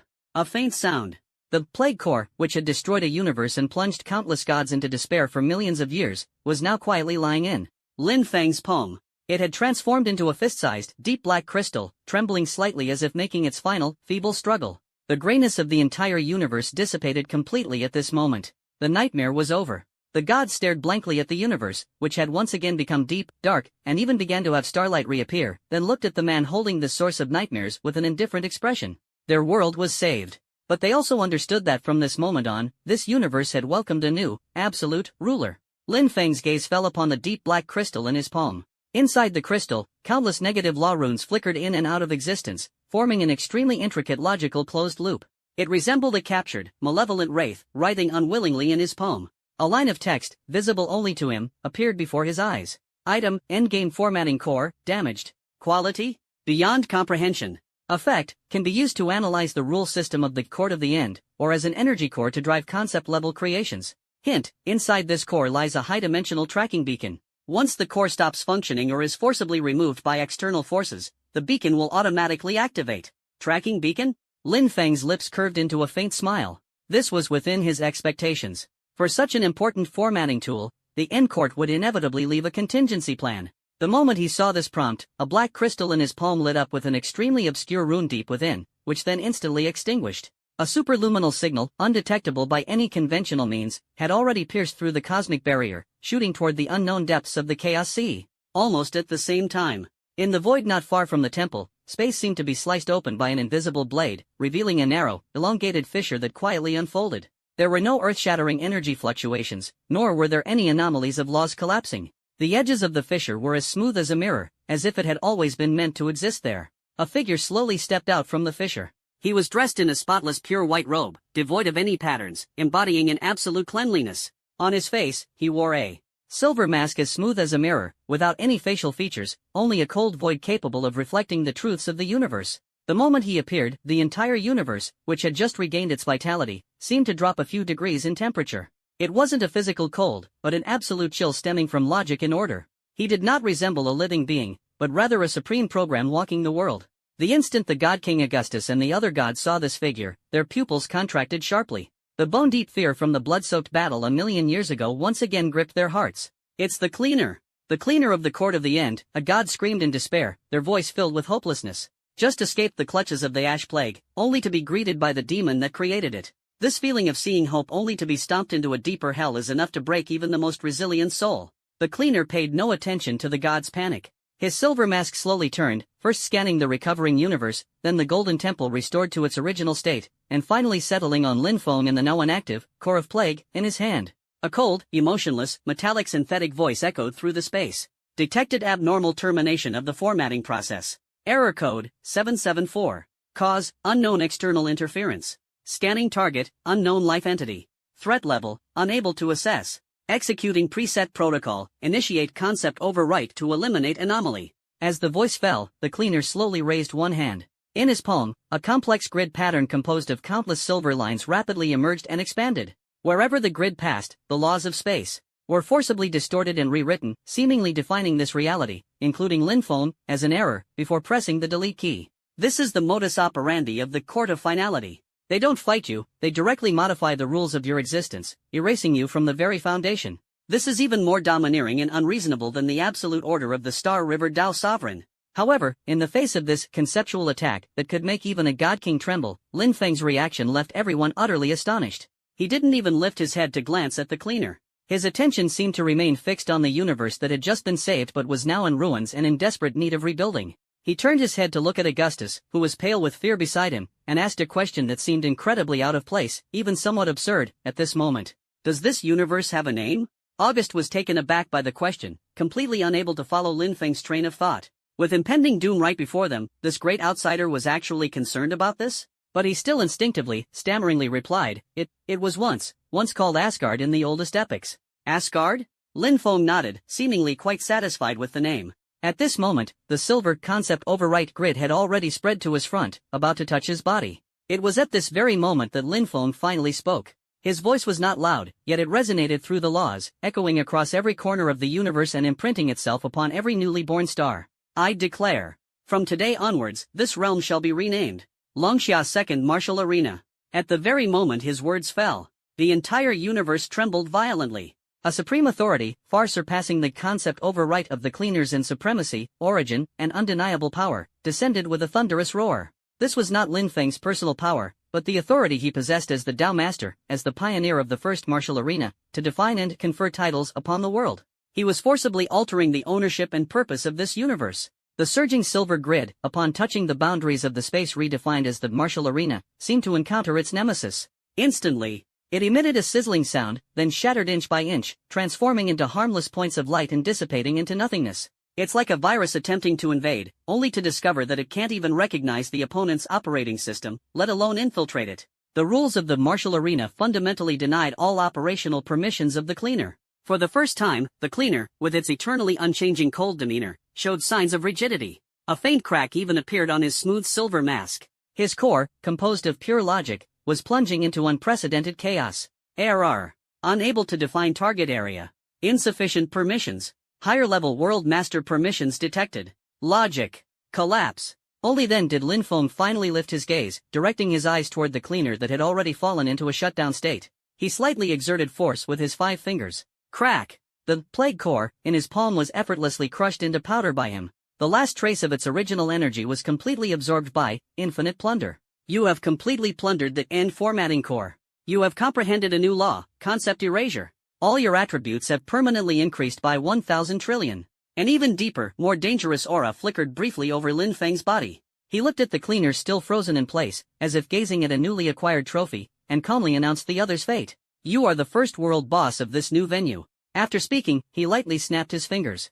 Snap. A crisp sound rang out. Golden chains of countless laws instantly emerged on the body of the cleaner, binding him tightly from soul to concept, completely sealing all his power. A terrifying entity from the court of finality, capable of plunging even a god king into despair, was so effortlessly turned into an immobile, waiting to be conquered, experienced dummy. The gods of Asgard stared blankly at the scene, their minds utterly unable to function. They were saved. But their entire world, within just a few minutes, was casually transformed by its new owner into a leveling map. The gods of Asgard remained frozen in place, still maintaining their posture of looking up. Their world was saved, pulled back from the brink of ashes. But they also became part of the Longxia Second Martial Arts Arena. This transformation happened so quickly that their minds couldn't process the overwhelming information. Martial Arts Arena? What does that mean? God King Augustus's lips moved slightly. He wanted to ask, but found his throat so dry that no sound could come out. He had lived for 1,000,000 years, experienced the rise and fall of civilizations, and witnessed the birth and demise of gods. He thought he had seen through everything. Until today. He realized he was like a newborn baby, knowing nothing about this world. Lin Feng paid no attention to the complex inner thoughts of these deities. After finishing all this, like a gardener who had just tended to his garden, it was now time to establish the rules of the garden. His gaze was calm as it swept across this land, which had just regained vitality yet remained broken. This place shall be a martial arena. All who enter are cultivators. His voice was not loud, yet it was like a divine decree, directly imprinted into the depths of every being's soul. As his voice fell, every deity present, including the god King Augustus, felt as though something had been added to their bodies. Augustus instinctively looked within himself, and then, he saw it. Next to his divine soul, a semi-transparent blue panel composed purely of information quietly hovered. Name, Augustus. Race, Asgardian deity. Level, 95, God King. Status, Law Decay, Source Depletion. Health points, 17,890,000/95,600,000. Divine Power, 2,340,000/78,900,000. Strength? Suppressed. Agility? Suppressed. What is this? A giant deity engulfed in flames exclaimed in shock. He too saw the panel within his body. His level was 89, and his status was Divine Fire Dimming. Health points? Divine Power points? My power has been suppressed? Panic, like a plague, spread among these gods who had just glimpsed hope. They discovered that their once star-shaking powers now seemed to be shackled by an invisible chain. Though still formidable, they could no longer manipulate the laws of the universe at will as they once did. Everything about them had been datafied. They had become part of the rules of this martial arena. Lin Feng's gaze fell upon the cleaner, bound tightly by golden chains of law, unable to move. He is your first trial target. He pointed at that terrifying entity from the court of the end, his tone calm, as if introducing a random stone by the roadside. Defeat him, and you can gain experience, equipment, and the power to restore this world. Experience? Equipment? August struggled to comprehend these unfamiliar terms. Lin Feng did not explain. He simply raised his hand and gently pointed at the edge of the shattered continent, at a floating fragment of a planet the size of the moon. Buzz. A golden light flashed. The fragment of the planet instantly vanished. Instead, a golden beam of light shot skyward, and within that beam, a suit of armor radiating divine brilliance slowly emerged, then with a ding, fell to the ground.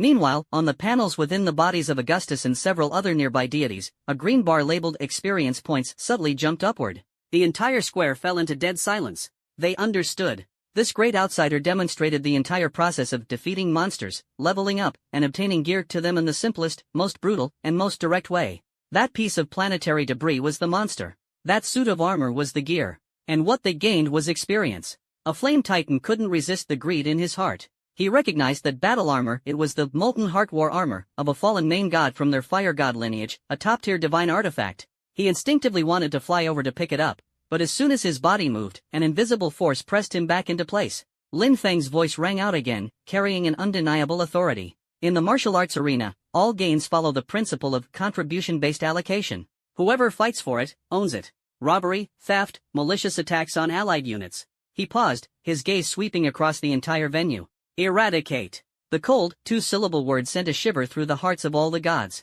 They had no doubt that this man would do exactly as he said. Having done all this, Lin Feng seemed to feel that this beginner's tutorial was detailed enough. He glanced at the sealed cleaner, then at the cultivators with their varied expressions. Finally, his gaze turned toward the depths of the void. He should go back. Wait. Great. Master. August finally mustered the courage to call out to him. Lin Feng stopped in his tracks and turned to look at him. How can we defeat him? August pointed at the sealed cleaner, his voice bitter. Even though he's sealed by you, the aura emanating from him is enough to make us tremble. We can't do it. This is not modesty, it's a fact. Even if all of them combined, they probably couldn't break through the opponent's defense. That's your problem. Lin Feng's response was cold and direct. If you can't even defeat a sealed boss, then your world has no value to exist. After speaking, his figure slowly faded and disappeared amidst the despairing and complex gazes of the gods. All that remained was a broken world, a group of gods turned into data, and a terrifying entity from a higher dimensional civilization regarded as the world boss. And a single, solitary path leading to the future. Defeat monsters, level up. After Lin Feng left, the square in front of the Golden Temple fell into a prolonged silence. The gods of Asgard looked at each other, their expressions reaching an extreme level of complexity. There was confusion, fear, unwillingness, and even a hint of absurdity born from being pushed to the brink. Who were they? They were once the gods who ruled the stars, whose words shaped reality. Who are they now? They are a group of cultivators who have been digitized, their powers suppressed, and even their homeland transformed into a leveling map. A god of the hills, renowned for his strength, could not accept such a humiliating reality. He let out an indignant roar, divine power surging within him as he tried to break free from the invisible shackles. I don't believe it. I, the mighty ruler of the hills, cannot be bound by mere data. He clenched his fists tightly and slammed them fiercely onto the ground. This was his signature move, powerful enough to shatter continental plates, wrath of the Earth's core. However, the anticipated scene of earth-shattering destruction did not occur. His fist struck the hard plaza ground with a dull thud, but not even a single crack appeared on the surface. A bright red number with a minus sign floated up from above his head. -1. Immediately, a cold prompt sounded in his mind. Warning, attack invalid. You caused 1 point of damage to the martial arts arena scene. Due to rule violation, 1 point of divine power has been deducted as a penalty. God of the Hill. The gods. Everyone saw that glaring -1 and also heard the merciless system notification. A sense of powerlessness, even deeper than when being eroded by the ash plague, enveloped them. They finally fully understood that from the moment Linfeng declared this realm as the martial arena, the underlying logic of this world had already been rewritten. They are no longer the rulemakers, not even participants. They are just players. And the kind who have to figure out the beginner's tutorial on their own, the most humble kind. Everyone, quiet down. The voice of the God King Augustus shattered the silence. His aged face no longer showed confusion, instead, it was replaced by a resolute determination to burn his bridges. He understood better than anyone that complaining and resisting were the most meaningless things in this world. The sovereign had given them a path to survival. Although this path was filled with humiliation and uncertainty. But, in the end, it is a path. From today onward, forget that we are gods. Augustus looked around at the deities, his voice heavy. We are cultivators, the first group of survivors struggling for survival in this arena. His gaze finally fell on the cleaner not far away, bound by golden chains. The entity defined as the world boss. He is our despair, and also our only hope. Augustus took a deep breath. On the panel within his body, a brand new, golden glowing mission quietly appeared. World mission, testing the blade. Mission objective, deal a total of 1 million damage to world boss, the purifier. Task rewards, initial unlocking of the arena rules, all participants levels +1, 1 random epic equipment chest. Task failure, no penalty. This task panel also simultaneously appeared in the view of all the gods. Inflict damage on him? A goddess looked at the figure that made their souls tremble just by standing there, her voice trembling. You must be joking. We can't even break through his defense. That's right. This is simply an impossible task. Voices of doubt rose one after another. Augustus did not speak, he simply leaned on his staff and walked step by step to stand before the cleaner. He could feel the pure power of concept erasure emanating from the other party. Even though it was sealed, it still pricked his soul like countless sharp needles. On his panel, his health points were slowly decreasing at a rate of several hundred points per second. Just approaching it caused continuous health loss. Augustus raised the scepter in his hand, the symbol of Asgard's royal authority, branch of the world tree. He summoned the remnants of divine power within him, suppressed but still present, and a glimmer of starlight lit up at the tip of the scepter. God said, "Let there be light." This was the incantation he once used to create the stars. A sacred beam, embodying his lifelong understanding of the law of light, shot out from the tip of the scepter, striking precisely at the chest of the cleaner. This is his most powerful single-target divine attack. However, the pillar of light, capable of purifying a world tainted by demonic energy, fell upon the cleaner without causing even the slightest ripple, completely absorbed by the smooth white robe covering his body. A gray number floated up lightly from the top of the cleaner's head. Missed. August's heart sank to the bottom. His strongest attack couldn't even force a blood deduction. Just as everyone was falling into despair, an abrupt voice rang out among the crowd. No! Look at the God King's panel. Everyone immediately turned their gaze to August. On his panel, his health and divine power values were still slowly decreasing, but below them, a brand new progress bar labeled Weapon Proficiency had appeared. World Tree Branch, Scepter Proficiency 1/10,000. Proficiency? What does this mean? The gods were puzzled. Augustus seemed to have grasped something, and a sharp gleam burst forth from his cloudy eyes. He did not stop, raising the scepter once more, channeling divine power, and unleashed another. God said, "Let there be light." Branch of the World Tree, Staff Proficiency 2/10,000. The third time, the fourth time, the fifth time. Augustus, like a tireless machine, repeated the same attack over and over again. Every time, it was a miss. But each time, proficiency steadily increases by 1. The gods went from initial confusion to later shock, and finally, they seemed to understand something. The rules of this martial training ground are completely different from everything they had known before. Here, the strength of power and the intricacy of laws seem to not be the most important things. The most important thing is grinding. Just as August's divine power was about to be exhausted, preparing to launch the 100th attack. Ding! A crisp notification sound echoed in his mind. World Tree Branch, Staff, Proficiency reaches 100, unlocking the primary effect, Light of Dispelling. Light of Dispelling, your next attack will partially ignore the target's rule resistance. Augustus's spirit was invigorated. He used the last of his divine power to cast Let There Be Light for the 101st time. This time, the beam of light struck the cleaner, no longer disappearing without a trace. A faint white light flickered briefly on the chest of the cleaner. A tiny yet incredibly clear red number floated up from above his head. -1. The entire Asgard fell silent at this moment, so quiet you could hear a pin drop. The next second, thunderous cheers erupted. Success! We've broken through the defense. My God! We've inflicted damage on him. Just a little. Although it's only a little, it's hope. All the gods were moved to tears of excitement. They were like travelers who had trekked through an endless night for millions of years, finally seeing a faint glimmer of a guiding bonfire. Augustus was trembling with excitement. Looking at that -1, he felt an even greater sense of accomplishment than when he had created the first star. At last, he had grasped the first rule of this game. A single point of damage was no more than a drop in the ocean compared to the infinitely long health bar of the cleaner. But for the gods of Asgard, this was a shot in the arm, a gateway to a new world. Under the leadership of the god King Augustus, a grand and fervent pioneering campaign centered around the world boss began. They no longer obsessed over using earth-shattering divine spells to instantly annihilate enemies but, like the most devout ascetics, embarked on a monotonous journey of skill proficiency grinding over and over again. The flame giant no longer thought about detonating stars but instead focused intently on casting the smallest fireball spell at the cleaner. Each hit added a bit of proficiency to his staff. The god of hills no longer thought about shattering the continent. He found a sturdy rock and began practicing the most basic throws. Although every attempt only resulted in a miss on the cleaner, his proficiency in the throwing skill steadily improved. The entire aesthetic of Asgard had completely changed. A group of once lofty deities now resembled a bunch of newbie players who had just entered the beginner's village, frantically practicing basic attacks on wooden dummies. Though the process was dull and even somewhat comical, the results were remarkable. When the weapon proficiency of the first deity reaches the threshold to unlock special effects and successfully deals -1 damage, the soul-stirring joy is incomparable to any reward from the God King. The progress bar for World Quest, First Trial of the Blade, is advancing at an extremely slow yet unwavering pace. 1/100000. February 1st, 000000. 13/10000000. Just as the gods of Asgard were immersed in this simple joy of gold farming, in the central square of the temple, the space suddenly rippled without any warning. An oval-shaped portal made of light appeared out of thin air. Is this, left by the sovereign? Augustus immediately noticed the anomaly and cautiously stopped his actions. All the gods also stopped, nervously watching the glowing portal. They could sense that from within this portal emanated an aura of laws entirely different from those of their world. That aura was brimming with vitality, filled with a flavor they had never experienced before, something called players. Under the gaze of the gods, a figure swaggered out of the glowing portal. It was a burly man dressed in flamboyant golden armor, carrying a massive battle axe, with a bold ID displayed above his head. ID, Thor is here. Level 289, 8th tier Thunder Dominator. The newcomer was none other than Lei Zhou, who had been left by Lin Feng to guard the house on Blue Star.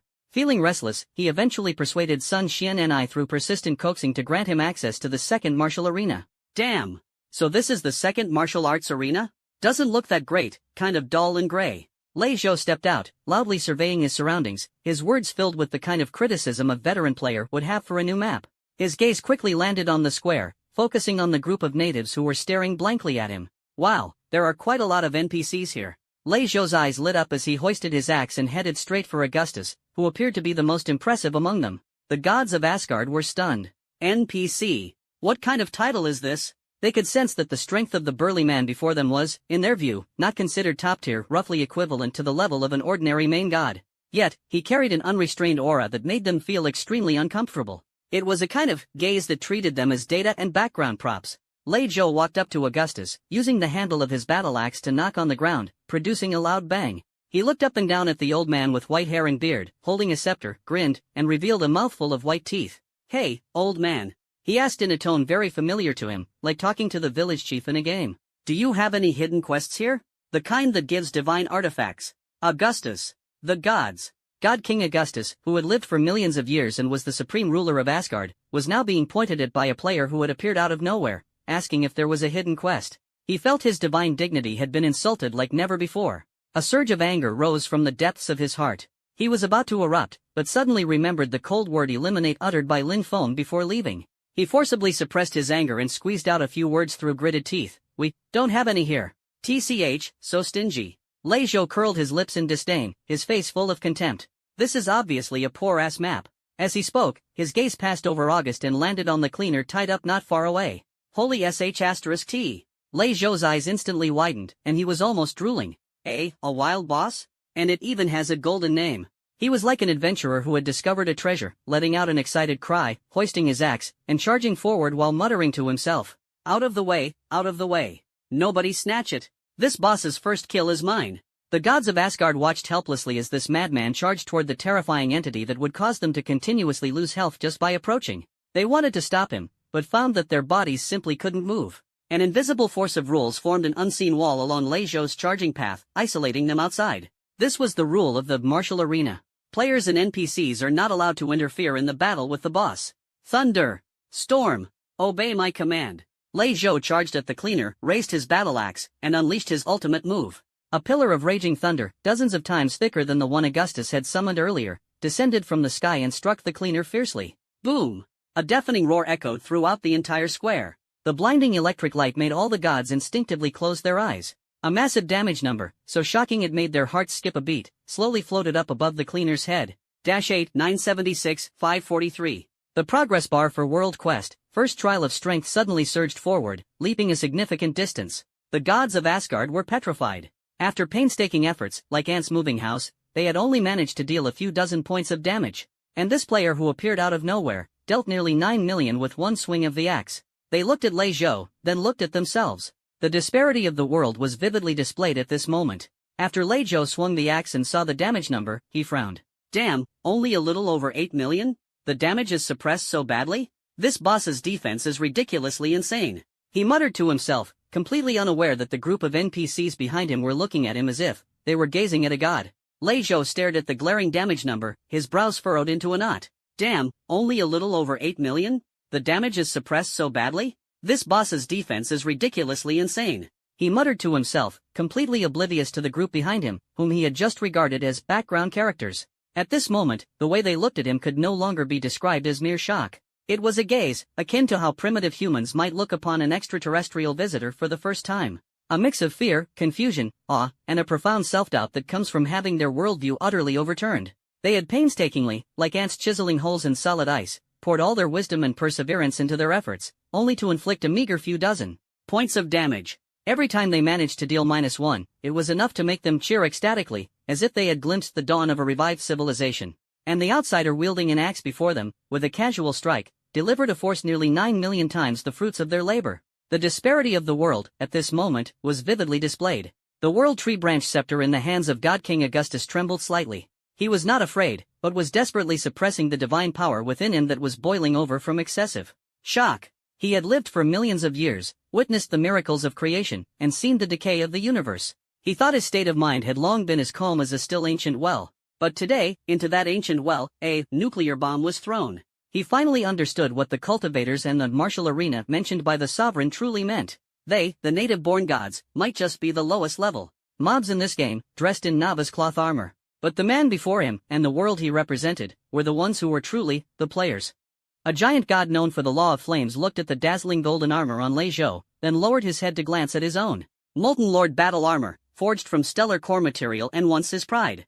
For the first time, he felt the meaning of shabby. Compared to the other, his divine artifact seemed like nothing more than scrap metal hammered out by a roadside blacksmith. Hey, you bunch of wooden stumps, what are you staring at? After swinging his axe, Lei Zhou realized his ultimate move had entered cooldown. Carrying the axe, he turned around and shouted irritably at August and the others. Does this boss have any mechanics? Like going berserk at a certain health threshold? Or needing specific attribute attacks to break its defense? Give us some hints. Just standing there as spectators, and you still want a share of the quest rewards? His tone was matter-of-fact, as if questioning a group of teammates who weren't pulling their weight. The gods of Asgard collectively turned to stone once again. Wooden stakes? A share of the pie? A goddess trembled with rage. She was the supreme being who governed moonlight and tides, a figure in Asgardian epics for whom countless heroes were willing to die just for a glimpse. Yet now, in the eyes of this rude man, she seemed to be nothing more than an unnamed NPC. God King Augustus took a deep breath. He knew he could no longer approach everything with the mindset of a past God King. He had to adapt, had to understand, had to integrate into this entirely new and brutal set of rules. He forcibly suppressed the humiliation and discomfort in his heart, straightened his hunched back, and his voice no longer trembled. Instead, it carried a tone of scholarly caution and inquiry. Sir, may I ask, what does mechanism mean? And what does breaking defense refer to? He asked very earnestly, like a student humbly seeking guidance. Lei Zhou was stunned. He looked Augustus up and down with a peculiar expression, as if he were observing an elderly internet addict who didn't even know what WASD meant. Wow, your NPC intelligence is pretty high, huh? You even know how to ask back? He scratched his head and explained impatiently, mechanism refers to the boss's special skills. Breaking defense means piercing through its defenses to deal higher damage. Got it? Seriously, even the village chief in the beginner's village knows more than you. Augustus. The gods behind him all clenched their fists. Especially the god of hills, who was already hot-tempered by nature, now felt as if his lungs were about to explode with rage. He felt like the village chief in a beginner's village, being scolded by players pointing at his nose, saying, "How can you not even issue the job transfer quest properly? You insolent fellow." The god of hills finally couldn't hold back and roared angrily at Lei Zhou, pointing at him. Lei Zhou glanced at him sideways, carrying his battle axe, and walked over with an air of utter disregard, using the axe handle to poke at the god of hills' rock-hard chest. "Oh, this NPC has quite a temper, huh?" Lei Zhou chuckled. He leaned in closer, lowered his voice to a level only the two of them could hear, and said, "Don't push your luck. Believe it or not, I'll drag you to a corner, exploit a bug, and make all your equipment drop." The god of the hills had no idea what exploit a bug meant, he only understood make your equipment drop. To him, this was the most blatant threat and robbery. A warrior can be killed but not humiliated. "I'll fight you to the death." The god of the hills roared, divine power erupting thunderously within him. He completely forgot the annihilation warning left by the sovereign, consumed by a single thought, to smash the arrogant bastard before him into a pulp. His fist, as large as a cooking pot, carried a terrifying force capable of shattering mountains, and he swung it fiercely toward Lei Zhou's face. August's face changed drastically, and he exclaimed, "No." However, it was already too late. Just as the fist of the god of the hills was about to strike Lei Zhou, ding! A cold, crisp, and emotionless system notification sounded simultaneously in everyone's mind. "Warning, detected malicious attack by unit god of the hills Grang on allied unit Thunder God is here. Behavior assessment, violation of the second fundamental rule of the arena.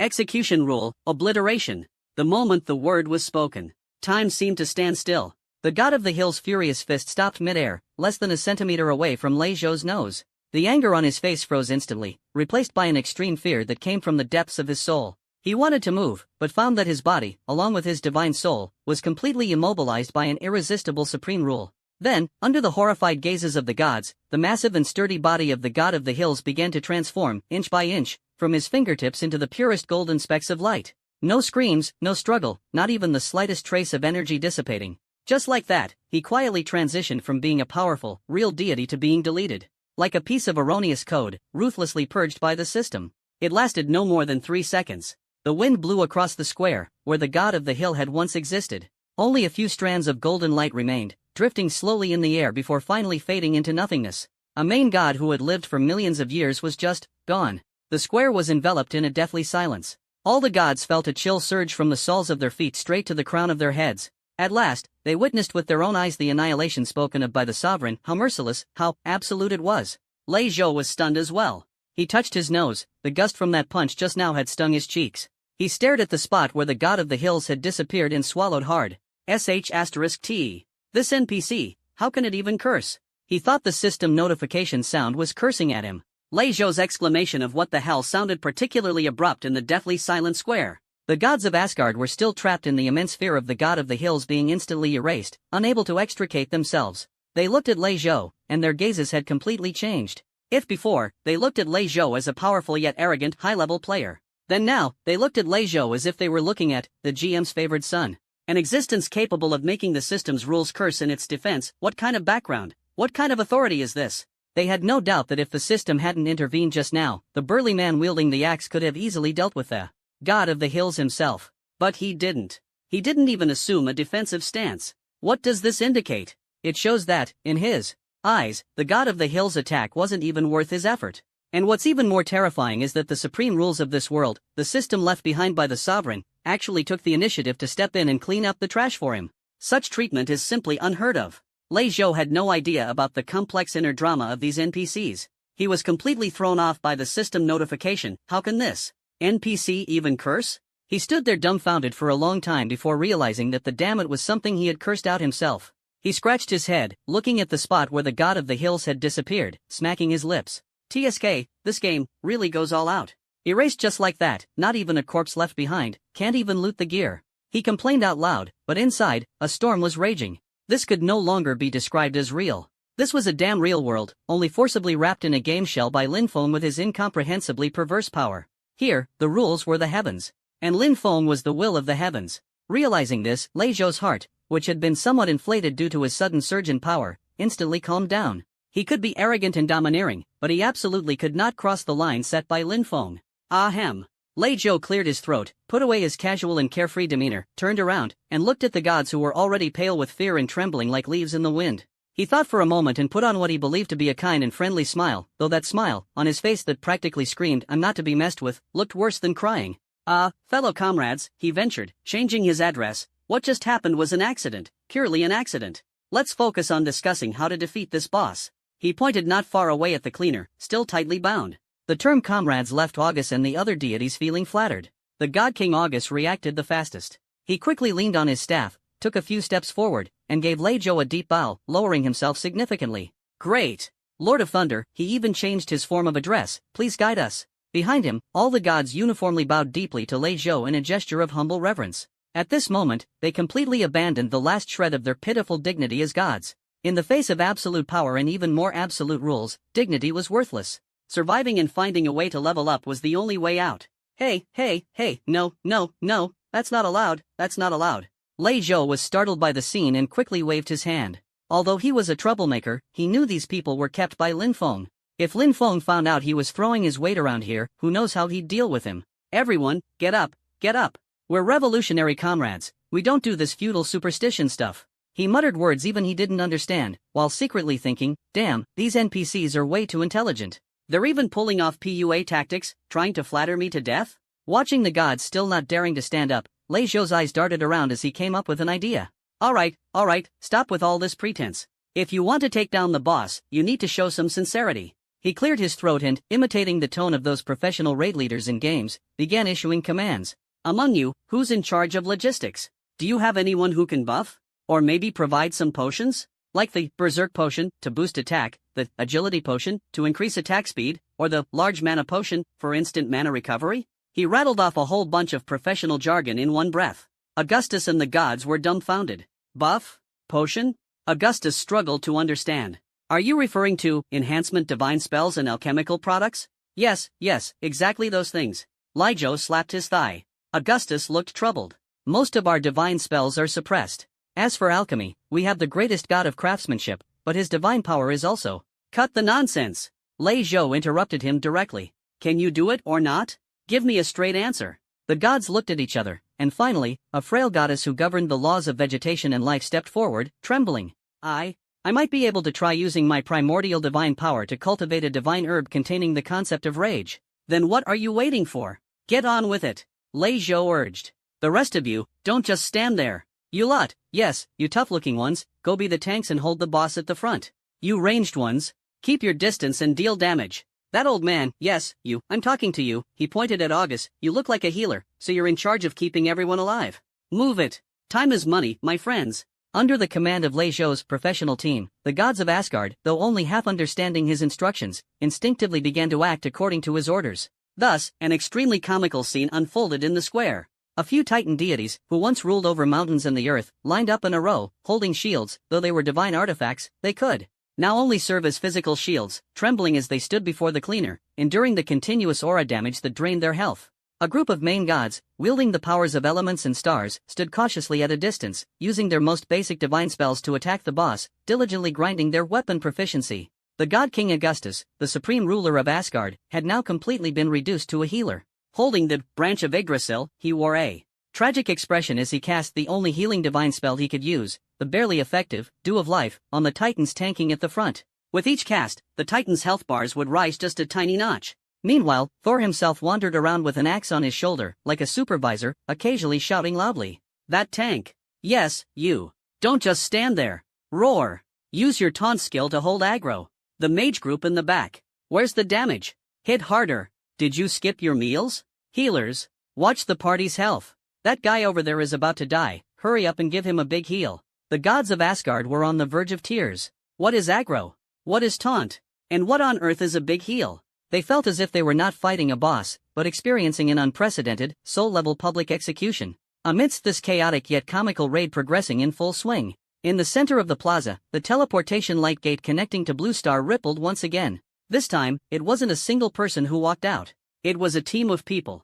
Leading them was a beautiful woman dressed in a specially designed black combat uniform of the Longsha military, her face cold and her demeanor as icy as a glacier. In her hand, she held a narrow battle blade flickering with lightning. It was none other than Sun Mengyao. Behind her followed Li Yue, who was also dressed in a combat uniform but had a completely different aura, as well as Dr. Qin Jing, carrying a massive analysis instrument, wearing thick glasses, and brimming with excitement, along with a team of Longxia's top scientific researchers she led. According to the spatial beacon left by Mr. Lin, the coordinates match. Chen Jing adjusted her glasses, looked at the data on her terminal, and said excitedly, "We have successfully arrived at the second martial arena." Sun Mengyao did not speak. Her gaze immediately fell on the cleaner not far away, who was being surrounded and attacked as if it were just a wooden stake. She could sense the pure conceptual power emanating from the other party, which shared the same origin as Lin Feng's power, yet was completely opposite. Her eyes instantly became sharp.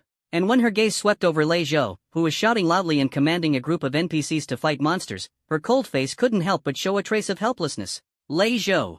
Her cool voice rang out. Lei Zhou shuddered all over upon hearing this voice and turned around abruptly. When he saw Sun Mengyao and the group of scientists in white lab coats behind her, he was completely dumbfounded. "Sister-in-law. Sister-in-law? You all came too? And as a group?" Sun Mengyao didn't answer him. She just glanced at the Asgardian gods who were being tormented by Lei Zhou, then looked at the cleaner, and finally spoke to Chen Jing behind her. "Dr. Chen, let's begin." "Yes." Chen Jing excitedly waved her hand. The team of researchers behind her immediately sprang into action. They skillfully pulled out various oddly shaped instruments from their spatial backpacks. Some instruments were directly inserted into the ground, beginning to collect the law constants of this world. Other instruments, resembling drones, took flight and emitted invisible detection waves toward the cleaner, starting to analyze his data model. A few others set up a massive device resembling a turret, aiming it at the cleaner. Resonance frequency analysis of the law completed. Target energy structure resolution at 17%. Daotech number 1 experimental weapon, causality interference device, fully charged. Ready to fire at any time. Cold, professional, and filled with a sense of technological sophistication, the reports echoed one after another. The gods of Asgard were completely dumbfounded. They watched this group of mortals in white lab coats fiddling with those iron lumps they couldn't understand at all, and then listened to those incantations they couldn't comprehend. They felt their brains were not keeping up. If the appearance of Lei Zhou had shown them the violence of advanced players, so the appearance of Sun Mengyao and this group of scientists allowed them to witness a dimensional reduction strike from another civilization. God King Augustus stared blankly at the group of mortals in white lab coats. They skillfully operated various glowing instruments, muttering terms like law constants, energy structures, and causality interference. Each term seemed to make sense to him individually, but when combined, they exceeded the scope of his understanding. He felt like a medieval alchemist who had stumbled into a futuristic laboratory conducting particle collision experiments. This group of people clearly showed no trace of divine power, yet what they were doing was far more advanced than anything any god present could achieve. They are not fighting with strength, they are analyzing the rules of the battle itself. Target concept erasure wave frequency locked. Constructing reverse concept solidification force field. Causality interferometer ready, requesting attack mode configuration. Dr. Chen Jing's eyes sparkled with the light of knowledge and passion. She stared at the rapidly scrolling data stream on the terminal screen as if she were admiring the most beautiful symphony. This world, this boss, was, for her and her team, an unprecedented, enormous, and perfect laboratory. Lei Zhou was dumbfounded. Carrying his axe, he moved closer to Sun Mengyao and lowered his voice to ask, "Sister-in-law, what's going on here? Playing a game? How did they bring in the academicians from the Academy of Sciences? Are they using science to fight the boss?" Sun Mengyao glanced at him, her voice cold. "The knowledge Lin Feng left behind isn't just for upgrading weapons. True power lies in cognition." Her words left Lei Zhou completely baffled. At that moment, Chen Jing turned her head to look at Sun Mengyao and said in a consultative tone, "Miss Sun, we have preliminarily analyzed the target's defense mechanism. His concept erasure is essentially a high-dimensional form of information deletion. Conventional energy and physical attacks are deleted at the informational level before they can make contact with him, which is why they result in misses or extremely low damage. The reason Lord Thor was able to inflict significant damage," she glanced at Lei Zhou, a glimmer of data analysis flashing in her eyes, "is because his attack contained a trace of the higher-tier world master authority granted by Mr. Lin, forcibly penetrating the information blockade. However, this penetration is highly inefficient. Out of 10 parts of power, 9.9 parts were consumed in breaking through the informational barrier." Lei Zhou was left utterly dumbfounded. "What do you mean? Are you saying that the damage of over 8 million I just dealt was actually just a scratch? You could understand it that way." Dr. Chen Jing nodded mercilessly. Lei Zhou felt his self-esteem had taken a blow heavier than the punch from the god of hills. Augustus and the gods were even more shaken to their cores. They finally understood why it was so difficult for them to even break through the defense. It turned out that their attacks had already ceased to exist before reaching the enemy. How could they possibly fight like this? However, Chen Jing's tone shifted, her eyes gleaming with intelligence. "Every program has bugs. We've found one." She pointed at the cleaner. His information deletion has a priority. To maintain his own absolute cleanliness, he prioritizes deleting meaningless, chaotic, and low-value information. For example, junk information. Junk information? Sun Menyao's eyebrows raised slightly. Exactly. Dr. Chen Jing said excitedly, for instance, meaningless shouting, chaotic colors, discordant noise. These things, in his judgment, belong to the lowest level of information pollution, which occupies a significant amount of his computing power for cleanup. And during this process, his core defense mechanism experiences a brief, extremely slight, delay. In the square, everyone fell silent. They looked at Chen Jing as if they were looking at a prophet guiding lost lambs. Lei Zhou scratched his head and was the first to react. You mean, if we curse at him, we can break his defense? Dr. Chen Jing adjusted her glasses and corrected him rigorously. Not exactly. Pure linguistic information is still too structured. What we need is something truly illogical, capable of throwing any intelligence system into logical chaos, mimetic contamination. As she spoke, she turned to glance at Li Yue. The goddess of stars, Li Yue, who had been quietly standing aside like a stunning sculpture, received the signal and gently nodded. She took a step forward and stood before the utterly bewildered gods of Asgard. Her beauty transcended race and civilization. When she appeared, even the surrounding light seemed to soften. The gods of Asgard gazed at this peerlessly elegant goddess, momentarily lost in thought. They could sense that she possessed a divinity similar to theirs, yet older and purer. Then, amidst everyone's puzzled gazes, that heavenly, cool voice from Li Yue slowly rang out. She neither chanted ancient divine spells nor invoked the power of the stars. She simply, softly, in a tone devoid of any emotion, as if stating a fact, began to sing. You love me, I love you, Mishua Bingchang, sweet as can be. The whole world fell silent. Lei Zhou's axe fell to the ground with a clang. The god King Augustus's hand trembled, and the branch of the world tree almost slipped from his grasp. The group of Titan gods collectively staggered, nearly collapsing the hard-won T-position front. They gazed at the goddess, so stunningly beautiful it defied reason, and listened to the incantation that they couldn't comprehend at all, yet seemed to carry a bewitching melody. Their minds completely shut down. This, what is this? Some kind of ancient and terrifying divine spell that strikes directly at the soul? However, this was only the beginning. After Li Yue finished singing a verse, Dr. Chen Jing immediately ordered, Causal Interference Device, activate NEM amplification mode. Target, the cleaner. Fire. The massive turret-like instrument emitted a deep, resonant hum. An invisible wave instantly enveloped the cleaner. In the next moment, Li Yue's cold and clear singing seemed to be amplified billions of times, no longer transmitted through the air but directly infused into the cleaner's underlying information code. Buzz. The cleaner, who had always been like a sculpture with an expressionless face, trembled violently for the first time. On his smooth silver mask, the snowflake patterns representing logical chaos flickered madly. The computing power at his core was completely overwhelmed in an instant by a massive flood of meaningless sweet honey information. Now's the time. Dr. Chen Jing shouted loudly, the defense mechanism has a 0.01 second delay window. Everyone, focus your attacks. Sun Mengyao moved. Her figure transformed into a streak of thunder, instantly appearing in front of the cleaner. The thunderclap sky-splitting blade, in her hand, without any flourish, simply and straightforwardly slashed down. Shoo! A sound like the tearing of cloth. The pure white robe that could absorb all energy attacks was, for the first time, torn open with a clear, charred gash. An unprecedented, enormous purple critical damage number soared skyward from above the cleaner. -98, 451, 024. Nearly 100 million damage. World Quest, first trial of strength, progress bar, at this moment, shot up like a rocket and was instantly filled. Ding! World Quest completed. Rewards are being distributed. Second Martial Arena rules preliminarily unlocked, all participants levels +1. Reward obtained, Epic Equipment Chest X1. The gods of Asgard felt a warm current surge through their bodies, and the levels displayed on their panels all simultaneously jumped from 20 to 20 +1. But they no longer had the time to revel in the joy of leveling up. They simply stood there, dumbfounded, staring at Sun Mengyao, who had just dealt nearly 1 billion damage with a single strike. Then, they glanced at Li Yue, who was still singing sweet honey with a heavenly voice. Finally, they looked at the group of scientists frantically recording data and shouting, the experiment was a success. They felt that they might have lived these millions of years in vain. So, strategizing against a boss can actually be like this? This was no longer a battle. This was a full-scale, ruthless, intellectual crushing of these antiques who had lived for millions of years. The system notification sound for task completion echoed deep within the souls of every Asgardian deity, like a gospel from heaven. The warm current that surged through their bodies not only soothed their nerves, strained by fear and tension, but also caused the level on their panels to clearly leap from the original number to a new height marked by +1. Though it was just one level, the tangible improvement stemming from the rules brought an unparalleled sense of feedback. Some deities, whose divine power had been depleted and whose essence had waned, even felt a faint resurgence of vitality within their aged bodies. Yet at this moment, not a single deity cheered for it.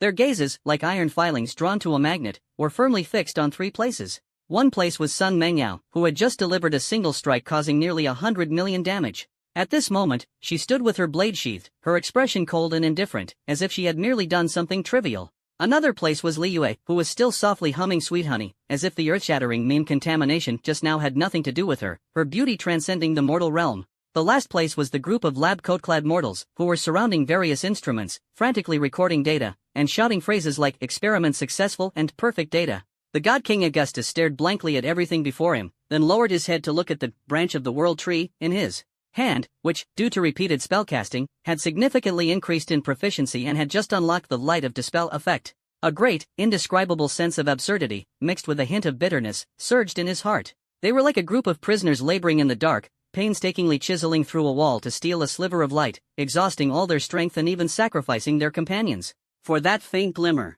In the end, on the other side of the wall, a group of people arrived, found their progress too slow, and simply pulled out explosives to blow the entire wall down.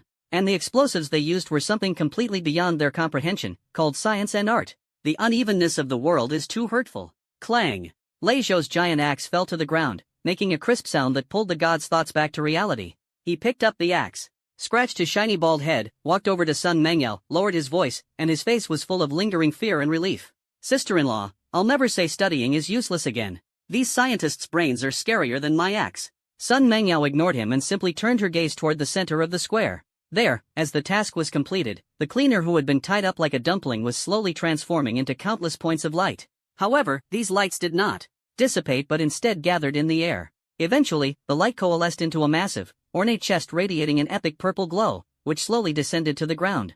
Epic equipment chest. Everyone's breathing became rapid at this moment. Lei Zhou's eyes lit up instantly. Carrying his axe, he was the first to want to rush forward. Opening the treasure chest. Let me.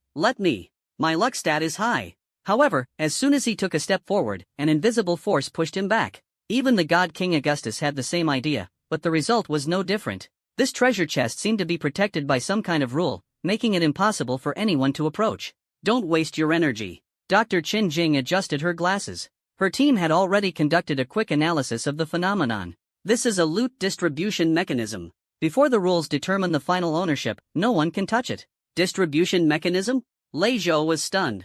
So how does it distribute? Whoever deals the most damage gets it? Then it must be sister-in-law's. That one strike of hers is worth more than all of us scratching away for half a day. He spoke as if it were obvious, but the gods of Asgard, upon hearing this, all looked a bit uneasy. Although they also acknowledged the decisive impact of Sun Mengyao's strike, they had put in effort too, even sacrificing a companion.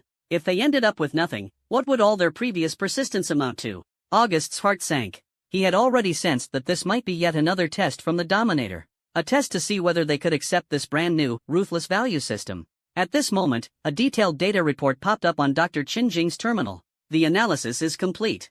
Her voice carried a hint of excitement. It's not just about the theory of harm. The system has introduced a brand new concept called contribution level. She projected a set of data into the air, making it clearly visible to everyone. First show of Talent World Task Contribution Level Report.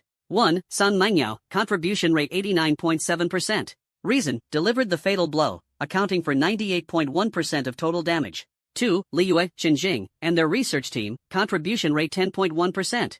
Reason, provided the core defense breaking strategy meme. Contamination and successfully constructed the causality interference field, creating decisive conditions for the fatal blow. 3. Lei Zhou, contribution rate 0.1%. Reason, supplied initial damage data and probed combat patterns. 4. Augustus and the Asgardian gods, contribution rate 0.1%. Reason, provided basic resistance test data for the boss and validated the effectiveness of the proficiency mechanism. The total contribution exceeded 100% because strategic contributions were given additional bonuses by the system. Looking at the report, Lei Zhou's face turned green. Despite all his hard work, using ultimates and taunts, his contribution ended up being the same as those NPCs doing minimal damage, only a pitiful 0.1%. As for the gods of Asgard, they fell into silence. The report, cold and objective, left them with no room to argue. Their so-called hard work, which they had always been proud of, seemed utterly insignificant in the face of true achievements. According to the contribution distribution principle, the right to open the treasure chest belongs to Miss Sun Mengyao. Dr. Qin Jing announced the final result. The invisible barrier guarding the treasure chest quietly dissipated. Under everyone's gaze, Sun Mangyao walked slowly to the treasure chest. She did not open it immediately but turned to look at Augustus, her voice cold as she asked, "Do you have any objections?" A faint bitter smile appeared on Augustus's aged face. He bowed slightly, his posture humble. "This is what you deserve, great lady. We wholeheartedly accept it." The gods behind him also lowered their once proud heads. Sun Mangyao nodded, said no more, and reached out her hand, gently placing it on the treasure chest. "Open." The treasure chest slowly opened amidst a dazzling purple light. However, to everyone's surprise, the treasure chest did not contain the imagined artifact or equipment. The light faded, leaving only two things quietly suspended in mid-air. One was a blueprint shimmering with a faint golden glow, seemingly made of pure energy. The other was a pile of diamond-shaped fragments, about the size of fingernails, emitting a soft white light and resembling some kind of crystal. "You have obtained Concept Forge Blueprint X1. You have obtained Rule Fragments X1000. Blueprints? Rule Fragments?" Lei Zhou was completely puzzled. "What is this? No equipment, just materials?" But as soon as he finished speaking, Dr. Qinjing, standing nearby, froze the moment she saw the blueprint. Her breathing suddenly hitched, and then her entire body began trembling with extreme excitement. Even the thick lenses of her glasses couldn't hide the fervent glow in her eyes, as if she had discovered a new continent. "Heavens! Oh my God," she exclaimed, her voice trembling with emotion. "It's the Concept Forge! It's actually the blueprint for the Concept Forge!" She suddenly rushed to the blueprint, greedily staring at the flowing, incomprehensible patterns of laws inscribed upon it, muttering to herself, "So that's it, so that's it."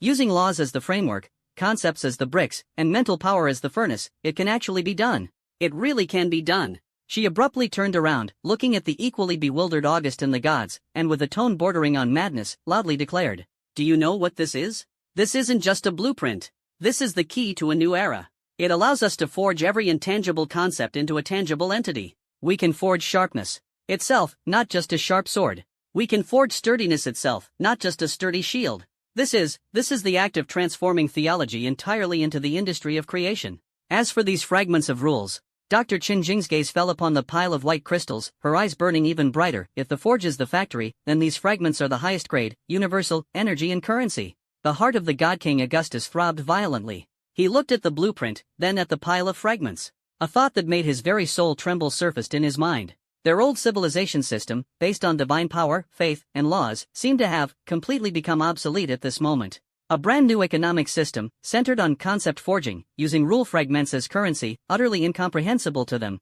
descended with a thunderous roar as the treasure chest was opened. Dr. Qinjing's nearly frenzied declaration exploded like a thunderclap in the minds of the gods of Asgard. They were still immersed in the shock brought by the revolutionary technology of concept forging when the system's voice once again rang out coldly, delivering an even heavier blow. "Second arena rules preliminarily unlocked.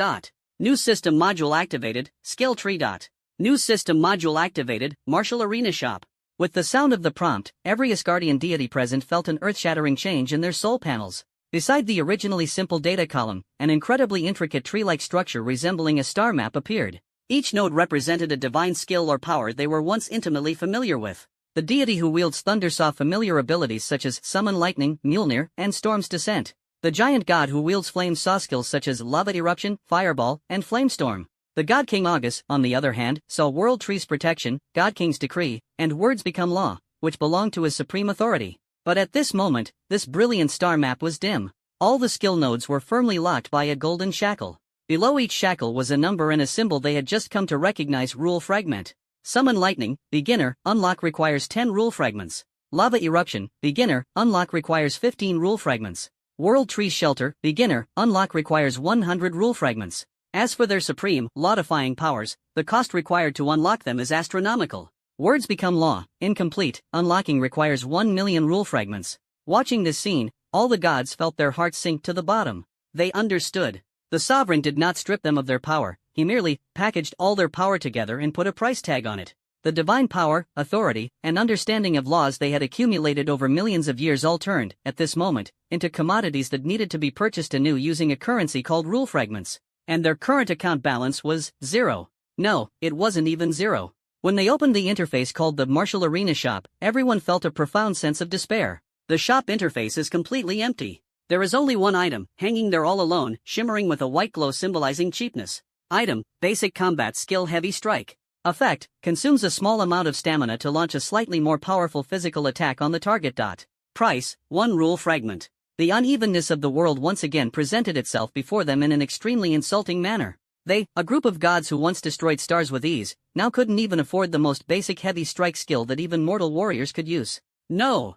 I won't accept this. An angry roar shattered the deathly silence. A storm god, his entire being entwined with tempests and known for his perpetually irritable temper, could not endure the humiliation of falling from the clouds to the dust. I am the embodiment of the storm. Commanding wind and thunder is my instinct. How can I be bound by these mere shackles? He howled toward the heavens, divine power surging wildly within him, attempting to bypass that cursed skill tree and directly summon the wind elements of heaven and earth. A trace of electric light struggled to gather at his fingertips. He succeeded. He bypassed the rules. The storm god's face lit up with a jubilant smile. However, the smile lasted less than a second before freezing. Ding! Warning, Unit Storm God Tiflaris detected unauthorized invocation of locked law permissions. Behavior assessment, severe violation of the third fundamental law of the training arena, the law of energy conservation. Penalty enforcement, deduct 1,000 rule fragments. Reset all current proficiency levels. Imprint the untrustworthy soul mark, permanently reducing all gains by 50%. An irresistible mighty force descended instantly. The electric light painstakingly gathered at the fingertips of the god of storms was extinguished in an instant. He felt as if his soul had been fiercely gripped by an invisible hand, which then tore away a piece of it. A weakness stemming from the very essence of his being spread throughout his body. On his panel, the balance of rule fragments instantly turned into a glaring -1,000.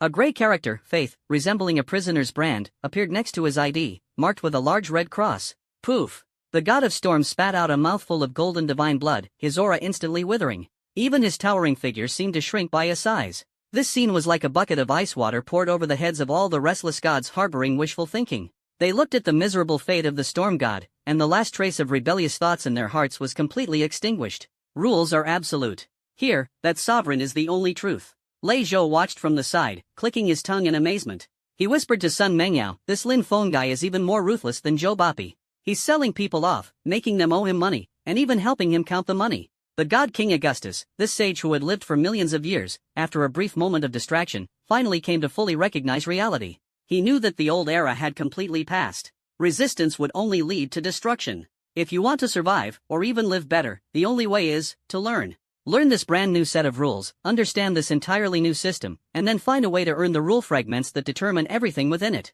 Leaning on his staff, step by step, he walked up to the group of scientists analyzing blueprints, who regarded him with disdain. Then, under the shocked gazes of everyone, this former supreme god king of Asgard deeply bowed his noble figure, which hadn't bent in millions of years, to Dr. Qin Jing, the leading scientist who appeared to be just an ordinary human woman. "Respected teacher." He spoke in an incredibly dry yet immensely sincere voice. "Please, teach us. In order to receive your guidance, I, along with the Asgardian civilization behind me, am willing to offer everything we have. All the knowledge we have accumulated over millions of years, all our understanding of magic, every inch of the star maps we have drawn, every secret recorded in our epics, as long as you need it, as long as we have it." Behind him, all the Asgardian gods also came to their senses. They followed August's example, bowing their heads to the mortals who once seemed as insignificant as ants in their eyes. This was their final and only bargaining chip. To trade knowledge for the right to survive. Dr. Qin Jing raised her head, adjusted her glasses, and looked at the god king before her, whose demeanor was one of utmost humility. In her eyes, there was neither pity nor arrogance, only the pure rationality and curiosity of a scholar observing a research subject. She shook her head. "Your Majesty, the God King, I think you've misunderstood something." Chen Jing's voice was very calm. "We don't need your knowledge." August's heart sank abruptly. Chen Jing reached out her hand and swept through the air, and a massive three-dimensional holographic projection appeared before everyone. That is precisely the internal structural diagram of the cleaner, completely deconstructed. Countless streams of data surge within, forming rule circuits more complex and precise than the stars of the universe. Your magic, in our view, is nothing more than a very primitive, very crude, shallow application of the laws of the universe. It is riddled with the fallacies of empiricism and chaotic ignorance of the underlying principles. Her words were like sharp knives, piercing the hearts of every Asgardian deity. And we, Qin Jing pointed to herself, then to the team behind her, what we do is pursue the essence. We analyze it, understand it, and then recreate it, surpass it. Her gaze finally fell on August's face, which was filled with shock and confusion. The corner of her mouth curved into a cold yet confident smile, one that belonged to a scientist. "So, your first lesson is not about learning, but working." She pointed to the square, at the remains of the cleaner left behind after Sun Mengyao's single strike. "Dissect it. With your own hands, using the tools we provide, dismantle every single part, every module, every line of code completely and thoroughly for me. Every qualified part you submit, every successful analysis report, will be evaluated by the system, and then you will be rewarded with the corresponding rule fragments. This is your tuition, and also your salary. Augustus and the gods were completely stunned. They looked at the terrifying aura emanating from the remains, then at Dr. Qinjing's kind smile. Were they really going to personally dissect the nightmare that had brought them endless fear? Fear is an instinct. When the gods of Asgard approached the remains of the cleaner once again, even though it had completely lost all signs of life, the pure, conceptual aura originating from a higher dimensional civilization still made their souls tremble, compelling them to retreat instinctively. However, this time, they had no way out. Under the guidance of Dr. Qinjing and her team, a cosmic spectacle of a dissection class officially began. The gods who once ruled the stars shed their magnificent divine robes and donned uniform white lab coats, transformed from energy. In their hands were no longer the divine artifacts symbolizing authority, but rather a series of Daotech tools provided by the Longshare research team, glowing with a faint blue light, completely incomprehensible to them. High-frequency vibration cutting blade, law structure scanner, causal chain probe, quantum microscope. Divine King Augustus, the once supreme ruler, was now wearing a pair of heavy goggles, clumsily operating a law structure scanner to conduct preliminary data collection on one of the cleaner's arms. Beside him, a god renowned across the world for his forging skills was gripping a high-frequency vibration cutting blade with both hands, his palms drenched in sweat. Teacher. The god of forging's voice trembled slightly as he looked toward Dr. Qinjing, who was calmly directing operations while holding a terminal not far away. Where should I start? Qinjing didn't lift her head, her eyes fixed on the stream of data feedback on the screen, her voice cold and precise. Start with its wrist joint. Follow the nodes of the energy circuit, cutting to a depth of 3.7 centimeters at a 45-degree angle. Be careful to avoid the third law neural bundle. The data structure there is unstable, and forced cutting will cause energy leakage. The god of crafts took a deep breath and, following the instructions, carefully pressed the cutting blade against the cleaner's arm, which resembled the most flawless white porcelain. Buzz. The cutting blade emitted a faint hum. Not as indestructible as imagined, the layer of skin that once rendered their divine artifacts powerless was effortlessly sliced open by higher tech tools, like a hot knife through butter. No blood, no muscle. Beneath the incision, what unfolded before the gods was a scene they would never forget. It was not flesh and blood, but a three-dimensional galaxy composed of billions of light points, flowing endlessly. Countless golden and silver data streams interwove and intersected within, forming circuits as intricate and precise as a motherboard. What they saw was not the limb of a creature, but a perfect masterpiece, surpassing the limits of their imagination. My God! A goddess who governed the laws of life gazed at the scene and couldn't help but let out a dreamlike sigh. Is this its bloodline? So pure, so orderly. This is not a bloodline, Your Grace. Qinjing's voice, like a bucket of cold water, shattered her romantic fantasy. This is its energy supply and information transmission system. You can think of it as electrical wires and network cables. The gods. The dissection continued amidst a bizarre atmosphere mixed with fear, curiosity, and humiliation.